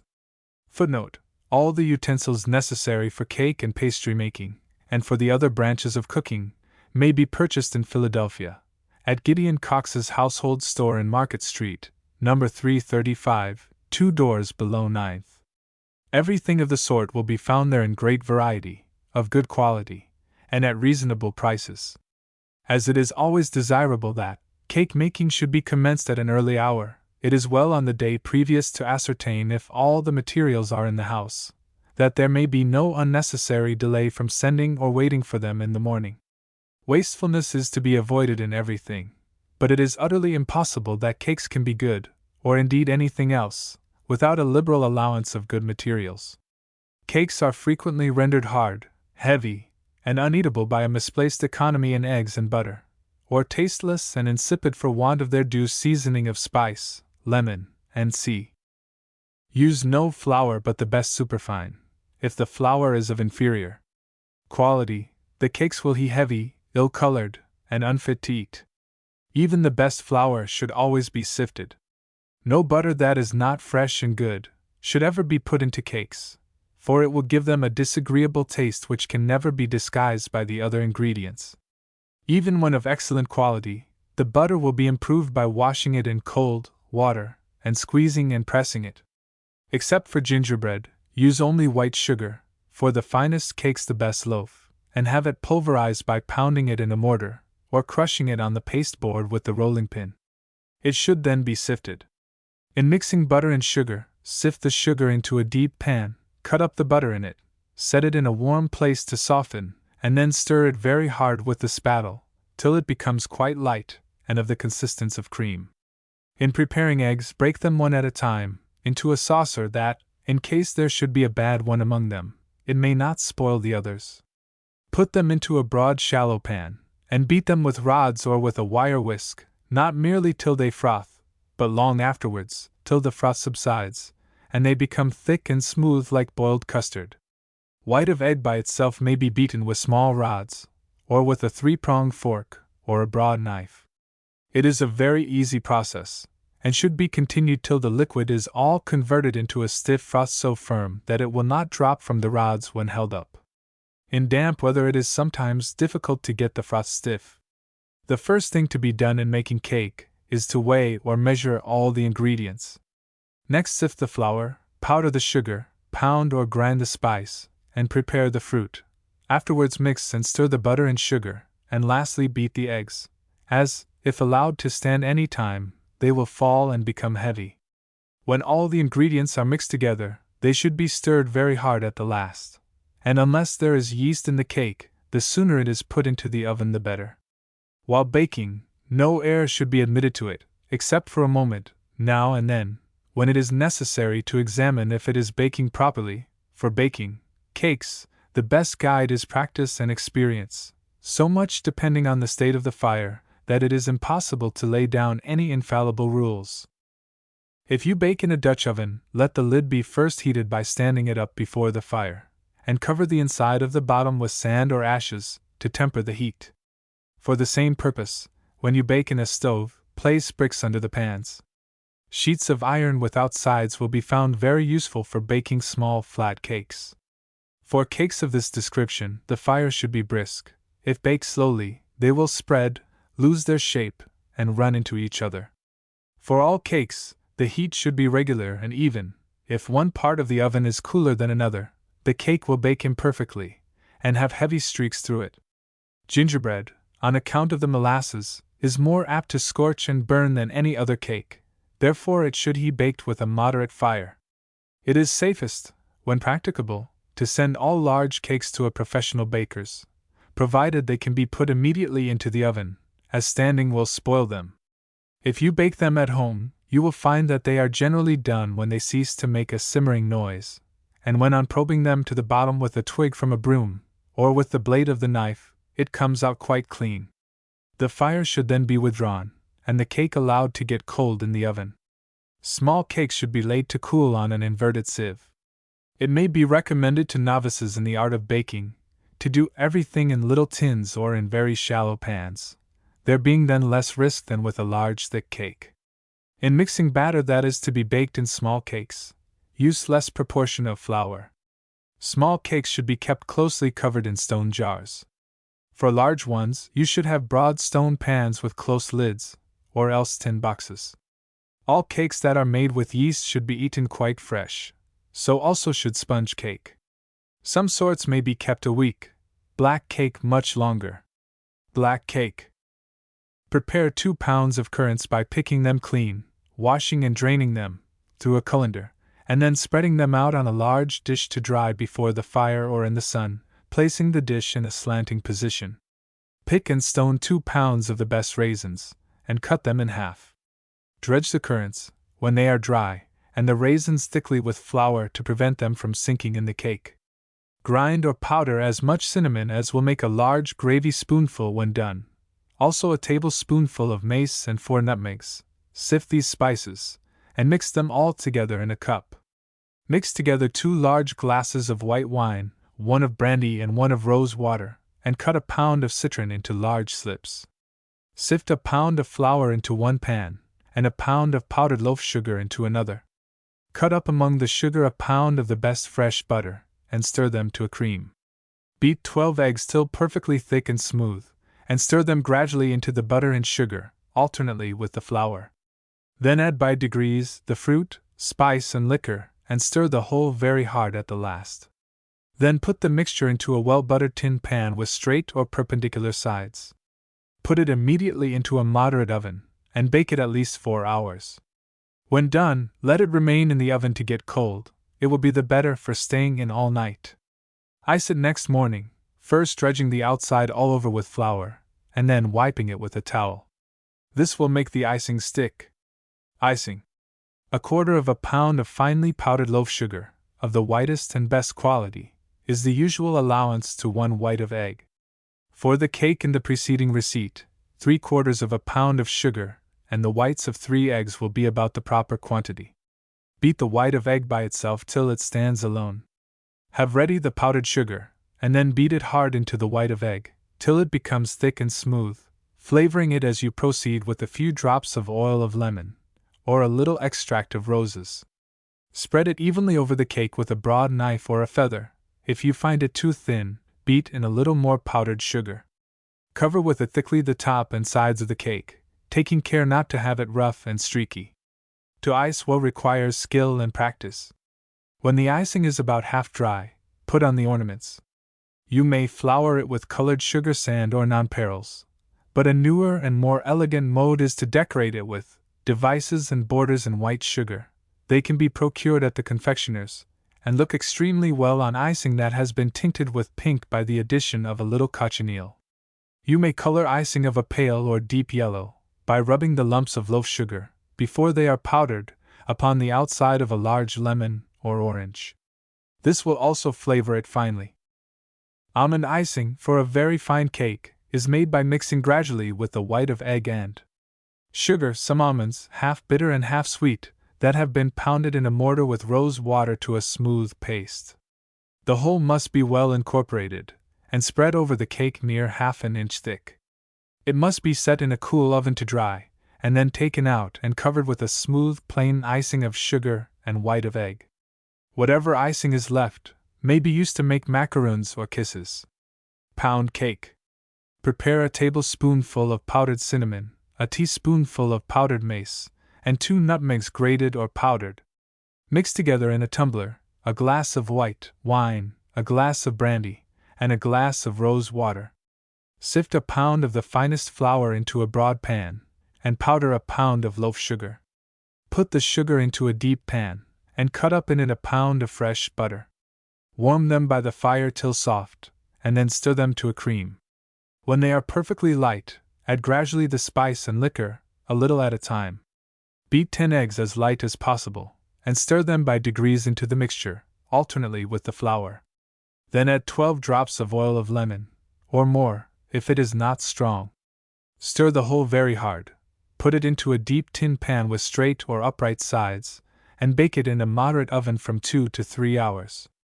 If baked in a Dutch oven, take off the lid when you have ascertained that the cake is quite done, and let it remain in the oven to cool gradually. If any part is burnt, scrape it off as soon as cold. It may be iced either warm or cool, first dredging the cake with flour, and then wiping it off. It will be best to put on 2 coats of icing, the second coat not till the first is entirely dry.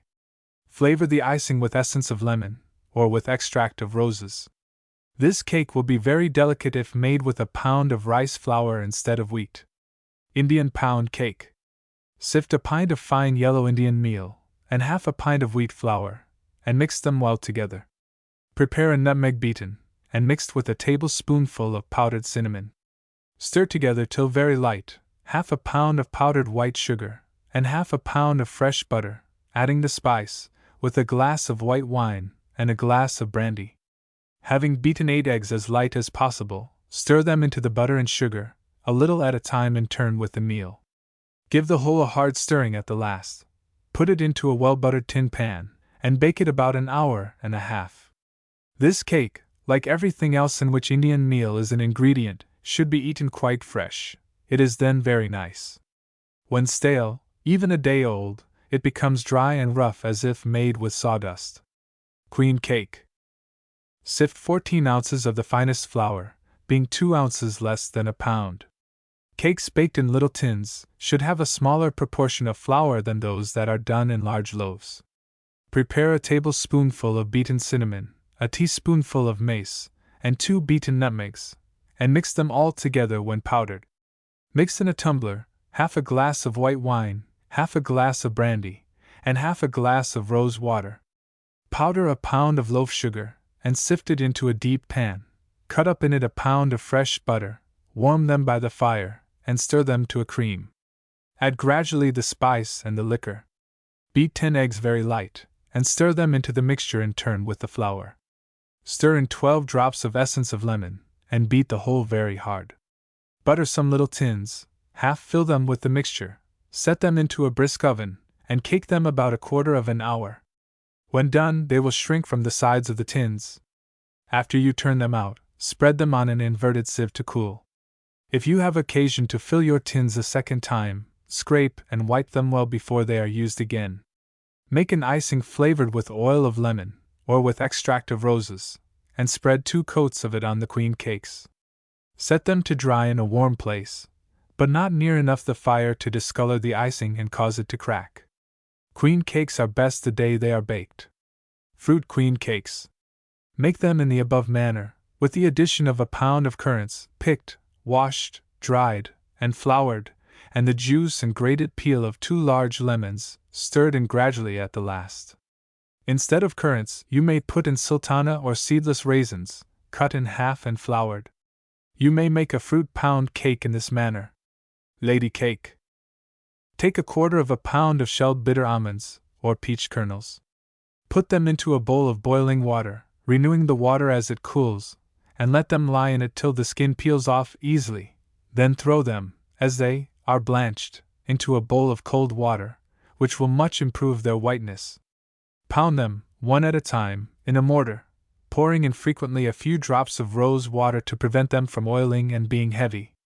Cut up 3/4 of a pound of fresh butter into a whole pound of powdered loaf sugar. Having warmed it, stir it to a light cream, and then add very gradually the pounded almonds, beating them in very hard. Sift into a separate pan half a pound and 2 ounces of flour, and beat in another pan to a stiff froth, the whites only of 17 eggs. Stir the flour and the white of egg alternately into the pan of butter, sugar, and almonds, a very little at a time of each. Having beaten the whole as hard as possible, put it into a buttered tin pan, a square one is best, and set it immediately into a moderate oven. Bake it about an hour, more or less, according to its thickness. When cool, ice it, flavoring the icing with oil of lemon. It is best the day after it is baked, but it may be eaten fresh. When you put it away, wrap it in a thick cloth. If you bake it in little tins, use 2 ounces less of flour. Spanish buns. Cut up 3/4 pound of butter into a gill and a half or 3 wine glasses of rich unskimmed milk. Cream will be still better, and get the pan on a stove or near the fire, till the butter becomes soft enough to stir all through the milk with a knife, but do not let it get so hot as to boil of itself. Then set it away in a cold place. Sift into separate pans a 1/2 pound and 1/4 pound of the finest flour, and having beaten 4 eggs as light as possible, mix them with the milk and butter, and then pour the whole into the pan that contains the 1/2 pound of flour. Having previously prepared 2 grated nutmegs, and a tablespoonful of powdered cinnamon and mace, stir them into the mixture, adding 6 drops of extract of roses, or a large tablespoonful of rose water. Add a wine glass and a half of the best fresh yeast from a brewery.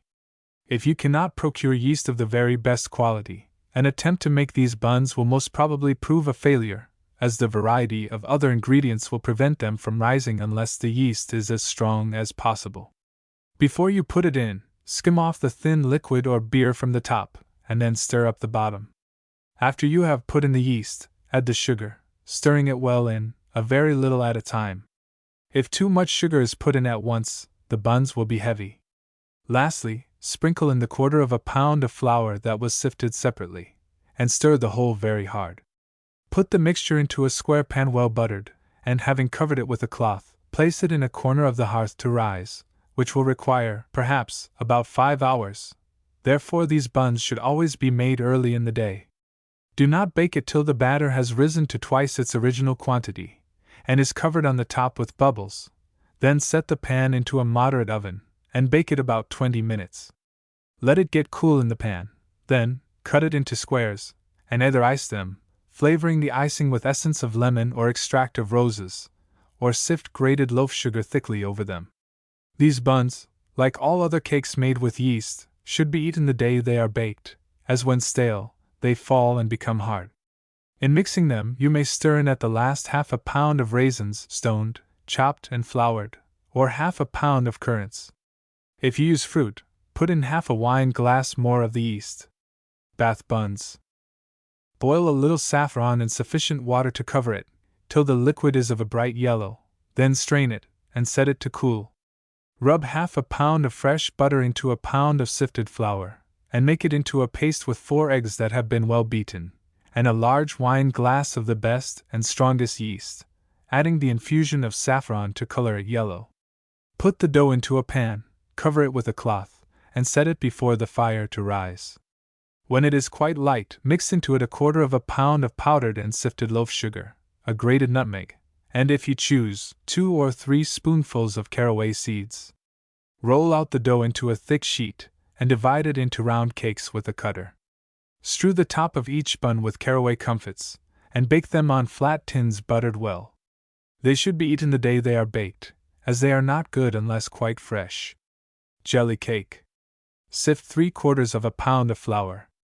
Stir to a cream a pound of butter and a pound of powdered white sugar, and mix in 1/2 teacup of rose water and a grated nutmeg, with a teaspoonful of powdered cinnamon.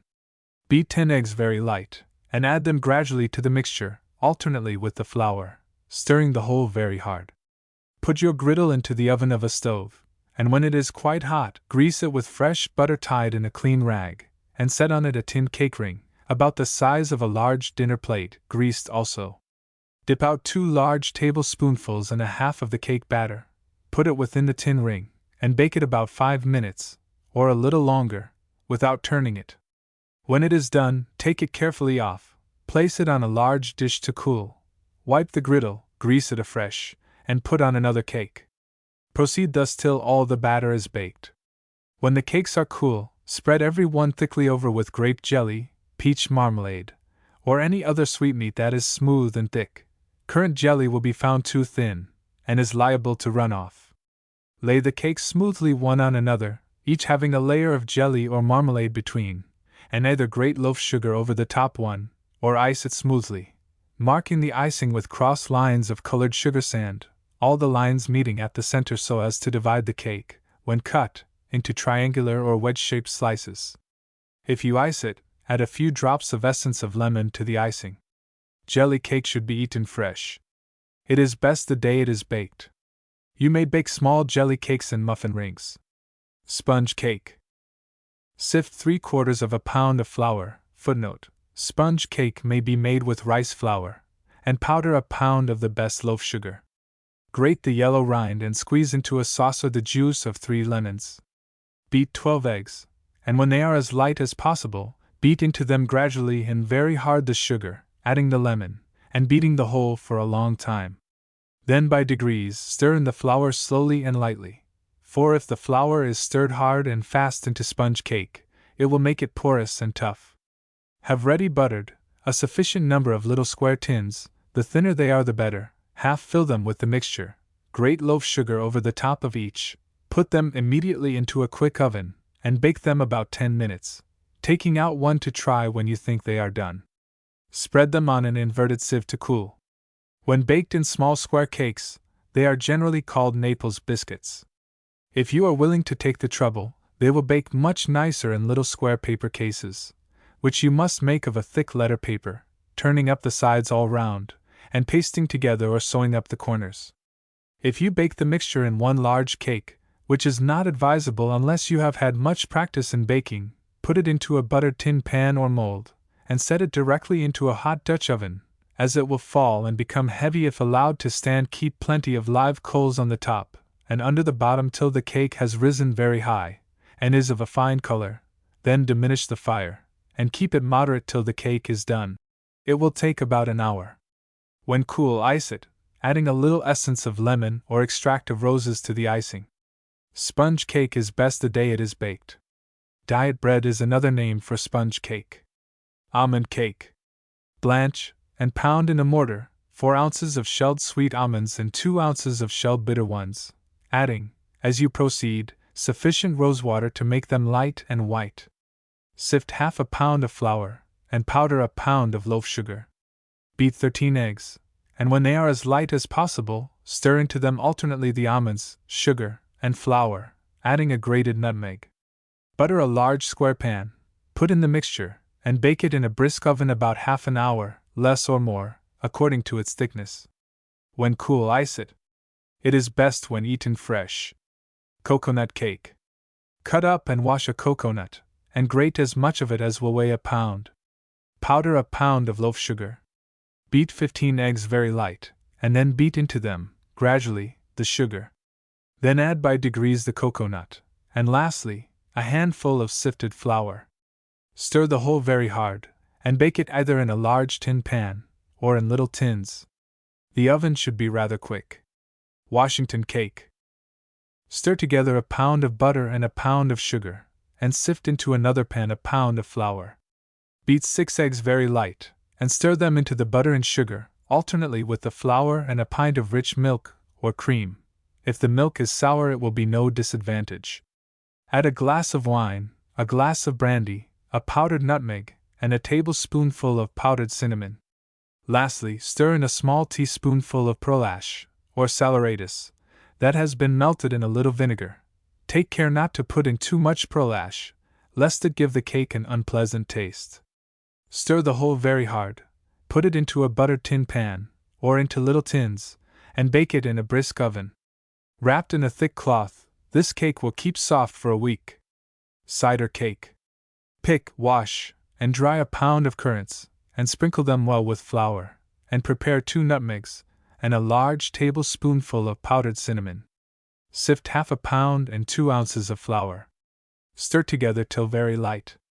6 ounces of fresh butter, and half a pound of powdered white sugar, and add gradually the spice, with 2 wine glasses of brandy, or 1 of brandy and 1 of white wine.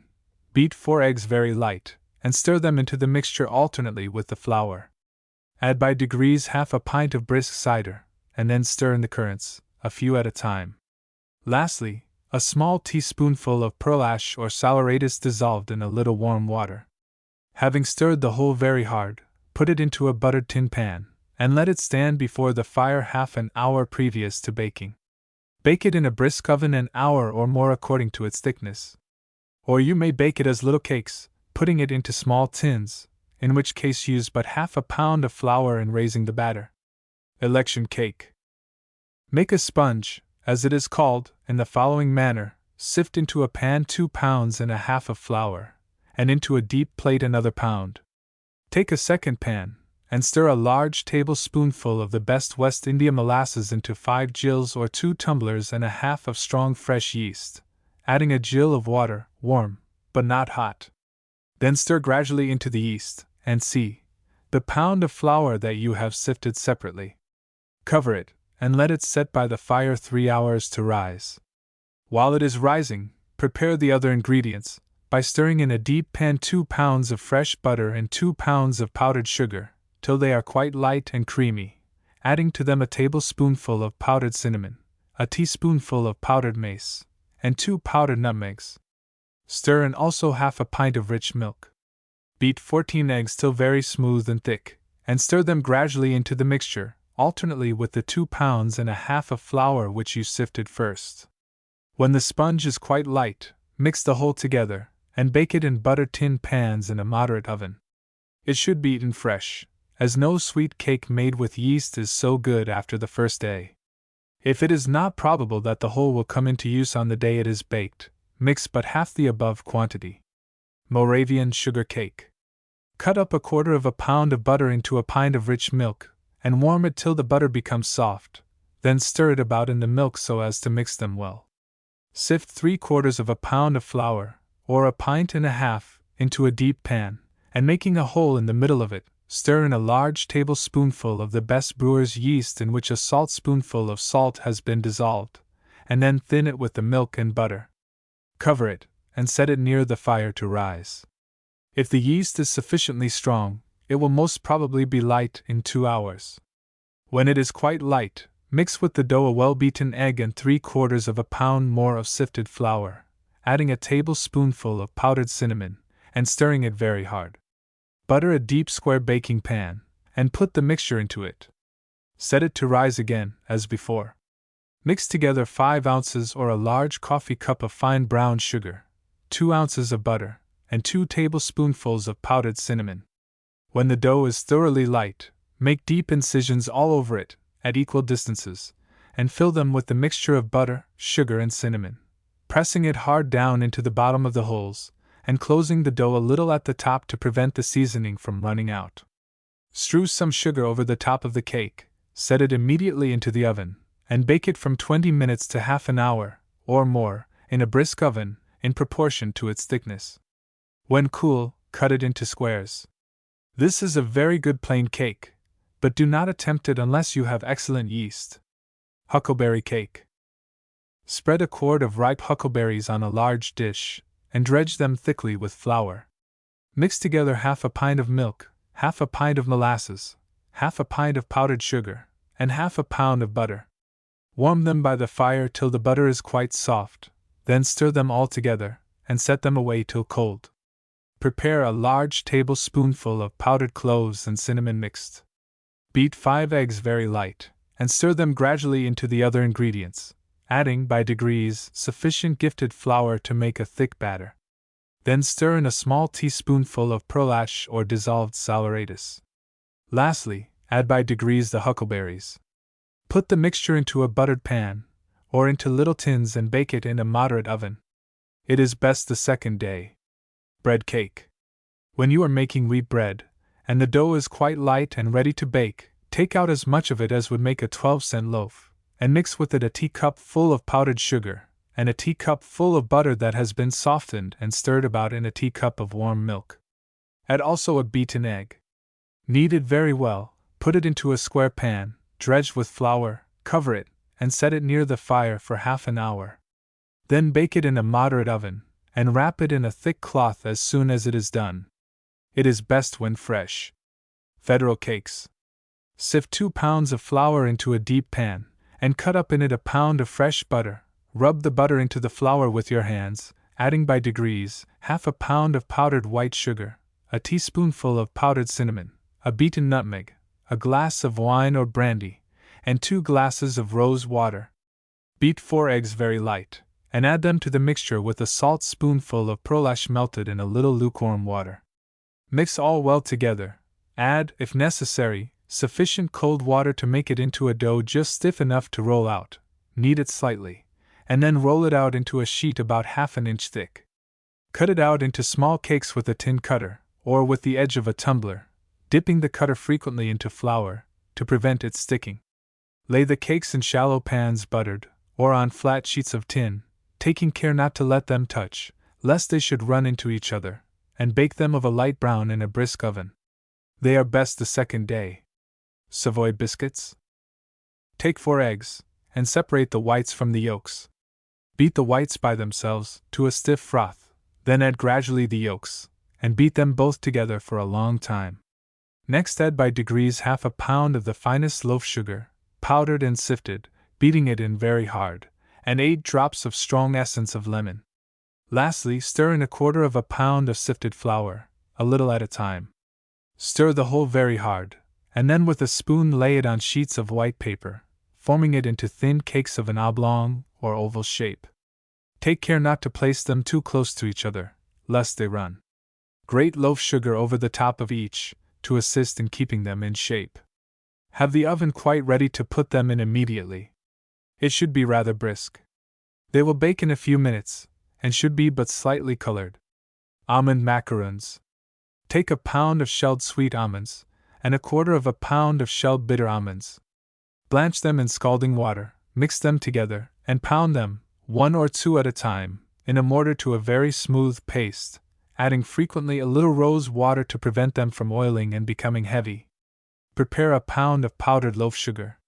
Beat the whites of 7 eggs to a stiff froth, and then beat into it gradually the powdered sugar, adding a tablespoonful of mixed spice, nutmeg, mace, and cinnamon. Then mix in the pounded almonds, which it is best to prepare the day before, and stir the whole very hard. Form the mixture with a spoon into little round or oval cakes, upon sheets of buttered white paper, and grate white sugar over each.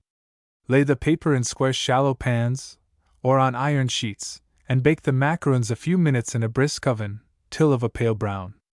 When cold, take them off the papers. It will be well to try 2 or 3 first, and if you find them likely to lose their shape and run info each other, you may omit the papers and make the mixture up into little balls with your hands well floured, baking them in shallow tin pans slightly buttered. You may make macarons with icing that is left from a cake. Coconut macarons. Beat to a stiff froth the whites of 6 eggs, and then beat into it very hard a pound of powdered loaf sugar. Mix with it a pound of grated coconut, or sufficient to make a stiff paste. Then flour your hands, and make it up into little balls. Lay them on sheets of buttered white paper, and bake them in a brisk oven, first grating loaf sugar over each.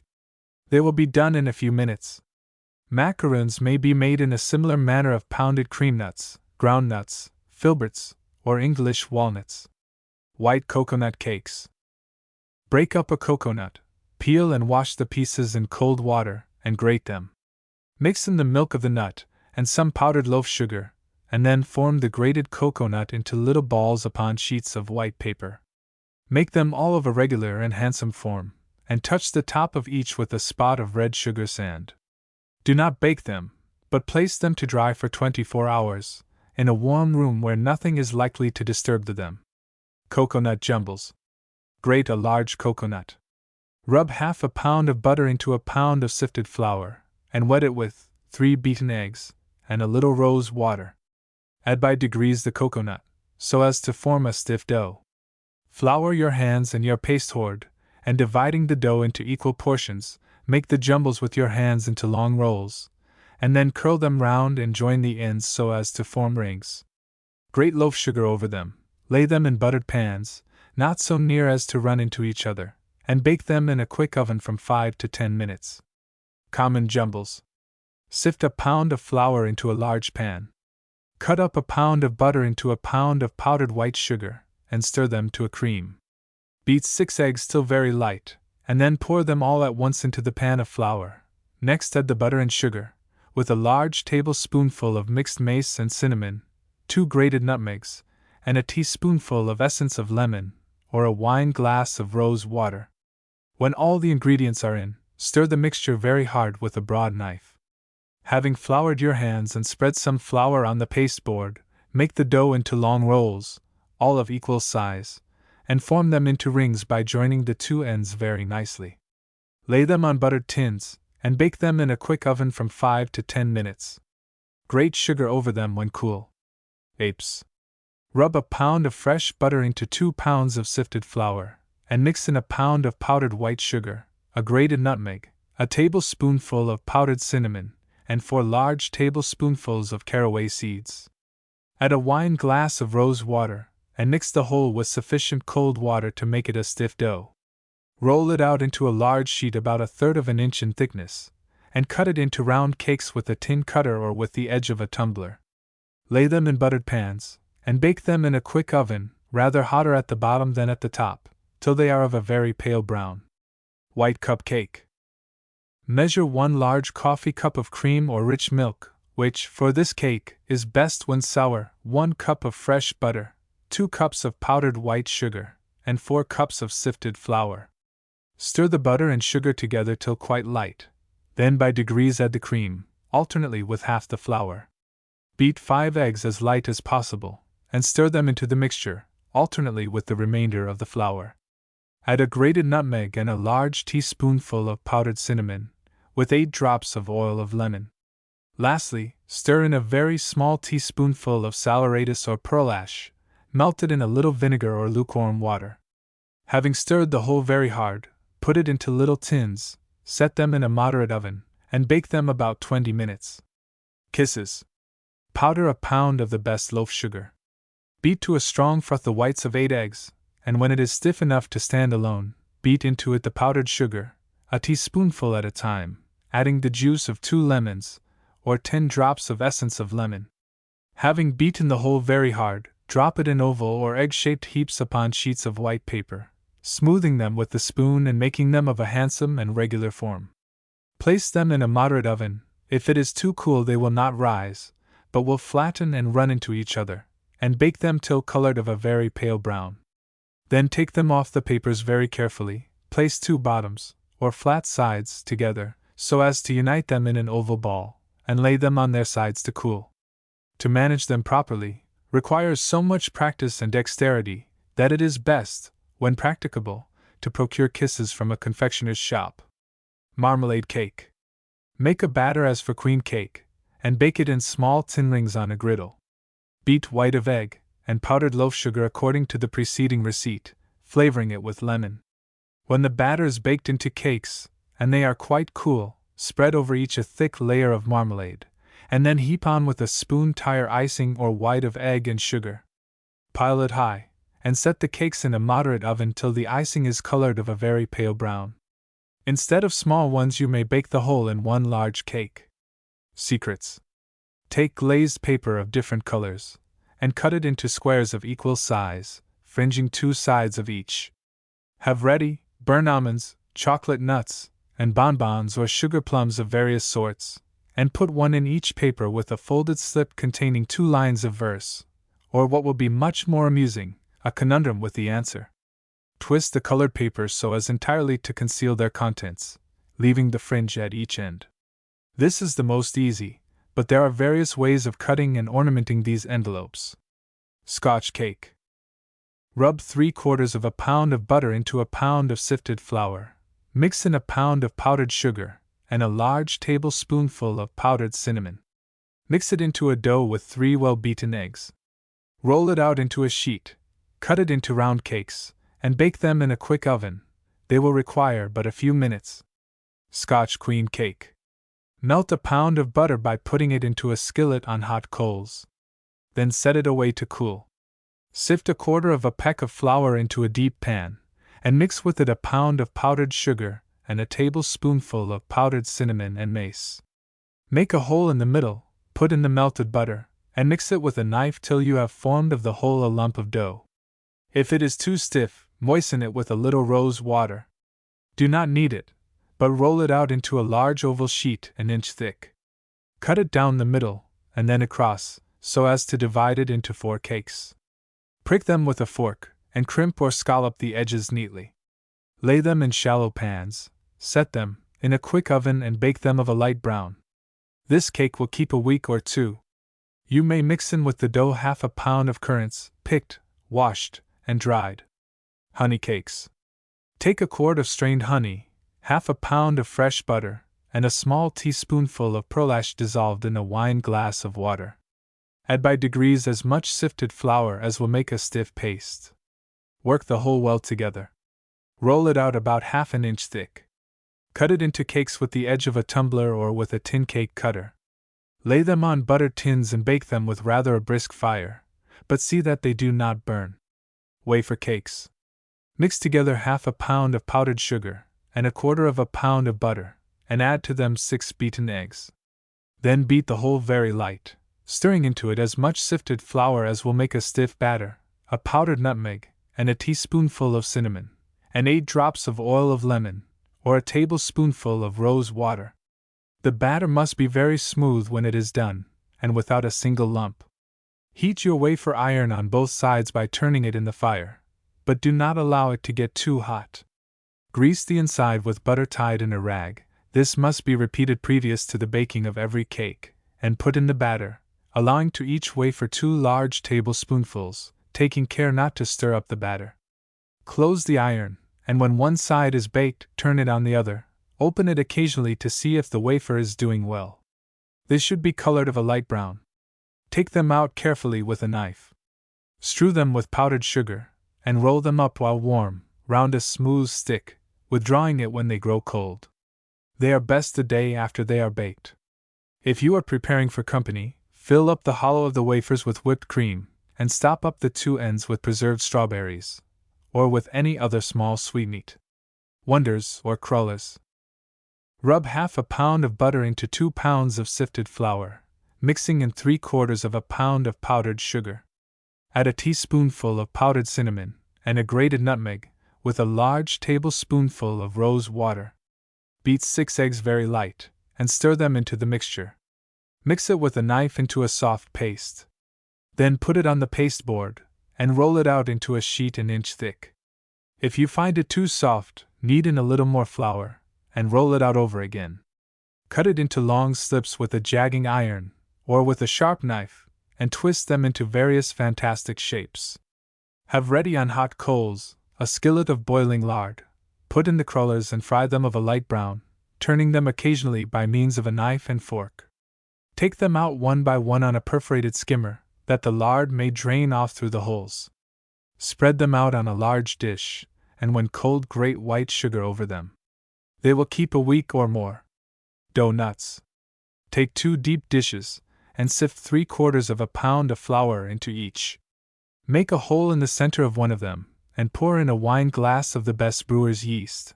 Mix the flour gradually into it, wetting it with lukewarm milk.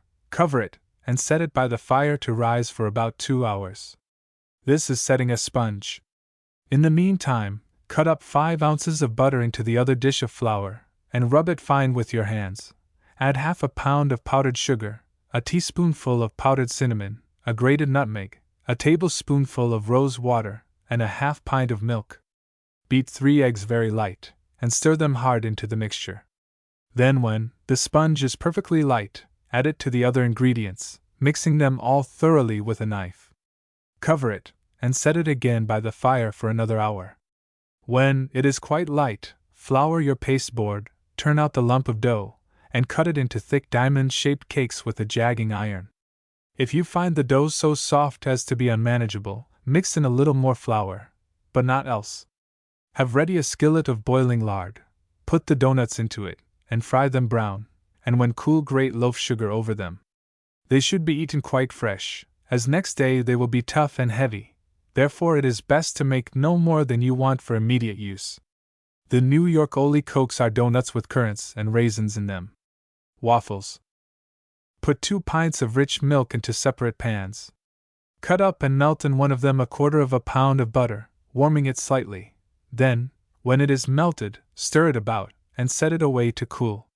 Beat 8 eggs till very light, and mix them gradually into the other pan of milk, alternately with 1/2 pound of flour. Then mix in by degrees the milk that has the butter in it. Lastly, stir in a large tablespoonful of strong fresh yeast. Cover the pan, and set it near the fire to rise. When the batter is quite light, heat your waffle iron. By putting it among the coals of a clear bright fire, grease the inside with butter tied in a rag, and then put in some batter. Shut the iron closely, and when the waffle is done on one side, turn the iron on the other. Take the cake out by slipping a knife underneath, and then heat and grease the iron for another waffle. Send them to table quite hot, 4 or 6 on a plate, having buttered them and strewed over each a mixture of powdered cinnamon and white sugar. Or you may send the sugar and cinnamon in a little glass bowl. In buying waffle irons, do not choose those broad shallow ones that are to hold 4 at a time, as the waffles baked in them are too small, too thin, and are never of a good shape. The common sort that bake but 2 at once are much the best. New York cookies. Take a 1/2 pint or a tumbler full of cold water, and mix it with 1/2 pound of powdered white sugar. Sift 3 pounds of flour into a large pan and cut up in it a pound of butter. Rub the butter very fine into the flour. Add a grated nutmeg, and a teaspoonful of powdered cinnamon, with a wine glass of rose water. Work in the sugar, and make the whole into a stiff dough, adding, if necessary, a little cold water. Dissolve a teaspoonful of pearl ash in just enough of warm water to cover it, and mix it in at the last. Take the lump of dough out of the pan, and knead it on the pasteboard till it becomes quite light. Then roll it out rather more than 1/2 inch thick, and cut it into square cakes with a jagging iron or with a sharp knife. Stamp the surface of each with a cake print. Lay them in buttered pans, and bake them of a light brown in a brisk oven. They are similar to what are called New Year's cakes, and will keep 2 or 3 weeks. In mixing the dough, you may add 3 tablespoonfuls of caraway seeds. Sugar biscuit. Wet a pound of sugar with 2 large teacups full of milk, and rub a pound of butter into 2 pounds of flour, adding a tablespoonful of cinnamon, and a handful of caraway seeds. Mix in the sugar, add a teaspoonful of pearl ash dissolved, and make the whole into a stiff dough. Knead it, and then roll it out into a sheet about 1/2 inch thick. Beat it on both sides with the rolling pin, and then cut it out with the edge of a tumbler into round cakes. Prick them with a fork, lay them in buttered pans, and bake them light brown in a quick oven. You may color them yellow by mixing in with the other ingredients a little of the infusion of saffron. Rusks. Sift 3 pounds of flour into a large pan, and rub into it 1/2 pound of butter, and 1/2 pound of sugar.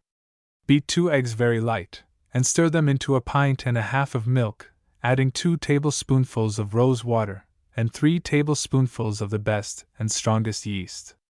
Make a hole in the middle of the flour, pour in the liquid, and gradually mix the flour into it till you have a thick batter. Cover it, and set it by the fire to rise. When it is quite light, put it on your pasteboard and knead it well. Then divide it into small round cakes and knead each separately. Lay them very near each other in shallow iron pans that have been sprinkled with flour. Prick the top of each rusk with a fork, and set them by the fire to rise again for 1/2 an hour or more. When they are perfectly light, bake them in a moderate oven. They are best when fresh. You can convert them into what are called hard rusks, or tops and bottoms, by splitting them in half, and putting them again into the oven to harden and crisp. Milk biscuit. Cut up 3/4 pound of butter in a quart of milk, and set it near the fire to warm, till the butter becomes soft. Then with a knife, mix it thoroughly with the milk, and set it away to cool. Afterwards stir in 2 wine glasses of strong fresh yeast, and add by degrees as much sifted flour as will make a dough just stiff enough to roll out. As soon as it is mixed, roll it into a thick sheet, and cut it out into round cakes with the edge of a tumbler or a wine glass. Sprinkle a large iron pan with flour, lay the biscuits in it, cover it and set it to rise near the fire. When the biscuits are quite light, knead each one separately, prick them with a fork, and set them again in a warm place for about 1/2 an hour. When they are light again, bake them in a moderate oven. They should be eaten fresh, and pulled open with the fingers, as splitting them with a knife will make them heavy. White gingerbread. Sift 2 pounds of flour into a deep pan, and rub into it 3/4 of a pound of butter. Then mix in a pound of common white sugar powdered, and 3 tablespoonfuls of the best white ginger. Having beaten 4 eggs very light, mix them gradually with the other ingredients in the pan, and add a small teaspoonful of pearl ash melted in a wine glass of warm milk. Stir the whole as hard as possible. Flour your pasteboard, lay the lump of dough upon it, and roll it out into a sheet an inch thick, adding more flour if necessary. Butter a large shallow square pan. Lay the dough into it, and bake it in a moderate oven. When cold, cut it into squares.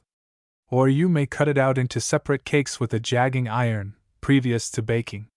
You must be careful not to lay them too close together in the pan, lest they run into each other. Common gingerbread. Cut up a pound of butter in a quart of West India molasses, which must be perfectly sweet. If it is in the least sour, use sugar house molasses instead. Warm it slightly, just enough to melt the butter.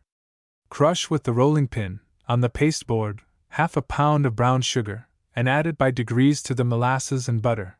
Then stir in a teacup full of powdered ginger, a large teaspoonful of powdered cloves, and a tablespoonful of powdered cinnamon.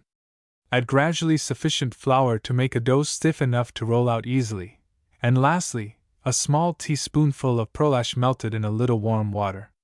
Mix and stir the dough very hard with a spattle or a wooden spoon, but do not knead it. Then divide it with a knife into equal portions, and having floured your hands, roll it out on the pasteboard into long even strips. Place them in shallow tin pans that have been buttered, either laying the strips side by side in straight round sticks, uniting them at both ends, or coil them into rings one within another, as you see them at the cake shops. Bake them in a brisk oven, taking care that they do not burn, gingerbread scorching sooner than any other cake. To save time and trouble, you may roll out the dough into a sheet near an inch thick, and cut it into round flat cakes with a tin cutter, or with the edge of a tumbler. Ground ginger loses much of its strength by keeping. Therefore it will be frequently found necessary to put in more than the quantity given in the receipt. Gingerbread nuts. Rub half a pound of butter into a pound and a half of sifted flour, and mix in half a pound of brown sugar, crushed fine with the rolling pin. Add 2 large tablespoonfuls of ginger, a teaspoonful of powdered cloves, and a teaspoonful of powdered cinnamon. Stir in a pint of molasses, and the grated peel of a large lemon, but not the juice, as you must add at the last, a very small teaspoonful of pearl ash dissolved in a little lukewarm water, and pearl ash entirely destroys the taste of lemon juice and of every other acid. Stir the whole mixture very hard with a spattle or with a wooden spoon, and make it into a lump of dough just stiff enough to roll out into a sheet about half an inch thick. Cut it out into small cakes about the size of $0.25, or make it up, with your hands well floured, into little round balls, flattening them on the top. Lay them in buttered pans, and bake them in a moderate oven. They will keep several weeks. Franklin cake. Mix together a pint of molasses, and half a pint of milk, and cut up in it half a pound of butter. Warm them just enough to melt the butter, and then stir in 6 ounces of brown sugar, adding 3 tablespoonfuls of ginger, a tablespoonful of powdered cinnamon, a teaspoonful of powdered cloves, and a grated nutmeg. Beat 7 eggs very light, and stir them gradually into the mixture, in turn with a pound and 2 ounces of flour. Add, at the last, the grated peel and juice of 2 large lemons or oranges, or 12 drops of essence of lemon, there being no pearl ash in this gingerbread. Stir the mixture very hard, put it into little queen cake tins, well buttered, and bake it in a moderate oven. It is best the second day, and will keep soft a week. Ginger plum cake. Stone 1.5 pounds of raisins, and cut them in 2. Wash and dry half a pound of currants. Sift into a pan 2 pounds of flour. Put into another pan a pound of brown sugar, rolled fine, and cut up in it a pound of fresh butter. Stir the butter and sugar to a cream, and add to it 2 tablespoonfuls of the best ginger, 1 tablespoonful of powdered cinnamon, and 1 of powdered cloves. Then beat 6 eggs very light, and add them gradually to the butter and sugar, in turn with the flour and a quart of molasses. Lastly, stir in a teaspoonful of pearlash dissolved in a little vinegar, and add by degrees the fruit, which must be well dredged with flour. Stir all very hard, put the mixture into a buttered pan, and bake it in a moderate oven. Take care not to let it burn. Molasses candy. Mix a pound of the best brown sugar with 2 quarts of West India molasses, which must be perfectly sweet, and boil it in a preserving kettle over a moderate fire for 3 hours, skimming it well, and stirring it frequently after the scum has ceased to rise, taking care that it does not burn.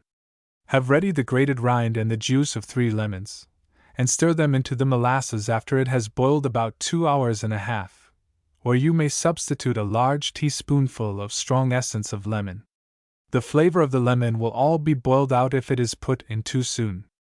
The mixture should boil at least 3 hours, that it may be crisp and brittle when cold. If it is taken off the fire too soon, or before it has boiled sufficiently, it will not congeal, but will be tough and ropey, and must be boiled over again. It will cease boiling of itself when it is thoroughly done. Then take it off the fire, have ready a square tin pan, put the mixture into it, and set it away to cool. You may make molasses candy with almonds blanched and slit into pieces. Stir them in by degrees after the mixture has boiled 2 hours and a half. Or you may blanch a quart of ground nuts and put them in instead of the almonds. Nougat. Blanch a pound of shelled sweet almonds, and with an almond cutter or a sharp penknife split each almond into 5 slips. Spread them over a large dish and place them in a gentle oven. Powder a pound of the finest loaf sugar and put it into a preserving pan without a drop of water. Set it on a chafing dish over a slow fire, or on a hot stove, and stir it with a wooden spoon till the boat has entirely dissolved it. Then take the almonds out of the oven, and mix with them the juice of 2 or 3 lemons. Put them into the sugar a few at a time, and let them simmer till it becomes a thick stiff paste, stirring it hard all the while. Have ready a mold, or a square tin pan, greased all over the inside with sweet oil. Put the mixture into it, smooth it evenly, and set it in a cold place to harden. Lemon drops. Squeeze some lemon juice into a pan. Pound in a mortar some of the best loaf sugar, and then sift it through a very fine sieve. Mix it with the lemon juice, making it so thick that you can scarcely stir it. Put it into a porcelain saucepan, set it on hot coals, and stir it with a wooden spoon 5 minutes or more. Then take off the pan, and with the point of a knife drop the liquid on writing paper. When cold, the drops will easily come off. Peppermint drops may be made as above, substituting for the lemon juice essence of peppermint. Warm cakes for breakfast and tea. Buckwheat cakes. Take a quart of buckwheat meal, mix with it a teaspoonful of salt, and add a handful of Indian meal. Pour a large tablespoonful of the best brewer's yeast into the center of the meal. Then mix it gradually with cold water till it becomes a batter. Cover it, put it in a warm place and set it to rise. It will take about 3 hours. When it is quite light, and covered with bubbles, it is fit to bake. Put your griddle over the fire, and let it get quite hot before you begin. Grease it well with a piece of butter tied in a rag. Then dip out a large ladle full of the batter and bake it on the griddle, turning it with a broad wooden paddle. Let the cakes be of large size, and even at the edges. Ragged edges to batter cakes look very badly. Butter them as you take them off the griddle. Put several on a plate, and cut them across in 6 pieces. Grease the griddle anew, between baking each cake. If your batter has been mixed overnight and is found to be sour in the morning, melt in warm water a piece of pearlash the size of a grain of corn, or a little larger. Stir it into the batter. Let it set half an hour, and then bake it. The pearlash will remove the sour taste, and increase the lightness of the cakes. Flannel cakes. Put a tablespoonful of butter into a quart of milk, and warm them together till the butter has melted. Then stir it well, and set it away to cool. Beat 5 eggs as light as possible, and stir them into the milk in turn with 3 pints of sifted flour. Add a small teaspoonful of salt, and a large tablespoonful and a half of the best fresh yeast. Set the pan of batter near the fire to rise, and if the yeast is good, it will be light in 3 hours. Then bake it on a griddle in the manner of buckwheat cakes. Send them to table hot, and cut across into 4 pieces. This batter may be baked in waffle irons. If so, send to table with the cakes powdered white sugar and cinnamon. Indian batter cakes. Mix together a quart of sifted Indian meal. The yellow meal is best for all purposes, and a handful of wheat flour. Warm a quart of milk, and stir into it a small teaspoonful of salt, and 2 large tablespoonfuls of the best fresh yeast. Beat 3 eggs very light, and stir them gradually into the milk in turn with the meal. Cover it, and set it to rise for 3 or 4 hours. When quite light, bake it on a griddle in the manner of buckwheat cakes. Butter them, cut them across, and send them to table hot, with molasses in a sauce boat. If the batter should chance to become sour before it is baked, stir in about a saltspoonful of pearl ash dissolved in a little lukewarm water, and let it set half an hour longer before it is baked. Indian mush cakes. Pour into a pan 3 pints of cold water, and stir gradually into it a quart of sifted Indian meal which has been mixed with half a pint of wheat flour, and a small teaspoonful of salt. Give it a hard stirring at the last. Have ready a hot griddle, and bake the batter immediately, in cakes about the size of a saucer. Send them to table piled evenly, but not cut. Eat them with butter or molasses. This is the most economical and expeditious way of making soft Indian cakes, but it cannot be recommended as the best. It will be some improvement to mix the meal with milk rather than water. Johnny cake. Sift a quart of Indian meal into a pan, make a hole in the middle, and pour in a pint of warm water. Mix the meal and water gradually into a batter, adding a small teaspoonful of salt. Beat it very hard, and for a long time, till it becomes quite light. Then spread it thick and even on a stout piece of smooth board. Place it upright on the hearth before a clear fire, with a flat iron or something of the sort to support the board behind, and bake it well. Cut it into squares, and split and butter them hot. Indian flappers. Have ready a pint of sifted Indian meal, mixed with a handful of wheat flour, and a small teaspoonful of salt. Beat 4 eggs very light, and stir them by degrees into a quart of milk, in turn with the meal. They can be made in a very short time, and should be baked as soon as mixed, on a hot griddle. Allow a large ladle full of batter to each cake, and make them all of the same size. Send them to table hot, buttered and cut in half. Indian muffins. Sift and mix together a pint and a half of yellow Indian meal, and a handful of wheat flour. Melt a quarter of a pound of fresh butter in a quart of milk. Beat 4 eggs very light, and stir into them alternately, a little at a time of each, the milk when it is quite cold, and the meal, adding a small teaspoonful of salt. The whole must be beaten long and hard. Then butter some muffin rings, set them on a hot griddle, and pour some of the batter into each. Send the muffins to table hot, and split them by pulling them open with your fingers, as a knife will make them heavy. Eat them with butter, molasses, or honey. Water muffins. Put 4 tablespoonfuls of fresh, strong yeast into a pint of lukewarm water.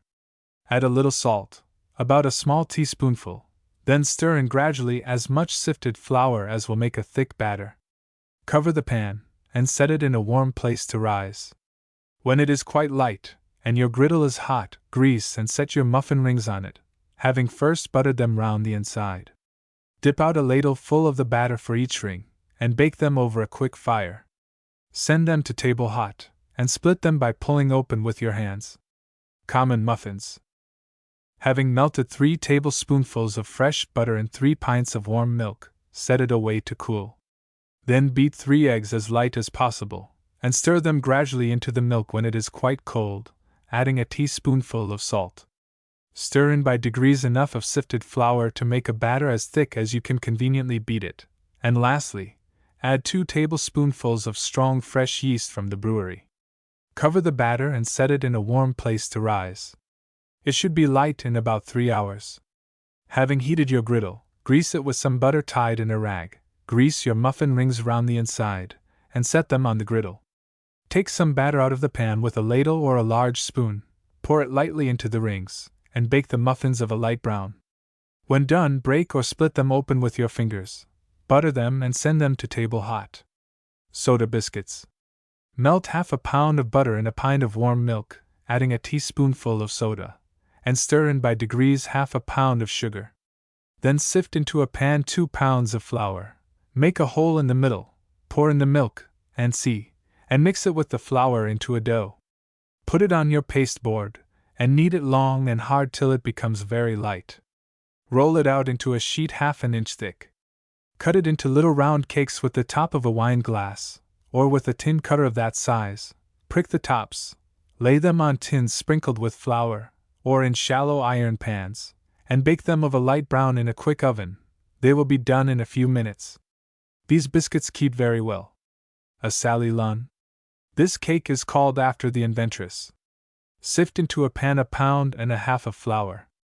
Make a hole in the middle, and put in 2 ounces of butter warmed in a pint of milk, a saltspoonful of salt, 3 well-beaten eggs, and 2 tablespoonfuls of the best fresh yeast. Mix the flour well into the other ingredients, and put the whole into a square tin pan that has been greased with butter. Cover it, set it in a warm place, and when it is quite light, bake it in a moderate oven. Send it to table hot, and eat it with butter. Or you may bake it on a griddle, in small muffin rings, pulling the cakes open and buttering them when brought to table. Shortcakes. Rub 3/4 pound of fresh butter into 1.5 pounds of sifted flour, and make it into a dough with a little cold water. Roll it out into a sheet half an inch thick, and cut it into round cakes with the edge of a tumbler. Prick them with a fork, lay them in a shallow iron pan sprinkled with flour, and bake them in a moderate oven till they are brown. Send them to table hot, split and butter them. Tea biscuit.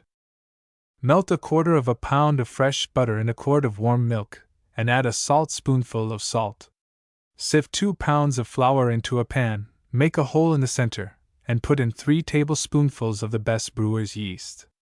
Add the milk and butter and mix it into a stiff paste. Cover it and set it by the fire to rise. When quite light, knead it well, roll it out an inch thick, and cut it into round cakes with the edge of a tumbler. Prick the top of each with a fork, lay them in buttered pans and bake them light brown. Send them to table warm, and split and butter them. Rice cakes. Pick and wash half a pint of rice, and boil it very soft. Then drain it, and let it get cold. Sift 1.5 pints of flour over the pan of rice, and mix in 1/4 pound of butter that has been warmed by the fire, and a saltspoonful of salt. Beat 5 eggs very light, and stir them gradually into a quart of milk. Beat the whole very hard, and bake it in muffin rings, or in waffle irons. Send them to table hot, and eat them with butter, honey, or molasses. You may make these cakes of rice flour instead of mixing together whole rice and wheat flour. Cream cakes. Having beaten 3 eggs very light, stir them into a quart of cream alternately with a quart of sifted flour, and add 1 wine glass of strong yeast, and a saltspoon of salt. Cover the batter, and set it near the fire to rise. When it is quite light, stir in a large tablespoonful of butter that has been warmed by the fire. Bake the cakes in muffin rings, and send them to table hot, split with your fingers, and buttered. French rolls. Sift 1 pound of flour into a pan, and rub into it 2 ounces of butter. Mix in the whites only of 3 eggs, beaten to a stiff froth, and a tablespoonful of strong yeast. Add sufficient milk to make a stiff dough, and a saltspoonful of salt. Cover it, and set it before the fire to rise. It should be light in an hour. Then put it on a pasteboard, divide it into rolls, or round cakes. Lay them in a floured square pan, and bake them about 10 minutes in a quick oven. Common rolls. Sift 2 pounds of flour into a pan, and mix with it a teaspoonful of salt. Warm together a gill of water and a gill of milk. Make a hole in the middle of the pan of flour. Mix with the milk and water a gill of the best yeast, and pour it into the hole. Mix into the liquid enough of the surrounding flour to make a thin batter, which you must stir till quite smooth and free from lumps. Then strew a handful of flour over the top, and set it in a warm place to rise for 2 hours or more. When it is quite light, and has cracked on the top, make it into a dough with some more milk and water. Knead it well for 10 minutes. Cover it, and set it again to rise for 20 minutes. Then make the dough into rolls or round balls. Bake them in a square pan, and send them to table hot, cut in 3, buttered and put together again. Bread.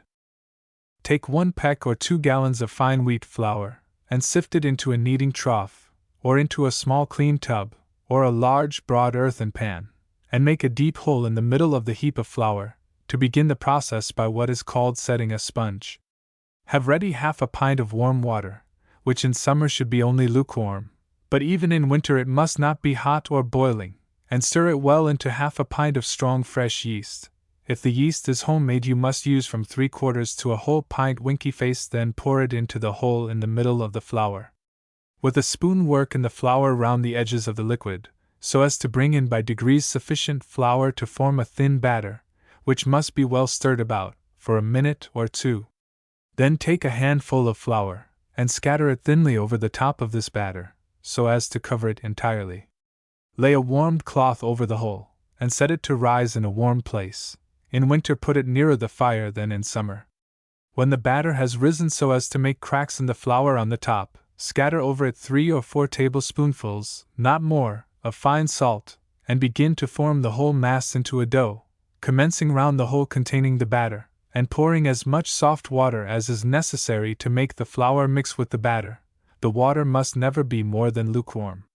When the whole is well mixed, and the original batter which is to give fermentation to the dough is completely incorporated with it, knead it hard, turning it over, pressing it, folding it, and working it thoroughly with your clenched hands for 20 minutes or half an hour, or till it becomes perfectly light and stiff. The goodness of bread depends much on the kneading, which to do well requires strength and practice. When it has been sufficiently worked, form the dough into a lump in the middle of the trough or pan, and scatter a little dry flour thinly over it.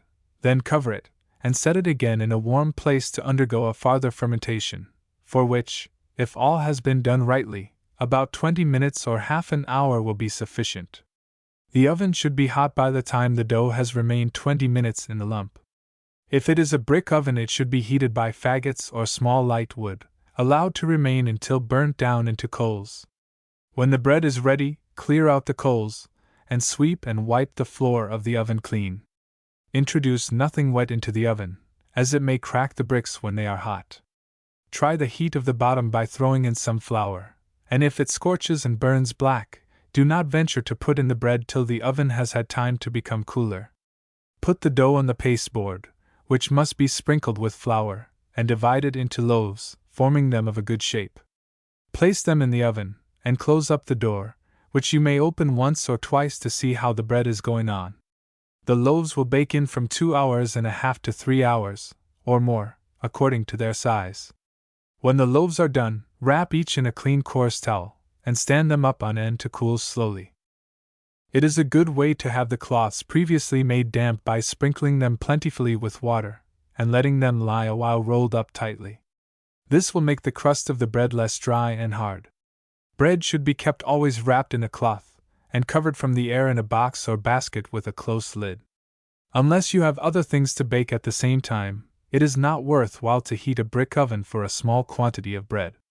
2 or 3 loaves can be baked very well in a stove, putting them into square iron pans, or in a Dutch oven.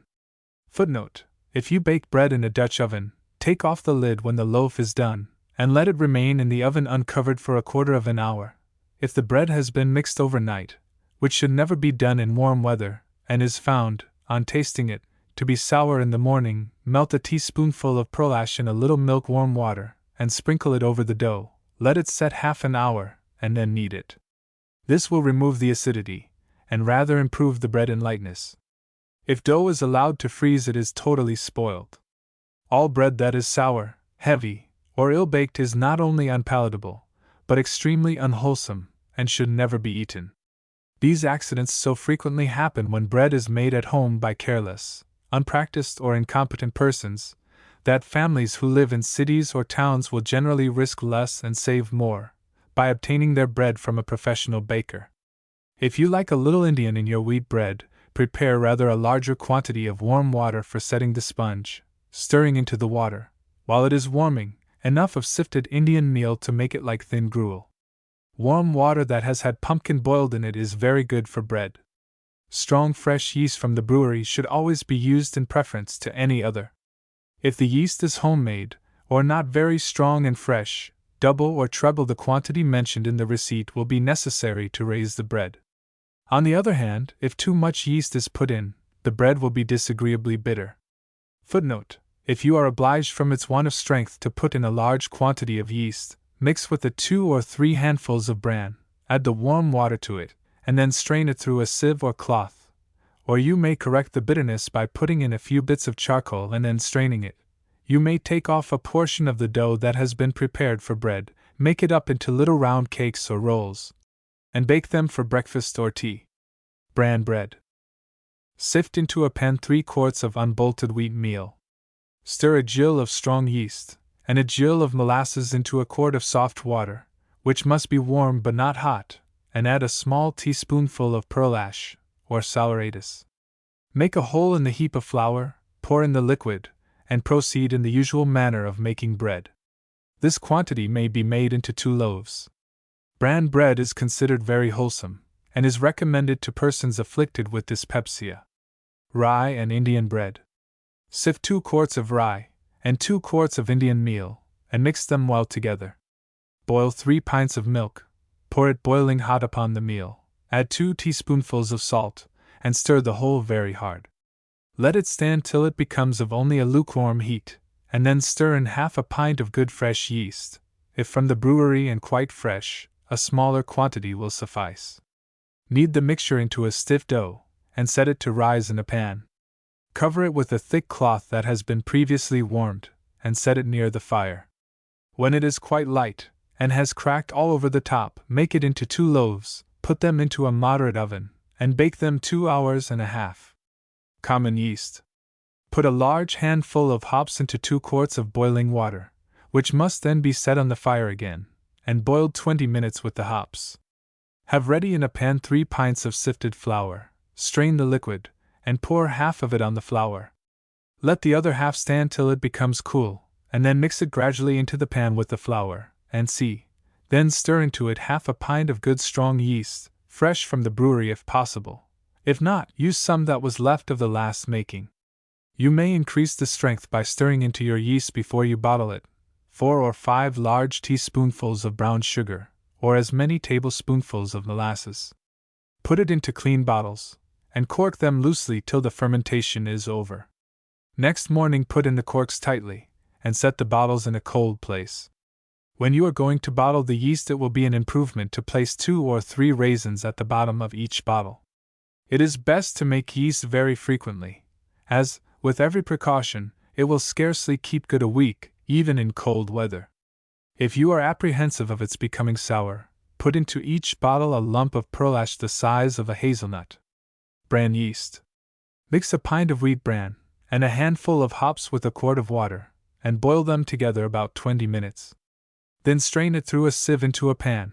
When the liquid becomes only milk warm, stir into it 4 tablespoonfuls of brewer's yeast, and 2 of brown sugar, or 4 of molasses. Put it into a wooden bowl, cover it, and set it near the fire for 4 or 5 hours. Then bottle it, and cork it tightly next day. Pumpkin yeast. Pare a fine ripe pumpkin, and cut it into pieces. Put them into a kettle with a large handful of hops, and as much water as will cover them. Boil them till the pumpkin is soft enough to pass through a colander. Having done this, put the pulp into a stone jar, adding half a pint of good strong yeast to set it into a fermentation. The yeast must be well stirred into the pumpkin. Leave the jar uncovered till next day, then secure it lightly with a cork. If pumpkin yeast is well made, and of a proper consistence, neither too thick nor too thin, it will keep longer than any other. Baker's yeast. To a gallon of soft water put 2 quarts of wheat bran, 1 quart of ground malt, which may be obtained from a brewery, and 2 handfuls of hops. Boil them together for half an hour. Then strain it through a sieve, and let it stand till it is cold, after which put to it 2 large teacups of molasses, and half a pint of strong yeast. Pour it into a stone jug, and let it stand uncorked till next morning. Then pour off the thin liquid from the top, and cork the jug tightly. When you are going to use the yeast, if it has been made 2 or 3 days, stir in a little pearl ash dissolved in warm water, allowing a lump the size of a hickory nut to a pint of yeast. This will correct any tendency to sourness, and make the yeast more brisk. To make butter. Scald your milk pans every day after washing them, and let them set till the water gets cold. Then wipe them with a clean cloth. Fill them all with cold water half an hour before milking time, and do not pour it out till the moment before you are ready to use the pans. Unless all the utensils are kept perfectly sweet and nice, the cream and butter will never be good. Empty milk pans should stand all day in the sun. When you have strained the milk into the pans, which should be broad and shallow, place them in the spring house, setting them down in the water. After the milk has stood 24 hours, skim off the cream, and deposits it in a large deep earthen jar, commonly called a crock, which must be kept closely covered, and stirred up with a stick at least twice a day, and whenever you add fresh cream to it.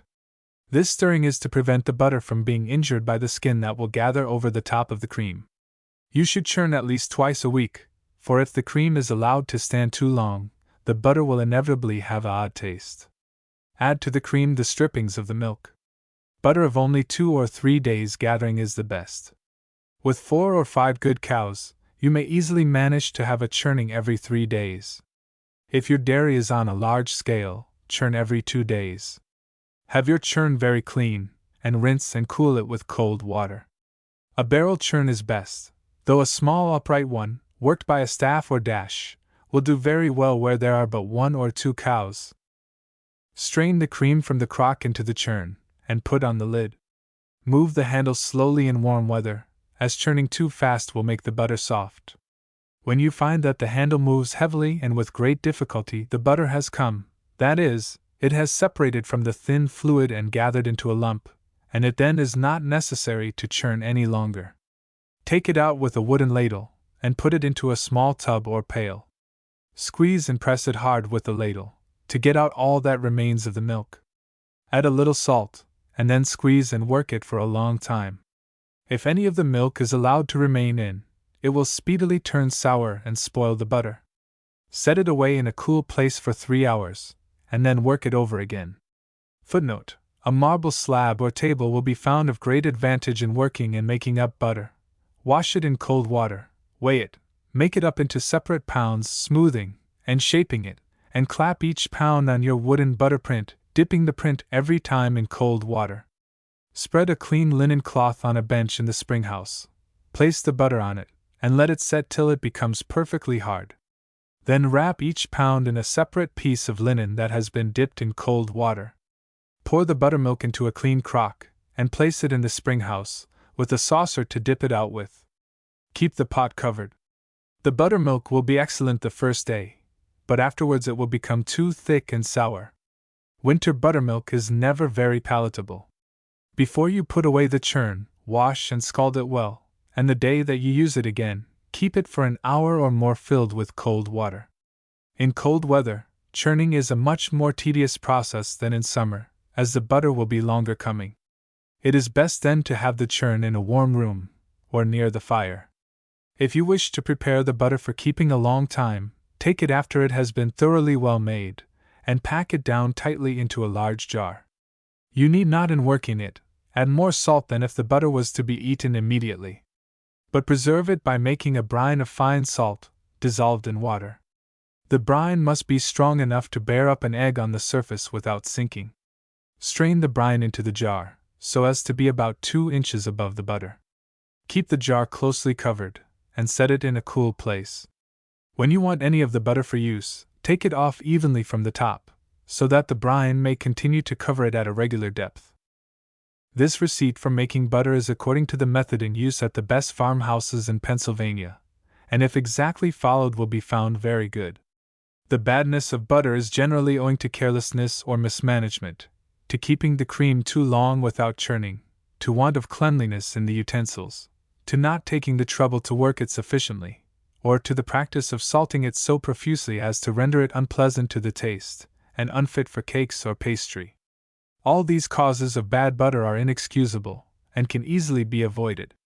Unless the cows have been allowed to feed where there are bitterweeds or garlic, the milk cannot naturally have any disagreeable taste, and therefore the fault of the butter must be the fault of the maker. Of course, the cream is much richer where the pasture is fine and luxuriant, and in winter, when the cows have only dry food, the butter must be consequently whiter and more insipid than in the grazing season. Still, if properly made, even winter butter cannot taste badly. Many economical housekeepers always buy for cooking butter of inferior quality. This is a foolish practice, as when it is bad, the taste will predominate through all attempts to disguise it, and render everything unpalatable with which it is combined. As the use of butter is designed to improve and not to spoil the flavor of cookery, it is better to omit it altogether, and to substitute something else, unless you can procure that which is good. Lard, suet, beef drippings, and sweet oil may be used in the preparation of various dishes, and to eat with bread or warm cakes, honey, molasses, or stewed fruit, are far superior to bad butter. Cheese. In making good cheese, skim milk is never used. The milk should either be warm from the cow or heated to that temperature over the fire. When the rennet is put in, the heat of the milk should be from 90 to 96 degrees. 3 quarts of milk will yield, on an average, about a pound of cheese. In infusing the rennet, allow a quart of lukewarm water, and a tablespoonful of salt to a piece about half the size of your hand. The rennet must soak all night in the water before it can be fit for use. In the morning, after taking as much of it as you want, put the rennet water into a bottle and cork it tightly. It will keep the better for adding to it a wine glass of brandy. If too large a proportion of rennet is mixed with the milk, the cheese will be tough and leathery. To make a very good cheese, take 3 buckets of milk warm from the cow, and strain it immediately into a large tub or kettle. Stir into it half a teacupful of infusion of rennet or rennet water, and having covered it, set it in a warm place for about half an hour, or till it becomes a firm curd. Cut the curd into squares with a large knife, or rather with a wooden slitting dish, and let it stand about 15 minutes. Then break it up fine with your hands, and let it stand a quarter of an hour longer. Then pour off from the top as much of the whey as you can. Tie up the curd in a linen cloth or bag, and hang it up to drain out the remainder of the whey, setting a pan under it to catch the droppings. After all the whey is drained out, put the curd into the cheese tray, and cut it again into slices. Chop it coarse, put a cloth about it, place it in the cheese hoop or mold, and set it in the screw press for half an hour, pressing it hard. Footnote: if you are making cheese on a small scale, and have not a regular press, put the curd, after you have wrapped it in a cloth, into a small circular wooden box or tub with numerous holes bored in the bottom, and with a lid that fits the inside exactly. Lay heavy weights on the lid in such a manner as to press evenly all over. Then take it out, chop the curd very fine, add salt to your taste, and put it again into the cheese hoop with a cloth about it, and press it again. You must always wet the cloth all over to prevent it sticking to the cheese and tearing the surface. Let it remain in the press till next morning, when you must take it out and turn it, then wrap it in a clean wet cloth, and replace it in the press, where it must remain all day. On the following morning again take out the cheese, turn it, renew the cloth, and put it again into the press. 3 days pressing will be sufficient. When you finally take it out of the press, grease the cheese all over with lard, and put it on a clean shelf in a dry dark room, or in a wire safe. Wipe, grease, and turn it carefully every day. If you omit this a single day, the cheese will spoil. Keep the shelf perfectly clean, and see that the cheese does not stick to it. When the cheese becomes firm, you may omit the greasing, but continue to rub it all over every day with a clean dry cloth. Continue this for 5 or 6 weeks, the cheese will then be fit to eat. The best time for making cheese is when the pasture is in perfection. You may enrich the color of the cheese by a little annatto or arnata, of which procure a small quantity from the druggist, powder it, tie it in a muslin rag, and hold it in the warm milk, after it is strained, pressing out the coloring matter with your fingers, as laundresses press their indigo or blue rag in the tub of water. Annatto is perfectly harmless. After they begin to dry, or ripen, as it is called, it is the custom in some dairy farms to place the cheeses in the haystack, and keep them there among the hay for 5 or 6 weeks. This is said greatly to improve their consistence and flavor. Cheeses are sometimes ripened by putting them every day in fresh grass. Sage cheese. Take some of the young top leaves of the sage plant, and pound them in a mortar till you have extracted the juice. Put the juice into a bowl, wipe out the mortar, put in some spinach leaves, and pound them till you have an equal quantity of spinach juice. Mix the two juices together, and stir them into the warm milk immediately after you have put in the rennet. You may use sage juice alone, but the spinach will greatly improve the color, besides correcting the bitterness of the sage. Stilton cheese. Having strained the morning's milk, and skimmed the cream from the milk of the preceding evening, mix the cream and the new milk together while the latter is quite warm, and stir in the rennet water. When the curd has formed, you must not break it up, as is done with other cheese, but take it out all at once with a wooden skimming dish, and place it on a sieve to drain gradually. While it is draining, keep pressing it gently till it becomes firm and dry. Then lay a clean cloth at the bottom of a wooden cheese hoop or mold, which should have a few small holes bored in the bottom. The cloth must be large enough for the end to turn over the top again, after the curd is put in. Place it in the press for 2 hours, turn it, putting a clean cloth under it, and press it again for 6 or 8 hours. Then turn it again, rub the cheese all over with salt, and return it to the press for 14 hours. Should the edges of the cheese project, they must be pared off. When you take it finally out of the press, bind it round tightly with a cloth, which must be changed every day when you turn the cheese, and set it on a shelf or board. Continue the cloths till the cheese is firm enough to support itself, rubbing or brushing the outside every day when you turn it. After the cloths are left off, continue to brush the cheese every day for 2 or 3 months, during which time it may be improved by keeping it covered all round, under and over, with grass, which must be renewed every day, and gathered when quite dry after the dew is off. Keep the cheese and the grass between 2 large plates. A Stilton cheese is generally made of a small size, seldom larger in circumference than a dinner plate, and about 4 or 5 inches thick. They are usually put up for keeping, in cases of sheet lead, fitting them exactly. There is no cheese superior to them in richness and mildness. Cream cheeses, as they are generally called, may be made in this manner. They are always eaten quite fresh, while the inside is still somewhat soft. They are made small, and are sent to table whole, cut across into triangular slices like a pie or cake. After they become fit to eat, they will keep good but a day or 2, but they are considered while fresh very delicious.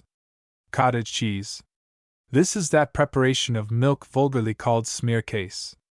Take a pan of milk that has just begun to turn sour, cover it, and set it by the fire till it becomes a curd. Pour off the whey from the top, and tie up the curd in a pointed linen bag, and hang it up to drain, setting something under it to catch the droppings. Do not squeeze it. Let it drain all night, and in the morning put the curd into a pan, adding some rich cream, and work it very fine with a spoon, chopping and pressing it till about the consistence of a soft bread pudding. To a soup plate of the fine curd put a teaspoonful of salt, and a piece of butter about the size of a walnut, mixing all thoroughly together. Having prepared the whole in this manner, put it into a stone or china vessel, cover it closely, and set it in a cold place till tea time. You may make it of milk that is entirely sweet by forming the curd with rennet. A Welsh rabbit. Toast some slices of bread, having cut off the crust, butter them, and keep them hot. Grate or shave down with a knife some fine mellow cheese, and if it is not very rich, mix with it a few small bits of butter. Put it into a cheese toaster, or into a skillet, and add to it a teaspoonful of made mustard, a little cayenne pepper, and if you choose, a wine glass of fresh porter or of red wine. Stir the mixture over hot coals, till it is completely dissolved, and then brown it by holding over it a salamander, or a red-hot shovel. Lay the toast in the bottom and round the sides of a deep dish. Put the melted cheese upon it, and serve it up as hot as possible, with dry toast in a separate plate, and accompanied by porter or ale. This preparation of cheese is for a plain supper. Dry cheese is frequently grated on little plates for the tea table. To make chocolate. To each square of a chocolate cake allow 3 gills, or a chocolate cup and a half of boiling water. Scrape down the chocolate with a knife, and mix it first to a paste with a small quantity of the hot water, just enough to melt it in. Then put it into a block tin pot with the remainder of the water, set it on hot coals, cover it, and let it boil, stirring it twice, till the liquid is 1/3 reduced. Supply that third with cream or rich milk, stir it again, and take it off the fire. Serve it up as hot as possible, with dry toast, or dry rusk. It chills immediately. If you wish it frothed, pour it into the cup, and twirl round in it the little wooden instrument called a chocolate mill, till you've covered the top with foam. To make tea. In buying tea, it is best to get it by the box of an importer, that you may be sure of having it fresh, and unmixed with any that is old and of inferior quality. The box should be kept in a very dry place. If green tea is good, it will look green in the cup when poured out. Black tea should be dark colored and have a fragrant, flowery smell. The best pots for making tea are those of china. Metal and Wedgwood teapots by frequent use will often communicate a disagreeable taste to the tea. This disadvantage may be remedied in Wedgwood ware, by occasionally boiling the teapots in a vessel of hot water.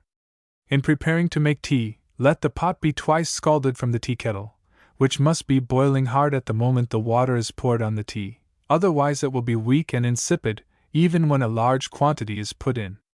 The best way is to have a chafing dish, with a kettle always boiling on it, in the room where the tea is made. It is a good rule to allow 2 teaspoonfuls of tea to half a pint or a large cupful of water, or 2 teaspoonfuls for each grown person that is to drink tea, and 1 spoonful extra. The pot being twice scalded, put in the tea, and pour on the water about 10 minutes before you want to fill the cups, that it may have time to draw or infuse.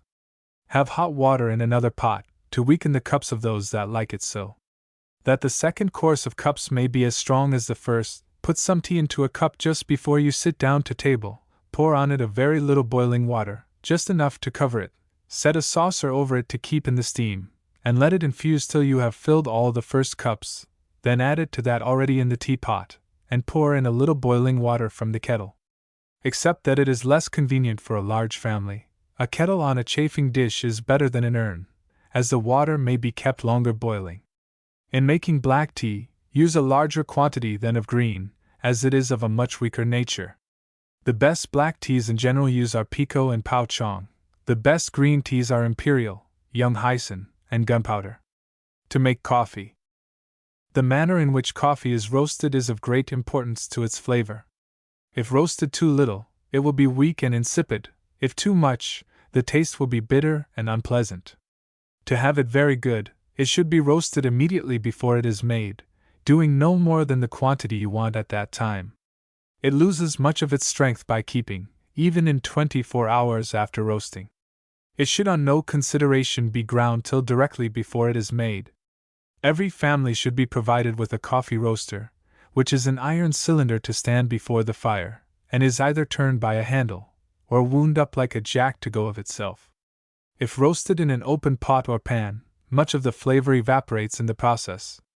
Before the coffee is put into the roaster, it should be carefully examined and picked, lest there should be stones or bad grains among it. It should be roasted of a bright brown, and will be improved by putting among it a piece of butter when about half done. Watch it carefully while roasting, looking at it frequently. A coffee mill affixed to the wall is far more convenient than one that must be held on the lap. It is best to grind the coffee while warm. Allow half a pint of ground coffee to 3 pints of water. If the coffee is not freshly roasted, you should put in more.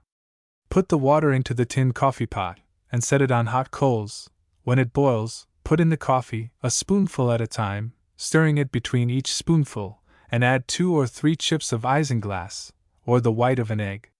Stir it frequently, till it has risen up to the top in boiling, then set it a little farther from the fire, and boil it gently for 10 minutes, or a quarter of an hour, after which pour in a teacup of cold water, and put it in the corner to settle for 10 minutes.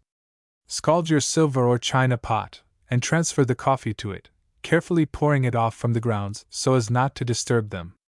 If coffee is allowed to boil too long, it will lose much of its strength, and also become sour. French coffee. To make coffee without boiling, you must have a biggin, the best sort of which is what in France is called a grec. They are to be had of various sizes and prices at the tin stores. Coffee made in this manner is much less troublesome than when boiled, and requires no white of egg or isinglass to clear it. The coffee should be freshly roasted and ground. Allow 2 cupfuls of ground coffee to 6 cupfuls of boiling water. Having first scalded the biggin, which should have strainers of perforated tin, and not of linen, put in the coffee, and pour on the water, which should be boiling hard at the time. Shut down the lid, place the pot near the fire, and the coffee will be ready as soon as it has all drained through the coarse and fine strainers into the receiver below the spout. Scald your china or silver pot, and pour the coffee into it. But it is best to have a biggin in the form of an urn, in which the coffee can both be made and brought to table. For what is called milk coffee, boil the milk or cream separately. Bring it to table in a covered vessel, and pour it hot into the coffee, the flavor of which will be impaired if the milk is boiled with it. Domestic liquors, etc. Spruce beer. Put into a large kettle 10 gallons of water, 1/4 pound of hops, and a teacupful of ginger. Boil them together till all the hops sink to the bottom. Then dip out a bucket full of the liquor, and stir into it 6 quarts of molasses, and 3 ounces and a half of the essence of spruce. When all is dissolved, mix it with the liquor in the kettle, strain it through a hair sieve into a cask, and stir well into it 1/2 pint of good strong yeast.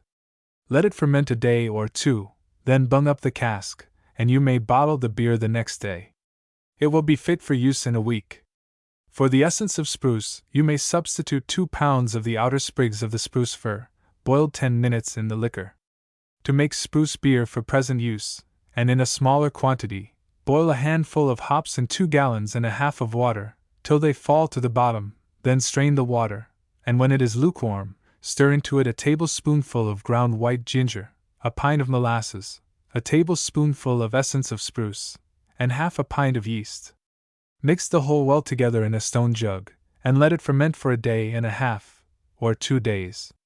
Then put it into bottles, with 3 or 4 raisins in the bottom of each, to prevent any further fermentation. It will then be fit for immediate use. Ginger beer. Break up 1.5 pounds of loaf sugar, and mix with it 3 ounces of strong white ginger, and the grated peel of 2 lemons. Put these ingredients into a large stone jar, and pour over them 2 gallons of boiling water.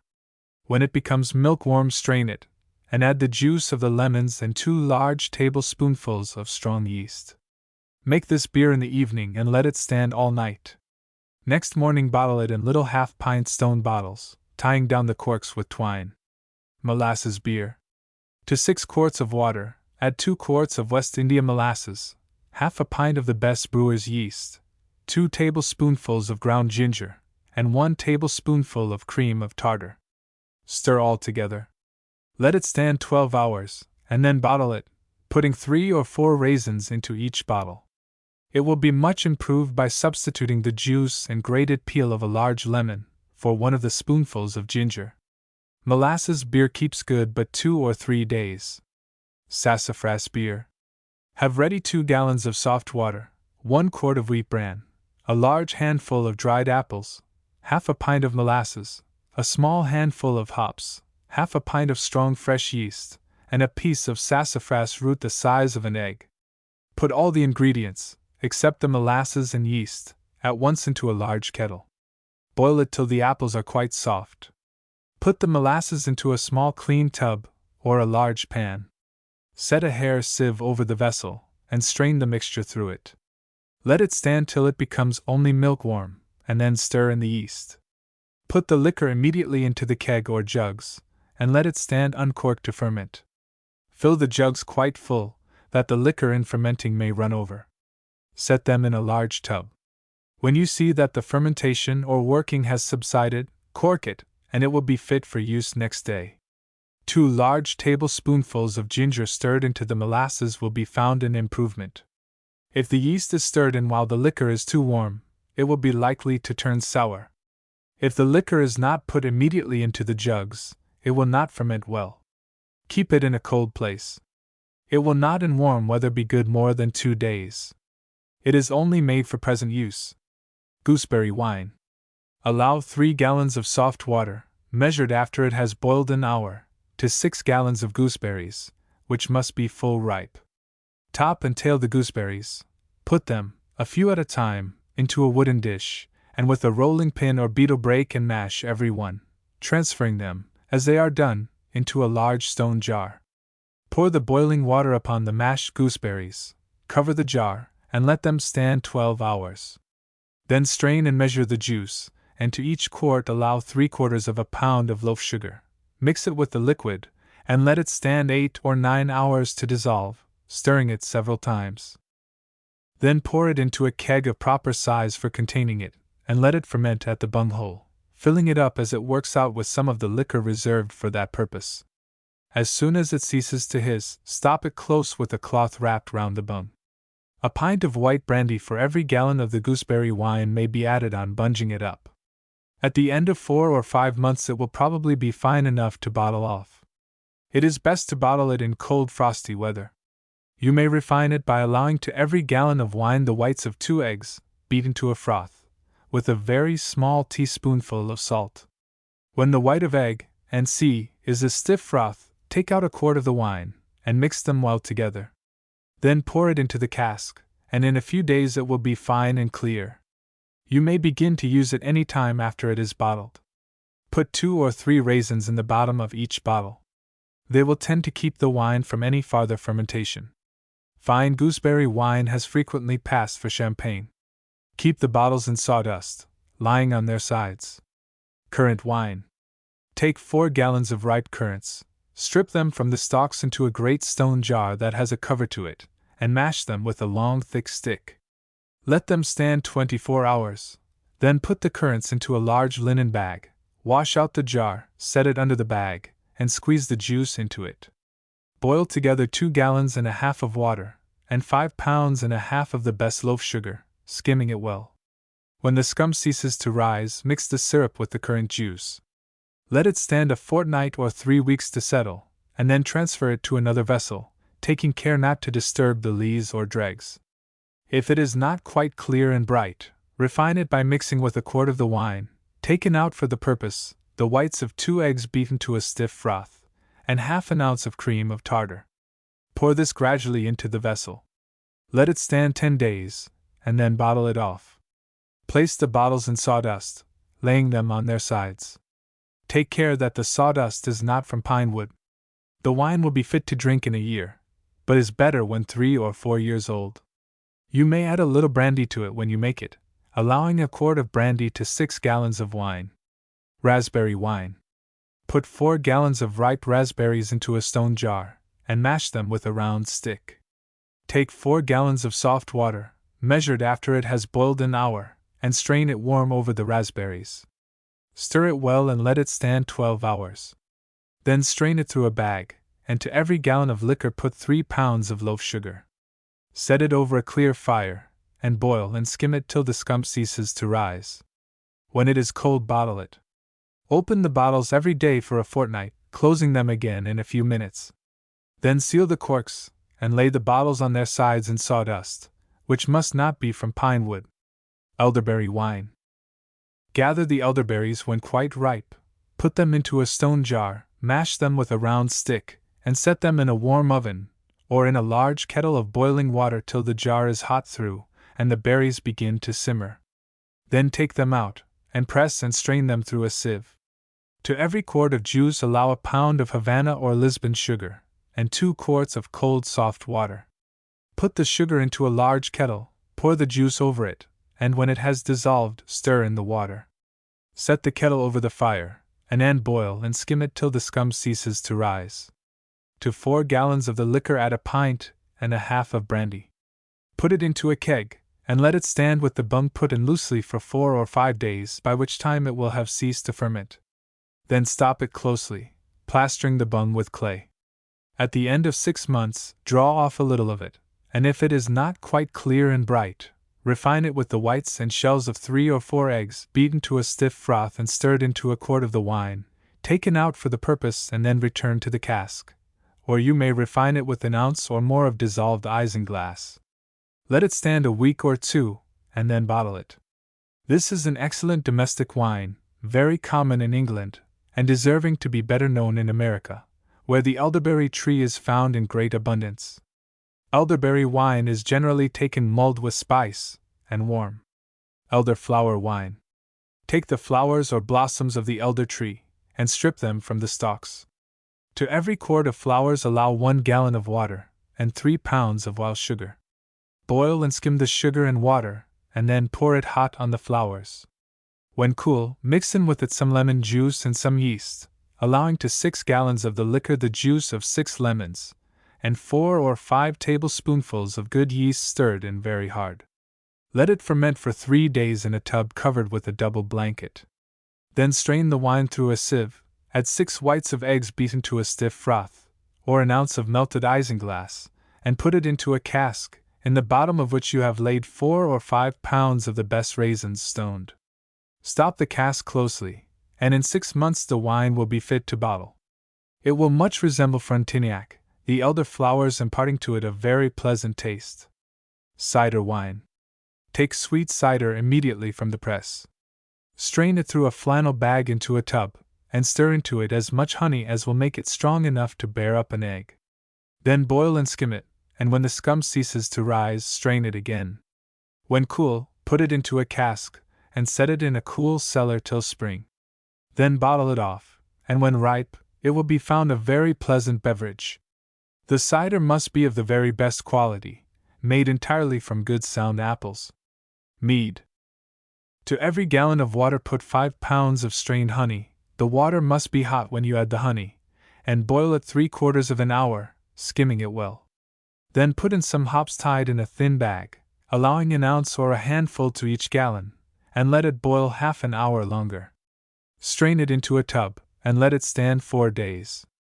Then put it into a cask, or into a demijohn if the quantity is small, adding for each gallon of mead a gill of brandy and a sliced lemon. If a large cask, do not bottle it till it has stood a year. Fox grape shrub. Gather the grapes when they are full grown, but before they begin to purple. Pick from the stems a sufficient quantity to nearly fill a large preserving kettle, and pour on them as much boiling water as the kettle will hold. Set it over a brisk fire, and keep it scalding hot till all the grapes have burst. Then take them off, press out and strain the liquor, and allow to each quart a pound of sugar stirred well in. Dissolve the sugar in the juice, then put them together into a clean kettle, and boil and skim them for 10 minutes, or till the scum ceases to rise. When cold, bottle it, first putting into each bottle a gill of brandy. Seal the bottles, and keep them in a warm closet. You may make gooseberry shrub in this manner. Currant shrub. Your currants must be quite ripe. Pick them from the stalks, and squeeze them through a linen bag. To each quart of juice allow a pound of loaf sugar. Put the sugar and juice into a preserving kettle, and let it melt before it goes on the fire. Boil it 10 minutes, skimming it well. When cold, add a gill of the best white brandy to each quart of the juice. Bottle it, and set it away for use, sealing the corks. It improves by keeping. Raspberry shrub may be made in this manner, also strawberry. Cherry shrub. Pick from the stalks, and stone a sufficient quantity of ripe morellas, or other red cherries of the best and most juicy description. Put them with all their juice into a stone jar, and set it, closely covered, into a deep kettle of boiling water. Keep it boiling hard for 1/4 of an hour. Then pour the cherries into a bag, and strain and press out all the juice. Allow a pound of sugar to a quart of juice, boil them together 10 minutes in a preserving kettle, skimming them well, and when cold, bottle the liquid, first putting a gill of brandy into each bottle. Cherry bounce. Mix together 6 pounds of ripe morellas and 6 pounds of large black heart cherries. Put them into a wooden bowl or tub, and with a pestle or mallet mash them so as to crack all the stones. Mix with the cherries 3 pounds of loaf sugar, or of sugar candy broken up, and put them into a demijohn, or into a large stone jar. Pour on 2 gallons of the best double rectified whiskey. Stop the vessel closely, and let it stand 3 months, shaking it every day during the first month. At the end of the 3 months you may strain the liquor and bottle it off. It improves by age. Lemon syrup. Break up into large pieces 6 pounds of fine loaf sugar. Take 12 large ripe lemons, and without cutting them, grate the yellow rind upon the sugar. Then put the sugar, with the lemon gratings and 2 quarts of water, into a preserving kettle, and let it dissolve. When it is all melted, boil it till quite thick, skimming it till no more scum rises. It will then be done. Have ready the juice of all the lemons, and when the syrup is quite cold, stir in the lemon juice. Bottle it, and keep it in a cool place. It makes a delicious drink in summer, in the proportion of 1/3 lemon syrup and 2/3 ice water. Lemon cordial. Pare off very thin the yellow rind of a dozen large lemons, throw the parings into a gallon of white brandy, and let them steep till next day, or at least 12 hours. Break up 4 pounds of loaf sugar into another vessel, and squeeze upon it the juice of the lemons. Let this too stand all night. Next day mix all together, boil 2 quarts of milk, and pour it boiling hot into the other ingredients. Cover the vessel, and let it stand 8 days, stirring it daily. Then strain it through a flannel bag till the liquid is perfectly clear. Let it stand 6 weeks in a demijohn or glass jar, and then bottle it. To make it still more clear, you may filter it through a piece of fine muslin pinned down to the bottom of a sieve, or through blotting paper, which must be frequently renewed. It should be white blotting paper. Rose cordial. Put a pound of fresh rose leaves into a tureen, with a quart of lukewarm water. Cover the vessel, and let them infuse for 24 hours. Then squeeze them through a linen bag till all the liquid is pressed out. Put a fresh pound of rose leaves into the tureen, pour the liquid back into it, and let it infuse again for 2 days. You may repeat this till you obtain a very strong infusion. Then to a pint of the infusion add half a pound of loaf sugar, half a pint of white brandy, an ounce of broken cinnamon, and an ounce of coriander seeds. Put it into a glass jar, cover it well, and let it stand for 2 weeks. Then filter it through a fine muslin or a blotting paper, which must be white, pinned on the bottom of a sieve, and bottle it for use. Strawberry cordial. Hull a sufficient quantity of ripe strawberries, and squeeze them through a linen bag. To each quart of the juice allow a pint of white brandy, and half a pound of powdered loaf sugar.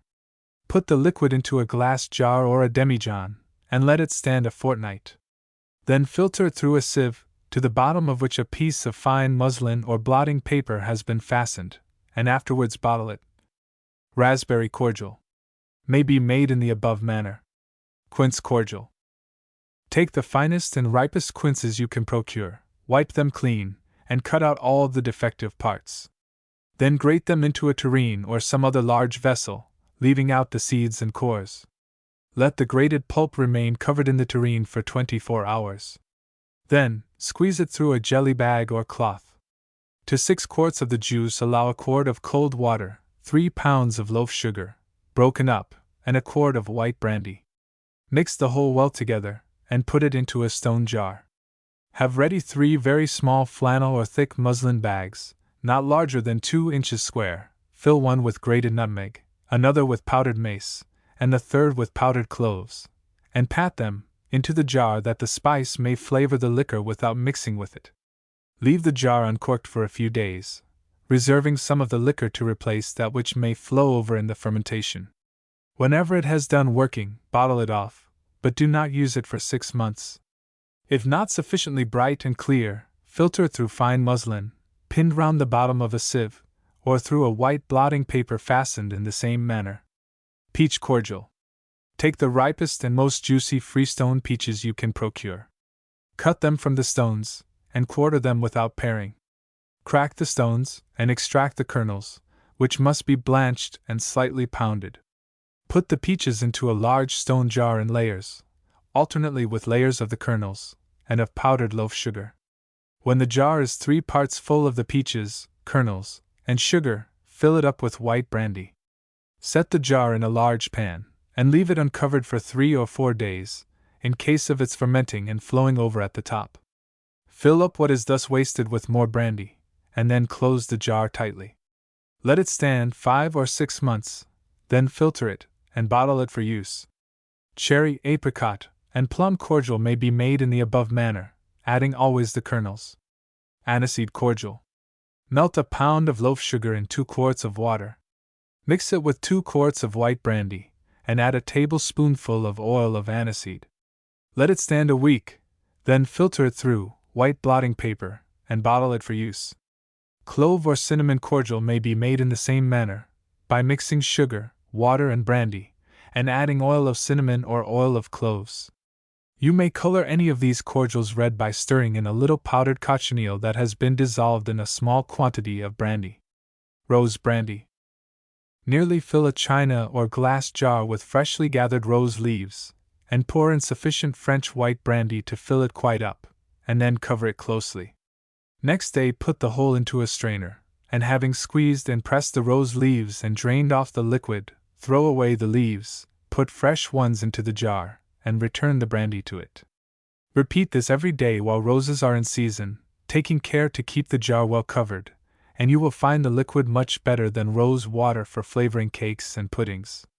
Lemon brandy.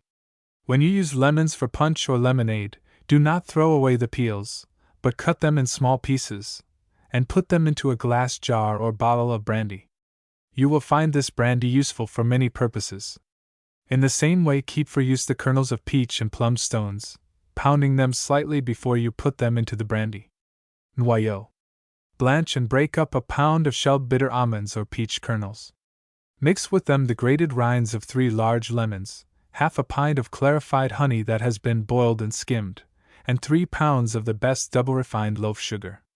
Put these ingredients into a jar or demijohn, pour in 4 quarts of the best white brandy or proof spirit, stop the vessel, and let it stand 3 months, shaking it every day for the first month. Then filter it, dilute it with rose water to your taste. You may allow a quart of rose water to each quart of the liquor, and bottle it for use. This and any other cordial may be colored red by mixing with it, after it is filtered cochineal, powdered, dissolved in a little white brandy, and strained through fine muslin. Ratafia. Pound in a mortar, and mix together a pound of shelled bitter almonds, an ounce of nutmegs, a pound of fine loaf sugar, and 1 grain, apothecary's weight, of ambergris. Infuse these ingredients for a week in a gallon of white brandy or proof spirit. Then filter it, and bottle it for use. Capillaire. Powder 8 pounds of loaf sugar, and wet it with 3 pints of water and 3 eggs well beaten with their shells. Stir the whole mass very hard, and boil it twice over, skimming it well. Then strain it, and stir in 2 wine glasses of orange flower water. Bottle it, and use it for a summer draught, mixed with a little lemon juice and water, or you may sweeten punch with it. Orgeat. To make orgeat paste, blanch, mix together, and pound in a mortar till perfectly smooth, 3/4 of a pound of shelled sweet almonds, and 1/4 of a pound of shelled bitter almonds, adding frequently a little orange flower or rose water, to keep them from oiling, and mixing with them, as you proceed, a pound of fine loaf sugar that has been previously powdered by itself. When the whole is thoroughly incorporated to a stiff paste, put it into little pots and close them well. It will keep 5 or 6 months, and when you wish to use it for a beverage, allow a piece of orgeat about the size of an egg to each half pint or tumbler of water. Having well stirred it, strain the mixture through a napkin. To make liquid orgeat for present use, blanch and pound in a mortar, with rose water, 1/4 of a pound of sweet and 1.5 ounces of bitter almonds. Then sweeten 3 pints of rich milk with half a pound of loaf sugar, and stir the almonds gradually into it. Boil it over hot coals, and as soon as it comes to a boil, take it off and stir it frequently till it gets cold. Then strain it, add a glass of brandy, and put it into decanters. When you pour it out for drinking, dilute it with water. Lemonade. Take fine ripe lemons, and roll them under your hand on the table to increase the quantity of juice.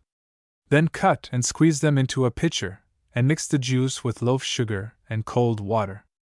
To half a pint of lemon juice you may allow 1.5 pints of water, and 10 or 12 moderate-sized lumps of sugar. Send it round in little glasses with handles. To make a tumbler of very good lemonade, allow the juice of 1 lemon and 4 or 5 lumps of sugar, filling up the glass with water. In summer use ice water. Orangeade. Is made of oranges, in the same proportion as lemonade. It is very fine when frozen. Punch. Roll 12 fine lemons under your hand on the table, then pare off the yellow rind very thin, and boil it in a gallon of water till all the flavor is drawn out. Break up into a large bowl 2 pounds of loaf sugar, and squeeze the lemons over it. When the water has boiled sufficiently, strain it from the lemon peel, and mix it with the lemon juice and sugar. Stir in a quart of rum or of the best whiskey. 2 scruples of flowers of benjamin, steeped in a quart of rum, will make an infusion which much resembles the arrack of the East Indies. It should be kept in a bottle, and a little of it will be found to impart a very fine and fragrant flavor to punch made in the usual manner. Frozen punch is made as above, omitting 1/2 of the rum or whiskey. Put it into an ice cream freezer, shaking or stirring it all the time. When it is frozen, send it round immediately, in small glasses with a teaspoon for each. Roman punch. Grate the yellow rinds of 12 lemons and 2 oranges upon 2 pounds of loaf sugar. Squeeze on the juice of the lemons and oranges, cover it, and let it stand till next day. Then strain it through a sieve, add a bottle of champagne, and the whites of 8 eggs beaten to a froth. You may freeze it or not. Milk punch. What is commonly called milk punch is a mixture of brandy or rum, sugar, milk and nutmeg, without either lemon juice or water. It is taken cold with a lump of ice in each tumbler. Fine milk punch. Pare off the yellow rind of 9 large lemons, and steep it for 24 hours in a quart of brandy or rum. Then mix with it the juice of the lemons, 1.5 pounds of loaf sugar, 2 grated nutmegs, and a quart of water. Add a quart of rich unskimmed milk, made boiling hot, and strain the whole through a jelly bag. You may either use it as soon as it is cold, or make a larger quantity, in the above proportions, and bottle it. It will keep several months. Regent's punch. Take 4 large lemons, roll them on the table to make them more juicy, and then pare them as thin as possible. Cut out all the pulp, and throw away the seeds and the white part of the rind. Put the yellow rind and the pulp into a pint of boiling water with 2 teaspoonfuls of raw green tea of the best sort. Let all boil together about 10 minutes. Then strain it through linen, and stir in 1 pound of powdered loaf sugar and a bottle of champagne, or of any liquor suitable for punch. Set it again over the fire, and when just ready to boil, remove it, and pour it into a china bowl or pitcher, to be sent round in glasses. Wine jelly. Clarify 1 pound of loaf sugar, by mixing it with 1/2 pint of water and the beaten white of an egg, and then boiling and skimming it. Put an ounce of isinglass, with as much boiling water as will cover it, into a small saucepan, and set it in hot coals till the isinglass is thoroughly dissolved. Then, when the syrup has been taken from the fire, mix the melted isinglass with it, add a quart of white wine and stir in a tablespoonful or a spoonful and 1/2 of old Jamaica spirits. Stir the mixture very hard, and pour it into a mold. When it has congealed, wrap a cloth dipped in warm water round the outside of the mold, turn out the jelly, and eat it with ice cream. Bishop. The day before you want to use the liquor, toast 4 large oranges till they are of a pale brown. You may do them either before a clear fire or in the oven of a stove. Dissolve 1/2 pound of loaf sugar in 1/2 pint of claret. When the oranges are roasted, quarter them without peeling, lay them in the bottom of a bowl or a tureen, add 2 beaten nutmegs and some cinnamon, and pour on them the wine and sugar. Cover it, and let it stand till next day. Then, having heated the remainder of the bottle of claret till it nearly boils, pour it into a pitcher, and having first pressed and mashed the pieces of orange with a spoon to bring out the juice, put them with the sugar, and into a cloth, and strain the liquid into the hot claret. Serve it warm in large glasses. Mulled wine. Boil together in a pint of water 2 beaten nutmegs, a handful of broken cinnamon, and a handful of cloves slightly pounded. When the liquid is reduced to 1/2, strain it into a quart of port wine, which must be set on hot coals, and taken off as soon as it comes to a boil. Serve it up hot in a pitcher with little glass cups round it, and a plate of fresh rusk. Mulled cider. Allow 6 eggs to a quart of cider. Put a handful of whole cloves into the cider, and boil it. While it is boiling, beat the eggs in a large pitcher, adding to them as much sugar as will make the cider very sweet.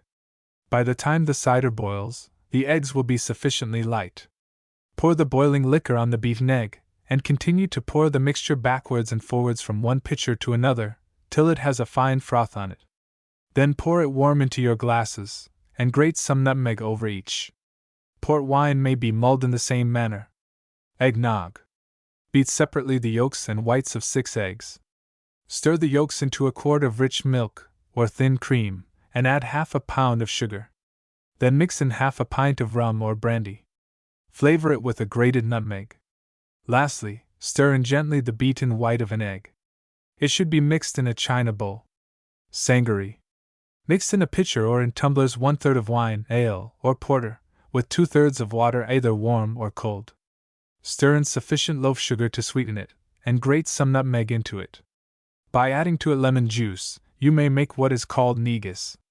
Turkish sherbet. Having washed a forequarter or knuckle of veal, and cracked the bones, put it on to boil with 2 quarts and a pint of water. Let it boil till the liquid is reduced to 1 quart, and skim it well. Then strain it, and set it away to cool. When quite cold, mix with it a pint and a half of clear lemon juice, and a pint and a half of capillaire or clear sugar syrup. If you have no capillaire ready, boil 2 pounds of loaf sugar in a pint and a half of water, clearing it with the beaten white of an egg mixed into the sugar and water before boiling. Serve the sherbet cold or iced, in glass mugs at the dessert, or offer it as a refreshment at any other time. Sherbet may be made of the juice of various sorts of fruit. Bottled small beer. Take a quart bottle of the very best brisk porter, and mix it with 4 quarts of water, a pint of molasses, and a tablespoonful of ginger. Bottle it, and see that the corks are of the very best kind. It will be fit for use in 3 or 4 days. To keep lemon juice.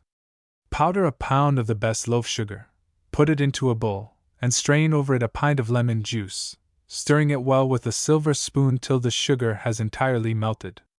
Then bottle it, sealing the corks, and keep it in a dry place. Essence of lemon peel. Rub lumps of loaf sugar on fine ripe lemons till the yellow rind is all grated off, scraping up the sugar in a teaspoon, and putting it on a plate as you proceed. When you have enough, press it down into a little glass or china jar, and cover it closely. This will be found very fine to flavor puddings and cakes. Prepare essence of orange peel in the same manner. Cider vinegar. Take 6 quarts of rye meal, stir and mix it well into a barrel of strong hard cider of the best kind, and then add a gallon of whiskey. Cover the cask, leaving the bung loosely in it, set it in the part of your yard that is most exposed to the sun and air, and in the course of 4 weeks, if the weather is warm and dry, you will have good vinegar fit for use. When you draw off a gallon or more, replenish the cask with the same quantity of cider, and add about a pint of whiskey. You may thus have vinegar constantly at hand for common purposes. The cask should have iron hoops. A very strong vinegar may be made by mixing cider and strained honey, allowing a pound of honey to a gallon of cider, and letting it stand 5 or 6 months. This vinegar is so powerful that for common purposes it should be diluted with a little water. Vinegar may be made in the same manner of sour wine. White vinegar. Put into a cask a mixture composed of 5 gallons of water, 2 gallons of whiskey, and a quart of strong yeast, stirring in 2 pounds of powdered charcoal. Place it where it will ferment properly, leaving the bung loose till the fermentation is over, but covering the whole slightly to keep out the dust and insects. At the end of 4 months draw it off, and you will have a fine vinegar, as clear and colorless as water. Sugar vinegar. To every gallon of water allow a pound of the best brown sugar, and a gill or more of strong yeast.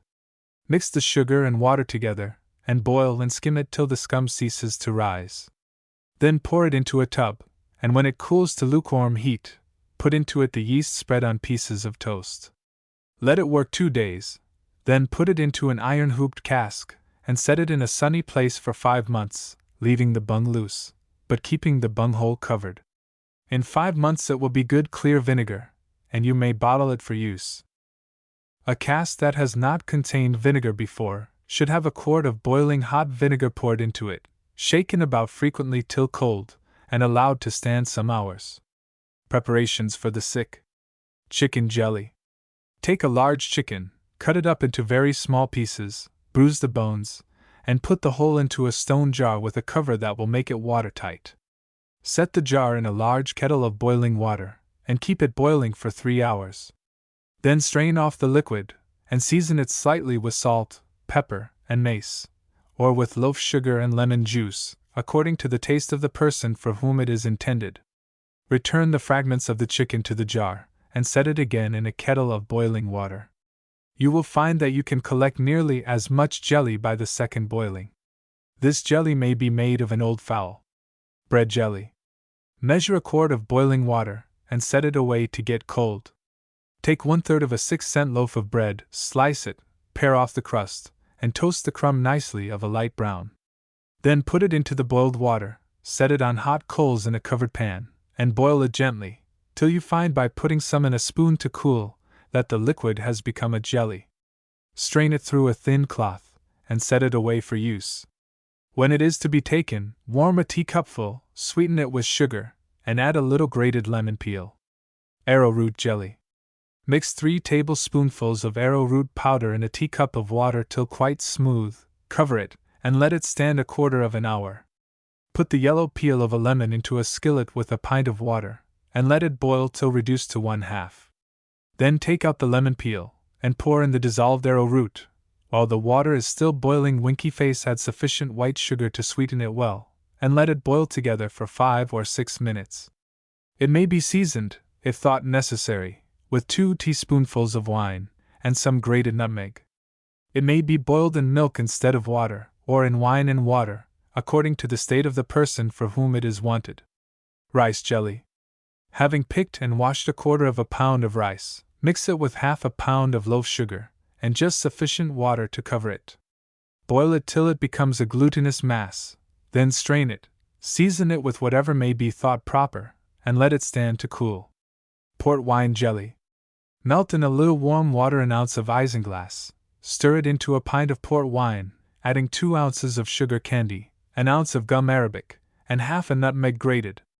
Mix all well, and boil it 10 minutes, or till everything is thoroughly dissolved. Then strain it through muslin, and set it away to get cold. Sago. Wash the sago through 2 or 3 water, and then let it soak for 2 or 3 hours. To a teacupful of sago allow a quart of water and some of the yellow peel of a lemon. Simmer it till all the grains look transparent. Then add as much wine and nutmeg as may be proper, and give it another boil altogether. If seasoning is not advisable, the sago may be boiled in milk instead of water, and eaten plain. Tapioca. Wash the tapioca well, and let it steep for 5 or 6 hours, changing the water 3 times. Simmer it in the last water till quite clear, then season it with sugar and wine, or lemon juice. Gruel. Allow 3 large tablespoonfuls of oatmeal, or Indian meal to a quart of water. Put the meal into a large bowl, and add the water, a little at a time, mixing and bruising the meal with the back of a spoon. As you proceed, pour off the liquid into another bowl, every time, before adding fresh water to the meal, till you have used it all up. Then boil the mixture for 20 minutes, stirring it all the while. Add a little salt. Then strain the gruel and sweeten it. A piece of butter may be stirred into it, and if thought proper, a little wine and nutmeg. It should be taken warm.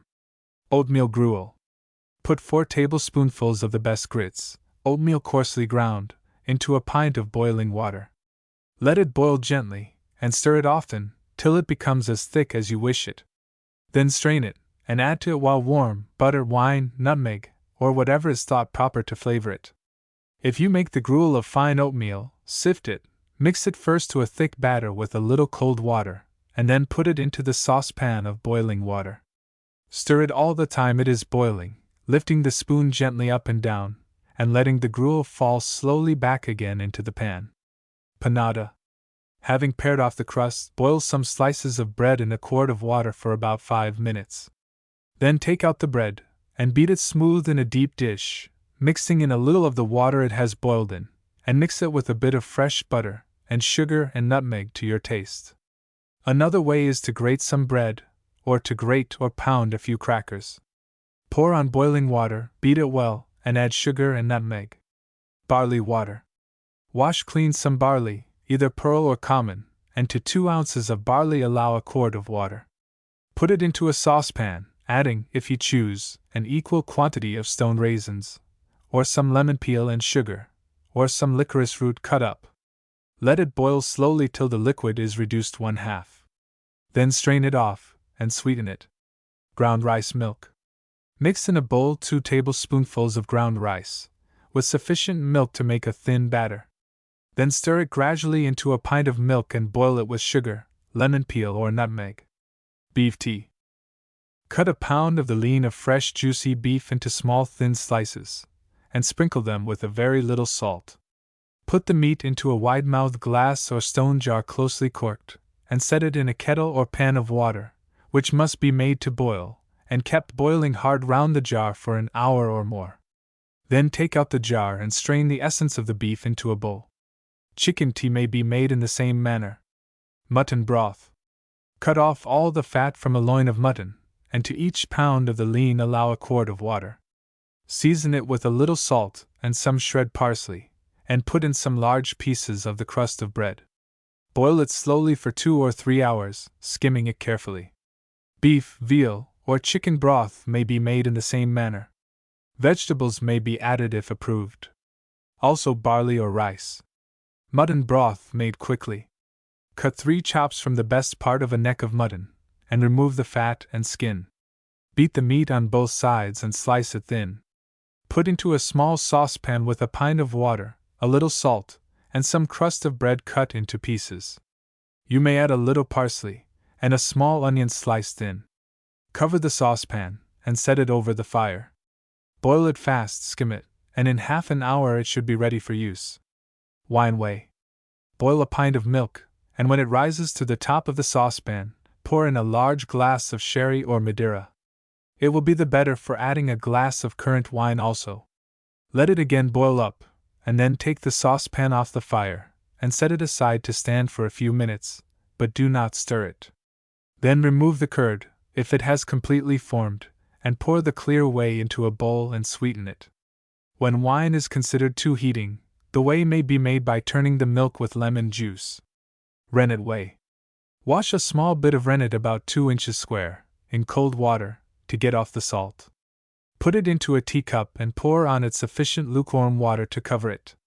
Let it stand all night, and in the morning stir the rennet water into a quart pitcher of warm milk. Cover it, and set it near the fire till a firm curd is formed. Pour off the whey from it, and it will be found an excellent and cooling drink. The curd may be eaten, though not by a sick person, with wine, sugar, and nutmeg. Calves' feet broth.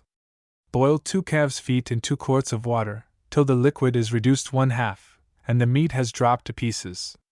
Then strain it into a deep dish or pan, and set it by to get cold.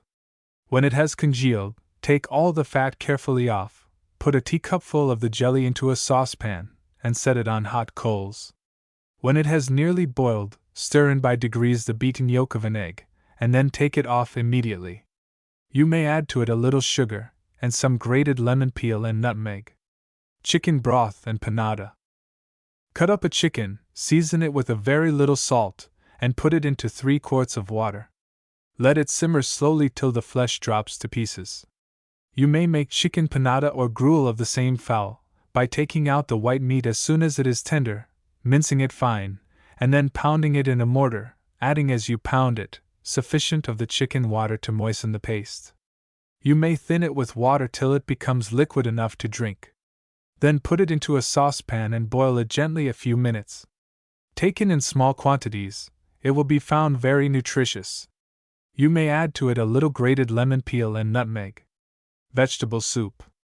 Take a white onion, a turnip, a pared potato, and a head of celery, or a large teaspoonful of celery seed. Put the vegetables whole into a quart of water, adding a little salt, and boil it slowly till reduced to a pint. Make a slice of nice toast, lay it in the bottom of a bowl, and strain the soup over it.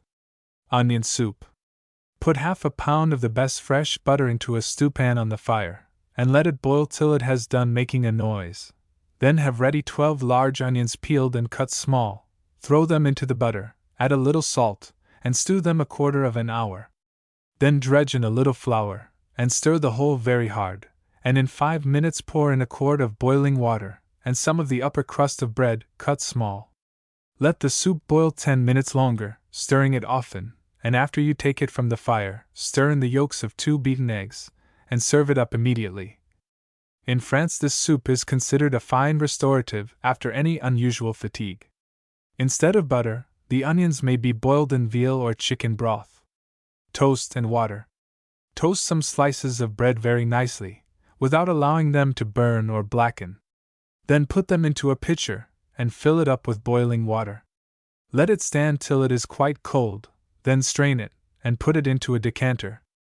Another way of preparing toast and water is to put the toasted bread into a mug and pour cold water on it. Cover it closely, and let it infuse for at least an hour. Drink it cold. Apple water. Pare and slice a fine juicy apple. Pour boiling water over it, cover it, and let it stand till cold. Tamarind water.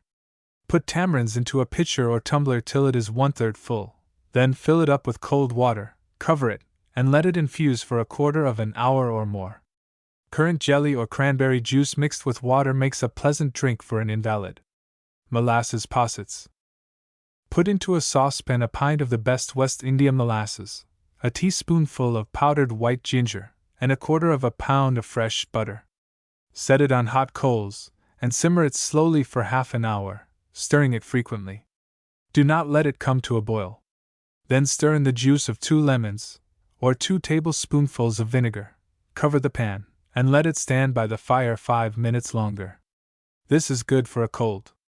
Some of it may be taken warm at once, and the remainder kept at hand for occasional use. It is the preparation absurdly called by the common people a stewed Quaker. Half a pint of strained honey mixed cold with the juice of a lemon, and a tablespoonful of sweet oil, is another remedy for a cold, a teaspoonful or 2 to be taken whenever the cough is troublesome. Flaxseed lemonade. To a large tablespoonful of flaxseed allow a tumbler and a half of cold water. Boil them together till the liquid becomes very sticky. Then strain it hot over a quarter of a pound of pulverized sugar candy, and an ounce of pulverized gum arabic. Stir it till quite dissolved, and squeeze into it the juice of a lemon. This mixture has frequently been found an efficacious remedy for a cold, taking a wineglass of it as often as the cough is troublesome. Cocoa. Put into a saucepan 2 ounces of good cocoa, the chocolate nut before it is ground, and 1 quart of water. Cover it, and as soon as it has come to a boil, set it on coals by the side of the fire, to simmer for an hour or more. Take it hot with dry toast. Cocoa shells. These can be procured at the principal grocers and confectioners, or at a chocolate manufactory. They are the thin shells that envelope the chocolate kernel, and are sold at a low price. A pound contains a very large quantity. Soak them in water for 5 or 6 hours or more. It will be better to soak them all night, and then boil them in the same water. They should boil 2 hours. Strain the liquid when done, and let it be taken warm. Raw egg. Break a fresh egg into a saucer, and mix a little sugar with it, also, if approved, a small quantity of wine. Beat the whole to a strong froth. It is considered a restorative. Soda water. To 40 grains of carbonate of soda, add 30 grains of tartaric acid in small crystals. Fill a soda bottle with spring water, put in the mixture, and cork it instantly with a well-fitting cork. Seidlitz powders. Fold in a white paper 1 dram of Rochelle salts. In a blue paper a mixture of 20 grains of tartaric acid, and 25 grains of carbonate of soda. They should all be pulverized very fine. Put the contents of the white paper into a tumbler not quite half full of cold water, and stir it till dissolved. Then put the mixture from the blue paper into another tumbler with the same quantity of water, and stir that also. When the powders are dissolved in both tumblers, pour the first into the other, and it will effervesce immediately. Drink it quickly while foaming. Bitters. Take 2 ounces of gentian root, an ounce of Virginia snake root, an ounce of the yellow paring of orange peel, and half a dram of cochineal. Steep these ingredients, for a week or more, in a quart of Madeira or sherry wine, or brandy. When they are thoroughly infused, strain and filter the liquor, and bottle it for use. This is considered a good tonic, taken in a small cordial glass about noon. Essence of peppermint. Mix an ounce of oil of peppermint with a pint of alcohol. Then color it by putting in some leaves of green mint. Let it stand till the color is a fine green, then filter it through blotting paper. Drop it on sugar when you take it. Essence of pennyroyal, mint, cinnamon, cloves, and may all be prepared in the same manner by mixing a portion of the essential oil with a little alcohol. You may obtain liquid camphor by breaking up and dissolving a lump in white brandy or spirit of wine. Lavender compound. Fill a quart bottle with lavender blossoms freshly gathered, and put in loosely, then pour in as much of the best brandy as it will contain. Let it stand a fortnight, and then strain it. Afterwards, mix with it of powdered cloves, mace, nutmeg, and cochineal, 1/4 ounce of each, and cork it up for use in small bottles. When taken, a little should be dropped on a lump of sugar. Lead water. Mix 2 tablespoonfuls of extract of lead with a bottle of rain or river water. Then add 2 tablespoonfuls of brandy, and shake it well. Footnote: these remedies are all very simple, but the author knows them to have been efficacious whenever tried. Remedy for a burn. After immediately applying sweet oil, scrape the inside of a raw potato, and lay some of it on the place, securing it with a rag. In a short time put on fresh potato, and repeat this application very frequently. It will give immediate ease, and draw out the fire. Of course, if the burn is bad, it is best to send for a physician. For chilblains. Dip the feet every night and morning in cold water, withdrawing them in a minute or two, and drying them by rubbing them very hard with a coarse towel. To put them immediately into a pail of brine brought from a pickle tub is another excellent remedy when feet are found to be frosted. For corns. Mix together a little Indian meal and cold water, till it is about the consistence of thick mush. Then bind it on the corn by wrapping a small slip of thin rag round the toe. It will not prevent you from wearing your shoe and stocking. In 2 or 3 hours take it off, and you will find the corn much softened. Cut off as much of it as is soft with a penknife or scissors. Then put on a fresh poultice, and repeat it till the corn is entirely leveled, as it will be after a few regular applications of the remedy, which will be found successful whenever the corn returns. There is no permanent cure for them. Warts. To remove the hard, callous, horny warts which sometimes appear on the hands of children, touch the wart carefully with a new pen dipped slightly in aquafortis. It will give no pain, and after repeating it a few times, the wart will be found so loose as to come off by rubbing it with the finger. Ringworms. Rub mercurial ointment on the ringworm previous to going to bed, and do not wash it off till morning. It will effect a cure if persevered in, sometimes in less than a week. Mosquito bites. Salt wetted into a sort of paste, with a little vinegar, and plastered on the bite, will immediately allay the pain, and if not rubbed, no mark will be seen next day. It is well to keep salt and vinegar always in a chamber that is infested with mosquitoes. It is also good for the sting of a wasp or bee, and for the bite of any venomous animal, if applied immediately. It should be left until it becomes dry, and then renewed. Antidote for laudanum. When so large a quantity of laudanum has been swallowed as to produce dangerous effects, the fatal drowsiness has been prevented when all other remedies have failed, by administering a cup of the strongest possible coffee. The patient has revived and recovered, and no ill effects have followed. Green ointment. Take 2 or 3 large handfuls of the fresh gathered leaves of the Jamestown weed, called apple Peru in New England, and pound it in a mortar till you have extracted the juice. Then put the juice into a tin saucepan, mixed with sufficient lard to make a thick salve. Stew them together 10 or 15 minutes, and then pour the mixture into gallipots and cover it closely. It is excellent to rub on chilblains and other inflammatory external swellings, applying it several times a day. To stop blood. For a prick with a pin, or a slight cut, nothing will more effectually stop the bleeding than old cobwebs compressed into a lump and applied to the wound, or bound on it with a rag. A scrap of cotton wadding is also good for stopping blood. Perfumery, etc. Cologne water. Procure at a druggist's 1 dram of oil of lavender, the same quantity of oil of lemon, of oil of rosemary, and of oil of cinnamon, with 2 drams of oil of bergamot, all mixed in the same phial, which should be a new one. Shake the oils well, and pour them into a pint of spirits of wine. Cork the bottle tightly, shake it hard, and it will be fit for immediate use, though it improves by keeping. You may add to the oils, if you choose, 10 drops of the tincture of musk, or 10 drops of extract of ambergris.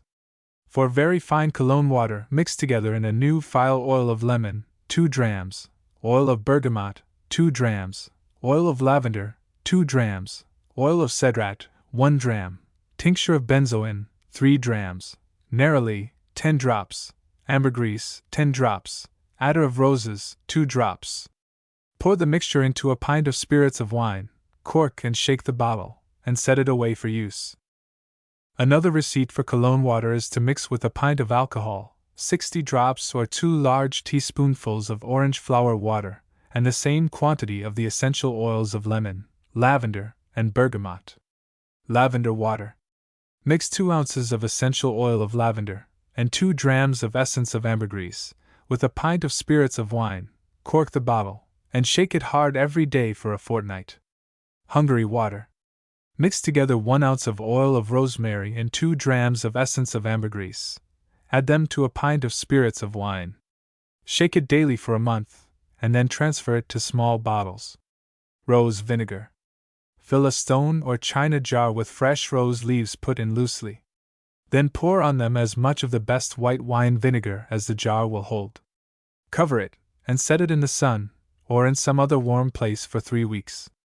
Then strain it through a flannel bag, and bottle it for use. This vinegar will be found very fine for salads, or for any nice purposes. Thieves' vinegar. Take a large handful of lavender blossoms, and the same quantity of sage, mint, rue, wormwood, and rosemary. Chop and mix them well. Put them into a jar, with half an ounce of camphor that has been dissolved in a little alcohol, and pour in 3 quarts of strong clear vinegar.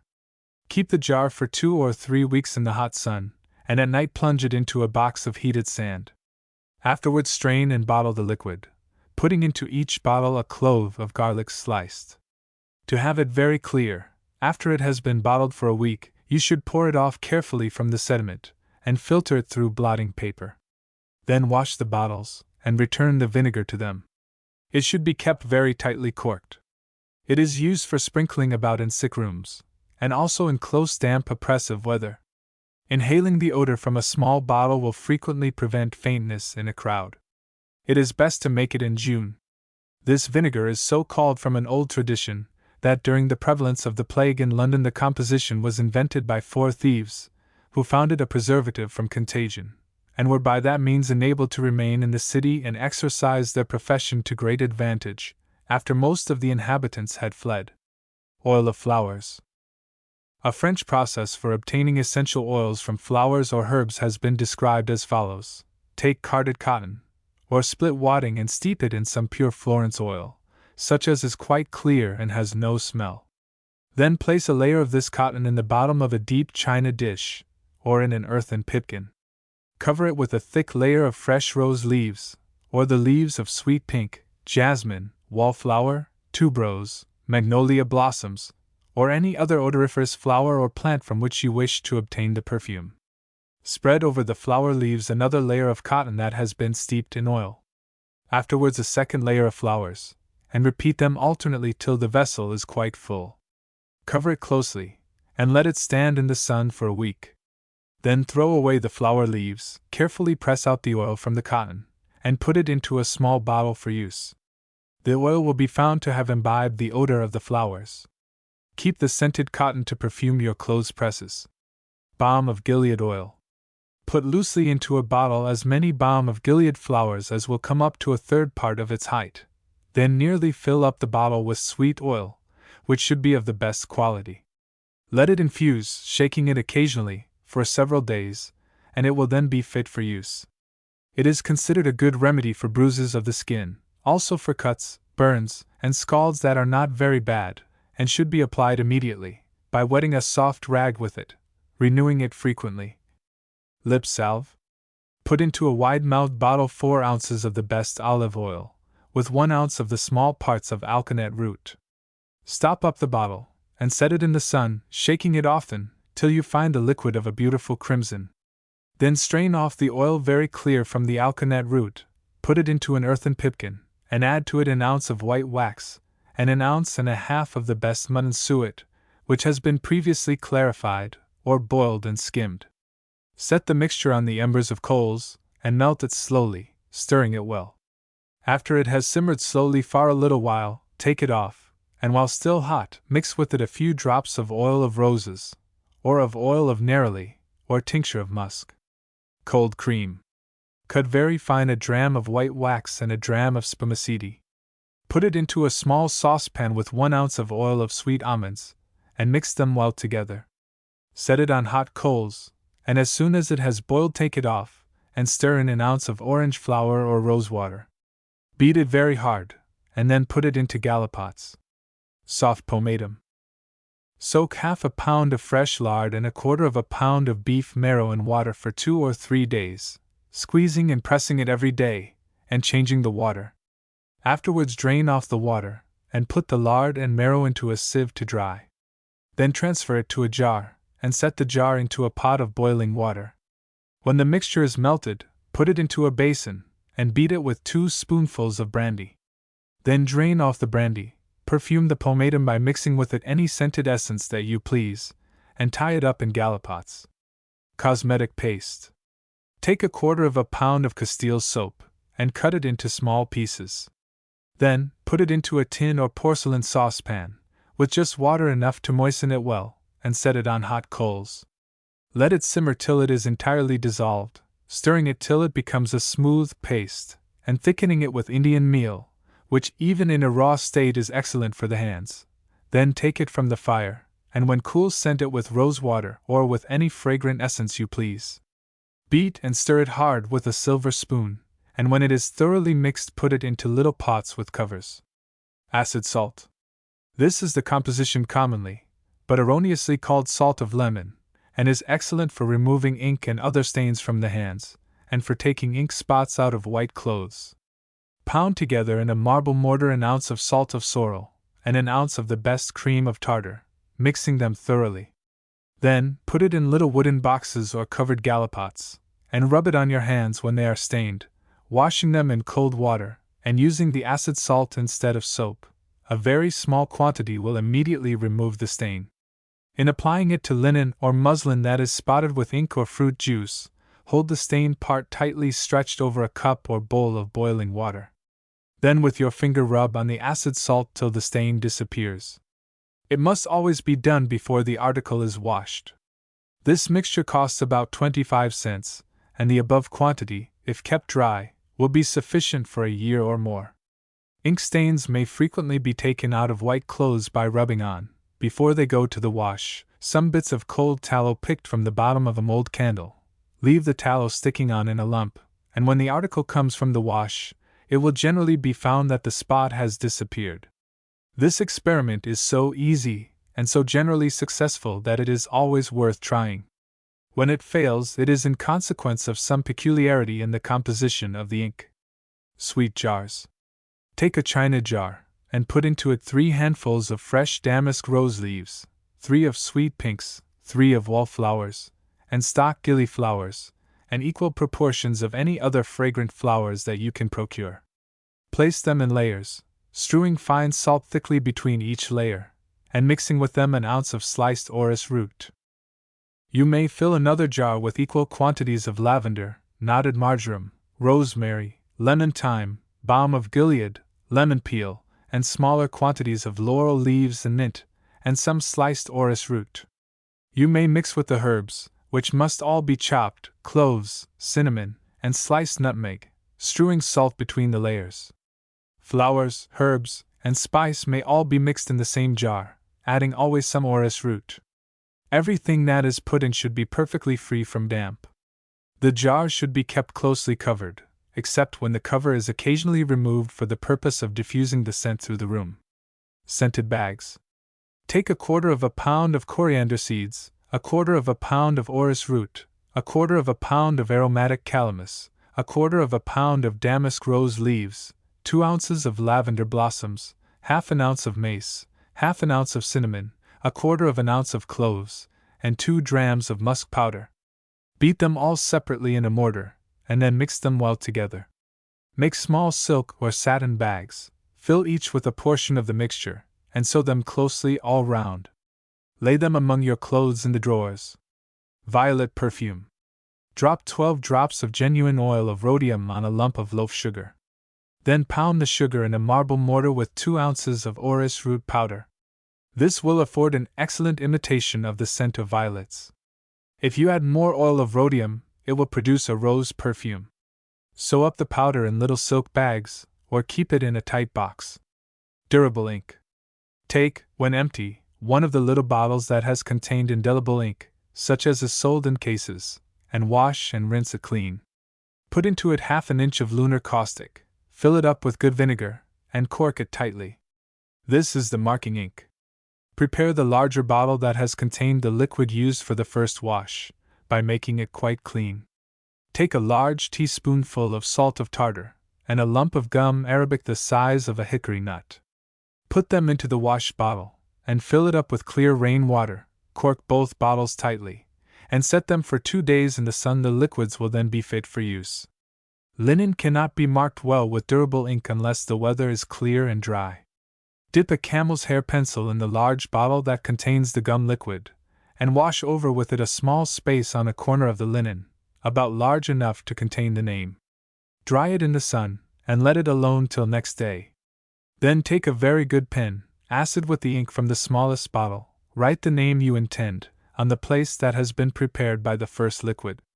This also must be dried in the sun. See that the bottles are always well corked, and keep them in a covered box. After the linen is dried, iron it before you write on it. Another durable ink. For the marking liquid, rub together in a small mortar 5 scruples of lunar caustic with 1 dram of gum arabic, 1 scruple of sap green, and 1 ounce of rain water. For wetting the linen, mix together 1 ounce of salt of soda, 2 ounces of boiling water, and a tablespoonful of powdered gum arabic. To keep pearlash. Take 3 ounces of pearlash, and put it into a clean black bottle with 1.5 pints, not more, of soft water. The proportion is 1 ounce of pearlash to half a pint of water. Cork it very tightly, shake it, and it will be fit for use as soon as all the pearlash is dissolved. A tablespoonful of this liquid is equal to a small teaspoonful of pearlash in the lump or powder. Keeping it ready dissolved will be found very convenient. Almond paste. Blanch half a pound of shelled sweet almonds, and 1/4 pound of bitter ones, and beat them in a mortar to a smooth paste, adding by degrees a gill of rose or orange flower water. Then beat in, gradually, half a pound of clear strained honey. When the whole is well incorporated, put it into gallipots, pouring on the top of each some orange flower or rose water. Keep it closely covered. This is a celebrated cosmetic for the hands. Miscellaneous receipts. Minced oysters. Take 50 fine large oysters, and mince them raw. Chop also 4 or 5 small pickled cucumbers, and a bunch of parsley. Grate about 2 teacupfuls of stale breadcrumbs, and beat up the yolks of 4 eggs. Mix the whole together in a thick batter, seasoning it with cayenne and powdered mace, and with a little salt if the oysters are fresh. Have ready a pound of lard, and melt in the frying pan enough of it to fry the oysters well. If the lard is in too small a quantity, they will be flat and tough. When the lard is boiling hot in the pan, put in about a tablespoonful at a time of the oyster mixture, and fry it in the form of small fritters, turning them so as to brown on both sides. Serve them up hot, and eat them with small bread rolls. Stewed blackfish. Flour a deep dish, and lay in the bottom a piece of butter rolled in flour. Then sprinkle it with a mixture of parsley, sweet marjoram, and green onion, all chopped fine. Take your blackfish and rub it inside and outside with a mixture of cayenne, salt, and powdered cloves and mace. Place skewers across the dish, and lay the fish upon them. Then pour in a little wine, and sufficient water to stew the fish. Set the dish in a moderate oven, and let it cook slowly for an hour. Shad or rock fish may be dressed in the same manner. Fried smelts. These little fish are considered extremely fine. Before they are cooked, cut off the heads and tails.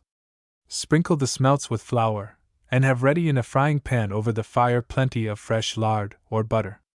When it boils, put in the fish and fry them. Broiled sweetbreads. Split open and skewer the sweetbreads. Season them with pepper and salt, and with powdered mace.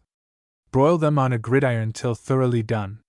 While they are broiling, prepare some melted butter seasoned with mace and a little white wine, or mushroom catsup, and have ready some toast with the crust cut off. Lay the toast in the bottom of a dish, place the sweetbreads upon it, and pour over them the drawn butter. Pickled eggs. Boil 12 eggs quite hard, and lay them in cold water, having peeled off the shells. Then put them whole into a stone jar, with 1/4 ounce of whole mace, and the same quantity of cloves, a sliced nutmeg, a tablespoonful of whole pepper, a small bit of ginger, and a peach leaf. Fill up the jar with boiling vinegar. Cover it closely that the eggs may cool slowly. When they are cold, tie up the jar, covering the cork with leather. After it has stood 3 days, pour off the pickle, boil it up again, and return it boiling hot to the eggs and spice. They will be fit for use in a fortnight. Gumbo soup. Take 4 pounds of the lean of a fresh round of beef and cut the meat into small pieces, avoiding carefully all the fat. Season the meat with a little pepper and salt, and put it on to boil with 3 quarts and a pint of water, not more. Boil it slowly and skim it well. When no more scum rises, put in half a peck of okras, peeled and sliced, and half a peck of tomatoes cut in quarters. Boil it slowly till the okras and tomatoes are entirely dissolved, and the meat all to rags. Then strain it through a colander, and send it to table with slices of dry toast. This soup cannot be made in less than 7 or 8 hours. If you dine at 2, you must put on the meat to boil at 6 or 7 in the morning. It should be as thick as a jelly. Shrewsbury cakes. Rub 3/4 pound of butter into 2 pounds of sifted flour, and mix in half a pound of powdered sugar, and half a pound of currants, washed and dried. Wet it to a stiff paste with rich milk. Roll it out, and cut it into cakes. Lay them on buttered baking sheets, and put them into a moderate oven. Rice flummery. To 2 quarts of milk allow half a pound of ground rice. Take out 1 pint of the milk, and mix the rice gradually with it into a batter, making it quite smooth and free from lumps. Put the 3 pints of milk into a skillet, with a bunch of peach leaves or a few peach kernels, and let it come to a boil. Then, while it is still boiling, stir in by degrees the rice batter, taking care not to have it lumpy. Add sugar, mace, and rose brandy to your taste, or you may flavor it with a small teaspoonful of oil of lemon. When it has boiled sufficiently, and is quite thick, strain it, and put it into a mold to congeal. Make a rich boiled custard, flavored in the same manner, and send it to table in a pitcher to eat with the flummery. Both should be cold. If you mold it in teacups, turn it out on a deep dish, and pour the custard round it. Apple butter without cider. To 10 gallons of water add 6 gallons of the best molasses, mixing them well together.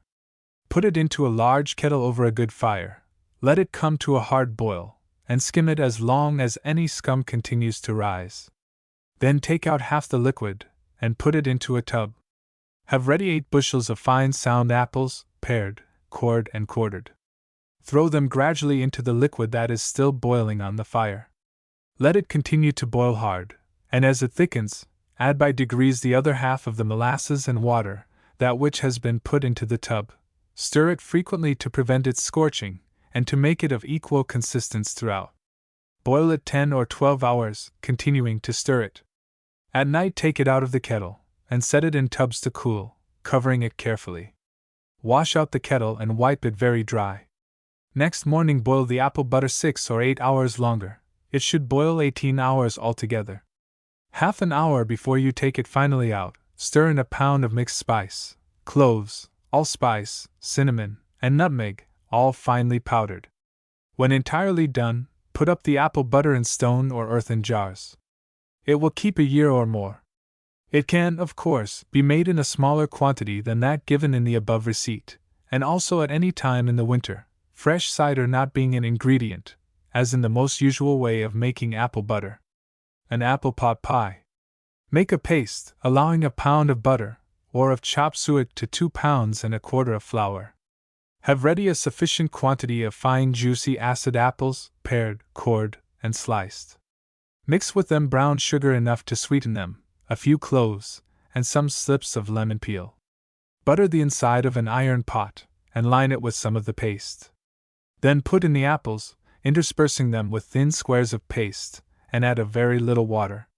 Cover the whole with a thick lid of the dough, which must be carefully closed round the edges. Pour on water enough to fill the pot, and let it boil 2 hours. When done, serve it up on a large dish, and eat it with butter and sugar. Put in catsup. Mix together half a pint of noyeau, a pint of sherry or other white wine, the yellow peel of 4 lemons, pared thin, and half an ounce of mace. Put the whole into a large bottle, and let it stand for 2 or 3 weeks. Then strain it, and add half a pint of capillaire or strong sugar syrup, or of curaçao. Bottle it, and it will keep 2 or 3 years. It may be used for various sweet dishes, but chiefly for pudding sauce mixed with melted butter. Curaçao. Pound as much dried orange peel as will make 6 ounces when done. The peel of fresh shaddock will be still better, or you may substitute 6 drachms of the oil of orange peel. Put it into a quart of the strongest and clearest rectified spirit, shake it, let it infuse for a fortnight, and strain it. Then make a syrup by dissolving a pound of the best loaf sugar in a pint of cold water, adding to it the beaten white of an egg, and boiling and skimming it till the scum ceases to rise. Mix the syrup with the strained liquor.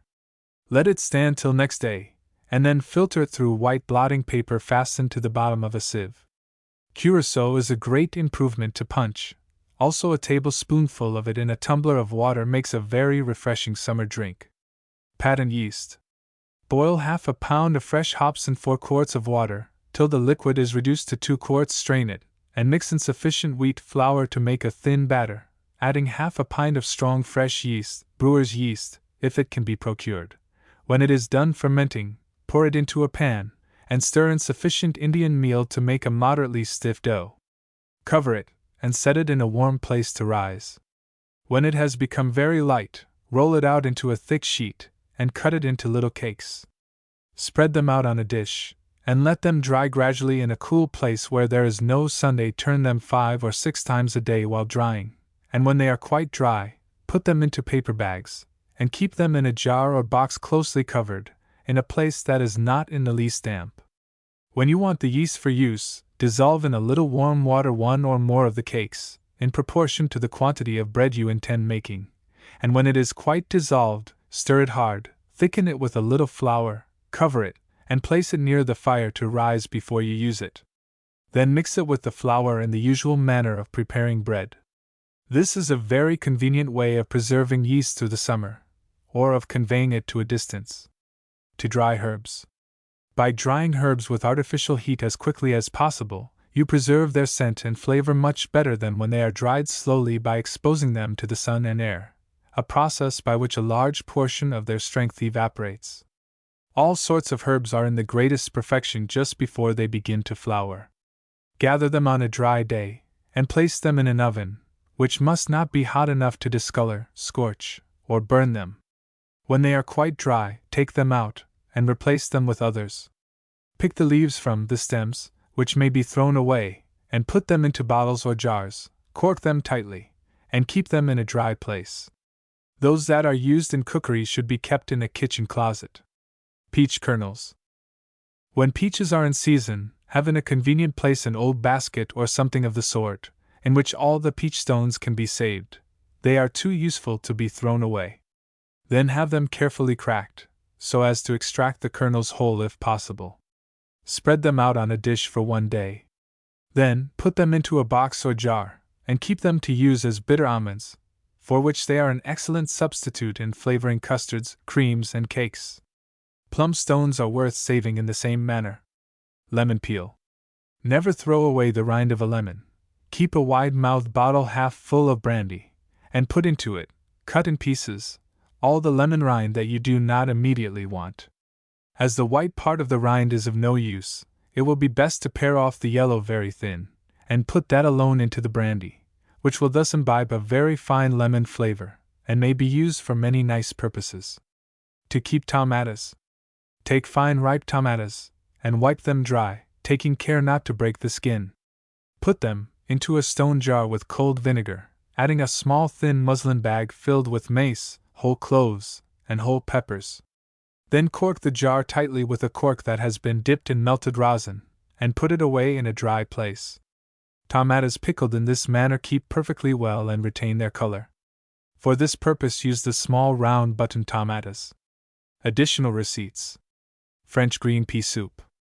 This soup is made without meat.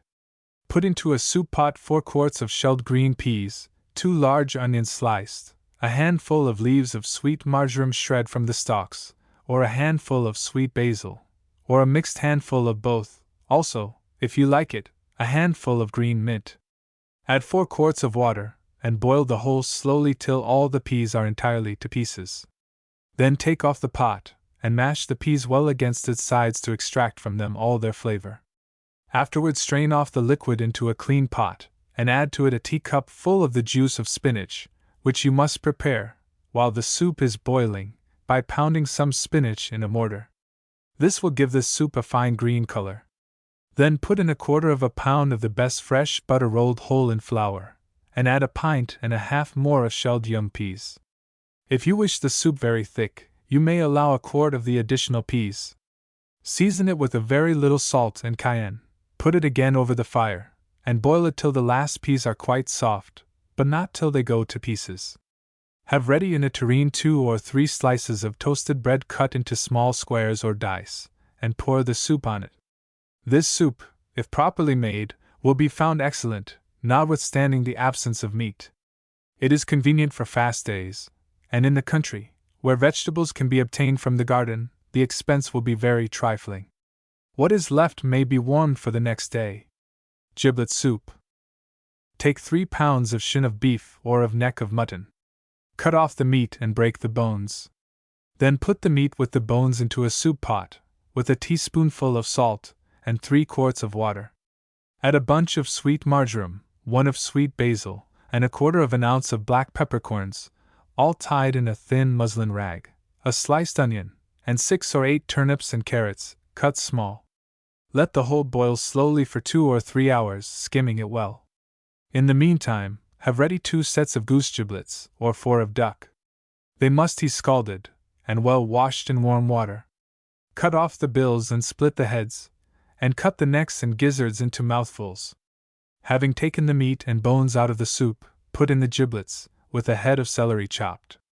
Boil it slowly 1.5 hours, or more, taking care to skim it. Make a thickening of 1.5 ounces of butter, and a large tablespoonful of flour, mixed together with a little of the soup. Then stir it into the pot, adding a large tablespoonful of mushroom catsup, and some small force meat balls, or little dumplings. Boil the soup 1/2 hour longer. Then send it to table with the giblets in the tureen. Gumbo. Take an equal quantity of young tender okras, and of ripe tomatoes, for instance, 1/4 peck of each. Chop the okras fine, and scald and peel the tomatoes. Put them into a stewpan without any water. Add a lump of butter, and a very little salt and pepper, and if you choose, an onion minced fine. Let it stew steadily for 1 hour. Then strain it, and send it to table as soup in a tureen. It should be like a jelly, and is a favorite New Orleans dish. Eat dry toast with it. Ham omelette. Take 6 ounces of cold coiled ham, and mince it very fine, adding a little pepper. Beat separately the whites and yolks of 6 eggs, and then mix them together. Add to them gradually the minced ham. Beat the whole very hard, and do not let it stand a moment after it is thoroughly mixed. Have ready some boiling lard in a frying pan, and put in the omelette immediately. Fry it about 10 minutes or 1/4 hour. When done, put it on a hot dish, trim off the edges, and fold it over in a half moon. Send it to table hot, and covered. It is eaten at breakfast. If you wish a soft omelette not to fold over, fry it a shorter time, and serve it in a deep dish, to be helped with a spoon. A similar omelette may be made of the lean of a cold smoked tongue. Batter pudding. Take 1 quart of milk, and stir into it gradually 8 tablespoonfuls of sifted flour, carefully pressing out all the lumps with the back of the spoon. Beat 8 eggs very light, and add them by degrees to the milk and flour. Then stir the whole very well together. Dip your pudding cloth into boiling water, and then dredge it with flour. Pour in the pudding, and tie it tightly, leaving room for it to swell. Put it into a pot full of boiling water, and boil it hard for 2 hours. Keep it in the pot till it is time to send it to table. Serve it up with wine sauce, butter and sugar, or molasses and cold butter. Peach mangoes. Take freestone peaches of the largest size, when they are full grown, but not quite ripe, and lay them in salt and water for 2 days, covered with a board to keep them down. Then take them out, wipe them dry, cut them open, and extract the stones. Mix together, to your taste, minced garlic, scraped horseradish, bruised mustard seed, and cloves, and a little ginger root soaked in water to soften, and then sliced. Fill the cavity of the peaches with this mixture. Then tie them round with packthread, and put them into a stone jar till it is 2/3 full. Strew among them some whole cloves, broken cinnamon, and a little cochineal. Season some cold vinegar, allowing to each quart a gill of fresh made mustard, and a little ginger, and nutmeg, and having mixed this pickle well, fill up the jar with it. Broiled tomatoes. Take large ripe tomatoes, wipe them, and split them in half. Broil them on a gridiron till brown, turning them when half done. Have ready in a dish some butter seasoned with a little pepper. When the tomatoes are well broiled, put them into the dish, and press each a little with the back of a spoon, so that the juice may run into the butter and mix with it. This is to make the gravy. Send them to table hot. Tomatoes are very good sliced, and fried in butter. Preserved tomatoes. Take large fine tomatoes, not too ripe, and scald them to make the skins come off easily. Weigh them, and to each pound allow a pound of the best brown sugar, and the grated peel of a large lemon. Put all together into a preserving kettle, and having boiled it slowly for 3 hours, skimming it carefully, add the juice of the lemons, and boil it an hour longer. Then put the whole into jars, and when cool cover and tie them up closely. This is a cheap and excellent sweetmeat, but the lemon must on no account be omitted. It may be improved by boiling a little ginger with the other ingredients. Tomato honey. To each pound of tomatoes, allow the grated peel of a lemon and 6 fresh peach leaves. Boil them slowly till they are all to pieces, then squeeze and strain them through a bag. To each pint of liquid allow a pound of loaf sugar, and the juice of 1 lemon. Boil them together half an hour, or till they become a thick jelly. Then put it into glasses, and lay double tissue paper closely over the top. It will be scarcely distinguishable from real honey. Preserved cucumbers. Your cucumbers should be well shaped, and all of the same size. Spread the bottom and sides of a preserving kettle with a thick layer of vine leaves. Then put in the cucumbers, with a little alum broken small.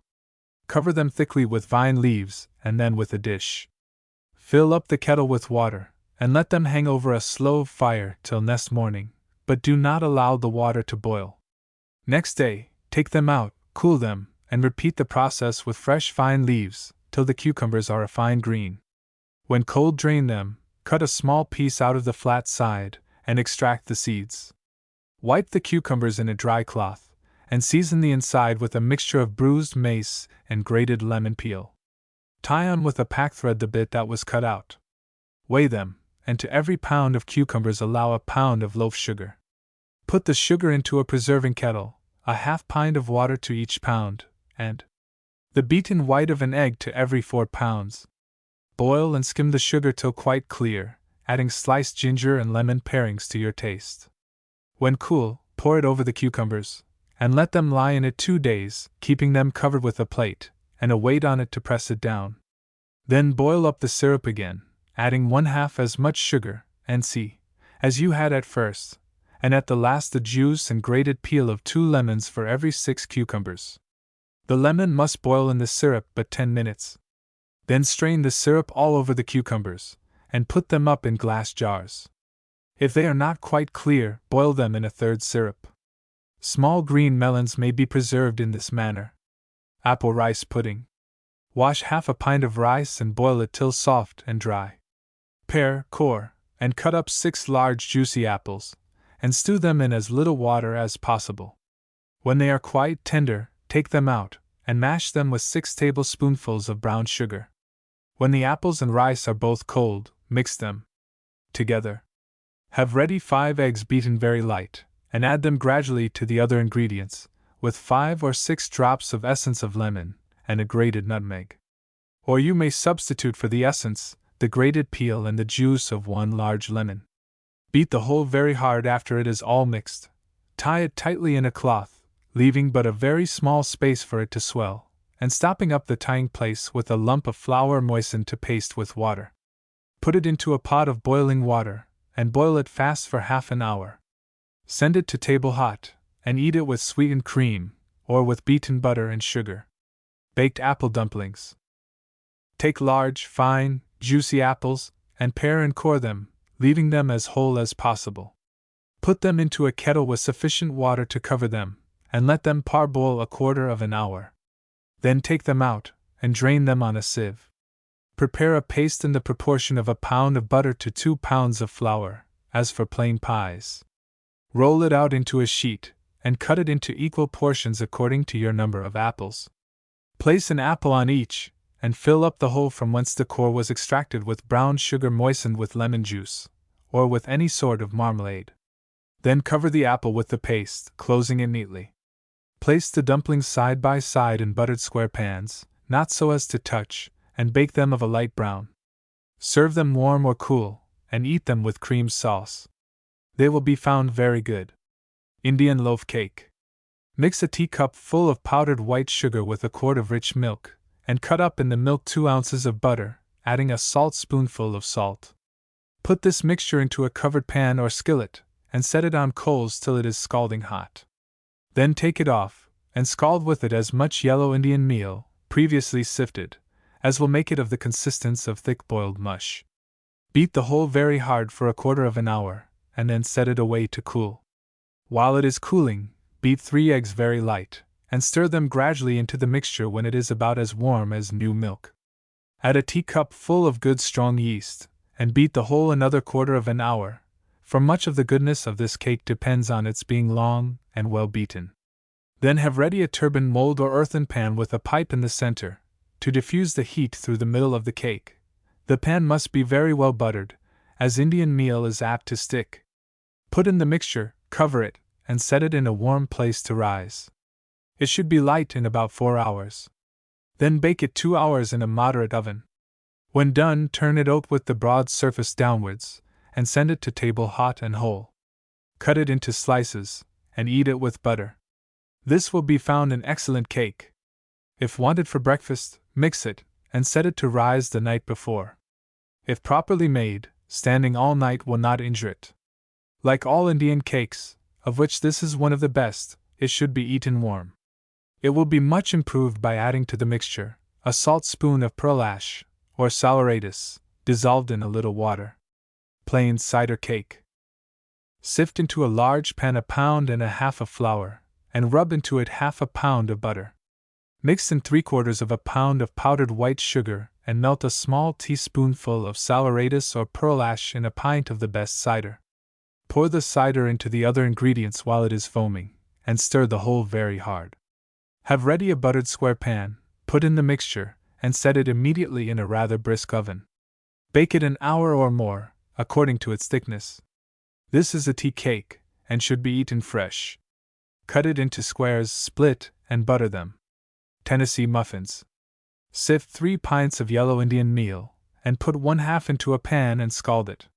Then set it away to get cold. Beat 6 eggs, whites and yolks separately. The yolks must be beaten till they become very thick and smooth, and the whites till they are a stiff froth that stands alone. When the scalded meal is cold, mix it into a batter with the beaten yolk of egg, the remainder of the meal, a saltspoonful of salt, and if necessary, a little water. The batter must be quite thick. At the last, stir in, lightly and slowly, the beaten white of egg. Grease your muffin rings, and set them in an oven of the proper heat. Put in the batter immediately, as standing will injure it. Send them to table hot, pull them open, and eat them with butter. Hoe cake. Beat the whites of 3 eggs to a stiff froth, and sift into a pan 1 quart of wheat flour, adding a saltspoon of salt. Make a hole in the middle, and mix in the white of egg so as to form a thick batter, and then add 2 tablespoonfuls of the best fresh yeast. Cover it, and let it stand all night. In the morning, take a hoe iron, such as are made purposely for cakes, and prop it before the fire till it is well heated. Then flour a tea saucer, and filling it with batter, shake it about, and clap it to the hoe, which must be previously greased, and the batter will adhere, till it is baked. Repeat this with each cake. Keep them hot, and eat them with butter. Milk toast. Boil a pint of rich milk, and then take it off, and stir into it 1/4 pound of fresh butter, mixed with a small tablespoonful of flour. Then let it again come to a boil. Have ready 2 deep plates with 6 slices of toast in each. Pour the milk over them hot, and keep them covered till they go to table. Milk toast is generally eaten at breakfast. Potato yeast. Pare 6 middle-sized potatoes, and boil them in a quart of soft water, mixed with a handful of hops, till quite soft. Then mash the potatoes smooth, not leaving in a single lump. Mix with them a handful of wheat flour. Set a sieve over the pan in which you have the flour and mashed potatoes, and strain into them the hop water in which they were boiled. Then stir the mixture very hard, and afterwards pass it through a colander to clear it of lumps. Let it stand till it is nearly cold. Then stir in 4 tablespoonfuls of strong yeast, and let it stand to ferment. When the foam has sunk down in the middle, which will not be for several hours, it is done working. Then put it into a stone jug and cork it. Set it in a cool place. This yeast will be found extremely good for raising homemade bread. Yeast, when it becomes sour, may be made fit to use by stirring into it a little saleratus, or pearl ash, allowing a small teaspoonful to a pint of yeast. This will remove the acidity, and improve the bread in lightness. The pearl ash must be previously melted in a little lukewarm water. Cream cheese. The cheese so called, of which numbers are brought to Philadelphia market, is not in reality made of cream, but of milk warm from the cow, and therefore unskimmed. Having strained